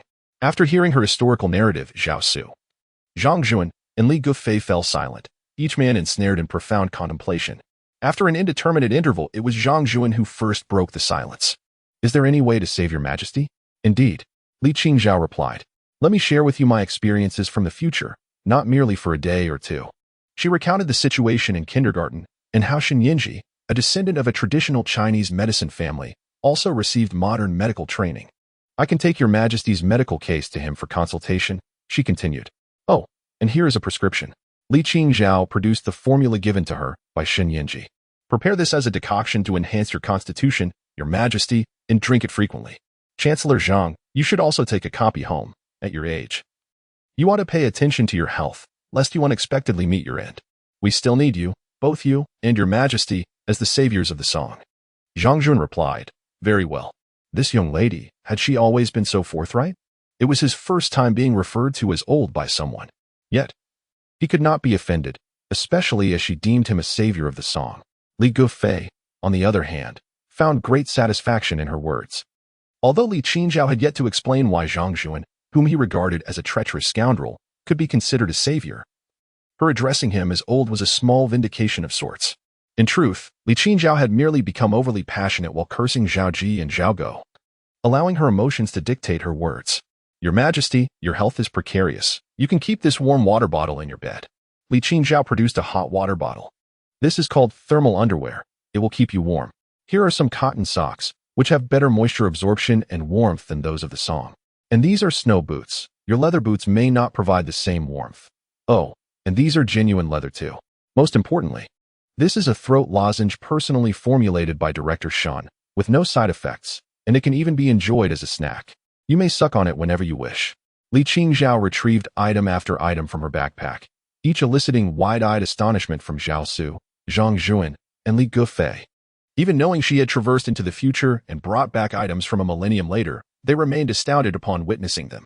Of course, the singing multicolored lamp was the most astonishing of all. Moreover, there is one more thing. Treat Su Zizhan and his brother with kindness, Li Qingzhao suddenly stated. Summon them back to the capital. Do not mistreat them any longer. Zhang Jun raised an eyebrow. Su Sher and Su Zhe had both been exiled by him. And when Su Sher had cursed him, he had wielded every word in his arsenal. He was their adversary. Yet now, Li Qingzhao labeled him a savior of the song and suggested recalling the Su brothers? There is no time for further explanation. I must prepare for my lessons tomorrow. In short, Chancellor, you were not in the wrong, nor was Su Zizhan. None of you are at fault. You all care for the song. First, summon them back. And I will explain everything to you later. The hour is late. May I take my leave to prepare? Return now, Zhao Su urged, unwilling to waste Li Qingzhao's precious time. After all, the information that allowed Li Qingzhao to return stemmed from her future role as a teacher, and it was imperative she not be delayed in her preparations. The following morning, the children and teachers arrived at the kindergarten. Daji was the first to arrive, as she needed to prepare breakfast. The second to arrive was Li Qingzhao, who brought with her a set of exquisite ding-kiln porcelain teacups. Yingzheng was captivated by the soft, lustrous white hue of the porcelain, enchanted by the aesthetics of the Song dynasty. Why bring a gift? He inquired. This is a token from the official, she replied. He consumed the throat lozenges you concocted, and his cough has notably improved. He sent this early in the morning. Then I shall accept it graciously, Yingzheng said as he accepted the teacups. By the way, what about the medical case files from your official? Here. Li Qingzhao presented Zhao Su's medical case. Soon after, the children arrived. She instructed Daji to assist them with their meal. Xiangning mentioned. Did you say that my fourth uncle was inexplicably beaten by my grandfather? Just as Yingzheng was about to join the children for breakfast, he heard the little Sizi inquire. Zhu Xiongning nodded. Indeed, it was quite a severe beating. How peculiar, Sizi remarked. My brother Jinu was also inexplicably struck by my father. Was he beaten by grandfather? Li Hong asked. He truly could not fathom the image of his father being struck. From his mother's accounts, he understood that his father was the one who held grandfather's favor the most and knew how to please him. So how could he be beaten? Little Sizi, however, nodded with conviction. Yes, indeed. Father sent brother Jinu flying. Zhu Xiongning added. My grandfather also left my fourth uncle's backside bruised. Hearing this, Yingzheng felt something was amiss. Zizi, Xiongning, what did you two discuss upon returning home last night? API call failed with status code 429. Error. Code. 429. Message. Resource has been exhausted, e.g. check quota. Status. Resource exhausted. I feel the same way. Zhu Xiongning nodded in agreement, praising my fourth uncle with great enthusiasm, believing him to be exceptionally remarkable. Yet, for reasons unknown, the more I extolled the virtues of my elder brother, the harsher my father's reprimands became. Little Zizi wore an expression of bewilderment. The round face of 3-year-old Zhu Xiongning reflected a similar confusion. I too have praised my fourth uncle, yet the more I commend him, the more severe my grandfather's reprimands become. How did you both express your admiration? Zizi, you go first. Yingzheng sensed the gravity of the situation and directed his inquiry towards little Zizi. I mentioned that our family shares a bond that surpasses mere kinship. Our relationships are truly harmonious. Hongyi's mother married my father and subsequently wed brother Jinu. Director, is this not a case of familial ties growing stronger? Little Zizi felt a mix of pride and perplexity. She was pleased that, at such a tender age, She could find joy in the affection among her family members and share the news of these familial connections with her father. It was a commendable achievement. However, she was puzzled as to why, despite her lofty praises for brother Jinu, her father still chose to reprimand him. Shen Yanji inquired, Zizi, did you truly say that? API call failed with status code 429. Error. Code. 429. Message. Resource has been exhausted, e.g. check quota. Status. Resource exhausted. Director. The little one tugged at Shen Yanji's sleeve. Could you tell me why? Why is brother Zin so kind? Yet father still has to hit him? Found himself in a perplexing situation, unsure of how to respond to the mischievous inquiries of the young child. The little one's face was a canvas of confusion, and even Zhu Xiong shared the sentiment of bewilderment. Before could pose his own question, Zhu Xiong eagerly interjected, Director, I too do not comprehend why my fourth uncle was punished. I could sing his praises endlessly. Director, you mentioned to Teacher Li that my fourth uncle was cleansing the court of treachery and defending the nation. I overheard that and later asked my grandfather. He explained that there are traitors beside the emperor, and thus, to eliminate them is to cleanse the court. Now, if my fourth uncle is cleansing the court of treachery and defending the nation, is that not impressive? Not only is he cleansing the court and defending the nation, but he even proclaimed himself emperor. That is even more remarkable. I truly believe my fourth uncle is extraordinary. And I praised him with all my might. Yet, the more I praised him, the harsher my grandfather's reprimands became. By the time my fourth uncle left, he could hardly walk and had to be assisted home by my fourth aunt. Listened, bemusement etched on his face. As Zhu Xiong mirrored the mix of pride and confusion. Like the little one, Zhu Xiong seemed oblivious to the implications of his words. How could he question the circumstances when he had directly informed Zhu Yuanzhang of Zhu Di's rebellion? Was it any wonder that Zhu Di faced repercussions? Director, why is that? Zhu Xiong echoed the sentiments of countless inquisitive children. Feeling somewhat helpless, reflected on the challenge of explaining such matters to toddlers. Dear children, when discussing historical events with your family, it is imperative to convey that no event exists in isolation. Every occurrence is interwoven with antecedents and consequences. History does not contain isolated incidents. Everything is connected. Do you understand? Felt compelled to underscore this essential point. For the limited comprehension of children could lead to a cascade of misunderstandings.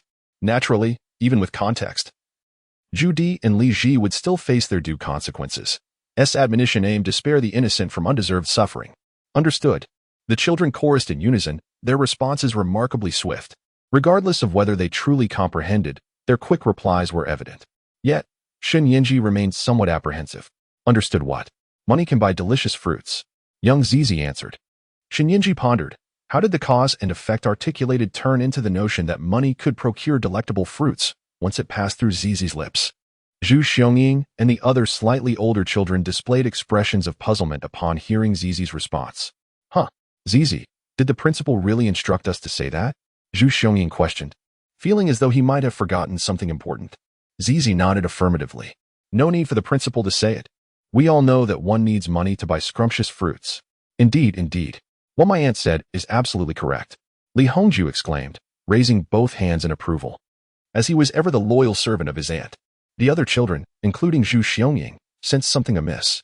However, Zizi had already engaged Li Hong in a discussion about which fruits were the tastiest. What was happening? It seemed as though something had vanished from their minds, replaced by thoughts of fruits. All right, principal, I remember. One must have money to buy many delicious fruits. Therefore, we must strive to earn. Zhu Xiong declared confidently, convinced that Zizi's words must hold truth. Yet, Xiaolingzheng still felt a lingering sense of disquiet. Did not the principal speak of cause and effect? He inquired. Zizi nodded again. Exactly. Money can buy plenty of scrumptious fruits. The cause can procure many delectable fruits? Xiaolingzheng, influenced by Zizi, too felt as though he had forgotten something significant.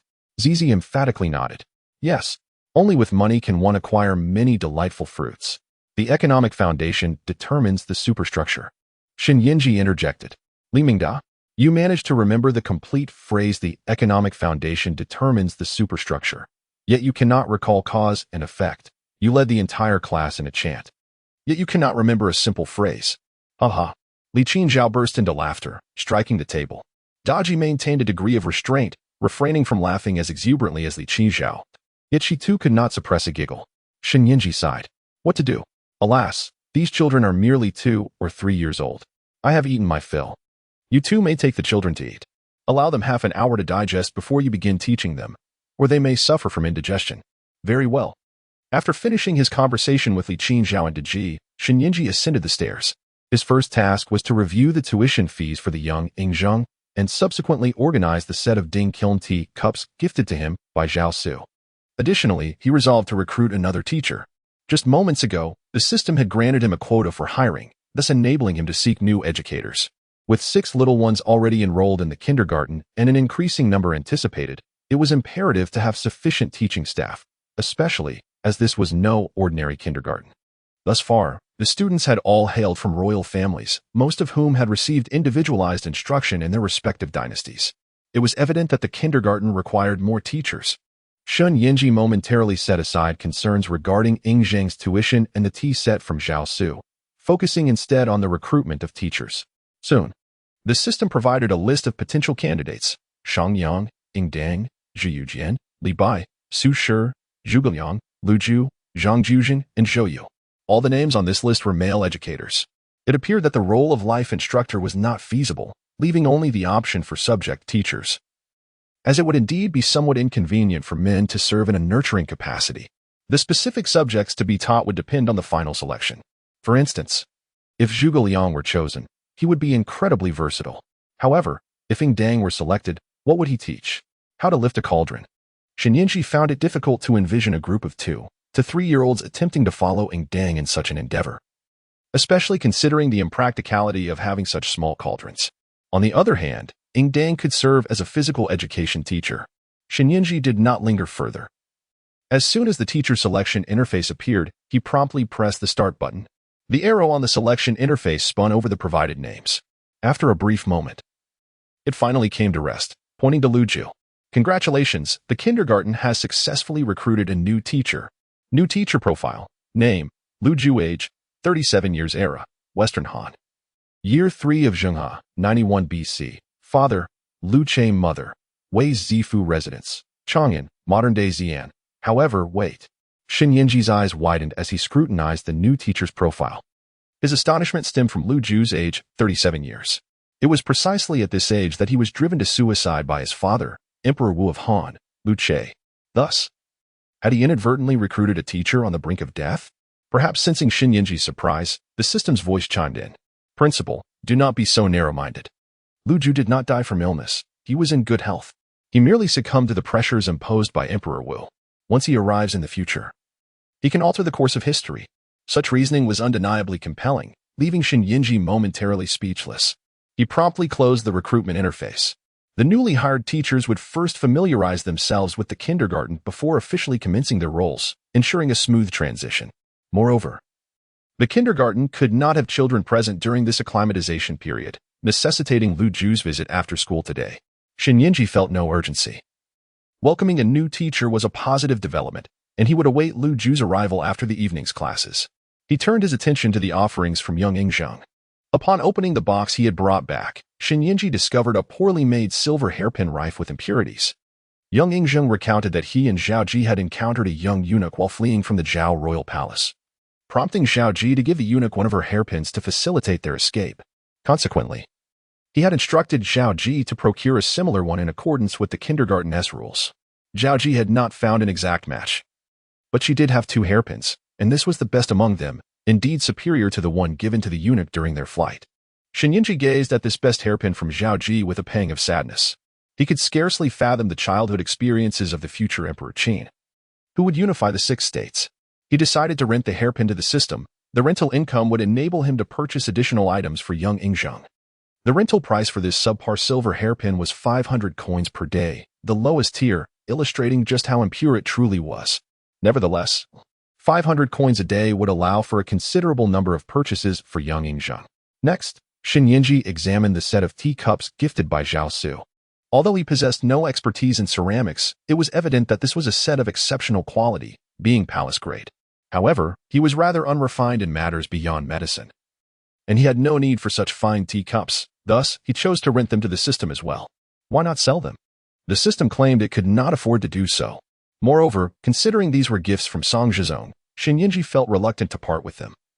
It would be a disservice to Zhao Su's goodwill. Upon deciding to rent them out, Shen Yinji was taken aback. What? Surely he had not misread the figures. The daily rental price for the Northern Songding Kiln teacups had reached the ceiling level of the System S rental rates, 50,000 coins per day. Songjizong, even if afflicted with some terminal illness, need not worry about the cost of his required medicine. After expressing his astonishment, Shen Yinji retrieved the medical case brought by Li Qingzhao, which contained Zhao Su's medical history. The document outlined several issues, allowing Shen Yinji to make preliminary assessments and prescribe some medication. Further observation would be necessary, relying on Li Qingzhao to relay information. Having completed the prescription for Zhao Su, Shen Yinji descended to see what the children were engaged in and to pass the prescription along to Li Qingzhao. He had previously cautioned that the children should not commence studying immediately after their meal, as it could disrupt their digestion. Naturally, strenuous activities were also to be avoided. He pondered what games Li Qingzhao and Ji were playing with the children, his mind swimming with countless possibilities. He envisioned them building blocks, completing puzzles, or engaging in other non-strenuous games. Upon reaching the lower level, what did he witness? 1, 2, 3, 4, 5, 6. 6 little legs sprawled out across the floor. Utterly still. Were it not for their soft voices engaged in conversation, Shen Yinji might have feared something was amiss. Li Qingzhao was organizing her collection of calligraphy and stone rubbings, having brought more with her today, while Ji busied herself in the kitchen. The little ones lay on the floor, deep in concentration. What are you all doing? Shen Yinji inquired, bemused by the sight of so many short legs in disarray. We are learning from our ancestors, replied one of the little ones. Teacher Li said that we should learn from the exemplary predecessors. Shen Yinji gazed at the multitude of children sprawled on the ground, his confusion deepening. In this position, which predecessor are you learning from? Su Shi, also known as Su Dongpa. He is indeed a remarkably talented scholar, much admired by Teacher Li. Thus, we ought to learn from him. This time, it was Fusu who responded. Shen Yinji was genuinely perplexed about how lying down was related to Su Shi. Moreover, considering the age of these children, for most of them, Su Shi was hardly a predecessor. Perhaps the children were viewing it through a modern lens. Indeed, from a contemporary perspective, Su Shi is regarded as a forebear. Suddenly, Li Qingzhao poked her head out of her office. During the children's free playtime, they were encouraged to explore freely, unshackled by conventional thoughts. This was how my father nurtured me in my youth. Shen Yinji nodded and glanced at the children. Why do you think lying down is akin to learning from Su Dongpa? The response came from the children. Because there is a book on the principal's bookshelf titled Where You Fall, There You Eat, which discusses Su Shi. We are already satiated, so we can't consume more. Hence, we learn half of it. Where we fall, we lie down. It was once again the young one who answered. Shen Yinji queried, is it truly possible to learn just half like that? API call failed with status code 429, error, code, for 29, message, resource has been exhausted, e.g. check quota. Status, resource exhausted, The small face of the little girl rested on the floor. But upon hearing Shen Yinji's words and noticing his somewhat serious demeanor, she seemed to awaken to something. Her round, large eyes darted around before she spoke in a soft, childlike voice. Director, I don't remember. I forgot. What have you forgotten? Shen Yinji inquired as he squatted down before the little one with short legs. I forgot what the fourth item was during breakfast. Shen Yinji paused. His question had been about who fell first and who proclaimed to lie down where they fell. Yet, the little girl responded with her forgetfulness regarding the fourth item she had eaten. This little one, how she strayed from the question. No, this was peculiar. The little girl's evasive response raised a suspicion. Was she doing this intentionally? Rizi, were you the first to fall? Did you also lead the entire class to lie down with you? Shen Yinji asked. He suspected that this clever little girl had indeed instigated it all. Firstly, she possessed a remarkable ability to rally her classmates. Whatever she decided to do, all the little ones would follow suit. Secondly, her earlier diversion from the topic by claiming to forget what she had eaten was a deliberate evasion of his question. This was concerning indeed.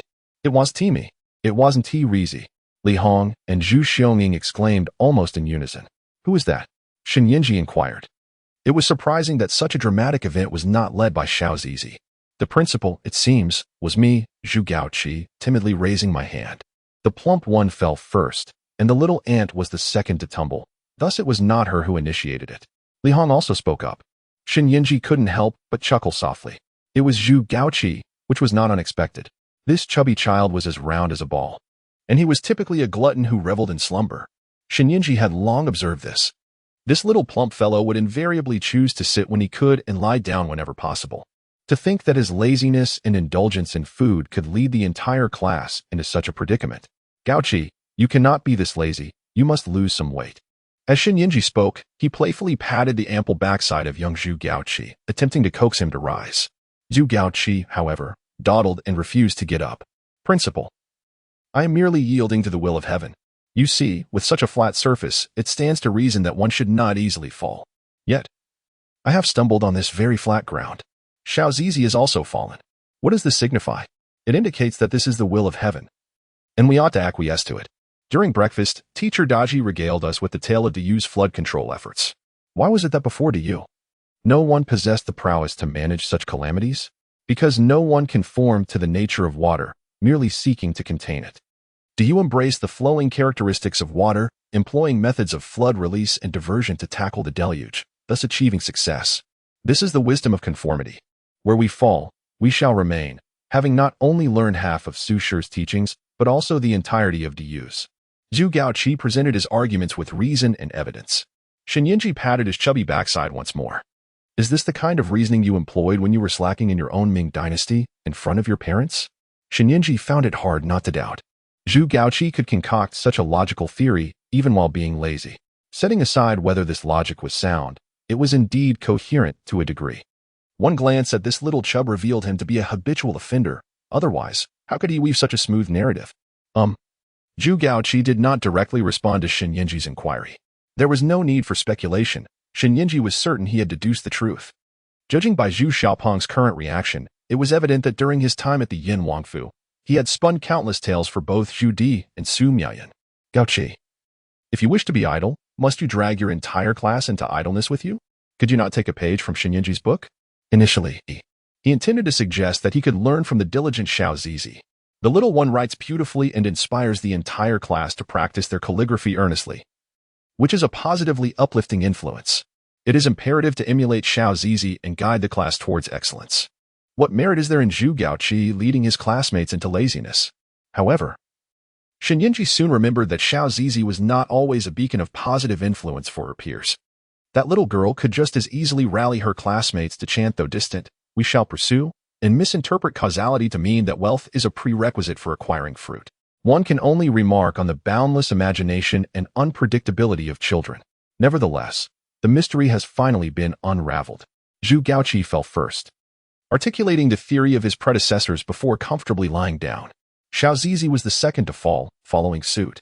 As for Li Hong, with his insistence on being the little ant servant, he likely joined Sizi on the ground.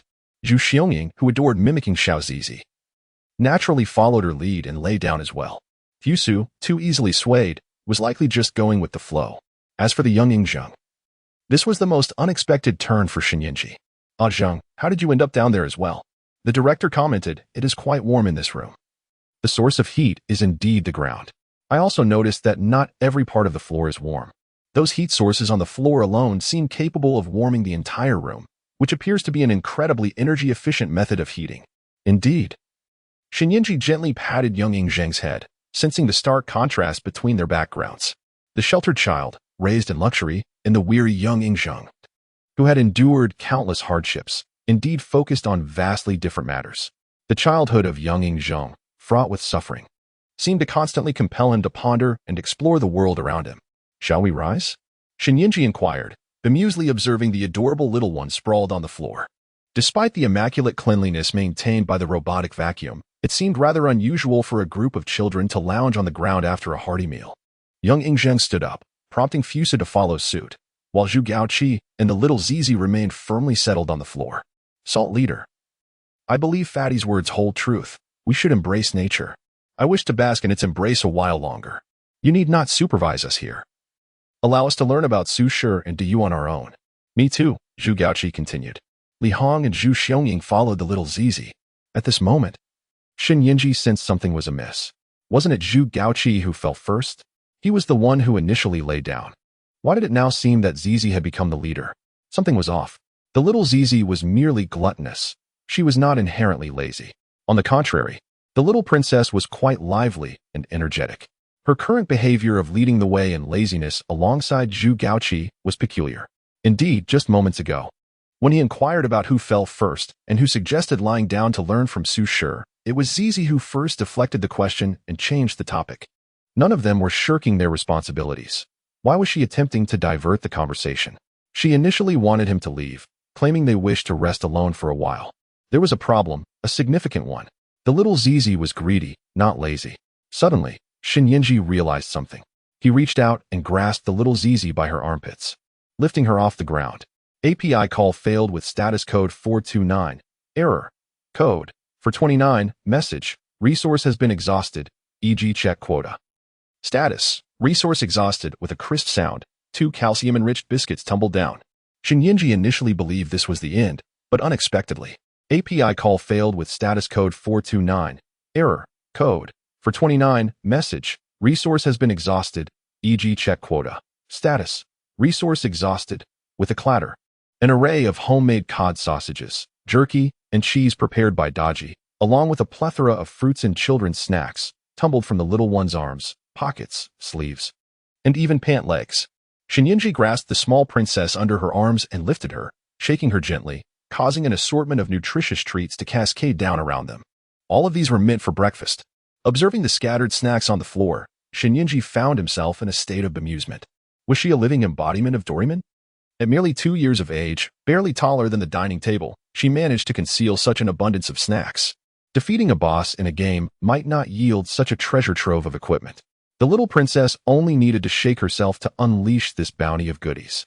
He glanced at the half-eaten candied kumquat, bearing tiny bite marks, and surmised that she had likely been nibbling on it while crouched down.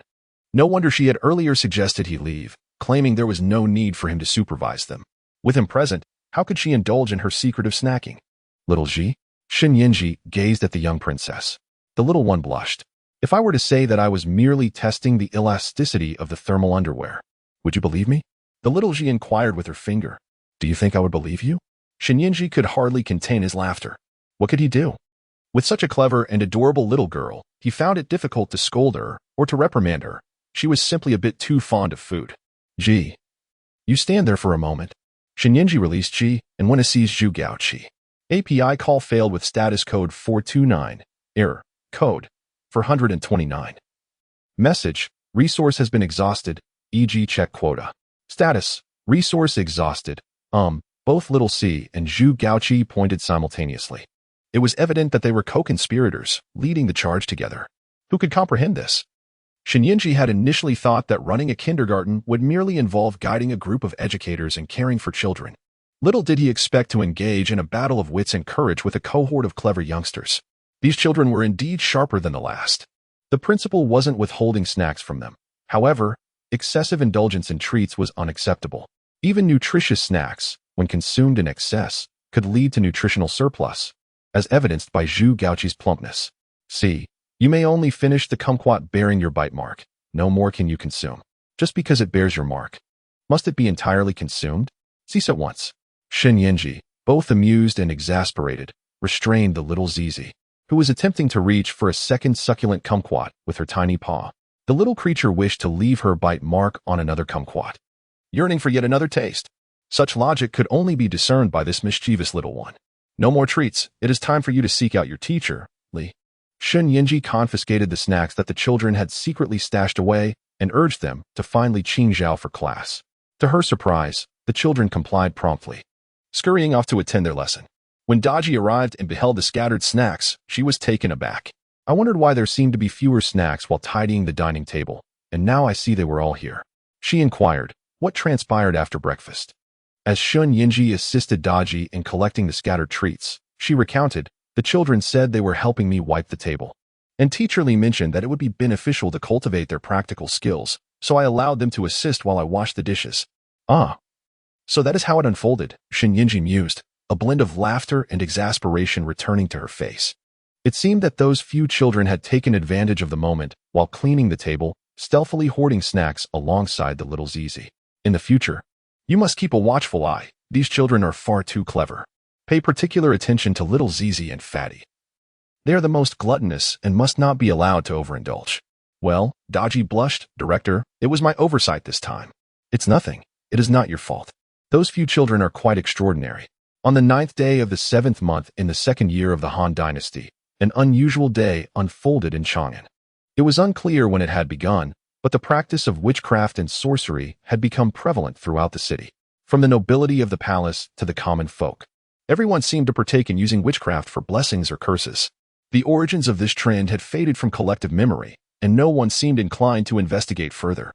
The water regulation officer, Jiang Cheng, received a confidential report that Crown Prince Lu Ju was conducting witchcraft to curse the emperor in the Eastern Palace. Accompanied by a group of men, he stormed into the palace and uncovered numerous effigies bearing the name Lu Che. The front of the dolls displayed Lu Che's name, while the back inscribed curses with countless needles pierced into them. These were indeed effigies used in sorcery to bring death upon a person. Your Highness, how audacious you are! You dare to curse His Majesty! Jiang Cheng exclaimed, seizing one of the effigies and glaring at the astonished Lu Ju. Lu Ju's eyes were bloodshot with fury. Jiang Cheng, I have never engaged in witchcraft. You slander me. Your Highness, the evidence is irrefutable. How can you still claim it is slander? Men, seal off the Eastern Palace. Inform His Majesty at Gongquan Palace of the situation in the Eastern Palace at once. API call failed with status code 429.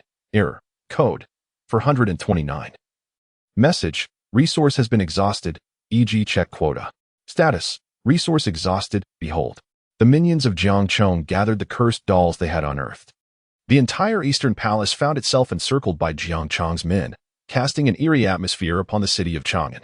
Master, I assure you, I have not engaged in any maleficium. Not only have I not cursed the esteemed lord, but I have never even practiced the art of witchcraft. Those dolls were brought here by Jiang Cheng and his followers to slander me.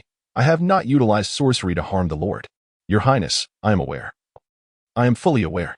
The Crown Princess tutor, Sherda, regarded Lu Ju with a reassuring gaze, conveying his unwavering belief in him. That Jiang Cheng possesses remarkable audacity. How dare he cast such vile accusations upon me?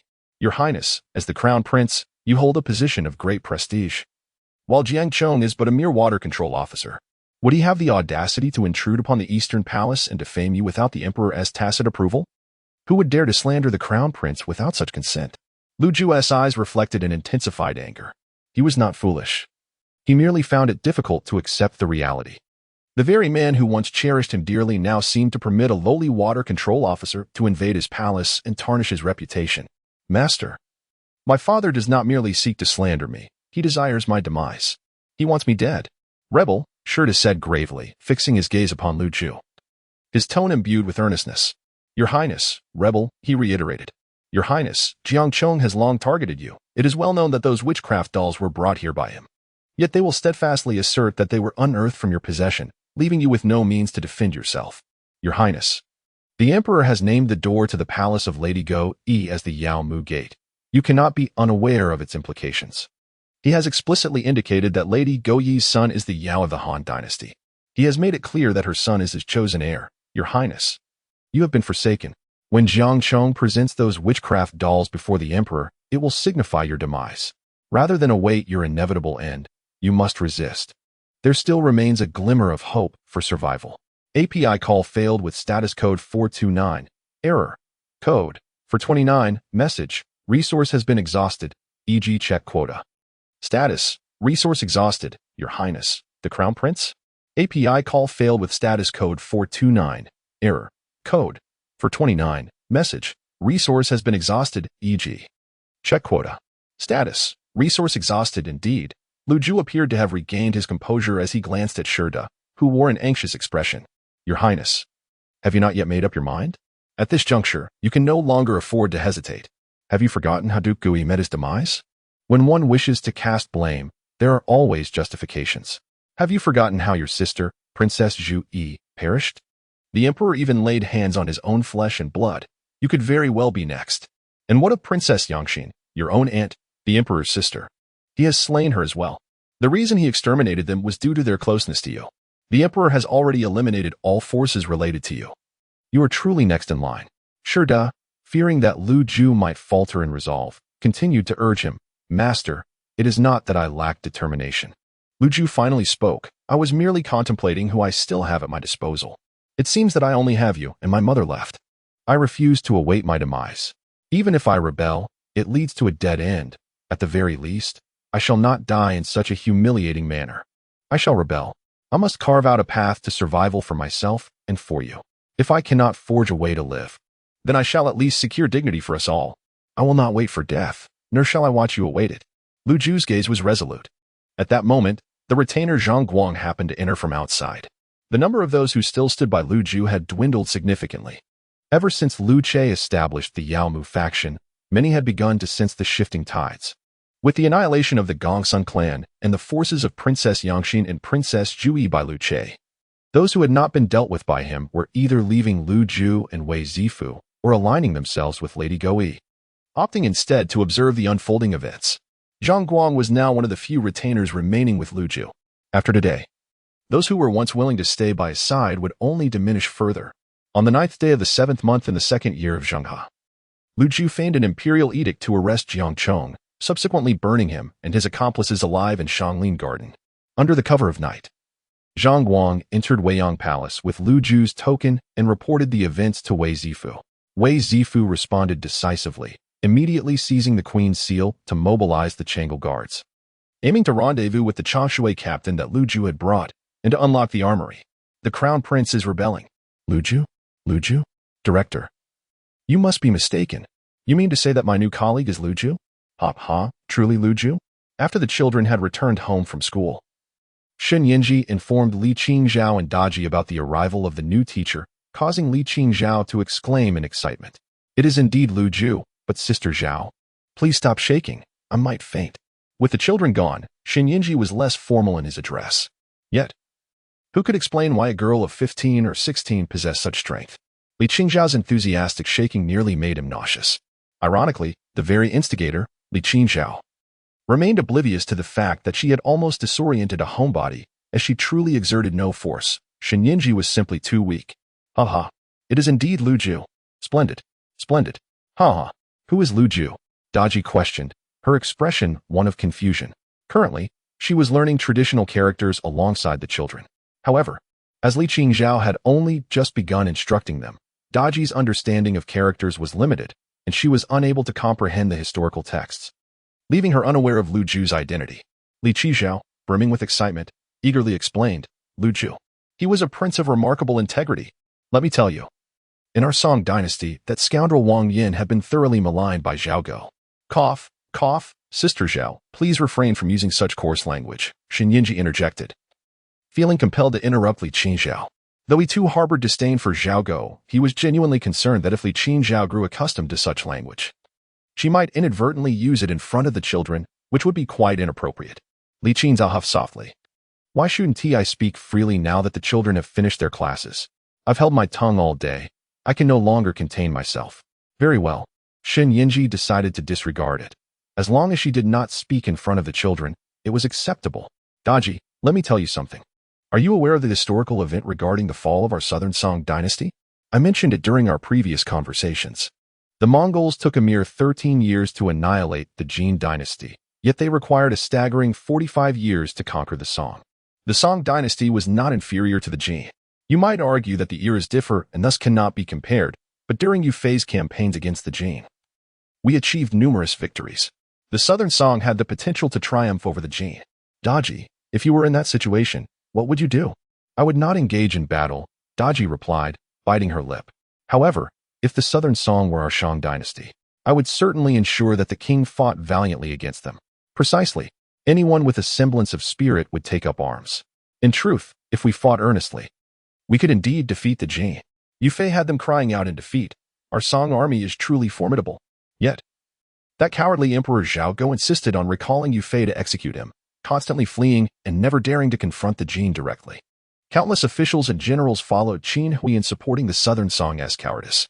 They lacked the courage to fight, always the first to flee. However, after Wan Go executed Yufei, the Southern Song ceased all military efforts, a once great nation reduced to fleeing at the mere approach of the enemy, allowing the Jin to pursue us relentlessly. If our Southern Song possessed even a fraction of Lu Ju's resolve, we would not have been so utterly humiliated. And who is this Lu Ju? Daji listened intently, still unaware of who Lu Ju was. She was eager to learn about her new colleague. Lu Ju was the crown prince of the Han dynasty. When his father sought to kill him, he rose in rebellion. Do you realize the disparity in their strengths? At that time, the capital, Chang'an, was defended by three military forces: the Palace Guard, the Southern Army, and the Northern Army. The Palace Guard was the emperor's personal guard. The Southern Army was responsible for safeguarding the palace and its surroundings. The Northern Army protected the capital and its vicinity. The Palace Guard included the Zhejiang Camp Cavalry and the Chemin Cavalry, the precursors to the Yulin Army and the Huban Army, both highly esteemed. The Northern Army consisted of 8 detachments. In the context of Shen Yuan's era, that would be akin to 8 elite special forces units. All 3 military factions were directly under Liu Che's command, responding solely to the emperor's orders. While Liu Ju had only the meager forces stationed in his prince's palace. When Liu Ju rebelled, his father, Liu Che, was away from the palace, recuperating at the distant Gongquan Palace. At that time, the Zhejiang Camp Cavalry and Chemin Cavalry were accompanied by Liu Che. The Empress, Wei Zifu, utilized the Empress's seal to mobilize a small contingent from the Chang'an Palace Guards, which represented only a fraction of the Southern Army. The majority of the Southern Army remained under Liu Che's command, guarding the Zhejiang Palace or accompanying Liu Che. These were forces Liu Ju could not command. Within the Northern Army, Liu Ju could only mobilize the Changshui Cavalry. The majority of troops and the other 7 detachments remained under Liu Che's control. Given such a vast disparity in strength, do you think Liu Ju had any chance of success? API call failed with status code 429. Error. Code 429. Message. Resource has been exhausted, e.g. check quota. Status. Resource exhausted, indeed. Li Qingzhao exclaimed, playfully patting Daji on the shoulder. Shinyinji quickly grasped her hand, aware of the considerable strength she possessed, fearing she might inadvertently knock the fragile Daji unconscious. This was the true Daji, not the fox spirit from the investiture of the gods. The real Daji was immortal, susceptible to harm. Moreover, the Northern Army encompassed not only the 8 elite special forces, but also the military might of the surrounding counties of Chang'an, all directly under Liu Che's command. The regular troops at Liu Ju's disposal were limited to the Chang'an Palace Guards mobilized by Wei Zifu and a single squad of Chashui officers. Yet, despite such a stark disparity in power, he dared to rebel. What remarkable spirit! Sometimes, I wish I could transfer Liu Ju's soul into the body of one and go, so our Song dynasty wouldn't suffer such disgrace. Daji, do you think Liu Ju possesses extraordinary fortitude? Don't you agree? I truly admire such resolute character. Ahem, Li Qingzhao, caught up in her excitement, inadvertently exerted too much force, causing Daji to cough. Shinyinji understood her enthusiasm. After all, she was a renowned advocate of warfare during the transitional period between the Northern and Southern Song dynasties. However, could she temper her vigor? Did Daji appear to be someone who could endure such treatment?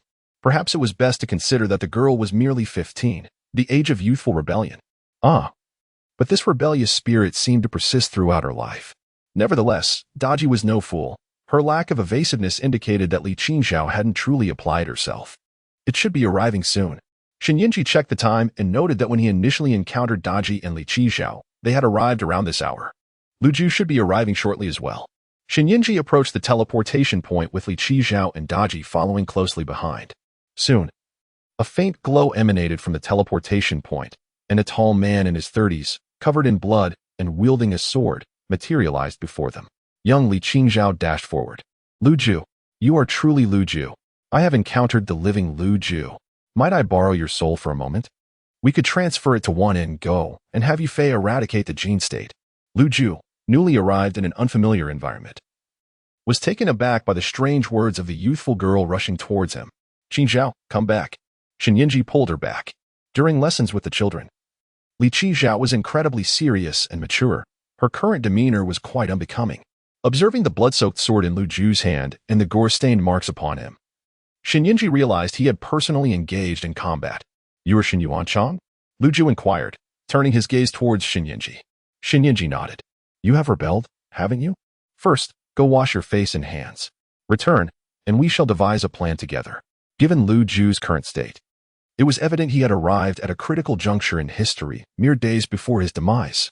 Shinyinji could not allow events to unfold as history dictated. He must save Liu Ju. How could he explain to the children that their teacher Liu Ju had suddenly vanished after just arriving for class? To inform them that their Liu Ju had died? Shinyinji shuddered at the thought of little Sizi crying, accompanied by a chorus of small feet wailing in the kindergarten.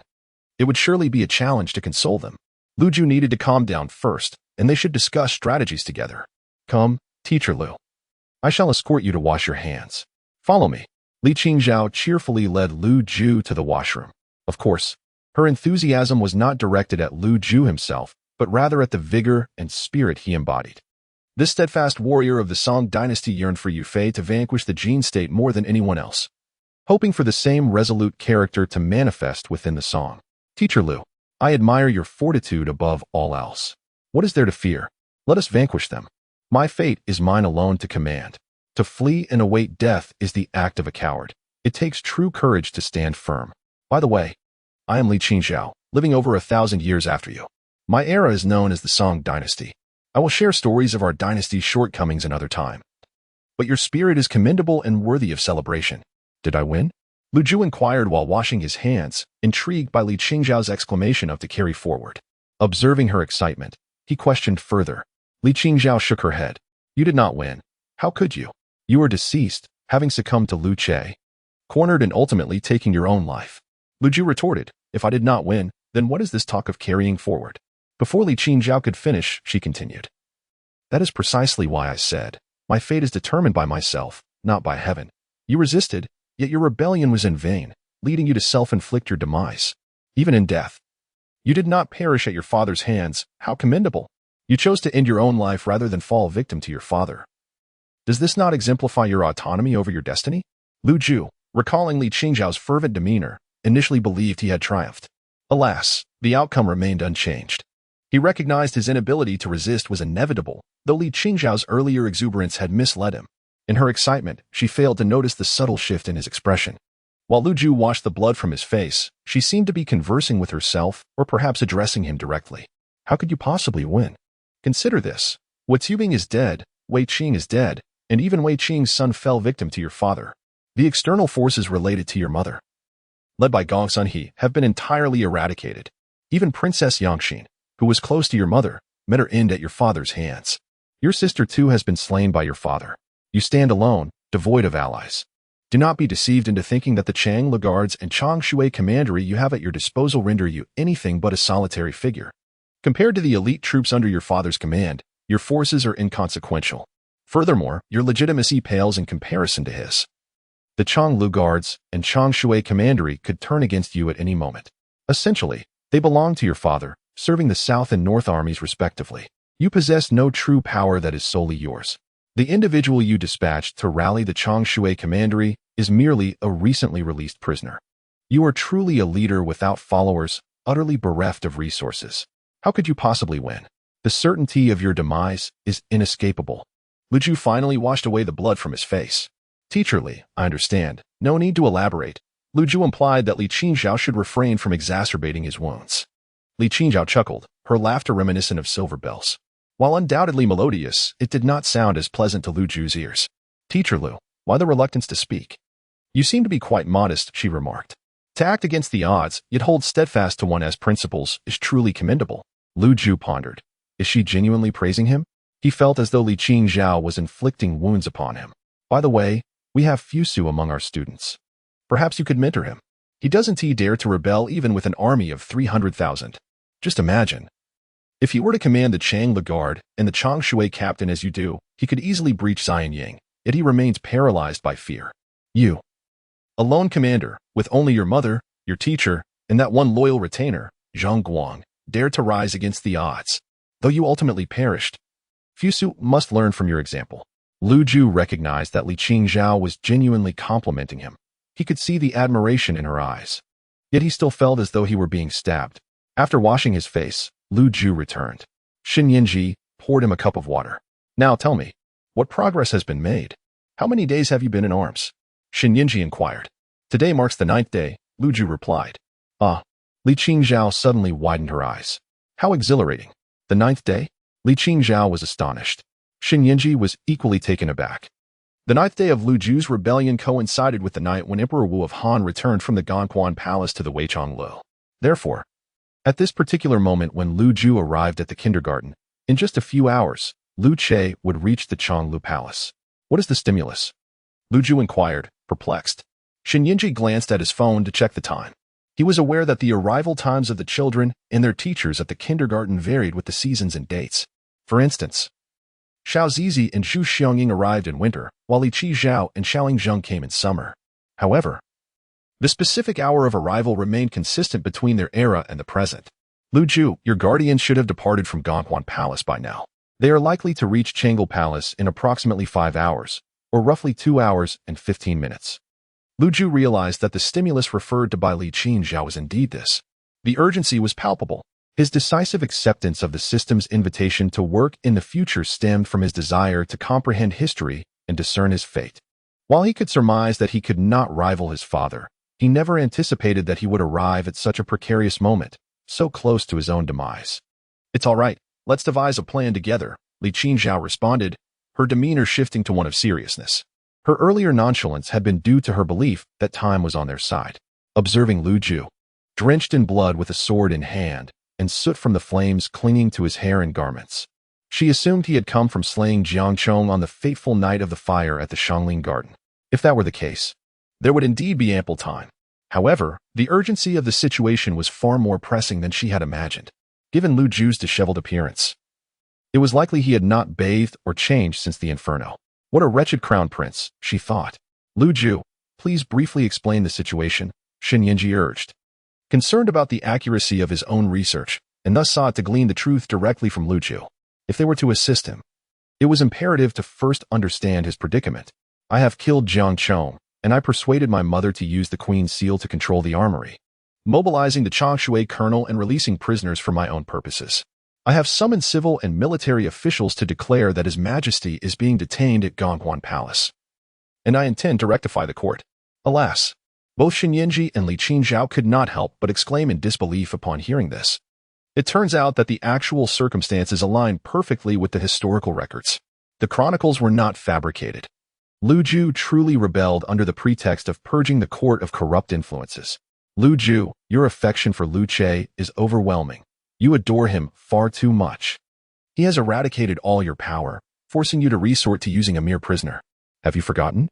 You lack even a professional to dispatch for mobilizing the captain of Changshui. You can only send a prisoner bearing your edict. You've been driven to such extremes by Lu Che, and yet you still speak of purging the court. You should simply declare him deceased. For if you claim he is under control, the moment he appears and asserts his autonomy, your entire narrative collapses. Why not take a more radical approach and eliminate his legitimacy outright by asserting his death? Why do you still harbor such affection for him?" Li Qinzhao was nearly on the verge of leaping up in frustration. Shen Yinji's brow furrowed deeply. The situation was indeed quite precarious. As Li Qinzhao had articulated, the moment Lu Che made an appearance, Lu Ju would be defeated. When Lu Ju finally confronted Lu Che, he was even deprived of the opportunity to utter a single word proclaiming the emperor's demise or that this Lu Che was an impostor. In truth, throughout Lu Ju's entire rebellion, he made scarcely a misstep. He adeptly forged edicts and decisively cut off Jiang Chong, the source spreading rumors that he had used sorcery against Lu Che. He mobilized every military force at his disposal, although in the end, he could only rally a contingent of the Chang Lu Palace Guards, a unit of Changshui officers, and a makeshift force composed of prisoners and commoners. This was his utmost limit. Moreover, he accomplished all this in less than 2 days. He even instructed Wei Zifu to seize control of the armory, ensuring that the weapons did not fall into Lu Che's hands, thus preventing an even greater disparity of power between them. He also secured the palace gates. The Jianzhong Palace and Changlu Palace, under his control, represented the central political apparatus, while Lu Che's presence in the Ganwan Palace was merely for rest and recuperation. After having Wei Zifu take control of Changlu Palace, Lu Ju promptly seized Jianzhong Palace as well. He anticipated this step and executed it effectively. Lu Ju's failure against Lu Che stemmed from the overwhelming disparity in strength. No matter how one twists their arm, it cannot surpass a thigh. Yet every step he took was marked by decisiveness, rapid action, and correctness. His singular error, as Li Qinzhao pointed out, was his lingering affection for Lu Che. He loved him too dearly to declare him dead. Having already secured the palace gates, he could have taken the imperial jade seal and directly ascended the throne, proclaiming Lu Che's death and asserting that any Lu Che appearing from outside was a false one. He might have still held a glimmer of hope for victory. Yet he did not act on this. He even sought to negotiate with Lu Che. Throughout the 9 days following his rebellion, he tirelessly dispatched envoys to Gonghuan Palace to seek an audience with Lu Che. He genuinely wished to negotiate with the emperor who had severed his wings. Qi Zhao. Now is not the time to dwell on Lu Ju. We must devise a plan. Surely we can think of something, Xin Yinji urged, pulling the agitated Li Qingzhao down to sit. Yes, let us contemplate a strategy. What options remain? Even if Lu Ju were an eagle, his feathers have been plucked by Lu Che, rendering him incapable of flight. How can one prevail against greater numbers? Li Qingzhao's agitation subsided as she furrowed her brow, softly musing to herself in search of a solution for Lu Ju. The predicament faced by Lu Ju was indeed dire. The crux of a palace coup. The very reason for success lies in the ability to control the center. Take, for instance, Li Shimin's coup at the Xuanwu Gate, where he seized control of Li Yuan. The pivotal figure, Zhu Qizhen's successful coup, also stemmed from complete control of the core. Fu Jian's coup achieved success through similar means. While Sima Yi's triumph over Cao Shuang in the Gaoping Ridge incident was facilitated by Cao Shuang, a fool whose vast ignorance led him to return the power he held directly to Sima Yi. Where the emperor resides, there lies the locus of power. Whether it was Li Shimin, Fu Jian, Zhu Qizhen, or Sima Yi, the essence of their successful power grabs rested on controlling the center. How could Lu Ju seize the central authority? Though he occupied Jianzhong Palace and Changlu Palace, the political center, Lu Che, was not located in either. With the meager forces at his disposal, attempting to strike at Ganquan Palace to seize Lu Che would be akin to striking a stone with an egg. API call failed with status code 429. Error. Code. 429. Message. Resource has been exhausted, e.g. check quota. Status. Resource exhausted. Who is Lu Xiu? Lu Ju inquired, glancing at Xin Yinji. This matter is trivial. Let us proceed to procure supplies. Your monthly salary amounts to 6,000 yuan, and you may advance 3,000 now. With 3,000, one can acquire numerous modern items to bewilder the ancients. I dare not claim otherwise, but it should suffice to disband your father's special forces. Once the morale of those 7 elite units is shattered, the rest will be manageable.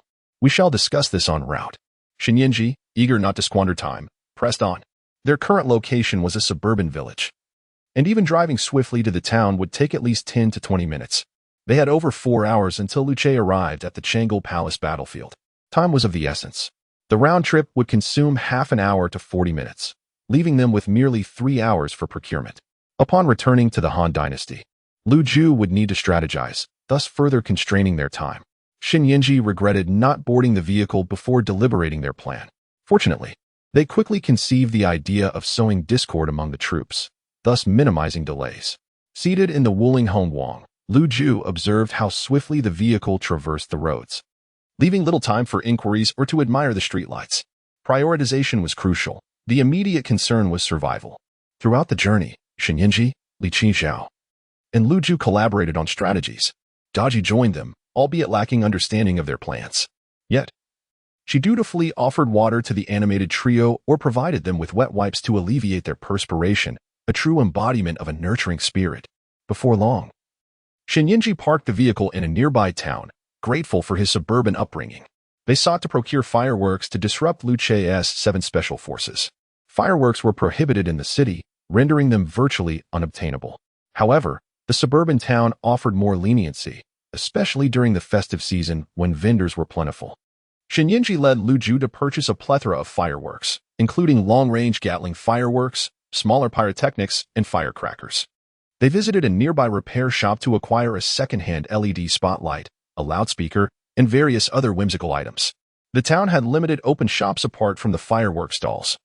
Yet Xin Yinji diligently guided Lu Ju to gather all necessary supplies.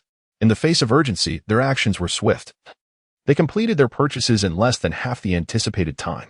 Once the vehicle was filled to capacity, Xin Yinji hastily drove back to the kindergarten, with Lu Ju preparing to transport all the acquired items to Weizhong Palace. Wei Zifu awaited by the teleportation point, her attire drenched in sweat, uncertain whether it was the sweltering July heat or her mounting anxiety. Upon seeing Lu Ju return, she finally exhaled in relief. How did it go, Ju? Did you bring back items from the future? Do we stand a chance? Wei Zifu inquired, her gaze fixed on the assortment Lu Ju had retrieved, her excitement tempered by cautious optimism. There is a chance of victory, Lu Ju asserted with unwavering confidence. The mutual trust between mother and son was palpable, and Wei Zifu remained calm and decisive. Indeed, in their family, there existed no cowardice. Wei Qing and Huat Yubing stood as the twin pillars of the Han Empire. Lu Ju dared to defy his nearly invincible father, a formidable warrior. Upon receiving the edict sent by Zhang Guang, Wei Zifu promptly mobilized the Changlu guards to secure the armory. This family, with their indomitable spirit and resolute demeanor, engaged in no frivolous exchanges or unnecessary pleasantries. Lu Ju stepped out from the teleportation point and personally selected several elite soldiers from the Changshui commandery. He then stood before the assembled troops he had united. Valiant soldiers, you have already joined me in this uprising. The news of your allegiance to the Crown Prince has spread throughout Chang'an and reached the Gonghuan Palace. If you do not fight, you shall surely perish. Stand with me in battle, and there lies a path to survival. That path may lead to a bright and prosperous future. Will you join me in this fight? API call failed with status code 429. Error. Code 429. Message. Resource has been exhausted, e.g. check quota. Status. Resource exhausted, battle. The lieutenant of Changshui, alongside the Chang'e Guard and the temporarily assembled populace. Echoed in unison. Deep within Lu Ju's heart, he silently apologized to the long-deceased Wei Qing, reflecting on the grievance of his uncle. Forgive me, for I have invoked the memory of your son's demise at the hands of my imperial father.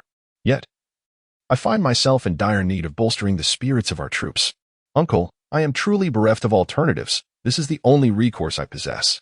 To prevail against a greater force, we must rely on an indomitable morale to triumph. Lu Ju understood the necessity of not only unsettling the resolve of Lu Che's men, but also invigorating the spirits of his own. After inspiring his comrades, he returned to the teleportation point with a select few elite lieutenants from Changshui, transporting an array of festive items, fireworks, firecrackers, LED lights, bubble machines, and loudspeakers, procured alongside Shinyinji. To the gates of Chang'e Palace, he summoned Wei Zifu, Shida, and Zhang Guang to the palace entrance and briefly elucidated the purpose of the items. Regardless of what transpires shortly, do not be taken aback. Our survival hinges upon the outcome of tonight's battle. Thus, even if I ascend to the heavens in a blaze of glory, you must remain composed. As he spoke, Lu Ju ignited a handheld firework. Whoosh boom. Fireworks soared into the sky, blooming brilliantly in the firmament. Whoosh bang. Whoosh bang, bang, bang. The fireworks erupted in the sky, captivating Wei Zifu and the elite soldiers selected by Lu Ju, the Longshui lieutenant, along with the members of the Chang'e Guard, the prisoners, and the common folk gathered by Lu Ju. The citizens of Chang'an, as well as the large army of Lu Che hurrying back to the Changlu Palace, were all taken aback by the sound and the sight of the fireworks, which, though modest by the standards of the 20th century, were unprecedented in this era. Resembling a miraculous spectacle, Lu Ju intended for Wei Zifu and the others beside him to witness this display. In a moment, I shall unleash many more similar wonders, each far more powerful than this. Do not be astonished. He called out the names of the chosen elites among the Longshui lieutenant. You are Jin Shuiqin, and you are Hui. I have committed your names to memory. Lu Ju was urgently making arrangements. Soon, His Majesty's men may fire arrows in our direction. If they do, hold your shields to defend yourselves. Lu Che was nearing the Changlu Palace, his eyes wide with amazement at the spectacle unfolding in the sky. What is that? It seems to be from the direction of the Changlu Palace. Hurry, hurry. Let us return to the Changlu Palace. Lu Che was somewhat anxious. The grand procession advanced with great momentum, and the first to arrive at the gates of the Changlu Palace was the Tunshin cavalry under Lu Che's command. All mounted soldiers. Your Highness, dare you rebel? His Majesty is soon to arrive. Please surrender at once. The leading cavalryman shouted towards Lu Ju at the palace gates. Several elite Longshui cavalry officers stood steadfastly beside Lu Ju, shields firmly in hand, offering unwavering protection to him, never daring to relax their guard. Wei Zifu clenched his fists, maintaining a calm facade, though sweat trickled down his back. Lu Ju strode forward, bearing an oversized Gatling firework, and shouted at the Tunshin cavalry who had arrived first at the palace gates. What did you say? The wind is too strong. I cannot hear you. You say I should return to my quarters? I have yet to properly teach you brats how to conduct yourselves. How can I possibly sleep? Wei Zifu, Shida, and Zhang Guang were rendered speechless by Lu Ju's words. In this moment, Lu Ju resembled the once headstrong and spirited champion general, Hu Zubing, of his youth. Is this truly a cousin? Wei Zifu's eyes glistened with unshed tears. If Wei Qing, who had always cherished Lu Ju, were alive to witness his nephew in such a state, he would surely not feel disappointment. If Hu Zubing, who had cared for and looked after Lu Ju, were alive, he would undoubtedly feel a swell of pride for his younger cousin. Little did anyone know, this was all taught by Li Qingzhao. Your Highness, please do not struggle futilely. His Majesty is nearly upon us. Surrender yourself at once." The Tuntian cavalry continued to shout. Lu Ju, however, refrained from further words. He ignited the Gatling. "You brats. Prepare to meet your end." API call failed with status code 429. Error. Code. For 29. Message. Resource has been exhausted, e.g. check quota. Status. Resource exhausted. API call failed with status code 429. Error. Code. For 29. Message. Resource has been exhausted, e.g. check quota. Status. Resource exhausted. Whoosh bang. Whoosh bang. Whoosh. Whoosh. Whoosh. Bang. Bang. Bang. In an instant, the cavalry neatly arrayed beneath the city walls was thrown into disarray. The startled steeds bolted in all directions, and the well-trained cavalry officers found themselves utterly unable to rein in the panicked horses. Meanwhile, the Gatling gun continued its relentless barrage. Whoosh API call failed with status code 429. Error. Code. For 29. Message. Resource has been exhausted, e.g. check quota. Status. Resource exhausted. Whoosh bang. Bang. Bang. Lu Ju needed no aim, even if he had. The Gatling gun he had brought back would scarcely be sufficient to vanquish the formidable troops wielded by his invincible father. Thus, he unleashed a chaotic barrage. His sole objective was to shatter the morale of his father's army. During the Battle of Kunyang, a meteorite had disrupted the spirits of the new army, leading Lu Xiu to capture the king by first vanquishing the new army general, Wang Sun. This decisive act resulted in a complete collapse of the new army's morale, paving the way for Lu Xiu to achieve remarkable victories. Lu Che's Northern Army 8 cavalry officers were meticulously selected and expertly trained cavalry, armed to the teeth. The Tuntian cavalry officers constituted the backbone of the 8 cavalry, renowned for their exceptional mobility. Yet, being cavalry, they were reliant on their steeds, which, being mere animals, could easily be startled, losing composure in an instant. After Lu Ju unleashed a barrage from the Gatling gun, he ignited 2 rolls of firecrackers and hurled them down towards the city wall. The thunderous crack of the firecrackers sent the already panicked horses into further disarray. The dense smoke obscured visibility. The horses galloped wildly, colliding with one another, while the Tuntian cavalry officers, devoid of sight, flailed their spears in a futile attempt to clear a path, inadvertently wounding one another. As the reinforcements from the Yu cavalry and Hu cavalry arrived to witness the chaotic scene, they barely had time to comprehend the situation before the second barrage from Lu Ju's Gatling gun struck the front ranks. Whoosh bang. Whoosh bang. Bang. Bang. The steeds of the cavalry officers, both the Yu and Hu, were startled by the sound of the Gatling gun, neighing and thrashing about in panic. The Hu cavalry officer, a warrior of the Xiongnu subdued by Lu Che, was a formidable horseman, towering and robust, which provided a tactical advantage in battle. However, once the horses were frightened and lost their composure, this became a significant disadvantage. The magnificent horses of the Hu cavalry, amidst the explosions of the Gatling and the crackle of firecrackers, resembled headless flies, careening chaotically and trampling one another. Countless riders were thrown from their mounts, sustaining injuries or being trampled. Lu Che's heavily armed cavalry was thus thrown into disarray. The once mighty steeds that had led the Han army to triumph on the battlefield had now become the greatest source of confusion. Lu Che had underestimated his opponent. It was clear that no one would perceive Lu Ju as having any capacity for resistance. Consequently, Lu Che refrained from deploying his troops strategically and ordered 3 of the 7 cavalry units under his command to return promptly to the Changlu Palace. The shields prepared by the elite Chang Shui officer to deflect arrows remained in use. At this moment, the 3 units, the Tuntai, Yu, and Hu cavalry, had mutually exhausted each other and lost their combat effectiveness. Lu Ju was conserving the use of the Gatling. He activated the second-hand LED headlights that Shun Yinji had taken him to purchase, illuminating the faces of the now chaotic cavalry, flashing the lights back and forth. The beams pierced through the swirling smoke, nearly blinding every cavalryman who instinctively glanced at the light. Lu Ju then turned on the loudspeaker personally selected and recorded by Li Qijiao. A thunderous and fast-paced rap resonated through the air. Thunder. This celestial power, the earth shatters. The purple gold hammer. Purple lightning. This profound, fiery sword of the 9 heavens transforms the world. Dark clouds, galloping across the battlefield, whistling through the misty rain. Ever since antiquity, love has left only empty regrets. The advancing southern army, leading their archers to the scene, stood aghast upon hearing the rap. The frenzied horses, akin to headless flies, knocked down yet more of them.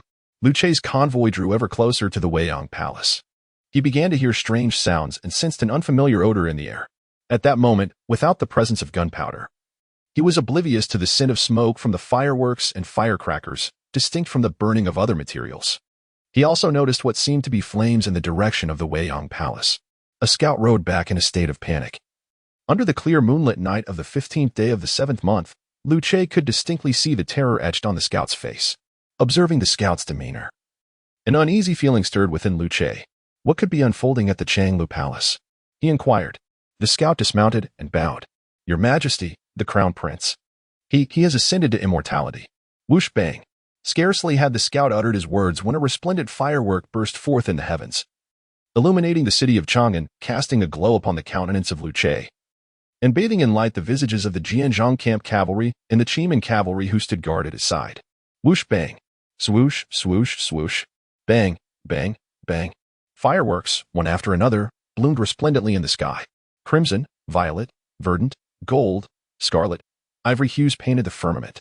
Never before had Lu Che beheld such resplendent colors, such radiant light. Indeed, none present had witnessed such a spectacle, not even Lu Ju himself. At that moment, Lu Che felt as though a thunderbolt had detonated within his mind. Gazing upon the firmament ablaze with light, the words of the scout echoed relentlessly in his thoughts. The Crown Prince has attained enlightenment and ascended to immortality. The Crown Prince has attained enlightenment and ascended to immortality? Lu Che, beholding the magnificent fireworks, suppressed the incredulous retort of nonsense that nearly erupted from his lips, swallowing it back with a gulp. He deeply gulped. Has the Crown Prince truly attained enlightenment and ascended to immortality? Lu Che voiced the question that swirled within his heart. Whoosh boom. Another firework blossomed, and the scout nodded. Yes, Your Majesty. The Crown Prince has attained immortality. He can summon thunder and wields the thunder goddess hammer, known as the purple gold hammer. He possesses celestial cultivation. He can command the mysterious fire of the 9 heavens, and the Crown Prince did not even require the aid of the Chang'an guards or the Changshui commanders. By his own strength alone, he single-handedly defeated the Tunshan, Huji, and Yuechi commanders, overwhelming 3 elite cavalry units with his prowess. Your Majesty, the Crown Prince truly possesses celestial capabilities. We must hasten back to Chang'an Palace. Although Lu Che was astonished, he yearned to comprehend the situation. The notion of a single individual vanquishing 3 elite cavalry units was indeed staggering. Yet, gazing at the luminous phenomena in the sky, he found it difficult to dismiss the scout's claims. A tumult of emotions swirled within him, yet he compelled himself to remain calm. As they drew closer to Chang'an Palace, Lu Che beheld fleeing war horses and injured cavalrymen clad in the armor of the Tunshan commanders. Before he could inquire about the wounded cavalryman's condition, the soldier suddenly collapsed from his mount. Just before losing consciousness, he uttered, Your Majesty, the Crown Prince has ascended to immortality. He possesses the thunderous celestial cultivation and the purple gold hammer. Continuing forward, Lu Che encountered another cavalryman, grievously injured and struggling to crawl on the ground after being trampled by a warhorse. Upon seeing Lu Che, the soldier weakly spoke, Your Majesty, the Crown Prince possesses astounding cultivation and the purple gold hammer. We must return to the palace at once. Lu Che's forehead beaded with sweat as he urged the driver to hasten their pace. The closer they approached Chang'an Palace, the nearer the flames seemed, and the unfamiliar acrid scent in the air intensified. Injured soldiers from the northern army began to appear, fleeing from the direction of Chang'an Palace. Lu Che observed thick smoke rising. Your Majesty, this is the scent of heavenly thunder. The Crown Prince summoned lightning with the purple gold hammer, which exploded before Chang'an Palace, creating billowing clouds of smoke.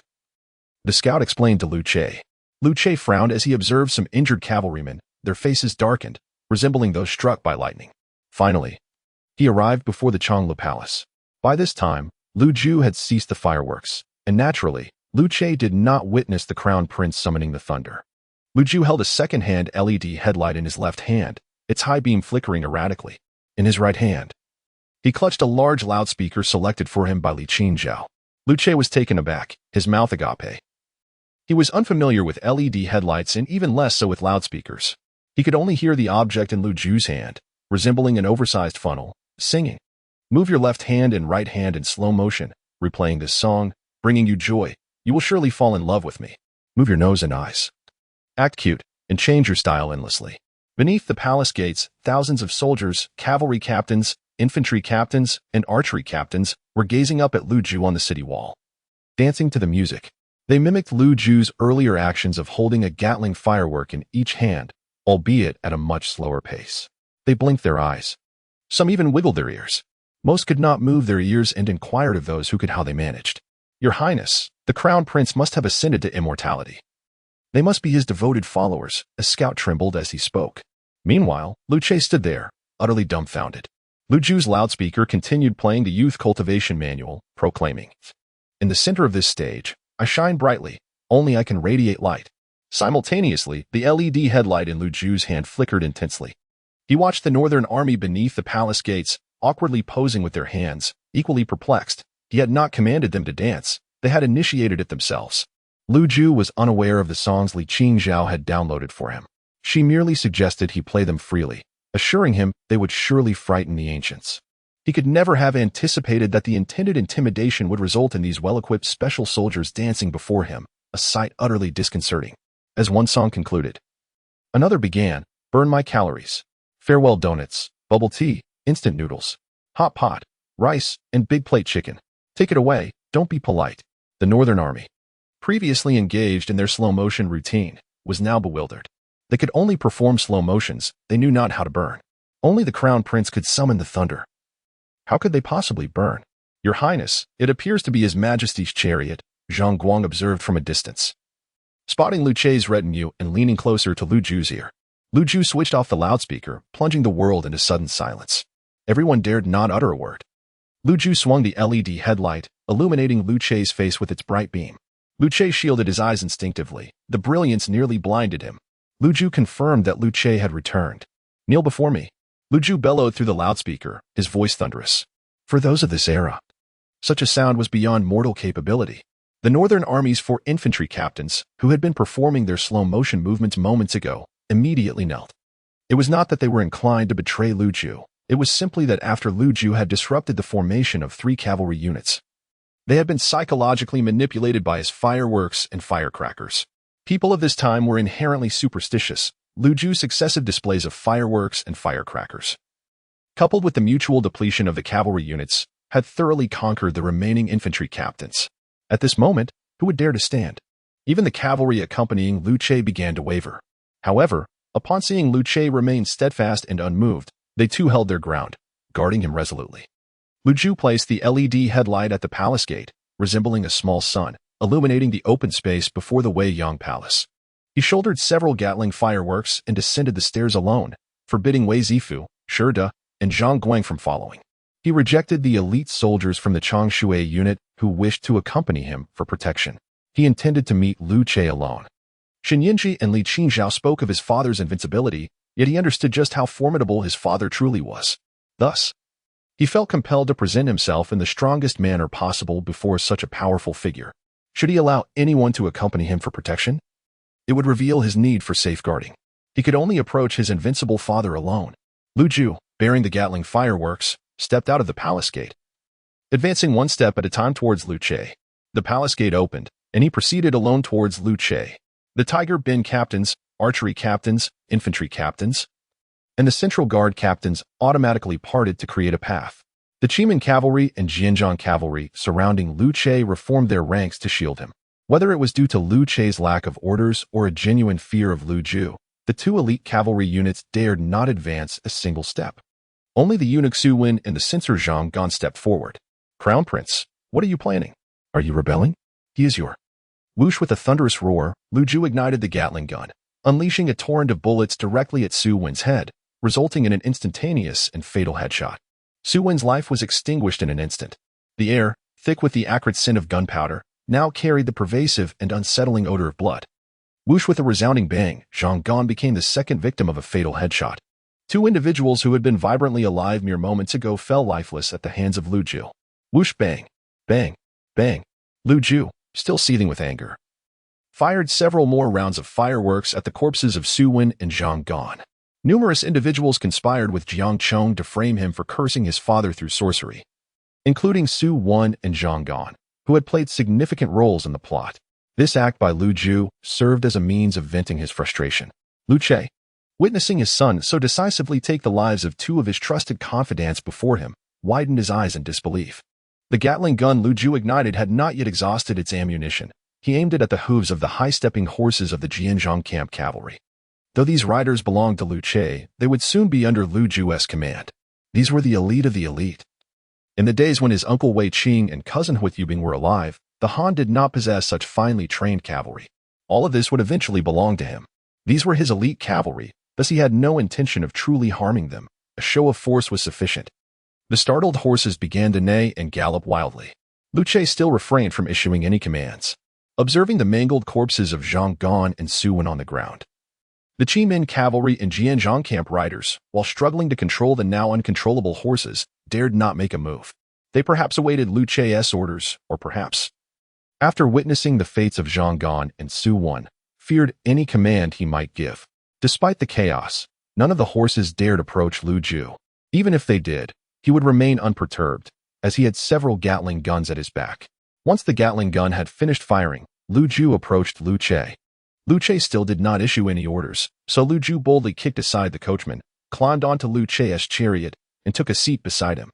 The now silent Gatling gun still emitted wisps of smoke as Lu Ju pointed it directly at Lu Che's head, casting a glance at the corpses of Su Wen and Zhang Gan. In that moment, Lu Ju felt an overwhelming sense of bravado, though regrettably. The Gatling was adorned with adorably whimsical designs of cartoon characters. Alas, the Gatling gun brought by Xin Yinji was covered in such endearing motifs, including cute rabbits.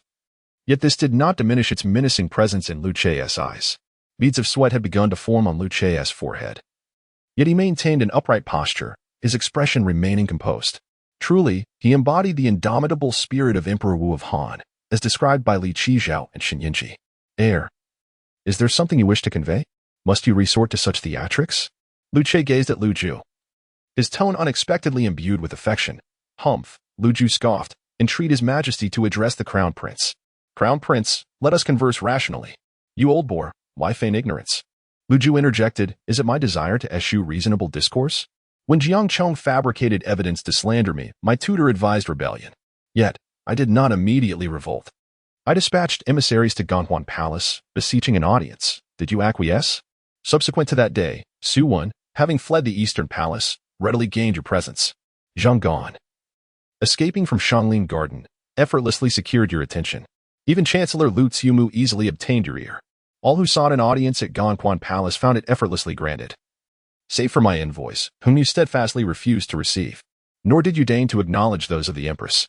Had we not been perpetually denied your presence, would I have resorted to insurrection?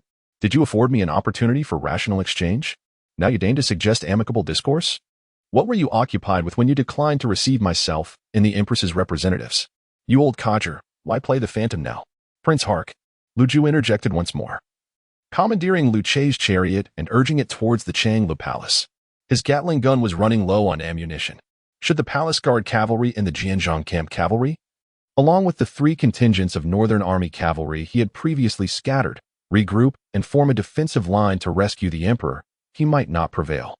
He needed to reach his own territory, the Changlu Palace, which was currently defended by the Changshui Commandant, the Changlu Guards, and a contingent of prisoners and commoners he had assembled.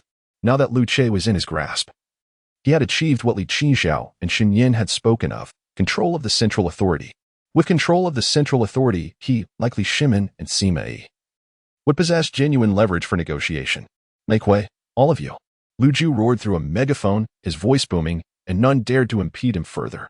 He drove Lu Che's chariot into the Changlu Palace, with Shi De and Zhang Guang close behind, securing the palace gates. Wei Zifu remained atop the palace gate, ready to signal any unusual activity outside the palace walls by ordering the lighting of firecrackers. What do you intend to do? Lu Che asked calmly. Even as he was led into the Changlu Palace, Lu Ju, under the glow of the mid-July moon, could see that the emperor's robes were soaked with sweat. What do I intend to do? Lu Ju retorted. Perhaps you should reflect on what you have been doing all these years. Do you even remember yourself? Have you not long forgotten who you are? Before Qin unified the 6 kingdoms, the Xiongnu incessantly invaded, pillaging and plundering. The states of Qin, Yan, and Zhao continuously fortified the Great Wall to defend against them.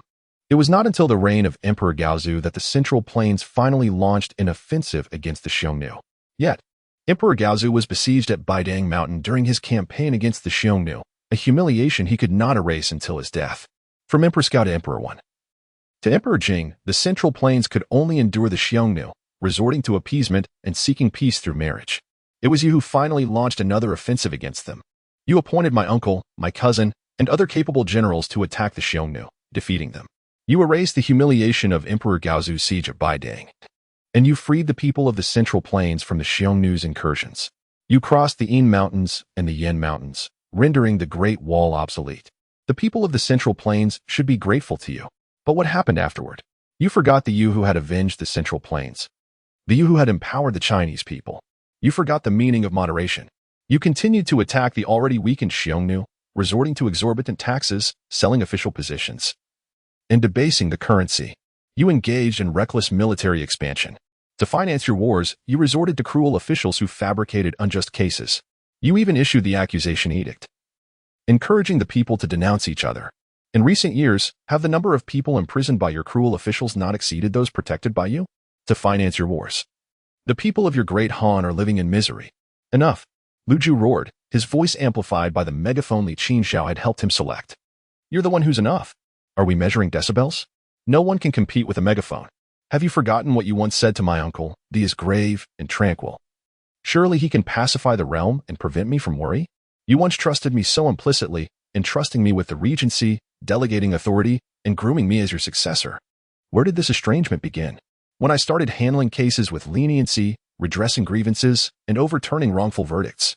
Your reliance on harsh officials to amass wealth clashed with my merciful judgments, my governance diverging entirely from yours. I had become a son unlike his father, but you were not deluded. You know better than anyone that the oppressive policies must cease, that the era of tyrannical officials must end.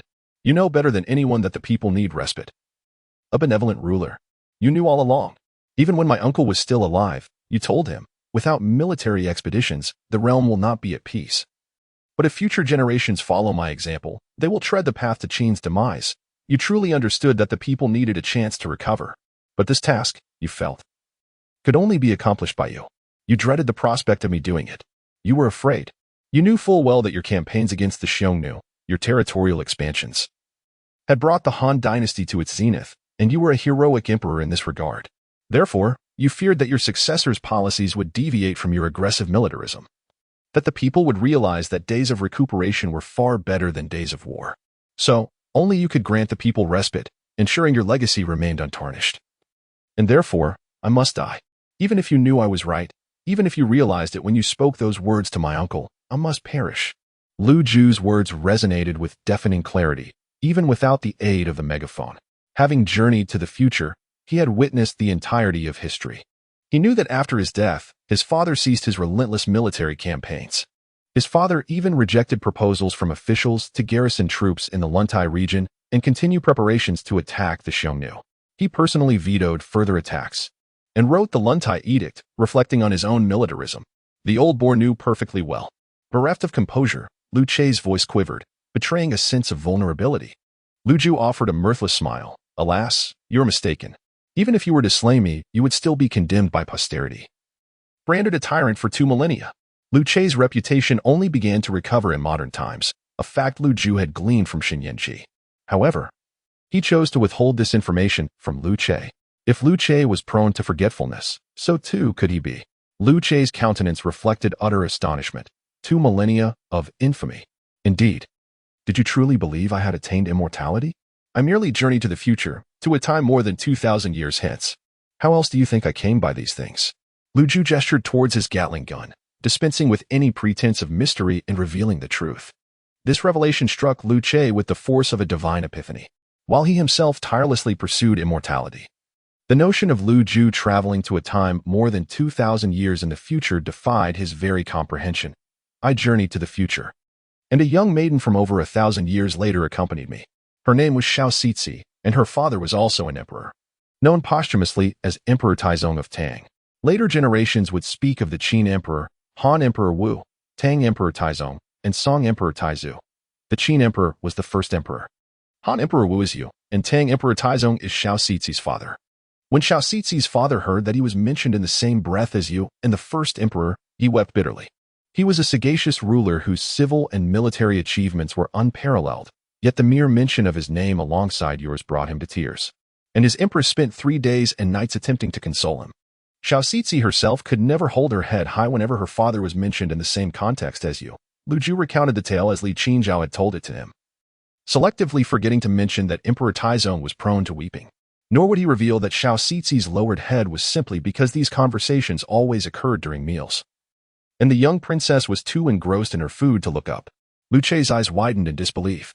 To be mentioned in the same breath as him could bring an emperor renowned for his achievements to tears. And cause that emperor's own daughter to hang her head in shame? Had he truly earned such profound condemnation? Zhuo, I was wrong. I shall immediately pen a decree of contrition. Reflect upon my transgressions, and alleviate the people's burdens by ceasing oppressive policies, halting arbitrary taxation, and prioritizing agriculture. Yes, Lu Zhu interjected once more, articulating the very essence of Lu Che's intended decree. Lu Che was taken aback, once again astounded by Lu Zhu's prescience. He had indeed traveled to the future. Ah! Lu Zhu couldn't help but sneer. You are aware, truly aware, you have always known that I was correct. Throughout over 2 millennia of imperial rule, a multitude of emperors have issued edicts of self-reproach. Yet, your edict possesses unparalleled significance because it transcends mere acknowledgement of wrongdoing. Within its passages, you delineated the subsequent governing principles, the prohibition of oppressive governance, the cessation of arbitrary levies, and the vigorous promotion of agriculture. You extinguished my life. You extinguished the lives of my sons, and for Lu Fuling, you selected 4 regents, of whom only Huaguang remained in the end. Huaguang's regency for Lu Fuling allowed the populace of the Great Han to recuperate and thrive. He governed in accordance with the very principles you had established. Yet, Your Majesty, the endeavors of Huaguang mirror those I have striven for over the years. You permitted yourself to undertake these actions, and you permitted Huaguang to execute them according to your dictates. However, you forbade me from doing so, and thus, my demise became inevitable. Those close to me were likewise condemned, even including your own flesh and blood, and bequeathing the throne to the young Lu Fuling. You did not even fear the instability of a young ruler. Your foresight was remarkable. The regents you chose were unfailingly loyal. Huaguang never wavered in his devotion to the Han. Adhering to your established governing principles, he resuscitated the ailing Han, allowing its people to live in peace and prosperity. Alas, the fortune of the Han, your fortune, extended no further. What does it signify? Huaguang wielded absolute authority to maintain his grip on power and prevent its dilution. He orchestrated the marriage of his granddaughter to Lu Fuling, ensuring no other woman shared the emperor's bed. Lu Fuling's reign was tragically brief, ending at the age of 20. Huaguang's granddaughter, barely 13, left Lu Fuling without an heir, thus ending his lineage. Subsequently, my grandson Lu Bingyi, who narrowly escaped your blade, ascended to the throne. Huaguang, though obedient and loyal to the Han, failed to govern his own spouse. His wife, Xian, driven by the ambition to elevate her daughter to empress, orchestrated the poisoning of Lu Bingyi's original empress, Su Pingjun, leaving behind their 3-year-old son, Lu Shi. Huaguang, aware of Xian's culpability, chose inaction, allowing her continued arrogance. During Huaguang's lifetime, Lu Bingyi's reign was merely nominal. He was not only unable to avenge Su Pingjun but was also compelled to install Huaguang's daughter as the new empress. Lu Shi, having lost his mother at a tender age, existed under the shadows of Huaguang, Xian, and the Hua Empress. Lu Zhu paused, taking a deep breath, allowing Lu Che a moment to absorb the gravity of his words. Your Majesty, do you comprehend the meaning of weakness? You deem me inferior in strength. Yet I dared to raise arms in rebellion against you. I am one who dared to defy you. My only transgression was ceasing your tyrannical rule, for which you label me as weak. What then of Lu Shi? Having spent his formative years under the dominion of Huaguang, Xian, and the Hua Empress, he embodies true weakness. Upon Lu Bingyi's death, Lu Shi ascended to the throne. He was incapable of asserting imperial authority, leading to the erosion of imperial power and the rise of eunuch influence. Yet the Han lacked a second loyal general like Huaguang to guide the vast empire. From that juncture, the Han began its descent into decline. Wang Mang, the nephew of Lu Shi's empress, masqueraded as a second Huaguang, a Shogun reborn, gradually seizing power and ultimately usurping the Han dynasty, leading to its demise. Bang! The old emperor slammed his fist on the Kong table, shattering it. It was astonishing where the sexagenarian derived such strength. Lu Zhu noticed the veins bulging on the back of his hand, a testament to his intense emotions. Zhuo, you have saved the Han dynasty. Had you not journeyed to the future, how would I have learned of these events? I, too, have saved you. Lu Zhu fixed his gaze upon Lu Che. Had I not gone to the future, your actions in my case would have led to the slaughter of hundreds of thousands. Do you believe that the tyrant's epithet that has followed you for over 2 millennia stems solely from your previous acts of tyranny and oppressive policies? Because of a slanderous accusation against me, you extended your butcher's knife to hundreds of thousands of innocent civilians who were once under your protection. They were utterly blameless, merely unarmed commoners. Hundreds of thousands. Not just a few individuals, not dozens, not hundreds, but hundreds of thousands of innocent people. I prevented that massacre. Lu Ju paused, and silence filled the room, broken only by the breathing of father and son. After what seemed an eternity, Lu Ju spoke again. Old boy, weren't you about to draft an edict of self-reproach? Do it now. Lu Ju began to lay down his terms. Only the strong are entitled to negotiate. The weak, when faced with an adversary, can only lie on the chopping block, awaiting the blade's descent. He was no longer the Lu Ju who repeatedly sent envoys to Gonghuan Palace, only to be denied an audience with Lu Che. He was now the Lu Ju who had single-handedly vanquished 3 divisions of the Northern Army's cavalry. He was the Lu Ju who could obliterate Lu Che with a Gatling gun at any moment. He had the right to negotiate with Lu Che, and the initiative was entirely his. After you write the Edict of Self-Reproach, draft the Decree of Abdication, passing the throne to me, and you shall become the Emperor Emeritus. However, I will not manage affairs of state. You will govern on my behalf. You will rule the nation according to the governing principles of forbidding oppressive policies, ceasing arbitrary levies, and vigorously promoting agriculture outlined in your Edict of Self-Reproach. The glory that belonged to Huiguan, allowing the people to recuperate and saving the Han dynasty from peril, will return to you. And you will no longer be remembered with infamy. You are acting perversely, defying all reason. Lu Che clenched his fists, interrupting Lu Ju. But a subtle smile seemed to play on his lips, though he suppressed it. Crown Prince, you are absurd. Utterly absurd. You ask that I abdicate the throne to you. Become the Emperor Emeritus, yet still govern on your behalf? Absurd. The height of absurdity. There is only the principle of the Crown Prince governing on behalf of the Emperor. Never an Emperor Emeritus governing on behalf of the Emperor. You are being preposterous. This is an unprecedented absurdity. We can set this precedent. Do you agree? Or do you not? Lu Ju aimed the dark, menacing muzzle of the Gatling gun at Lu Che's temple. If his father were anyone else, even if he weren't Lu Che, he would have blasted the old man to smithereens with a barrage of fireworks. But his father was Lu Che. In over 2,000 years of imperial rule, countless emperors had committed numerous wrongs, yet refused to admit their mistakes until their dying breath, stubbornly insisting on their infallibility, even compounding their errors. But Lu Che would write an edict of self-reproach and acknowledge his faults. Lu Che could stand tall, yet also bow his head. He was an emperor who, upon realizing his errors, would admit them. In over 2,000 years of imperial rule, many emperors, after becoming senile in their old age, remained so until death. But Lu Che could awaken. After awakening, he could still demonstrate exceptional political acumen. The governing principles he left for Huiguang were the best proof of this. Therefore, Lu Ju would not obliterate him with a Gatling gun. Lu Ju knew that his father was open to negotiation. Lu Che spoke, and he acquiesced. Zhang Guang entered. Lu Ju seized the large horn in his hand and shouted. As Zhang Guang entered, he commanded him to fetch ink and blank bamboo slips. Lu Ju instructed him to place them on the writing desk and then dismissed him. Only the father and son remained in the room. The reason Lu Ju could not directly eliminate Lu Che with a Gatling gun was not out of fear of the infamy of patricide. Historically, he would not survive this encounter, having reclaimed his life. What did he have left to fear? It was simply that he was at his wit's end. He had ventured to kindergarten and returned to alter his fate. He could not forsake his responsibilities just because he had gained an advantage. He must assume the role of a teacher. He could no longer continue as the crown prince. The position of a strong crown prince is the most arduous, uncertain of when his father might once again harbor suspicions. Thus, he contemplated ascending the throne, allowing his father to become the retired emperor, severing the source of his father's doubts. He had no choice but to have his father regent for him, as he had no one to rely upon. As Li Qingzhao and Xin Yinji posited, even if he were an eagle, his father had already plucked his feathers bare. He could only select individuals from among prisoners to deploy for the Longshui Guard. He was truly stripped bare. In rebellion, it appeared he commanded the Longshui Guard and a contingent of the Qianglu, but in reality, they were all his father's men. Merely fortunate to have been mobilized during a time when his father was absent. He lacked a solid foundation, and he had nearly no one of value at his disposal. A commander without troops, while simultaneously attending kindergarten to care for children, how could he possibly govern an empire that had been ravaged by his father's relentless militarism? He could only rely on his father to regent.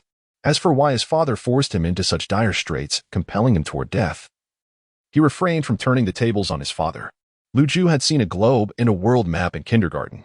He understood the vastness of the world and recognized how diminutive the Han's territory was in comparison.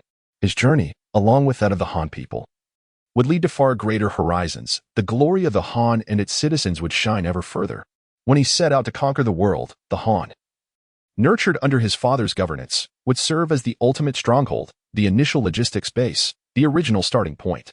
In light of his grand vision and great ambitions, his father's South attempts to drive him to despair paled in significance. After all, he was unharmed. Lu Che swiftly composed the Edict of Self-Accusation and the Decree of Abdication. It was as substantial as the historical Edict of Self-Accusation from the Lu and Tai, laying the groundwork for subsequent governance. Lu Ju grasped the Gatling in one hand and the bamboo slip in the other. Crown Prince, why do you refer to me as the old wild boar?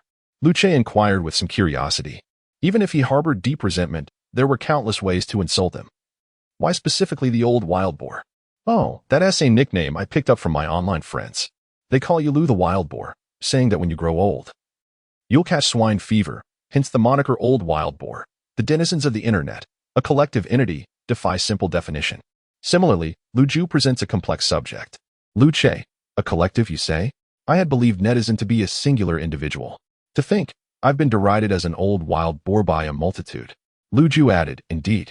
And you bear another appellation, Little Pig Lu, also coined by these netizens. Lu Che, I'd sooner be known as the Wild Boar Lu, 11th year of Han Wu.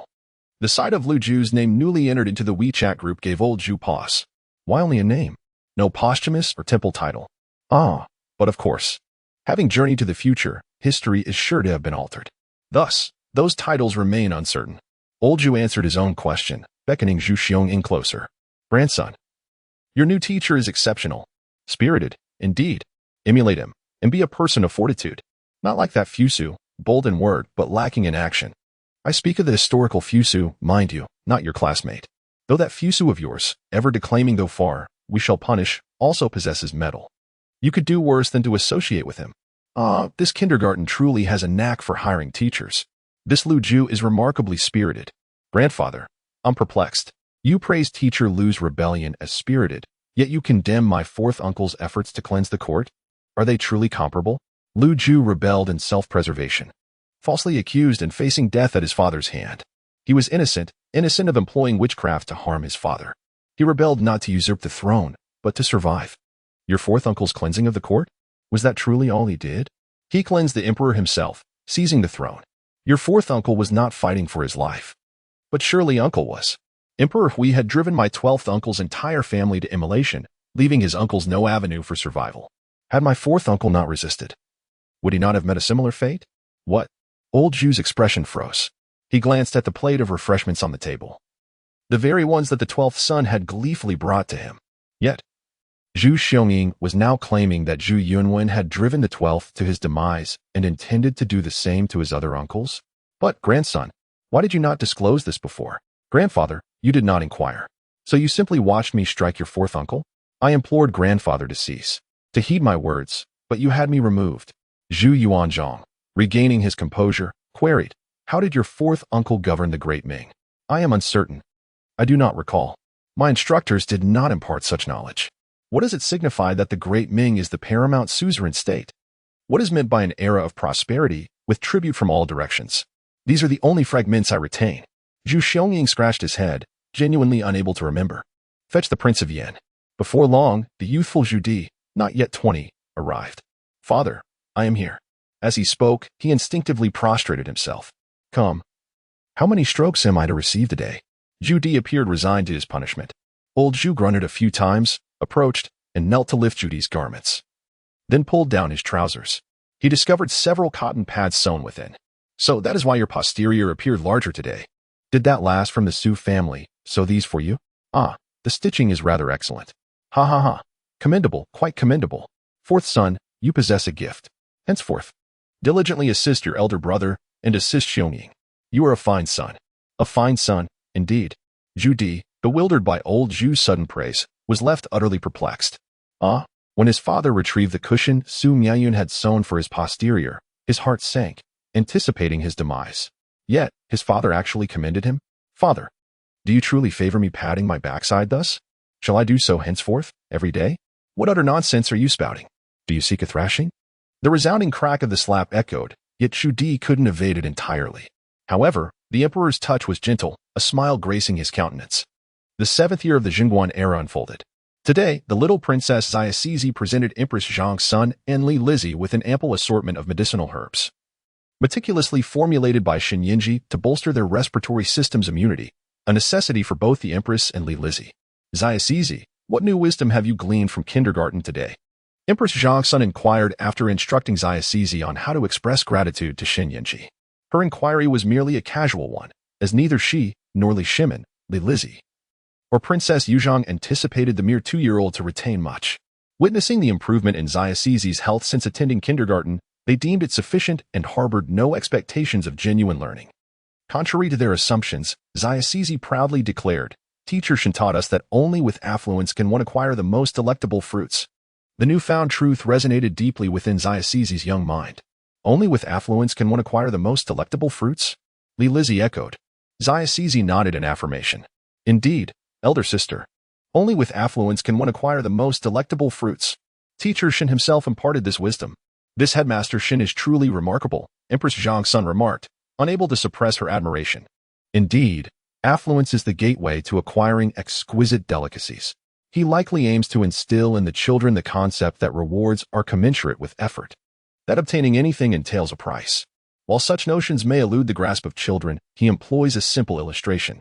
The chosen example is truly apt, as even Sizi comprehends it. Headmaster Shen is undeniably exceptional. Indeed, concurred Li Shimin, Li Lizzie, and Princess Yuzhang, echoing Empress Zhang's sentiment. A wave of reassurance washed over them. Confident that their daughter, Sizi, would flourish in kindergarten under the tutelage of Director Shen. Her illustration of the correlation between affluence and delectable fruits is remarkably astute. Li Lizzie mused. Sizi nodded emphatically, chirping, "Indeed. With money, one can procure the most delightful fruits." "Excellent, Sizi," Li Shimin responded. "Remember this lesson imparted by Director Shen. Diligence begets rewards. Do you comprehend?" "Indeed," Sizi affirmed. "With money, one can acquire the most delightful fruits. Investment yields fruity rewards." Meanwhile, in the Qin dynasty, Emperor Ying Zheng, phone in hand, furrowed his brow at the sight of Lu Ju's name. Who is this unfamiliar person?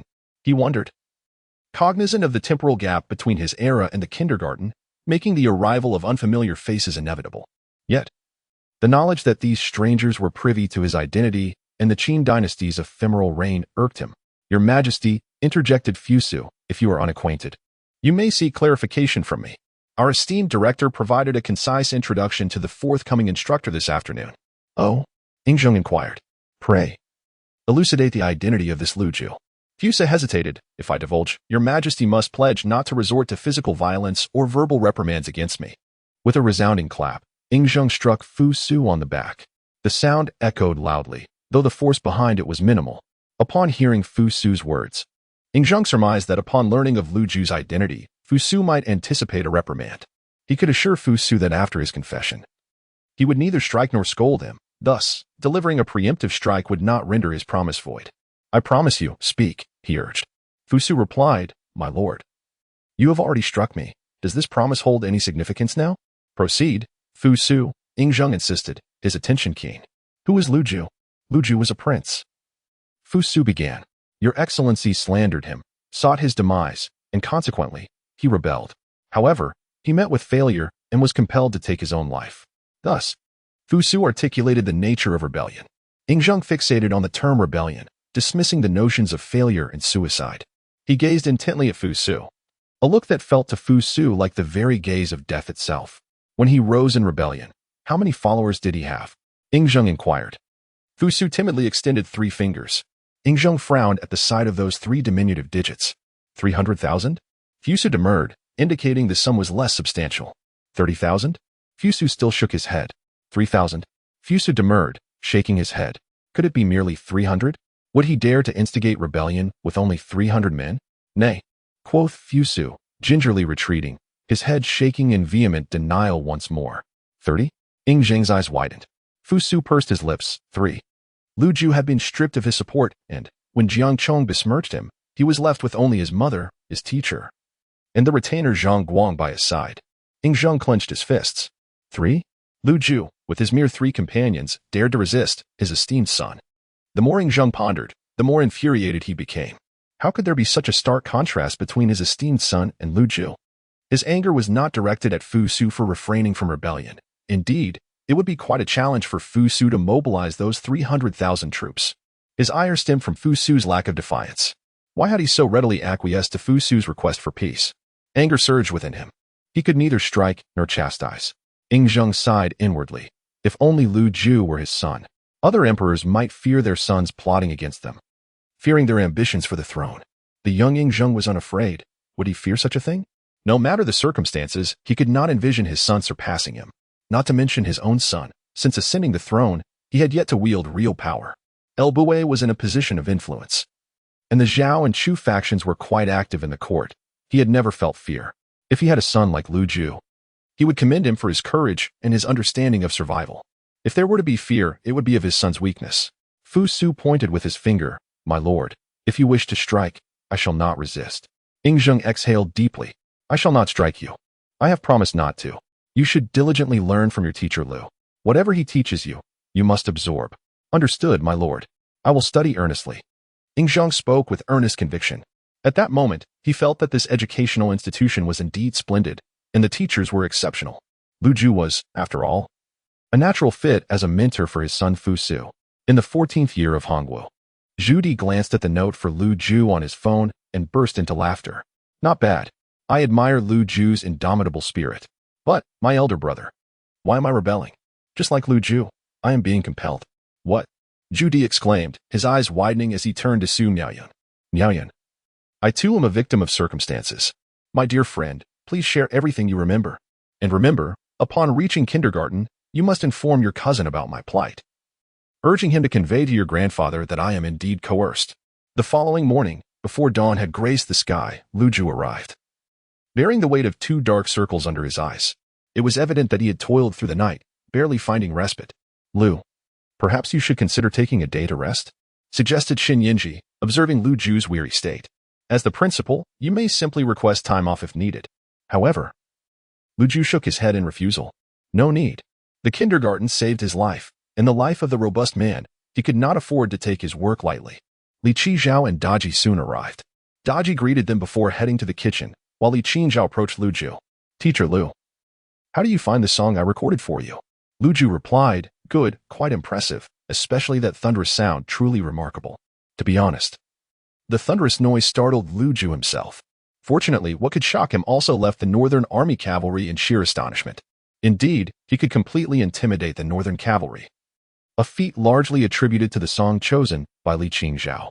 The melodies harmonized splendidly with the firecrackers and fireworks. Director, what specifically should I teach the children? Lu Ju inquired. You should guide the children through historical texts, Xin Yinji promptly responded. This was the result of his contemplations throughout the night. Lu Ju's entire insurrection was a testament to his formidable political acumen, his decisiveness, and his capacity for judgment. His downfall was merely due to the strength of his opponent, Lu Che, compounded by the fact that his father had clipped his wings beforehand. A talent of such caliber leading the children through historical texts is nothing short of destiny. Of course, Xin Yinji could also accompany the children in exploring history. He had even procured official historical texts in advance. However, he lacked confidence in his ability to interpret history. Every field has its experts, and he was merely a physician. Yet, he held great confidence in Lu Ju. Very well. Lu Ju assented. It is not my intention for you to conduct a formal lesson at such a tender age. A strictly didactic approach might prove unmemorable and unengaging. Rather, consider it akin to sharing a storybook, offering your interpretation as you proceed. This way, the children will not only embrace learning but also retain a greater understanding. Xinyin elaborated further, acknowledging that commencing historical instruction at the age of 2 or 3, even for children of imperial lineage, is somewhat far-fetched. However, if Lu Ju were to present history through the medium of storytelling, it would be eminently suitable. Very well, Lu Ju nodded. Just after he finished speaking with Lu Ju, the children arrived. They had known since yesterday that a new teacher would be coming today, so they had come early in the morning. Yanzhang, Mua. Little Sizi was the first to run over, wrapping her arms around the neck of Xin Yinji and giving him a kiss before greeting Lu Ju. This is Teacher Lu, right? I am Zhu Xiaoying. Hello, teacher. I'm Fusu. Hello, teacher. I am Zhu Gaoqi. Hello, teacher. I am Li Hong. Hello, teacher. I am Ying Zheng. Hello, everyone. Lu Ju extended his large hand, gently patting each of the little ones on their heads. He quickly embraced the role of a kind teacher, ready to guide these children.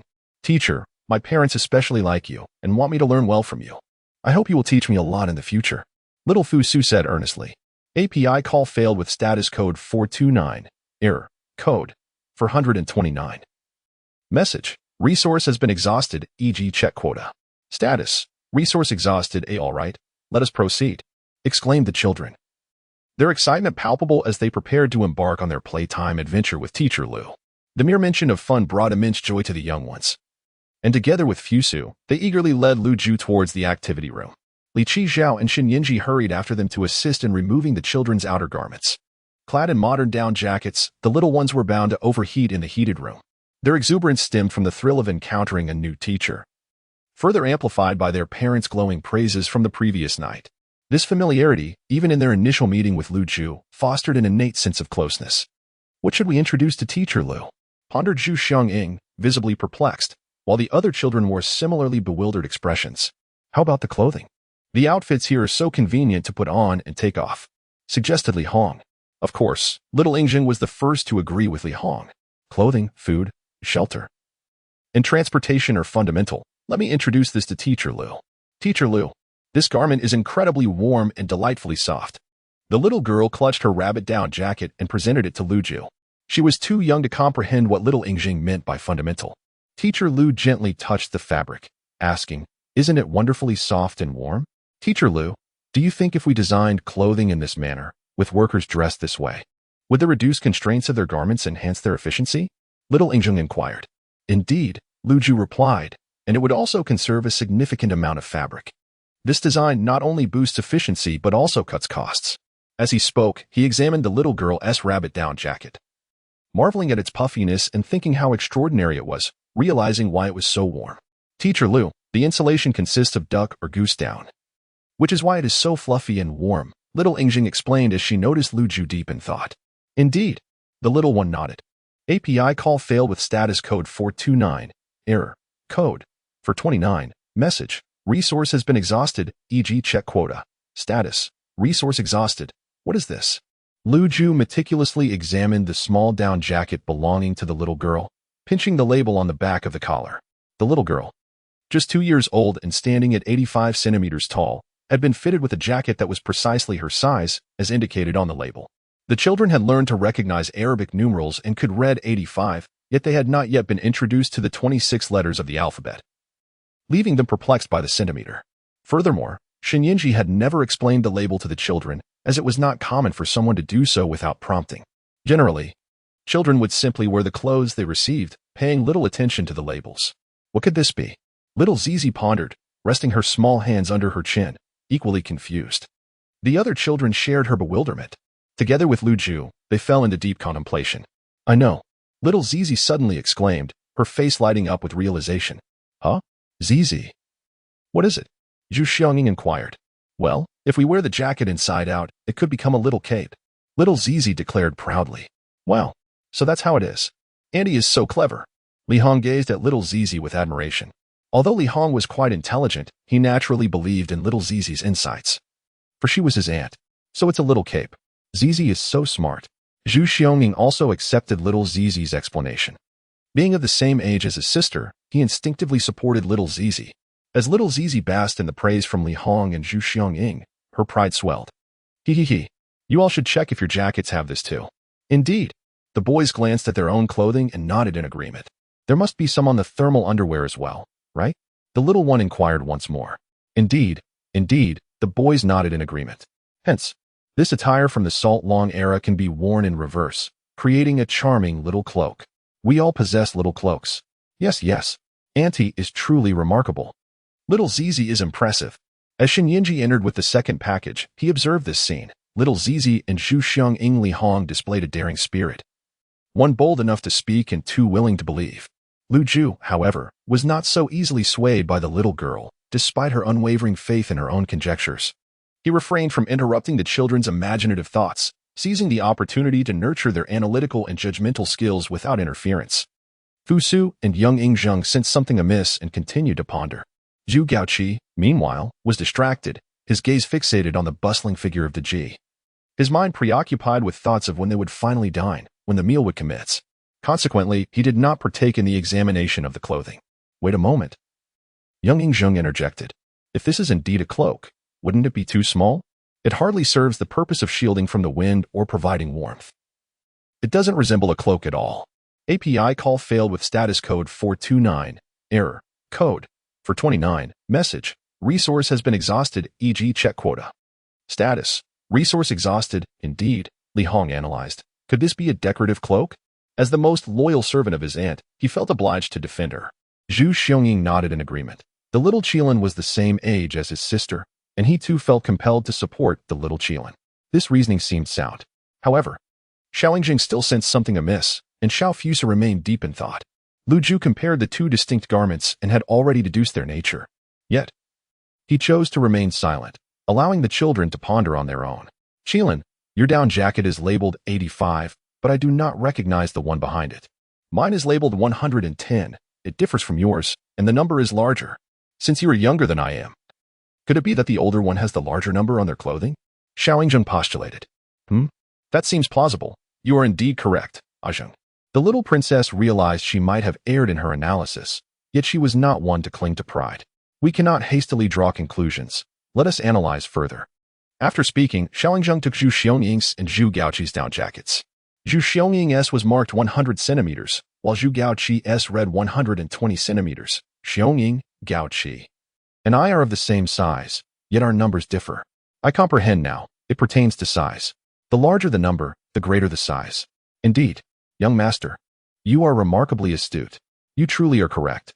Little Fusu gazed at Xiao Yingjing with sparkling eyes. As Xin Yinji entered with a third package, he observed this scene and mused whether Xiao Yingjing had come to school or to teach. He was already adept at guiding the children. This was beneficial. Proximity to the wise fosters growth, and a mature, intelligent child would positively influence the others. Nevertheless, Xiao Yingjing remained grounded and approached Xin Yinji to verify the accuracy of his analysis. Xin Yinji nodded in affirmation. You are indeed correct, Ajeng. The elder is impressive, and the young master is equally remarkable. Little Fusu regarded Xiao Yingjing with utter admiration. How impressive, Ajeng. The other children, having arrived at the right conclusion, looked at Xiao Yingjing with the same admiration as Fusu. Lu Ju praised Xiao Yingjing's intellect, affirming that his deductions aligned with his own. Although he did not recognize the symbols on the clothing tags, which appeared as cryptic as hieroglyphs to him, he had discerned the variance in the sizes of the garments and surmised that those indecipherable symbols must relate to size-related values. In that moment, a fleeting shadow darted past them, accompanied by a gust of wind. The little tufts atop the child's head were tousled and bent in unison by the breeze. The young princess's eyes, large and sparkling like aquamarine, widened in astonishment. What had just transpired? What is it? The other children felt a gust of wind and looked puzzled. 1, 2, 3, 4, 5 as someone was missing. Li Hong noticed something. The chubby one is gone. Little Sizi immediately realized who was missing. Lu Ju and the children gazed in the direction of the fleeting shadow, discovering that Zhu Gaoqi had already taken his seat in his high chair. It turned out that the shadow was Zhu Gaoqi, truly the chubby one. He hadn't participated in the conversation just now, perhaps because he was too busy focusing on Daji's cooking progress. As soon as Daji served breakfast, he dashed over, and no one even saw how he climbed into the high chair. Who says the chubby one doesn't like to move? Isn't this quite active? I couldn't keep up with that speed, Zhu Xiangying remarked. Children, it's time to eat, Daji announced as she set breakfast on the table. Beckoning to the children, and also calling for Xin Yinji, Lu Ju, and Li Qizhao. Xin Yinji had just finished unboxing and arranging the new deliveries and joined the children and teachers for breakfast. Daji's culinary skills had significantly improved. Not only had the variety of dishes expanded, but her cooking speed had also increased considerably. As usual, meals were served separately. Children had children's meals, while the teachers had adult portions. Xin Yinji lifted each little one onto their high chairs. Allowing them to climb up like Zhu Gaoqi was still too risky. Before being lifted by Xin Yinji, little Zizi had already pushed her high chair closer to Lu Ju. Xin Yinji thought little Zizi was trying to get closer to the new teacher. Seeing her huffing and puffing, struggling to push but unable to move it, he gave her a hand, helping her chair inch closer to Lu Ju. It was hard not to dote on such an adorable little princess. Lu Ju was delighted that little Zizi wanted to be near him. The next moment, Teacher Lu, let me tell you, the little goose has a lot of salt. And it bites. It bites the tongue, and it hurts so much. If the teacher gets bitten, It might be difficult to teach us. Little Zizi spoke as if it were a genuine concern. Lu Ju was intrigued. However, considering that just a moment ago, little Zizi referred to the small fabric tag on her collar as a cape, he wasn't easily convinced. Food bites? Zizi, are you joking? Lu Ju asked gently. Little Zizi nodded solemnly. I'm not joking. It really bites, and it hurts a lot. So much pain. She extended her tiny hands to illustrate a large circle. Zizi, are you talking about chili? Yingzheng pondered for a moment, suspecting that was what she meant by food that bites. Little Zizi nodded. Yes, it's the chili that bites. Lu Ju, what is chili? Lu Ju genuinely didn't understand. Little Zizi's expression grew more serious. Teacher Lu, you can't be bitten by chili. If you're bitten, you won't be able to teach us. How about this? I'll help Teacher Lu taste it, to see which ones bite and which ones don't. The ones that don't bite, you can eat, okay? After saying that, her bunny-patterned children's chopsticks reached for Lu Ju's vegetable dumplings. Yingzheng immediately understood. This little one had a plan. Zizi, have you ever seen chili and vegetable dumplings? Yingzheng inquired. The little princess retracted her chopsticks. Then I'll help Teacher Lu try this. She grabbed the cup of soy milk. Zizi, there is no chili in soy milk. API call failed with status code 429. Error. Code. For 29. Message. Resource has been exhausted, e.g. check quota. Status. Resource exhausted. API call failed with status code 429. Error. Code. For 29. Message. Resource has been exhausted, e.g. check quota. Status. Resource exhausted. The little girl, Zizi, pointed at her fingers. Lu Ju couldn't help but chuckle. This little princess was indeed quite whimsical and had a penchant for food. Zizi, how about I give you a vegetarian dumpling? Lu Ju gazed at the gluttonous little girl, unable to resist indulging her, and he offered her a dumpling. Observing this, Yingzheng remarked that Lu Ju truly deserved his status as the crown prince, as he probably had never cared for a child himself. For a baby as young as Zizi, one must be cautious about portion sizes. Overeating could lead to discomfort and health issues.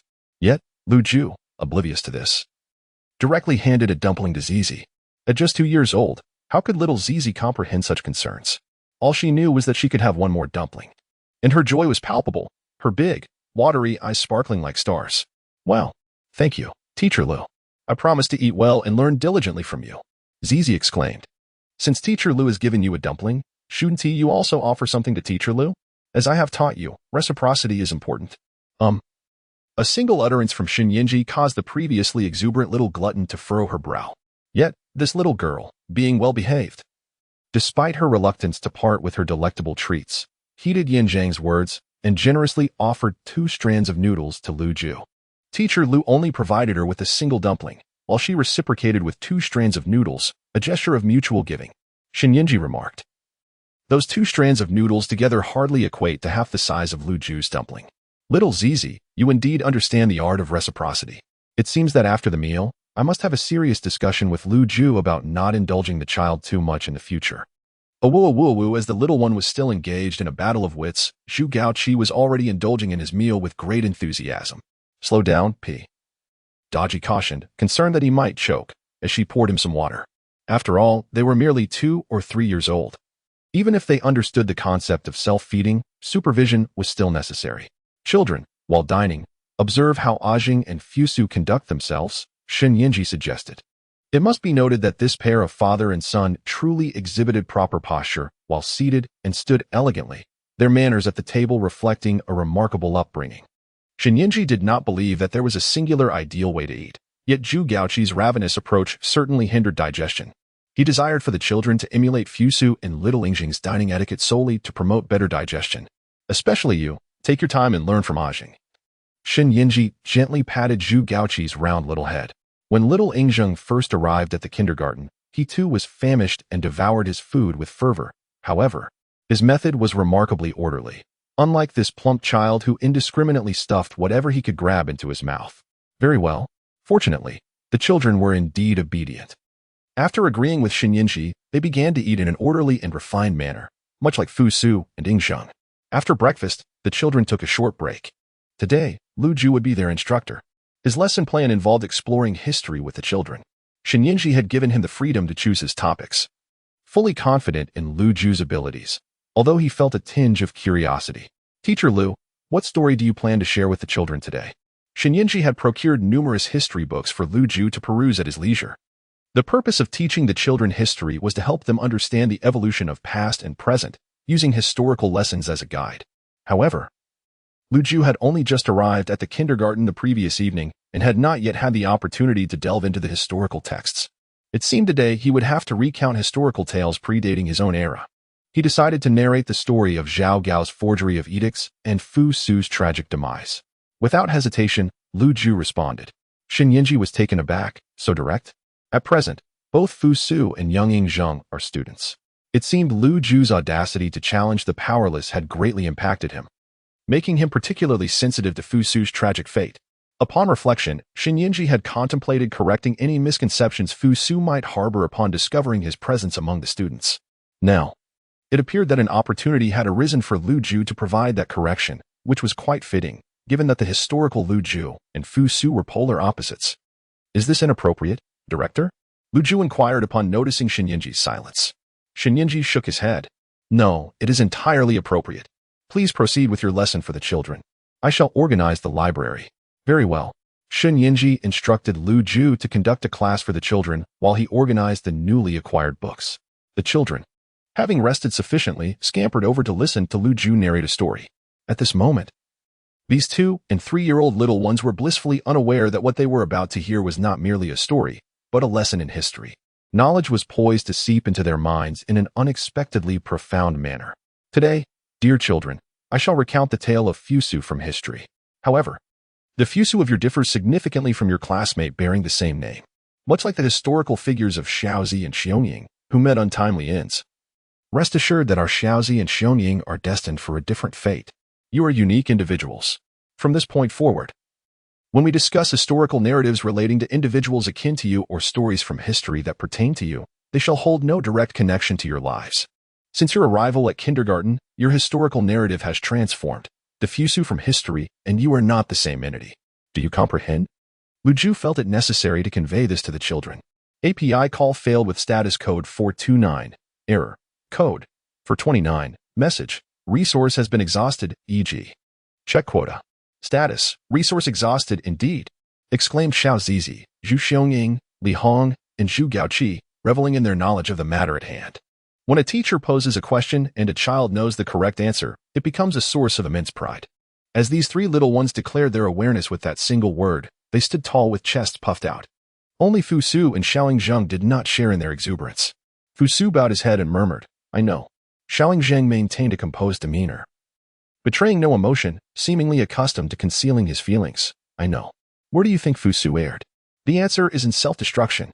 Xiao Zizi, Zhu Xionying, Li Hong, and Zhu Gaoqi replied with a sense of triumph.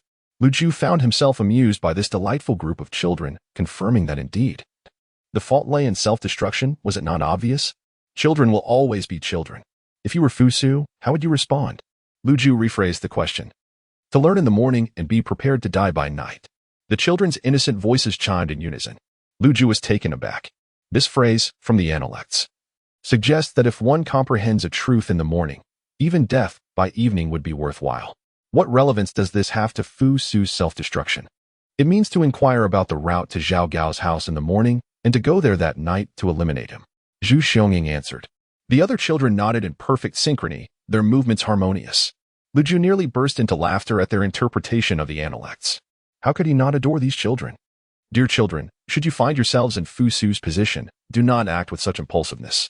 Regardless of whether you are Fusu or not, in any unexpected situation, always gather information before making a decision. Understand the context, analyze the circumstances, and do not blindly believe what others say. Formulate your own perspective. Do you understand?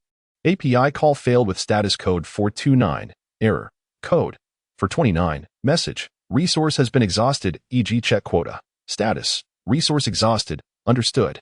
This time, it was Fusu and Ying Zheng who responded resoundingly. Among the children, who could possibly possess a greater understanding of the military meritocracy of the Qin state than they? Although Ying Zheng was born as a hostage in Zhao, Ying Zichu had often shared tales of Qin with him, so he was naturally well informed. The military merit system of Qin, where anyone could attain nobility through military achievements, was exemplified by figures such as Sizi, Pang Pang, Xionying, and Hong Yi. Noticing the puzzled expressions on his classmates' faces, Young Fusu took the initiative to provide a brief explanation. There was no need for Lu Ju to elaborate. Lu Ju nodded in agreement. This atmosphere of collaborative learning was far more enriching than a solitary lecture. Understood. Upon hearing what Fusu said, the little ones nodded in agreement. Lu Ju continued. The first emperor has assigned Fusu to oversee the military, according to the military merit and nobility system of the Qin dynasty. Is it not possible for Fusu to achieve military merit? API call failed with status code 429, error, code, for 29, message, resource has been exhausted, e.g. check quota. Status, resource exhausted, API call failed with status code 429, error, code, for 29, message, resource has been exhausted, e.g. check quota. Status, resource exhausted, API call failed with status code 429, error, code, for 29, message, resource has been exhausted, e.g. check quota. Status, resource exhausted, API call failed with status code 429, error, code, for 29, message, resource has been exhausted, e.g. check quota. Status, resource exhausted, exactly. Absolutely correct. Fusu raised his hand in agreement, filled with elation. From Lu Ju's words, he realized that the esteemed one truly valued him. Upon arriving in the future and learning that he had been relegated to the frontier in history, he had felt immense sorrow. Now, he understood that although he was demoted, he was also granted the opportunity to achieve military merit. The historical version of himself was unaware of this, mistakenly believing that the esteemed one held a disdain for him. A grave misunderstanding he could not afford to replicate. Hearing this, Shinyinji mused that if Fusu were to return and share what he learned in kindergarten with the young Emperor Zheng, it would surely bring him joy. If you were Fusu, how would you verify this? Lu Ju continued to inquire. I would collaborate with Meng Tian, who would provide cover for me while I leave the frontier and return to Xianyang to ascertain the truth. If I cannot meet the esteemed one, I shall trust no one. The young emperor responded. Well answered, Fusu remarked with a glance at the young emperor, nodding earnestly. Indeed. Moreover, Lu Laoshi is right. The esteemed one treats me with such kindness, granting me opportunities for military merit despite my demotion, yet suddenly issuing an edict for my self-destruction seems highly irregular. I should have considered that the esteemed one might not be present. If he were here, no one would dare to falsify an edict. Therefore, I must return to Xianyang, gather information, and make informed decisions rather than act impulsively and bring about my own demise. Fusu continued. Lu Ju extended his hand to gently pat Fusu's head. Well spoken. One must cultivate a sense of skepticism and seek evidence. Fusu, your response was particularly commendable. When Lu Ju praised Fusu, his words carried more weight than when he lauded the young emperor's remarks. Only he understood the envy he felt towards Fusu. He aspired to oppose Lu Che, yet could only mobilize a unit of the Chang Le Guard and a squad of Chang Shui officers. Deep down, he longed to be Fusu. Now, having fortuitously become Fusu's mentor and witnessing his growth, he felt a sense of satisfaction. Indeed, children, the young emperor is correct. In such circumstances, one ought to seek an audience with the first emperor first to confirm the situation before making any decisions. If you return to Xianyang and discover that the first emperor has passed away, rendering it impossible to verify the authenticity of the edict, what would you do? Lu Ju inquired once more. The little ones began to ponder. To kill Hu Hai and ascend the throne? It was Ying Zheng who first responded. Lu Ju chuckled and shook his head. Ah Zheng, we are observing from a retrospective viewpoint. From the perspective of Fusu at that time, he was unaware of Hu Hai's future actions, let alone the extent of Hu Hai's cruelty. So, what should Fusu have done from that perspective? Teacher, after the unification of the 6 states, where did all the soldiers of Qin go? How were they composed? Young Ying Zheng did not answer Lu Ju's question, but posed one of his own. The army of Great Qin is divided into 4 parts. The first part comprises 300,000 troops stationed at the Xiongnu border. These are the original Qin soldiers dispatched to unify the 6 states. The second part consists of the prisoners led by Zhang Han, stationed at the tombs and palaces of Lishan. The third part consists of the local troops scattered across the various counties, made up of soldiers from the former 6 states. The fourth part is the forces led by Ren Shao and Zhao Tua, stationed in the south to guard against the Baiwei.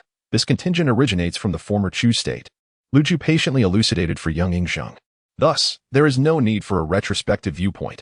Even at that time, the objective should have been to directly eliminate Hu Hai and ascend the throne. Among the 4 divisions of the Qin army, only the 300,000 troops under Meng Tian are the regular Qin forces. The troops led by Ren Shao and Zhao Tua are also regular forces. Yet they are remnants of the Chu army, and as long as they do not rebel for the sake of restoring their state, that is sufficient. The prisoners and the scattered county soldiers under Zhang Han are no match for the army commanded by Ming Tian. With Ming Tian and me in command, we possess the most elite and loyal soldiers devoted to Great Qin. My father has stationed the finest troops at the Great Wall, while Hu Hai has nothing at his disposal. Therefore, the choice in my father's heart is evident. There is no need for him to remain alive for the answer to be clear. The facts already indicate that the imperial decree is not genuine. If I find a way to eliminate Hu Hai and take the throne, my father would surely be pleased to know. Ying Zheng, despite his tender years, exhibited remarkable logic. Or perhaps, who could discern his true feelings better than himself? The 300,000 regular Qin soldiers under Ming Tian are my men. They are my trump card. The forces in other regions are certainly not our match. As long as we strike, victory is absolutely within reach, Ying Zheng added. Fusu, have you learned? He asked. Have all the little ones learned?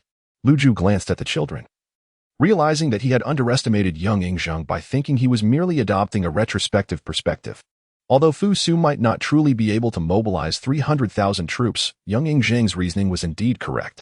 One cannot hold too high expectations of a 3-year-old. If the thought process is right, that is already a significant achievement. The children all nodded in agreement. Learning accomplished. Upon hearing some of the classroom content, Shenyanji was taken aback. He had previously thought that teaching history to kindergartners might be an exaggeration.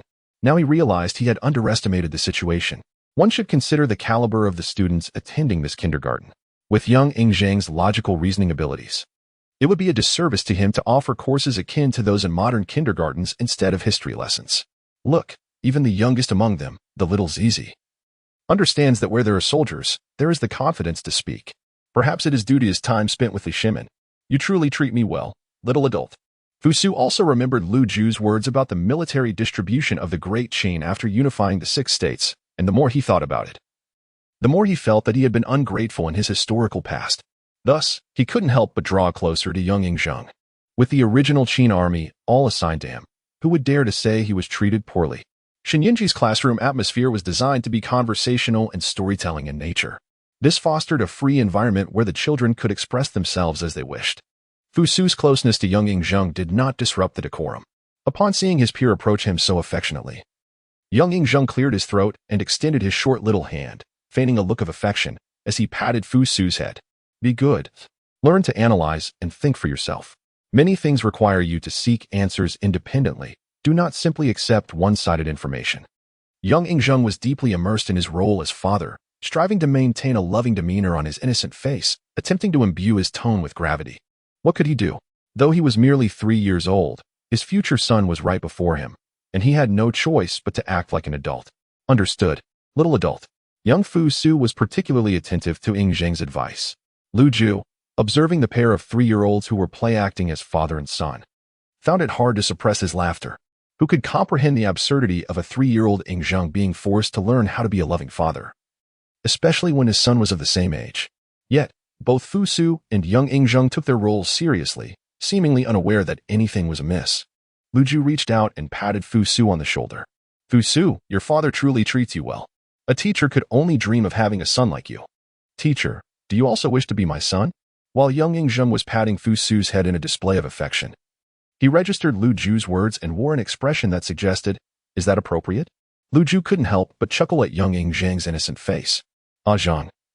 I was referring to the historical first emperor. In a kindergarten where time and space were in disarray, such misunderstandings were easily born. At that moment, the chatter of little Sizi, Zhu Xionying, Zhu Gaoqi, and Li Hong grew increasingly boisterous. We must eliminate Zhao Gao. We need to find the way to his house in the morning and finish him off by night, Zhu Xionying exclaimed, hands on her hips. Given the relaxed and informal atmosphere of the classroom, there were no rigid rules. Lu Ju had been preoccupied with watching Fusu lean toward Ying Zheng and had not noticed what the other 4 children were discussing.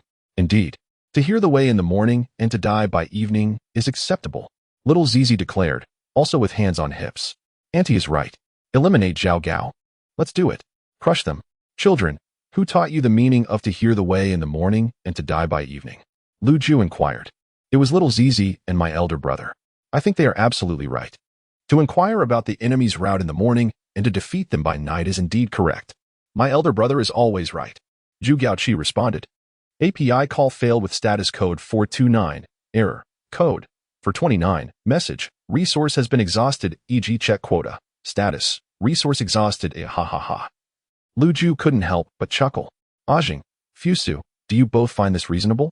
Indeed, it is exceedingly reasonable. The two young ones were still playfully nudging each other. And upon hearing Lu Ju's question, they nodded in unison. Children, in the Analects, this phrase signifies that if one comprehends a truth in the morning, even if one were to perish in the evening, it would still be worthwhile. Ah? The children gaped in astonishment upon hearing Lu Ju's words. Their innocent faces were etched with disappointment. Was it true that this phrase diverged from the strategic doctrine of perishing even from afar? Was its implication truly so feeble? However, dear children, remember this. Thought is meant to arm the intellect. One can wield thought to manipulate the external world, yet must never be subjugated by it. To be led by rigid ideologies is not the mark of a sage. Therefore, if you choose to base your understanding of how to confront adversaries on the principle of to hear the way in the morning and die by evening, it is not erroneous. In employing any ideology, one must embrace adaptability. Remember, a person must never become a slave to thought. Remember, the children's previously downcast faces brightened with smiles once more. Thus, we must strike relentlessly, no matter the distance. The young Sizi and Zhu Xiong raised their hands and shouted in unison. We must pursue our enemies unyieldingly. Yet we cannot maintain this approach indefinitely. The teacher has advised us to be adaptable, continued the young Ying Zheng. Indeed, the little adult speaks wisely. Young Fusu raised his hands in agreement with Ying Zheng. Yes, when the moment calls for unwavering pursuit, we shall pursue without hesitation, when it is not necessary. We shall allow our foes to draw near before striking, even at close range. Sizi declared, hands on her hips. The other children looked at her in surprise. Huh? Agile. Adaptable. Sizi reiterated. Indeed. The other children nodded in agreement. So, should I summon Zhao Gao before me and execute him? Fusu is right. Xin Yinji could hear the voices from the classroom while in the adjacent library. As he listened, he felt an overwhelming urge to kneel before the system. Previously, when the children discussed the Analects, they often mentioned the phrase, though distant, he must be punished, which had caused him some vexation. He found their interpretation quite delightful. Yet he was aware of its inaccuracy. Unfortunately, his limited knowledge left him unsure of how to teach them properly. Now, Lu Ju has provided a correct perspective. Thought is malleable. One must not be a slave to one's own thoughts, but rather master them. Ideas should serve as tools, not as shackles that bind us. Lu Ju articulated this beautifully. He is truly the son of Lu Che. How could a child educated by the great Emperor Wu of Han, a man of remarkable vision and talent, be anything less than exceptional? Lu Ju, while seemingly gentle, embodies not only the scholarly elegance that Lu Che once praised in Wei Qing, but also the courageous spirit to rise against tyranny with just 3 men. System. You have a keen eye for selecting mentors. Xin Yinji genuinely felt the urge to express his admiration. API call failed with status code 429. Error. Code 429. Message. Resource has been exhausted, e.g. check quota. Status. Resource exhausted. Such flattery. Ying Zheng chided softly, his voice barely above a whisper. He made no attempt to push Fusu away. Where did you learn this? Go away. Please, my lord, you are so kind to me. I truly admire you. Fusu not only refused to pull away but clung even tighter, nuzzling against him with fervor. I command you to leave. Ying Zheng furrowed his brow. Not at all. I want my lord's embrace. I need you to hold me. Ying Zheng remained silent. He allowed Fusu to nestle against him, and eventually, he lifted his arm to envelop his small son in a tender embrace. Ying Zheng himself was baffled by the sudden affection from his son after a mere visit to kindergarten. Yet, he felt a warm current flowing through him. It had been far too long. At the tender age of 3, his father had cast him aside. Later, even his mother, who had been his only companion, abandoned him. His grandmother, Lady Huayong, treated him with a modicum of kindness, yet she was a native of Chu, and to a certain extent, an adversary. Moreover, being a step-grandmother, she could never truly offer him the closeness he longed for. Throughout his life, warmth had been conspicuously absent. It seemed he had never been genuinely loved. In this moment, Fusu, who appeared so inexplicably affectionate, seemed to be filling the void in his life. My lord, today, teacher Lu Ju imparted much wisdom to us. He said that one must master their thoughts, rather than be mastered by them. Born into a royal lineage, we must not allow our minds to control us. The myriad philosophies can serve our purposes. They are tools, not shackles to confine us. Therefore, we should employ them as effectively as we can, with flexibility. Indeed, Ying Zheng nodded in satisfaction, for Lu Ju was truly the embodiment of his dreams. What? Little Fusu perched upon his father's lap, tilting his head slightly. Oh. Ying Zheng was taken aback. His son, so close to him, suddenly spoke in such a manner. Would it not wound his son's heart? He pondered how to mitigate the situation when Fusu spoke up on his own. Father, Master Lu also said that you were his dream father. Ying Zheng, however. My dear son, I shall strive with all my might. I will become your dream son. No, not merely in dreams, but in reality. I will diligently study and govern the great Qin with utmost care. Congratulations to the kindergarten and to the host. I have leveled up. As the children and teachers returned to their respective timelines, Shin Yinji heard the mechanical voice of the system in his mind. System upgrade? Shin Yinji set down the book in his hand, eager to check the system. The system had advanced to level 2, as previously indicated, granting identification cards to the teachers and parents of the children attending the kindergarten. As no parents had yet visited, only the children and teachers received their identification cards, which are valid in the modern context. Shin Yinji carefully stored the identification cards of the teachers and children and then examined the newly added features following the upgrade. The second item stated that if new enrollments occurred, notifications would be sent to both children and parents simultaneously before their arrival. This is wonderful. Shin Yinji learned from the children that they had come to the kindergarten on their own, leaving their families in a state of frantic worry. He had found the system's previous arrangements rather unreasonable. Now, with parental notifications, it would be much more humane, alleviating parents' concerns and sparing the children from unnecessary explanations. The next enhancement involved the WeChat group. Each day after school, the system would randomly send a historical events documentation to the parent group.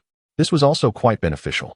With one historical event shared daily, it was possible that one day, a record relevant to the children would appear, preventing misunderstandings when parents inquired about school events, which the children might not fully recount. For instance, the incident where Zhu Xiong-ing and Xiao Zizi boasted fiercely, leading to Zhu Di and Li Ji facing severe consequences, could be avoided in the future. With the system upgraded, new students could now be admitted. Shin Yinji was keen to experience the sensation of parents being informed in advance about their children's enrollment, alleviating worries about their whereabouts. He opened the enrollment interface to see who the new arrivals would be. How delightful! What a coincidence! Congratulations to the kindergarten for enrolling a new student. Child S information. Name, Lu Shan. Age, 3 years. Era, Han. Year 3 of the Bin Shi era. Father, Lu Sun, Lu Bingyi. Mother, Su Pingjun. Residence, Chang'an, modern-day Xi'an. Lu Shan? What an extraordinary coincidence. Lu Ju had only just become a teacher, and now his great-grandson was coming to school. I wonder how Lu Ju will react upon seeing this descendant, who played a role in the decline of the Han dynasty. Shin Yinji resolved to keep a close watch the following day to ensure that his student would not suffer too greatly. Historical events were beyond his control. As a kindergarten principal, his responsibility lay in safeguarding every child within his care. Year 3 of the Ben Shi era. Su Pingjun reclined on a couch, her large belly prominent. The imperial physician had just come to check her pulse, confirming that the fetal signs were stable, issuing a few words of caution before departing, leaving Su Pingjun and Emperor Lu Sun alone. My dear Pingjun, I apologize for the discomfort you experienced at the banquet earlier. Lu Sun embraced Su Pingjun's shoulders, a look of guilt upon his face. During the evening banquet, the wife of Hua Guang had taken the opportunity, while Hua Guang was away attending to nature's call, to mock Su Pingjun's humble origins, comparing her unfavorably to her own daughter. With Chengjun Lu Sun, however, dared not utter a word in retort, instead forcing a smile and praising General Hua for raising his daughter well. Only he understood the restraint he felt during such moments. The stifling sensation within. Su Pingjun, observing the guilt on Lu Sun's face, smiled as she grasped his arm. Given your current position, how could I blame you? We met in humble circumstances, and suddenly you were summoned from the common folk to the palace by the general, ascending to the throne without abandoning me. You have endured pressure to have the general bring me back and bestow upon me the title of empress. I have lived a life already filled with worth, devoid of regrets or grievances. I have always cherished your kindness. I know how well you treat me. At that moment, 3-year-old Prince Lu Shan entered the room. Shire. Come here. Su Pingjun gently beckoned to Lu Shire. Lu Shire walked over with decorum. Though born into a humble background, every movement exuded elegance and refinement. Shire, do you wish for a younger brother or a sister? Su Pingjun inquired with a smile. Lu Shire placed his small hand upon his mother's prominent belly. Whether a brother or a sister, I will cherish them both and take good care of them. Good, good, such a wonderful child, Lu Sun murmured, tenderly stroking Lu Shire's head, though a trace of bitterness lingered in his smile. His son, merely 3 years old, already spoke of the need to protect his yet unborn siblings. Yet, he himself pondered whether he could safeguard his wife and child. As the emperor, his position was granted by Hua Guang. If Hua Guang were displeased, he could easily be deposed, much like how Lu Hua was effortlessly ousted. In this dynasty, everything was dictated by Hua Guang. Lu Sun felt a deep sense of bitterness, yet found himself powerless to change his fate. At that moment, the family of 3 suddenly widened their eyes as an overwhelming influx of information surged into their minds. They paused, glancing towards the brush pot beside Su Pingjuan's writing desk, then quickly averted their gaze, exchanging a look of understanding. Adult, grandmother. Silence. Lu Sun hastily interrupted Lu Shi. Dongqing, please step outside to heat some water. The empress wishes to take a warm bath. Lianqiao, I need you to return to the crown prince's residence and tidy up his study. After I finish explaining his lessons, he will need to review, so please prepare the ink for him. Banksia, the confections you made last time were greatly appreciated by the empress. Do prepare some more. Lu Sun dismissed the palace maids and eunuchs. Both within and outside the palace, there were people loyal to Hua Guang, and they needed to exercise caution. Recalling the past, when King Lu He of Changi ascended the throne and appointed his own uncle as the commander of the Changlu Palace, Hua Guang was infuriated upon learning this. The subsequent events are well known. Lu He reigned for merely 27 days before being deposed by Hua Guang. Reflecting on Lu He's fate, Lu Sun remained vigilant. With inexplicable occurrences now surrounding Lu Shi, it was only prudent to proceed with caution. API call failed with status code 429. Error. Code 429. Message. Resource has been exhausted, e.g. check quota. Status. Resource exhausted. Excellent. Lu Shun nodded obediently, drawing from the information in his mind. Lu Shun was to traverse through the calligraphy and painting jar of Su Pingjun to 2 millennia later. Lu Sun had previously removed all the artworks from the jar and arranged them on Su Pingjuan's writing desk. Both Su Pingjun and Lu Shun approached to gaze at the jar. At that moment, something entirely unfamiliar suddenly emerged from within it. The system had already conveyed clearly in their minds that these were solar charging panels, mobile phones, and charging cables. Lu Sun picked up the mobile phone and, following the information in his mind, activated it, revealing a WeChat group. In that instant, the 3 of them widened their eyes in astonishment. Indeed, there were so many individuals from different eras, including the first emperor and others. Lu Sun's eyes grew exceptionally wide. Among the names in the WeChat group, the most astonishing to him was undoubtedly that of his grandfather, Lu Jiu. Great-grandfather? Lu Shun's face displayed a look of confusion. His only impression of his great-grandfather was the Sizi palace, built by his great-great-grandfather Lu Che, which General Hua had once taken them to pay homage. He was also aware that the palace was constructed due to Lu Che's misunderstanding of his great-grandfather Lu Jiu. Yet now, he found himself in the future, and could even meet his long-deceased great-grandfather. It seemed that his grandfather had gone to kindergarten before his demise. He wondered how his grandfather would feel knowing his fate. Shiner, your great-grandfather has become your teacher. You must learn diligently from him. He is exceedingly intelligent and gifted. Whatever he teaches you, you must absorb. Do you understand? Lu Sun advised Lu Shun. Lu Shun nodded in acknowledgement. Hanxian Emperor? Su Pingjuan's eyes widened in astonishment. In the WeChat group, the names were arranged from top to bottom, and Lu Sun, being the most recent addition, appeared at the very bottom. Consequently, Su Pingjun noticed Lu Sun's posthumous title only at the end. It is a commendable title, which led me, Lu Sun, to refrain from divulging the entirety of my thoughts. The presence of an imperial posthumous title indicates that his fate will not mirror that of Wang Lu He of Changi, who was deposed by Hua Guang. A commendable title signifies that he ultimately managed to liberate himself from Hua Guang's influence, assume power, and reign as an emperor with great success. So yeah, since you have ventured into the future, make sure to inquire thoroughly. Well, a royal posthumous title reveals little. It is still necessary for Lu Shi to inquire further. As the family of 3 gazed at the WeChat group, parents from other timelines also noticed new members joining. Oh, Lu Shi's parents have entered the group. Ha ha ha. Sister, do you think Lu Ju will beat Lu Shi to death when they meet tomorrow? The Han dynasty fell from grace under Lu Shi's influence. Lu Ju is likely to take drastic action. Ha ha ha. Not necessarily. Lu Shi is merely 3 years old. At this tender age, he can still be molded. Lu Zhu's temperament is considerably milder compared to Lu Che. He should educate Lu Shi well and refrain from violence. That won't do. He must be punished. Death is the only solution. De Sun, you must not associate with Lu Shi. Play more with Sizi and Fusu. Keep your distance from Lu Shi. Zhu Yuanzhang cautioned Zhu Xionging. Zhongba, what is wrong with you? Is this how you instruct De Sun? What does the Han dynasty's decline under Lu Shi have to do with us in the Ming? How can you isolate our De Sun because of that? Why not? Our De Sun is destined to inherit the throne. What if he learns bad habits from associating with Lu Shi, who led the Han to its downfall? The Ming dynasty cannot experience a similar decline under De Sun's reign. De Sun, you must not emulate him. Lu Shi is a corrupt Confucian. Confucianism is a calamity.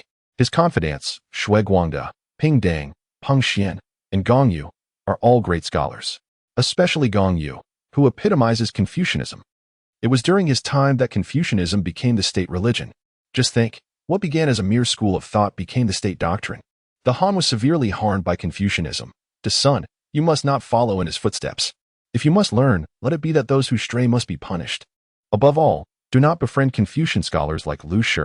Ying Zheng, holding his phone, furrowed his brow once more. Why are there unfamiliar names again? Beside him. Fusu remarked, indeed, how is it that these are always strangers? Every time a new teacher or student arrives at the kindergarten, the adults utter this phrase. If only a few more students from Daqing could join. Do you have to bring that up? Daqing perished in its second generation. There won't be many students. Lu Sun entered the group, triggering the system to share a historical event. This was the content of the system's upgrade, randomly presenting a historical record each day, with dates and figures varying. The event this time was the dethronement of Wang and the elevation of Wu during the reign of Li Ji. Li Shimin, after reading the historical account, widened his eyes. He called for Jinu. Setting down his phone, he issued orders.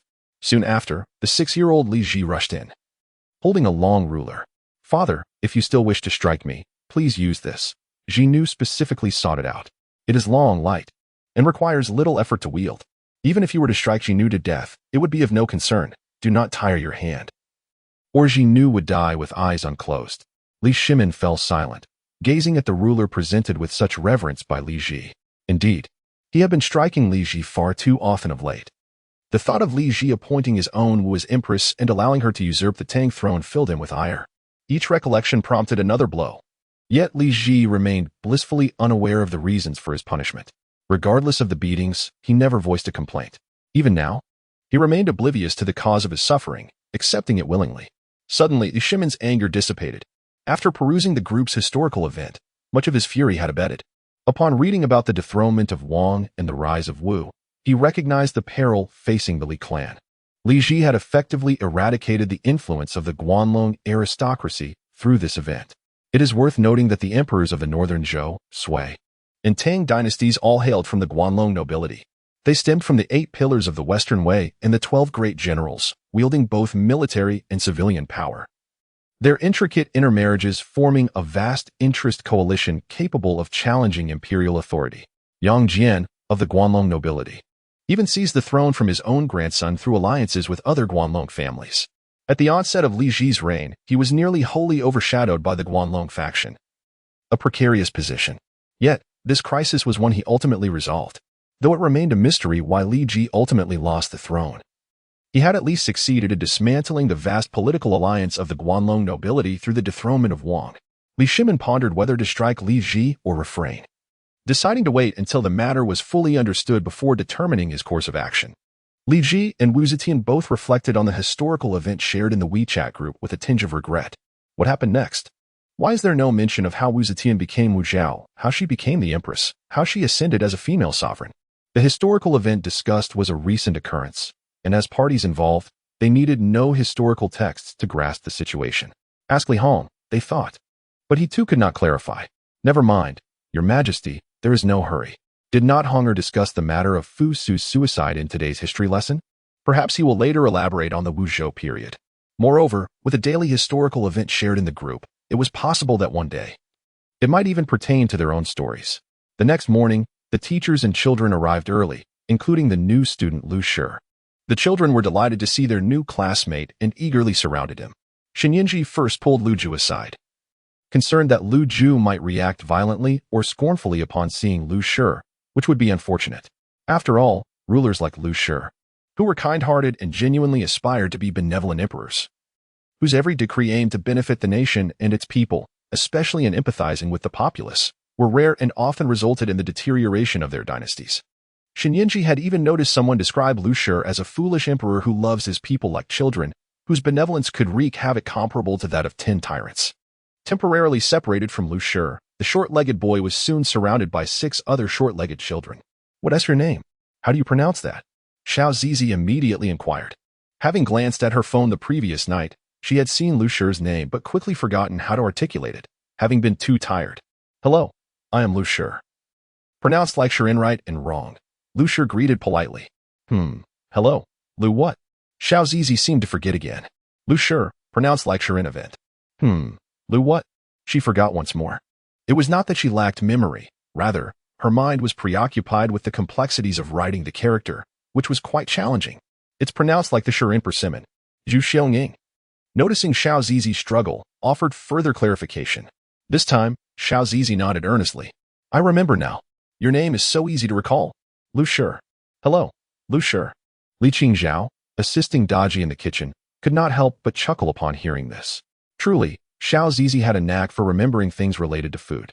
Upon mentioning the little Zizi, Li Qingzhao transforms into an exceptionally gentle being, so tender that it almost seems uncharacteristic of her. Daji cannot help but chuckle. Truly, it is the charm of Zizi. Daji, let us indulge the little Zizi today with an extra piece of high-calcium biscuit. I'm afraid not. Daji shook her head. Teacherly. The principal mentioned that you are being overly indulgent with the little fox, which is not advisable. Am I really being indulgent with her? Li Qingzhao was momentarily taken aback. Daji couldn't help but chuckle again. The director was indeed correct. One unknowingly indulges the little fox, often unaware of it oneself. Really? Just moments ago, you were contemplating giving her another piece of calcium milk biscuit, which would have been excessive. Is that not a form of indulgence? Xin Yinji pulled Lu Ju into the library and finally spoke up to persuade him. Teacher Lu, may I have a word? As the principal of the kindergarten, Xin Yinji naturally wished to safeguard the children in his care. He also believed Lu Ju was not an impulsive individual. After all, when Shurdo advised Lu Ju against taking action, Lu Ju did not act rashly. Instead, he sent someone to seek an audience with Lu Che. And only when that proved impossible did he consider opposing him. Such a person could hardly be deemed impulsive. Yet, during the era of Lu Shi, the once mighty Han dynasty experienced a sudden decline. From Lu Bang, to Lji, to Lu Hong, Lu Qi, Lu Che, and then to Huoguang and Lu Sun. The Han dynasty had witnessed the rise of 7 formidable leaders, each contributing to its strength. However, upon Lu Shi's accumulation of 7 powerful figures, the empire, which had flourished, seemed to falter abruptly. Xin Yinji feared that Lu Ju might lose control. After all, Lu Shi was the great-grandson of Lu Ju. This crown prince had the audacity to confront his own father, Emperor Wu of Han, let alone his own great-grandson. Indeed, Lu Ju replied softly. Yet Xin Yinji distinctly observed the tension in his tightly clenched fists, the veins on the back of his hands protruding prominently. Moreover, certain matters cannot be solely attributed to Lu Shi, such as the unprecedented rate of land consolidation during his rule. This phenomenon was largely a consequence of the Little Ice Age, which brought about a plethora of natural disasters, frequent floods, droughts, and locust plagues, resulting in barren fields. In such dire circumstances, the wealthy landlords remained unaffected due to their ample reserves, while ordinary farmers, lacking surplus grain, faced starvation when harvest failed, forcing them to sell their lands to the affluent. This exacerbated the issue of land consolidation, an occurrence beyond Lu Shi's control. Xin Yinji remarked that throughout history, during periods of the Little Ice Age, only the governance of Dong Han's Deng Sui managed to navigate through without leading to national collapse or significant upheaval. Yet, how many geniuses like Empress Dowager Deng have emerged over the centuries? Indeed, Lu Ju said little more. The land consolidation caused by natural disasters was certainly not Lu Ji's fault. As for his cessation of monitoring local tyrants since the time of your ancestor, there was little he could do. Years of natural calamities had led to an increasing amount of land being purchased from ordinary farmers by the wealthy landowners, thereby strengthening their power. Lu Ji could no longer control these elites as effectively as the previous 7 rulers had done. This, however, could not be entirely blamed on him. Xin Yinji always believed in viewing history dialectically, emphasizing that isolated events should not be considered without their context. compared to the first 7 rulers of the Han. Lu Ji indeed appeared weak. Yet, Shen Yinji still felt this could not be wholly attributed to him. The land consolidation resulting from the Little Ice Age's natural disasters made it increasingly difficult to manage the powerful families, leaving ordinary citizens with dwindling landholdings. Witnessing the relentless disasters and the suffering of the common people, Lu Ji chose to reduce taxes and grant amnesty. However, such measures would inevitably lead to a decrease in the court's revenue, weakening its authority and enabling the powerful families to grow ever more brazen in their land acquisitions. Did Lu Ji wish for this outcome? At a time when countless citizens were facing hunger, he sought to alleviate their burdens through tax reductions and amnesty. What fault could be found in that? Trapped in his own era and position, he lacked the omniscient perspective that later generations might possess when reflecting on history. He was unaware that his policies would allow the aristocratic families to completely escape the court's control. Perhaps he anticipated this outcome, perhaps he did not. Regardless, in the moment he granted amnesty and reduced taxes, his heart was with those who had lost their land and were displaced. His error lay in his weakness and ill health. The confidants he appointed were either uneducated eunuchs or scholars whose thoughts had grown increasingly decayed. Lacking any capable minister akin to Huguang, strong, intelligent, and devoted to the Han and its people, he was unable to achieve this. Nor could anyone assist him in restraining the powerful families, the eunuchs, or the external relatives. The heavens had already bestowed upon the Han Empire a Huguang, which was a great fortune. How could they expect to be so fortunate again? Director, you need not counsel me. I am indeed angry. Yet I shall not strike Lu Ji. After all, he is merely 3 years old. It is not too late to teach him to become a strong ruler. I am simply upset. Lu Ju chuckled as he observed Director Shin's concern, as if afraid that a kindergarten child might be harmed. If he were the 40-year-old Lu Ji who had already brought ruin upon the Han, I would have long since incapacitated him. But he is only 3, still capable of change and learning. I shall personally teach him, and teach him well. Perhaps there was no need for excessive worry? Shen Yinji pointed to Lu Ji, who had already mingled with his new classmates. Has he wasted his learning? The little one asked Lu Ji, hands on hips. Lu Ji nodded. Indeed, he has wasted it. Those who stray too far must be punished. No. Fusu shook his head. It is not always imperative to strike down foes from afar. Teacher Lu has advocated for flexibility. Indeed. Therefore, when the enemy is distant, one may pursue them relentlessly, but at times, it is also prudent to lure them closer before delivering a blow, even when they are near. With unmatched prowess, none would dare to challenge you. Sister Dajie, the leader of the young ones, took the initiative to introduce Lu Xun to the doctrine of striking down from afar. Lu Xun gazed at his new classmates with admiration. You are all so remarkable. I aspire to learn from you. Upon witnessing this scene, Lu Ju chuckled softly. He approached and gently lifted Lu Xun onto his lap. API call failed with status code 429. Error. Code. For 29. Message. Resource has been exhausted, e.g. check quota. Status. Resource exhausted, Teacher Lu. He said, shall we tell a story today, children? Lu gazed at the group of little ones. All right. The little ones nodded enthusiastically. Age is a constraint. Lu Ju is already in his 30s, while this group of toddlers is merely 2 or 3 years old. They eagerly believe they are about to hear a story, unaware that knowledge will be imparted to them in the form of a narrative. Allow me to share with you a policy from the Han Dynasty. Since the reign of Emperor Gaozu, Liu Bang, through 7 successive rulers, there has been a consistent effort to suppress land consolidation and curtail the power of the aristocracy. Consequently, the affluent families and powerful clans from beyond the Hanggu Pass were relocated to reside near the city of Chang'an, where they were closely monitored. However, by the time Emperor Lu Shi ascended to the throne, the newly risen powerful families across the regions began to resist and were unwilling to relocate. At that point, the imperial court had grown feeble and could no longer enforce the relocations as the previous 7 rulers had done. If you were the emperor, what course of action would you take? Those who are distant must be punished. Those who are near must also be punished. Little Zizi interjected eagerly. Lu Ju patted her head. She is only 2 years old, and he does not expect her to articulate anything specific, yet he finds merit in her 8-character response. Lu Ju cast Lu Shi aside and cradled little Zizi in his arms. Although he yearns to properly educate his unworthy great-grandson Lu Shi, the more he observes him, the more frustrated he becomes, and he sets him aside. Little Zizi, with her repeated phrase those who are distant must be punished, is undeniably adorable. The other children fell into contemplation. Indeed, what should be done? The powerful are dominant and uncooperative, while the emperor is weak. What can be done? Has this policy persisted through 7 generations of rulers? Ying Zheng asked in response. Indeed, Lu nodded. Have you devised any methods, Zhang? A national policy that has endured through 7 generations of rulers indicates that the foundation of the Han dynasty is firmly established. Those who refuse to comply are betraying this policy. Thus, we must set an example by punishing the easy targets first. Whoever defies the policy initially shall be the first to face consequences. A national policy that has remained unchanged for 7 generations is our greatest leverage. Who would dare to cry injustice when we act collectively? Even the most feeble emperor would not falter against a mere soft target. By seizing the lands of these soft targets and re-registering their populations for taxation, we simultaneously bolster the imperial authority. Is the emperor truly weak? By methodically dismantling one soft target after another, the emperor can regain strength. After pondering for a while, young Zheng provided an answer. Zheng, how old are you this year? Lu asked after hearing young Zheng's words. 3 years old, Lu Ju remarked. The utterance from a mere child of 3 seemed utterly absurd. However, if that child happened to be Ying Zheng, it appeared rather plausible.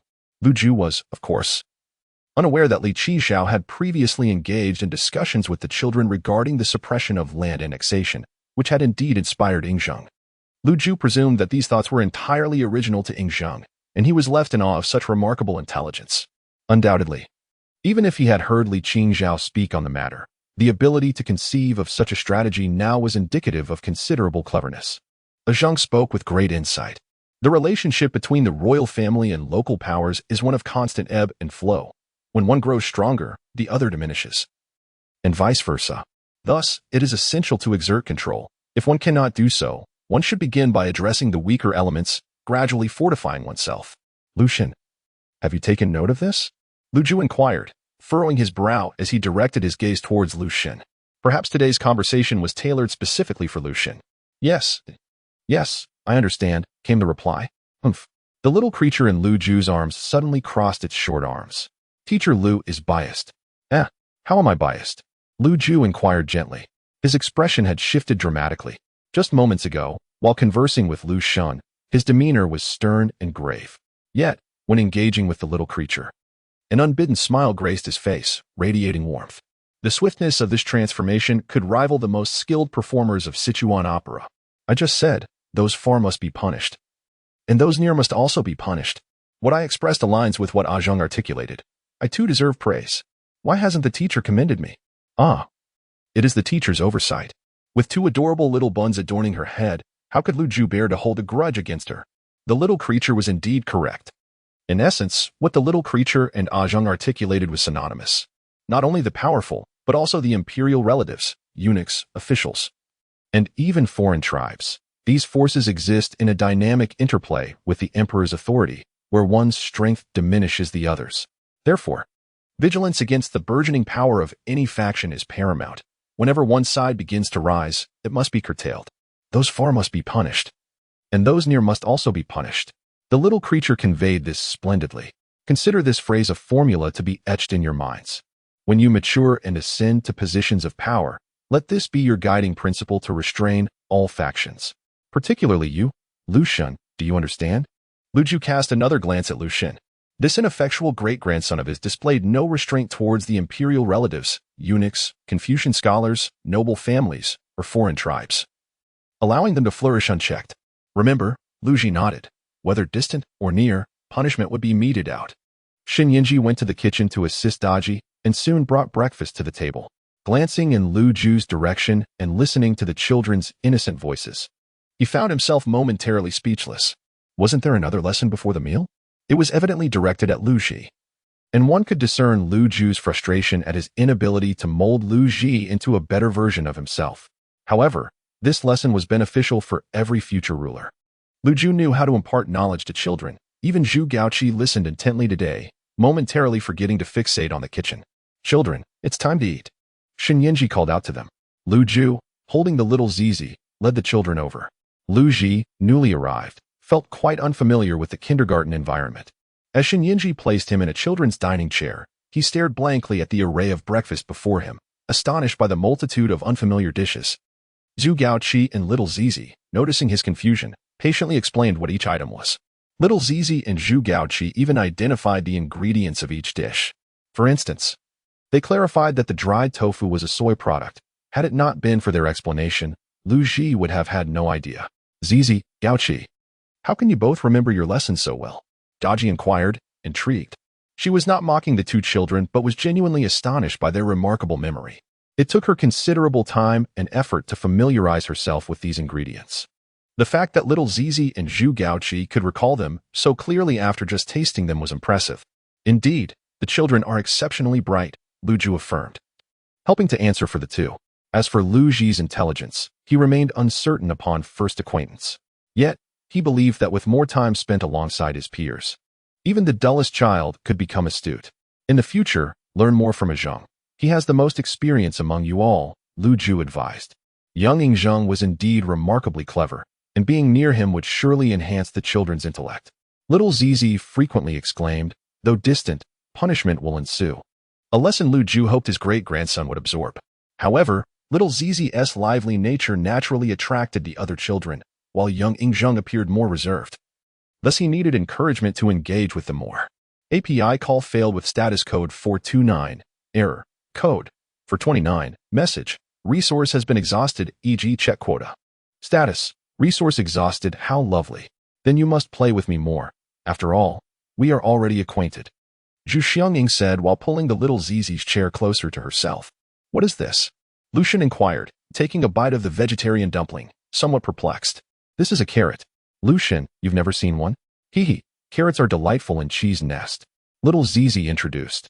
Daji first stewed the carrots until they were tender, and then incorporated them into the dumpling filling, using the sweet, fresh carrots that Shun Yinji had specially purchased, which the children all adored. Wow! Lu Shi, having heard of its delectable taste, could hardly contain his excitement and took a bite. Delicious! Lu Shi exclaimed. Do you dip your dumplings in vinegar? Asked Xiao Zizi. Ajing, Fusu, Xiongying, Gaoqi, do you dip your dumplings in vinegar? Shi and Li Hong preferred their dumplings with a hint of vinegar.